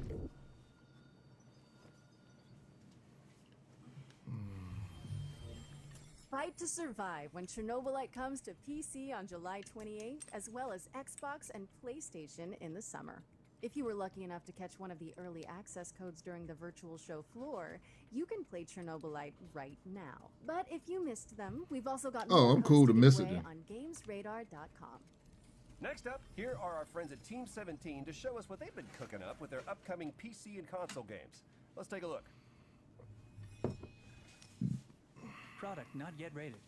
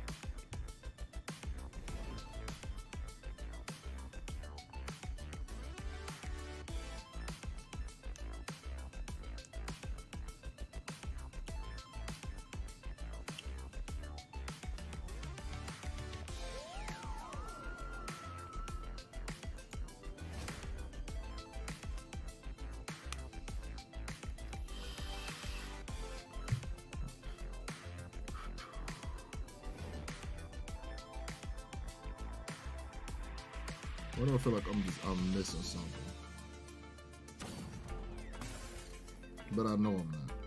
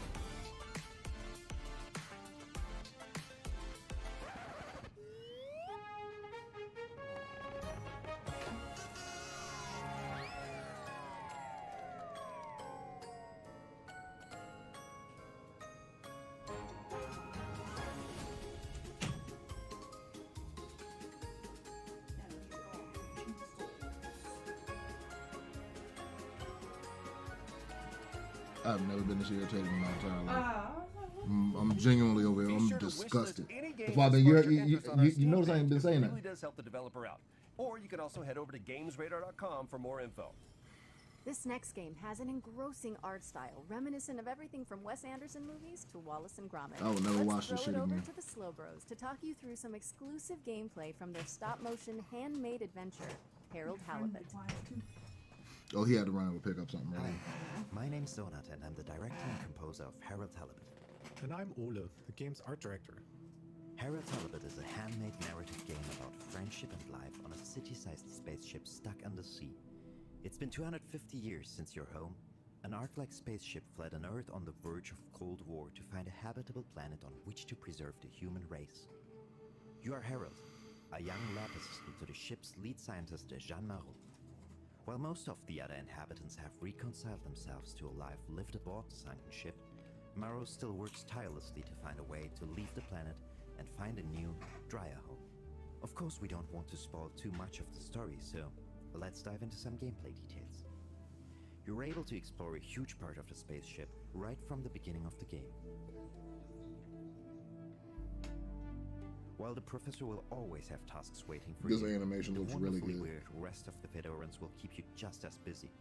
It was very important for us to not only focus on an exciting main storyline, but to create a world full of interesting events and meaningful encounters. The dialogues don't only help you progress in the main story, but also help you get to know more about the many characters that inhabit our world. Weaving through the narrative, you'll run into playful interactions like repairing a broken 3D printer. Your PDA is always available to you for an overview of current tasks as well as messages from other characters. This is also where Harold's personal drawings are kept, as well as a few more shenanigans. At this point, you might be Yeah, it wondering looked like how we it's achieved the stop like motion Wallace and look of Gromit the style. game. We are in fact building every single thing you see in the game in the real world. We build sets and puppets and then 3D scan everything. We're then able to use motion capturing to create lifelike animations for a huge cast of characters. While the game begins with Harold's mundane day-to-day, mysterious events and a fateful encounter will soon plunge you into a new world that nobody could have guessed existed, and one that may hold the key to morose relaunch plans. We're really excited to find out how you like being immersed in this unique world and the feeling of puppeteering Harold. There's still quite a bit of work to do, so all we can say right now is that Harold Halibut will come soonish on PC, PlayStation, and Xbox. You can already wishlist the game on Steam. Thanks for watching, and enjoy the rest of the show. Harold Halibut is coming soonish to PC, PlayStation, and Xbox. Okay, yes, there have been a few gloomy games so far, so we came up with a wholesome chaser. I'm told that the developers came up with something so sweet and so positive that they just had to call it Happy Game. Seriously, if what I'm reading is correct, this one is gonna melt your hearts.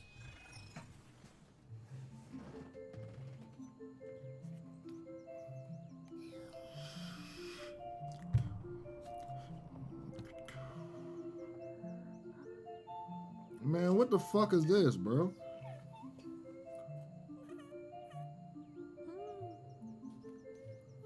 I will never touch this. What the fuck is this, bro?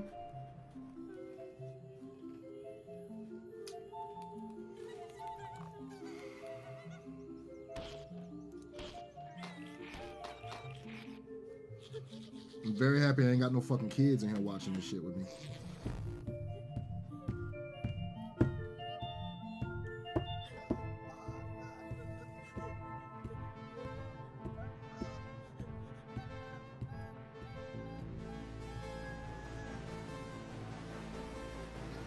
What the fuck?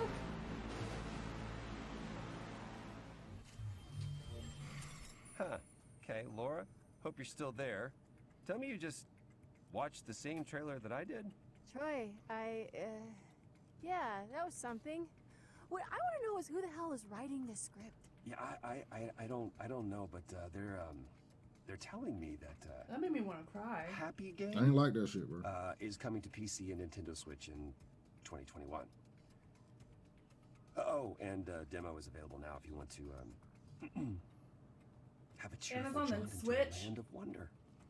Good luck with that. Our next game is a gorgeous hand-drawn puzzle platformer following a young mechanic in a broken world. Pay attention at the end of this trailer for some exciting information about the Minute of Islands release date.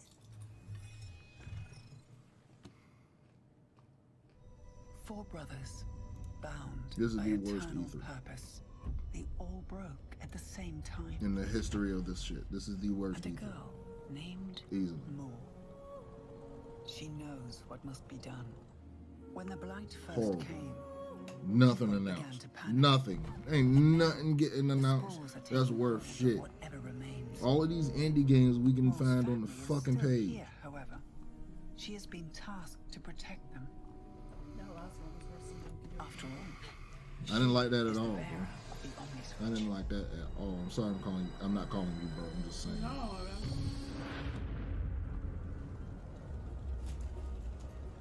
I don't like this shit. Everybody in the comments on the video, like, anybody want to snuggle? Help.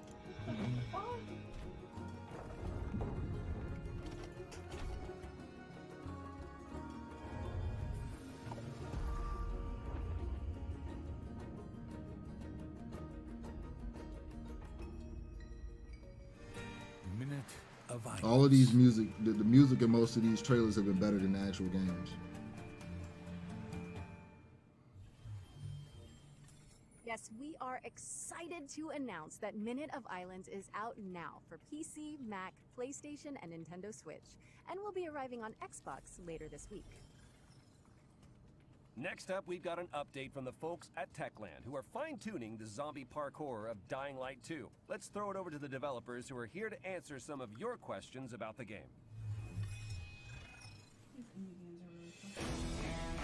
And this right here is like, this is what's confusing me. They're showing all of these indie games and these whack games, and then they'll have a random ass AAA game out of nowhere.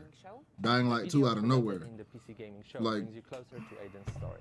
What is he looking for? What it's not making no sense of what we're looking at. What is a future game show? What the fuck is this? Between both games. This is a bunch of important information about the DL2 story.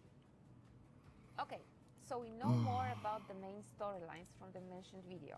How does the game look outside the core campaign? Side quests are an important part of world building in Dying Light 2. Through these quests, you can decide how the city will look like, thanks to the city alignment system, or bring new opportunities for the citizens. A great example is an opera singer that Timon mentioned in developers AMA. Some citizens will support your decisions, some of them will not. But it's up to you to decide how the city should look like. We have a lot of game activities prepared for our players, but at this stage we want it to be a surprise for you. How seamless is the co-op experience? Would you say that's the best way to experience Dying Light 2 is with a friend? It could be. What is cool about the co-op is that it gives you an opportunity to see how the world changes when your friends make different decisions than you. In co-op, you can walk in their shoes to experience all those differences. But really, there is no just one way to play Dying Light 2. It's up to you guys. How are you improving the story for Dying Light 2? I know we all have great fun killing infected, but we also want to give you a deep, thought-provoking experience that will let you be immersed in the DL2 world for long hours. On top of that, thanks to the choices and consequences mechanics, the story will be shaped differently depending on the way you play. You've promised a great open world that feels alive. How is it going? Yeah, well, as you can imagine, Dying Light 2 is full of infecteds, but it's also full of humans, with their everyday life activities and purposes. We are building Dying Light 2 around the simple... Now we got people coming back defending it, coming in defending all this mediocre looking shit. NPCs act differently on each of those levels. Here we go. Also, their behavior depends on choices you make and the way you play.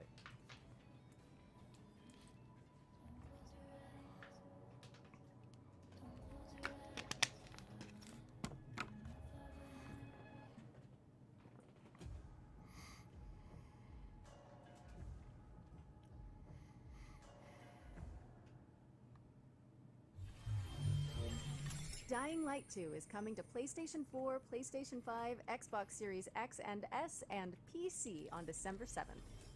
Revealed during the Nintendo Indie World Showcase earlier this year, this next game is a skateboarding action platformer.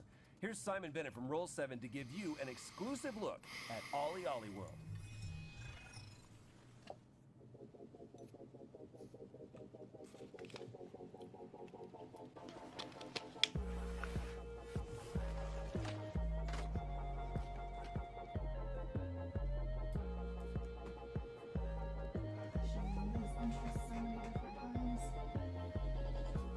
Hi there, I'm Simon Bennett and I'm the co-CEO of BAFTA award-winning studio Roll7.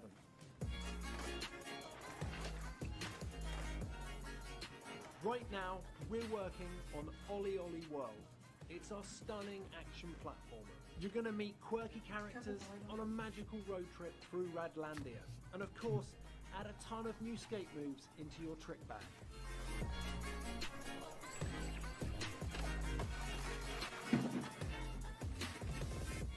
As a studio, we've spent over a decade on flow state games. They transport you into a state of total focus and immersion, and it's something that we very much continue to build on with Ollie Ollie World. What's that? I said, no better time than now to make a game than Yeah, right. If you've played previous games in the series, you're probably pretty aware. It is just letting me know that at least like what I even just have in design already is going to be so much more interesting than what I've seen personally.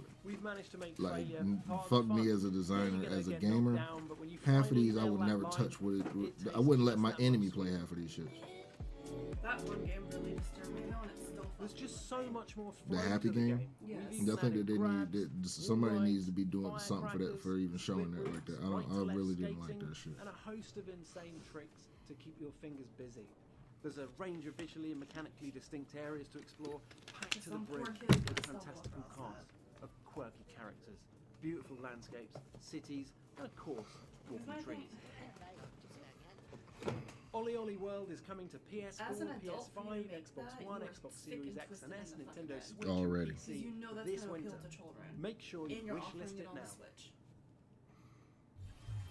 That was Ollie Ollie World, which is coming to PC and all current console platforms this winter. Next up, we've got a new game from the team at Odd Bug Studio, creators of PSVR's The Lost Bear. This animated story trailer will introduce you to the world of Tales of Iron, and something tells me you might be familiar with the narrator. I mean, it's a whole different thing. Like, they put Doom on there and all that shit, so it's a trade-off of do we allow things or do we censor everything, you know? Was only ever short-lived. Until finally, yeah, it's mature. I'm pretty sure the Happy game is mature too, but it's just King Rattus, first of his name. This is also true. The Rat Kingdoms under one rule, repelling Greenwort and his kind. That gave me the feeling of like Sonic EXE style shit. That's what that felt like. Just mad, disturbing, shock value. Prospered. No reason, but just shock value. And the magnificent Crimson Keep climbed ever higher toward the sky. Irritated my soul. But as time passed, King Rattus the Savior grew old. Like, I honestly really am about to. I don't want to cut the stream. I'm about to stop watching this shit. To be perfectly honest with you. Some claiming to perceive a faint I'm dead odor ass about to in stop the air. watching this shit for the night. I'm sick of this. Greenwort had returned with a ferocious vengeance, amassing an army of unfathomable scale. He burned everything in his path towards the Crimson Keep. King Rattus gazed down upon his withered claws, barely able to hold the crown.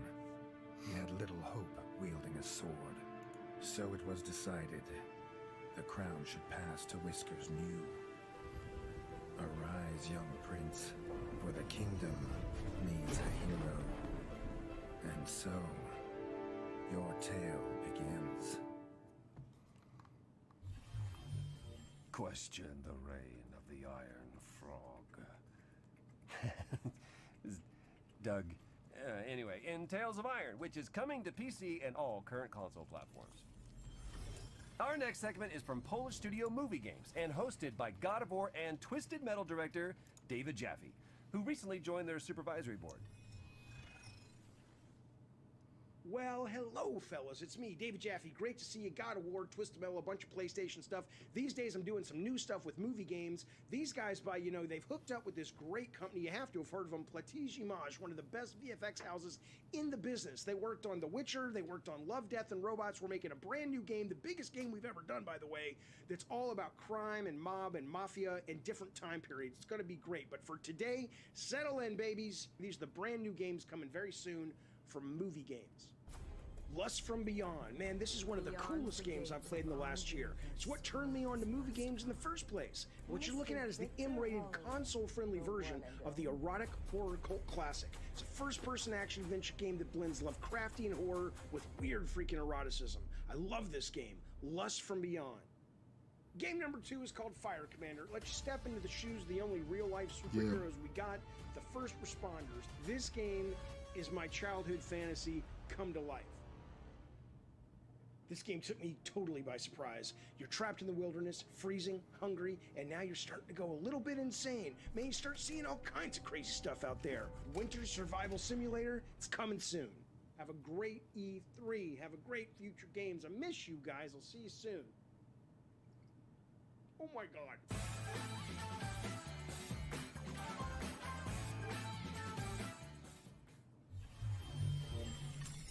Thanks to David Jaffe. And check out GamesRadar.com for more about movie games' upcoming titles.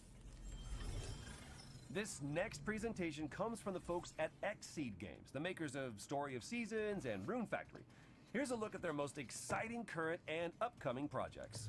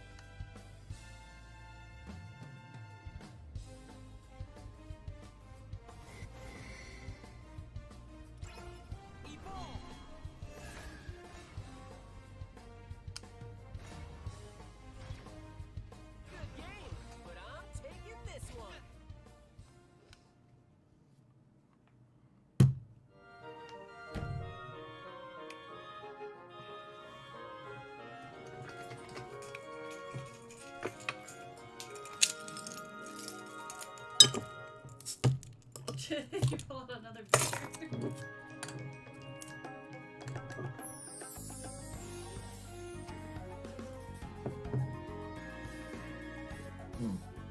What you got going on over there? What you doing? Illuminati?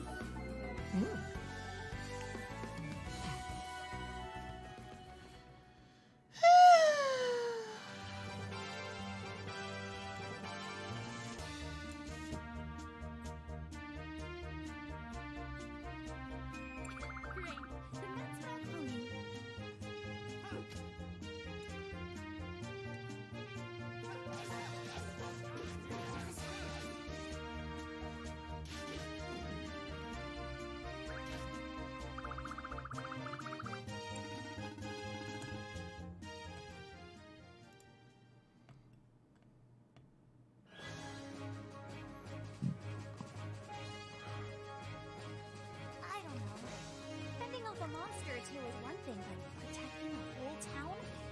That's a lot. Check that!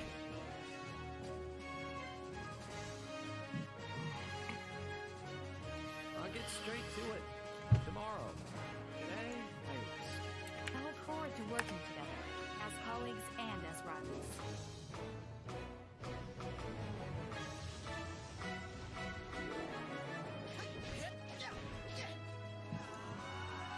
That's it?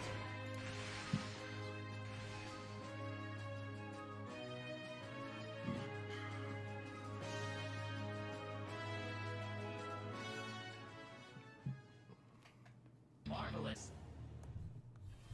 Find out more about Xseed's lineup on GamesRadar.com. This next game is a hack-and-slash RPG with twin-stick shooter elements set in a retro sci-fi world. Here's a new gameplay trailer for Batora: Lost Haven.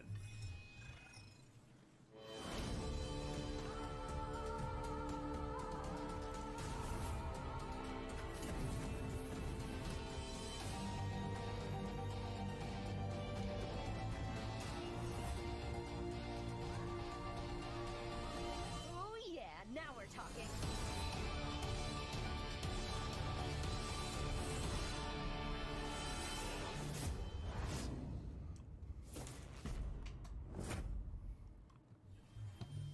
Batora Lost Haven is coming soon to PC and all current console platforms. And you can sign up to play the closed alpha when it It's launches like when you on look at a July lot of these 21st. games, it's like Let's slow things down a bit. we've With a been look here at so the long, next so game now from we're the starting to see creators of these new 2.0 developers literally Hospital. blatantly just trying to rip off shit, but instead of No, you showing didn't. that they're inspired Here's by these developers properties. Mark Webley, Ben Huskins, and Some of these Gary gameplay Carr to niggas, tell we you can all call about out it. 5 that you look like you First look copying at right off the top.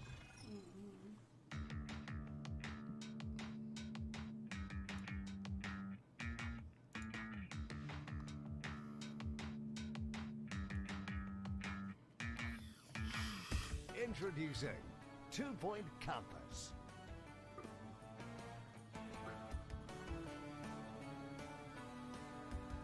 When we were Stop. thinking about what we were going to do next, campus and the idea of running a Oh, but the niggas already had it up. something we just Damn. kept coming back to. It's a really rich topic. So people who haven't probably heard of 2 Point Studios may think, oh, schools, that's really dull. Well, hospitals, if you've seen our previous game, isn't about healthcare really. It's a wrapper, you know, we call it 2 Point Hospital, but that's about as close as it gets to the real world of medical healthcare. Campus is taking everything we learned from 2 Point Hospital and taking it to the next level.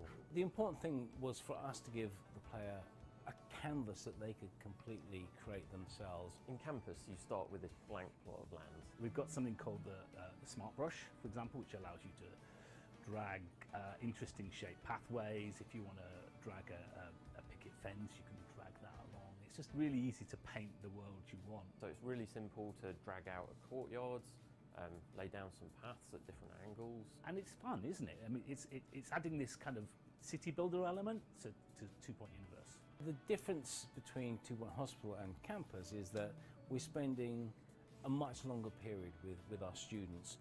What we wanted to do with Campus is make you care about your university. Yeah, the idea of these interesting and different courses are going to attract interesting and different students. So there's a night school. Horrible pun, but night school, you got it. You're going to train knights of the realm. So it won't be stuffy, normal, boring stuff that made you go to sleep at school. It's going to be really cool, interesting stuff. That was 2 Point Campus, which is coming soon to PC and all current console platforms. Our next game is in early development, but it already has a very cool codename, which is always a good sign. Here's Leo to tell you all about Project Ferocious. Hello, my name is Leo, and I'm the developer of Project Ferocious, an action-adventure game set on a mysterious tropical island. Some of you might know me from Twitter as Omniok, where I post about the game and development and tech and stuff. And if not, I've been doing game dev for about 12 years with a big passion, and I've been working on this project for about 2 years. It's the first project of mine I decided to show to the public, and even though I know it still has a very long way to go, I'm very proud to present it today to you on the show. Please enjoy the trailer.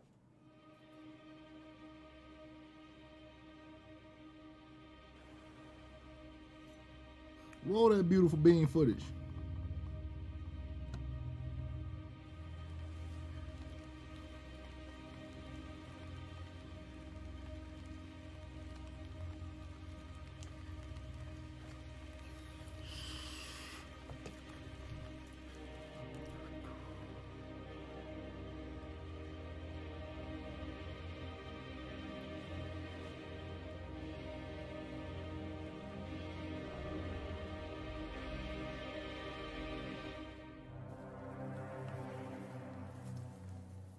It would be very nice if it was a Dino Crisis, but we know for a fact it's not.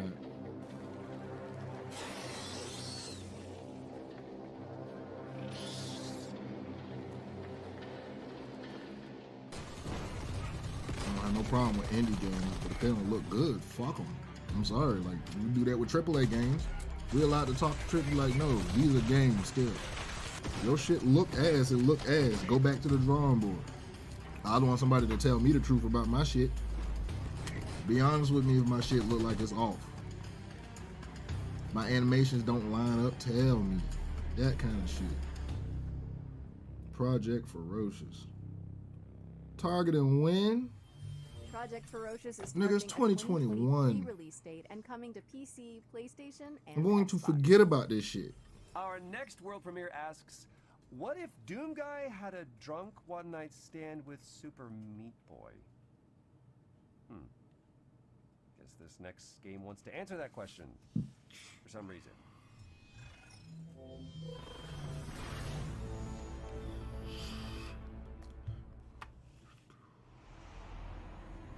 2023. But- That's what you meant?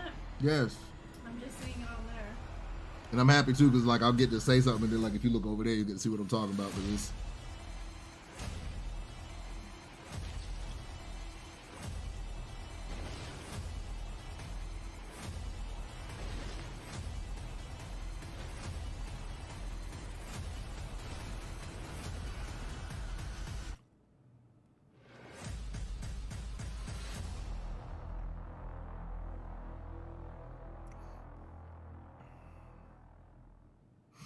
But they ain't showing nothing coming out at least like in January next year.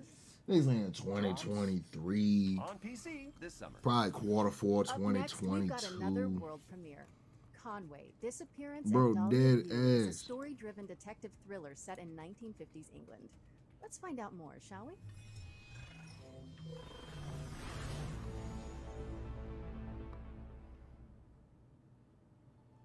Robert Conway, 22nd of June, 1954. I've solved many a case in my time as a private investigator, but nothing so close to home as the abduction of Charlotte May. There are some things that take hold of a person. This year E3 was made great thanks to you, the gamers. Without you, we wouldn't be standing here right now. It's the idea of saving Talking to the brick, boy. My own daughter, Catherine, is on the case. She has the same look in her eye that I used to have. There'll be no stopping her. I wish I could say that. I mean, the only people today that got something good happening to them is the developers of all these games. They're the only ones that's like shining. We're not happy. Sephiroth got announced.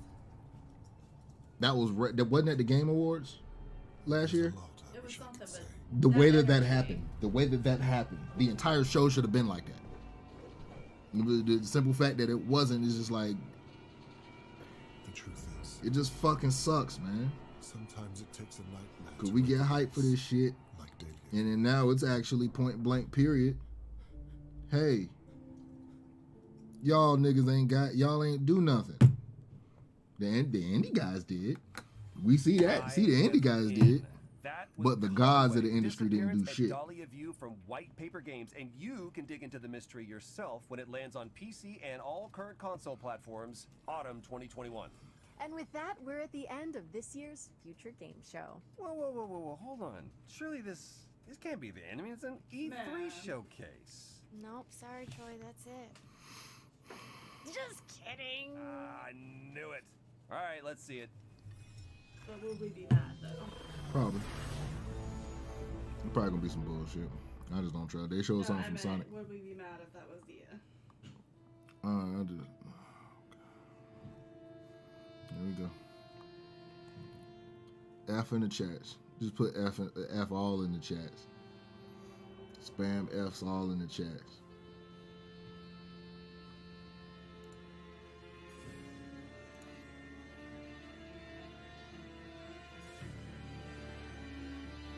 With writing from all of these people.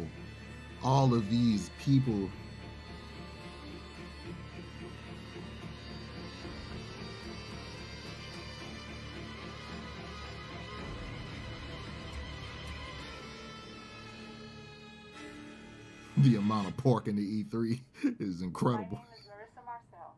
I'm 17 years old, and it's my Here goes another game that's coming out in 2022. And that really is all we have time for. Be sure to head to GamesRadar.com for more coverage and updates on all the games you've seen today and more. I'm really excited about that San Barlow reveal. Yes, and thanks to our headline partners, WD Black, and of course, all of our many talented developers and industry partners that have made all of this possible. And of course, for everyone tuning in at home. Well, we hope you've enjoyed today's lineup, and mark your diaries because That the did not Future Game sound Show will be returning in August. That did not I'm Laura sound Bailey. good. And I'm Troy Baker. And this has been the Future Game Show 2021. I'm not too sure because I know we ain't had nothing, no dishes in the sink, dude. We ain't been doing it. Dude. Were you cooking something? Did you cook? Ooh. I just don't remember.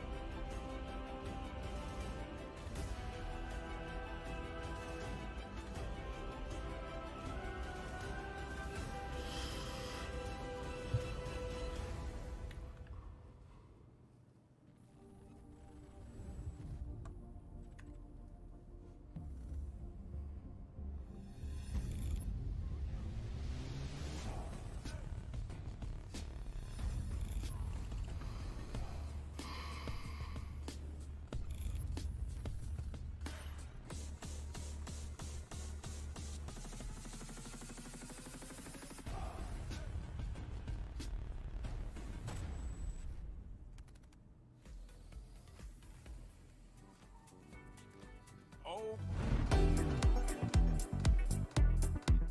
Summer of Gaming is wrapping up for the day, but that doesn't mean the big game announcements are done. They're never done. Time progresses forward, so there's going to be tons more. Now, in case you missed anything, remember you can find all our coverage at IGN.com, on YouTube, and social media.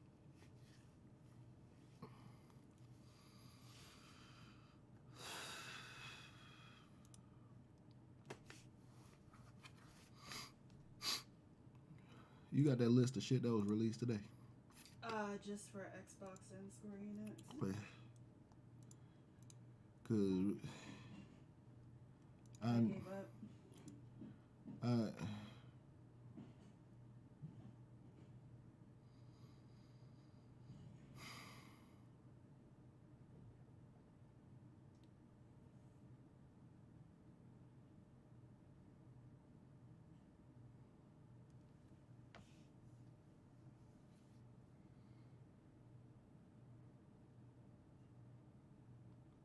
E3 ain't never been this bad. And I get it, we in a pandemic. Trust me, I understand it. But I'm just, they ain't have nothing. Nobody had nothing.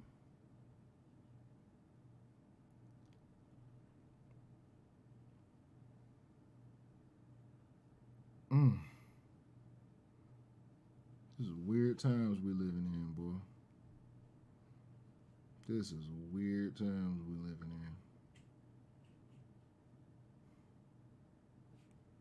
in. I ain't got no jokes, bro.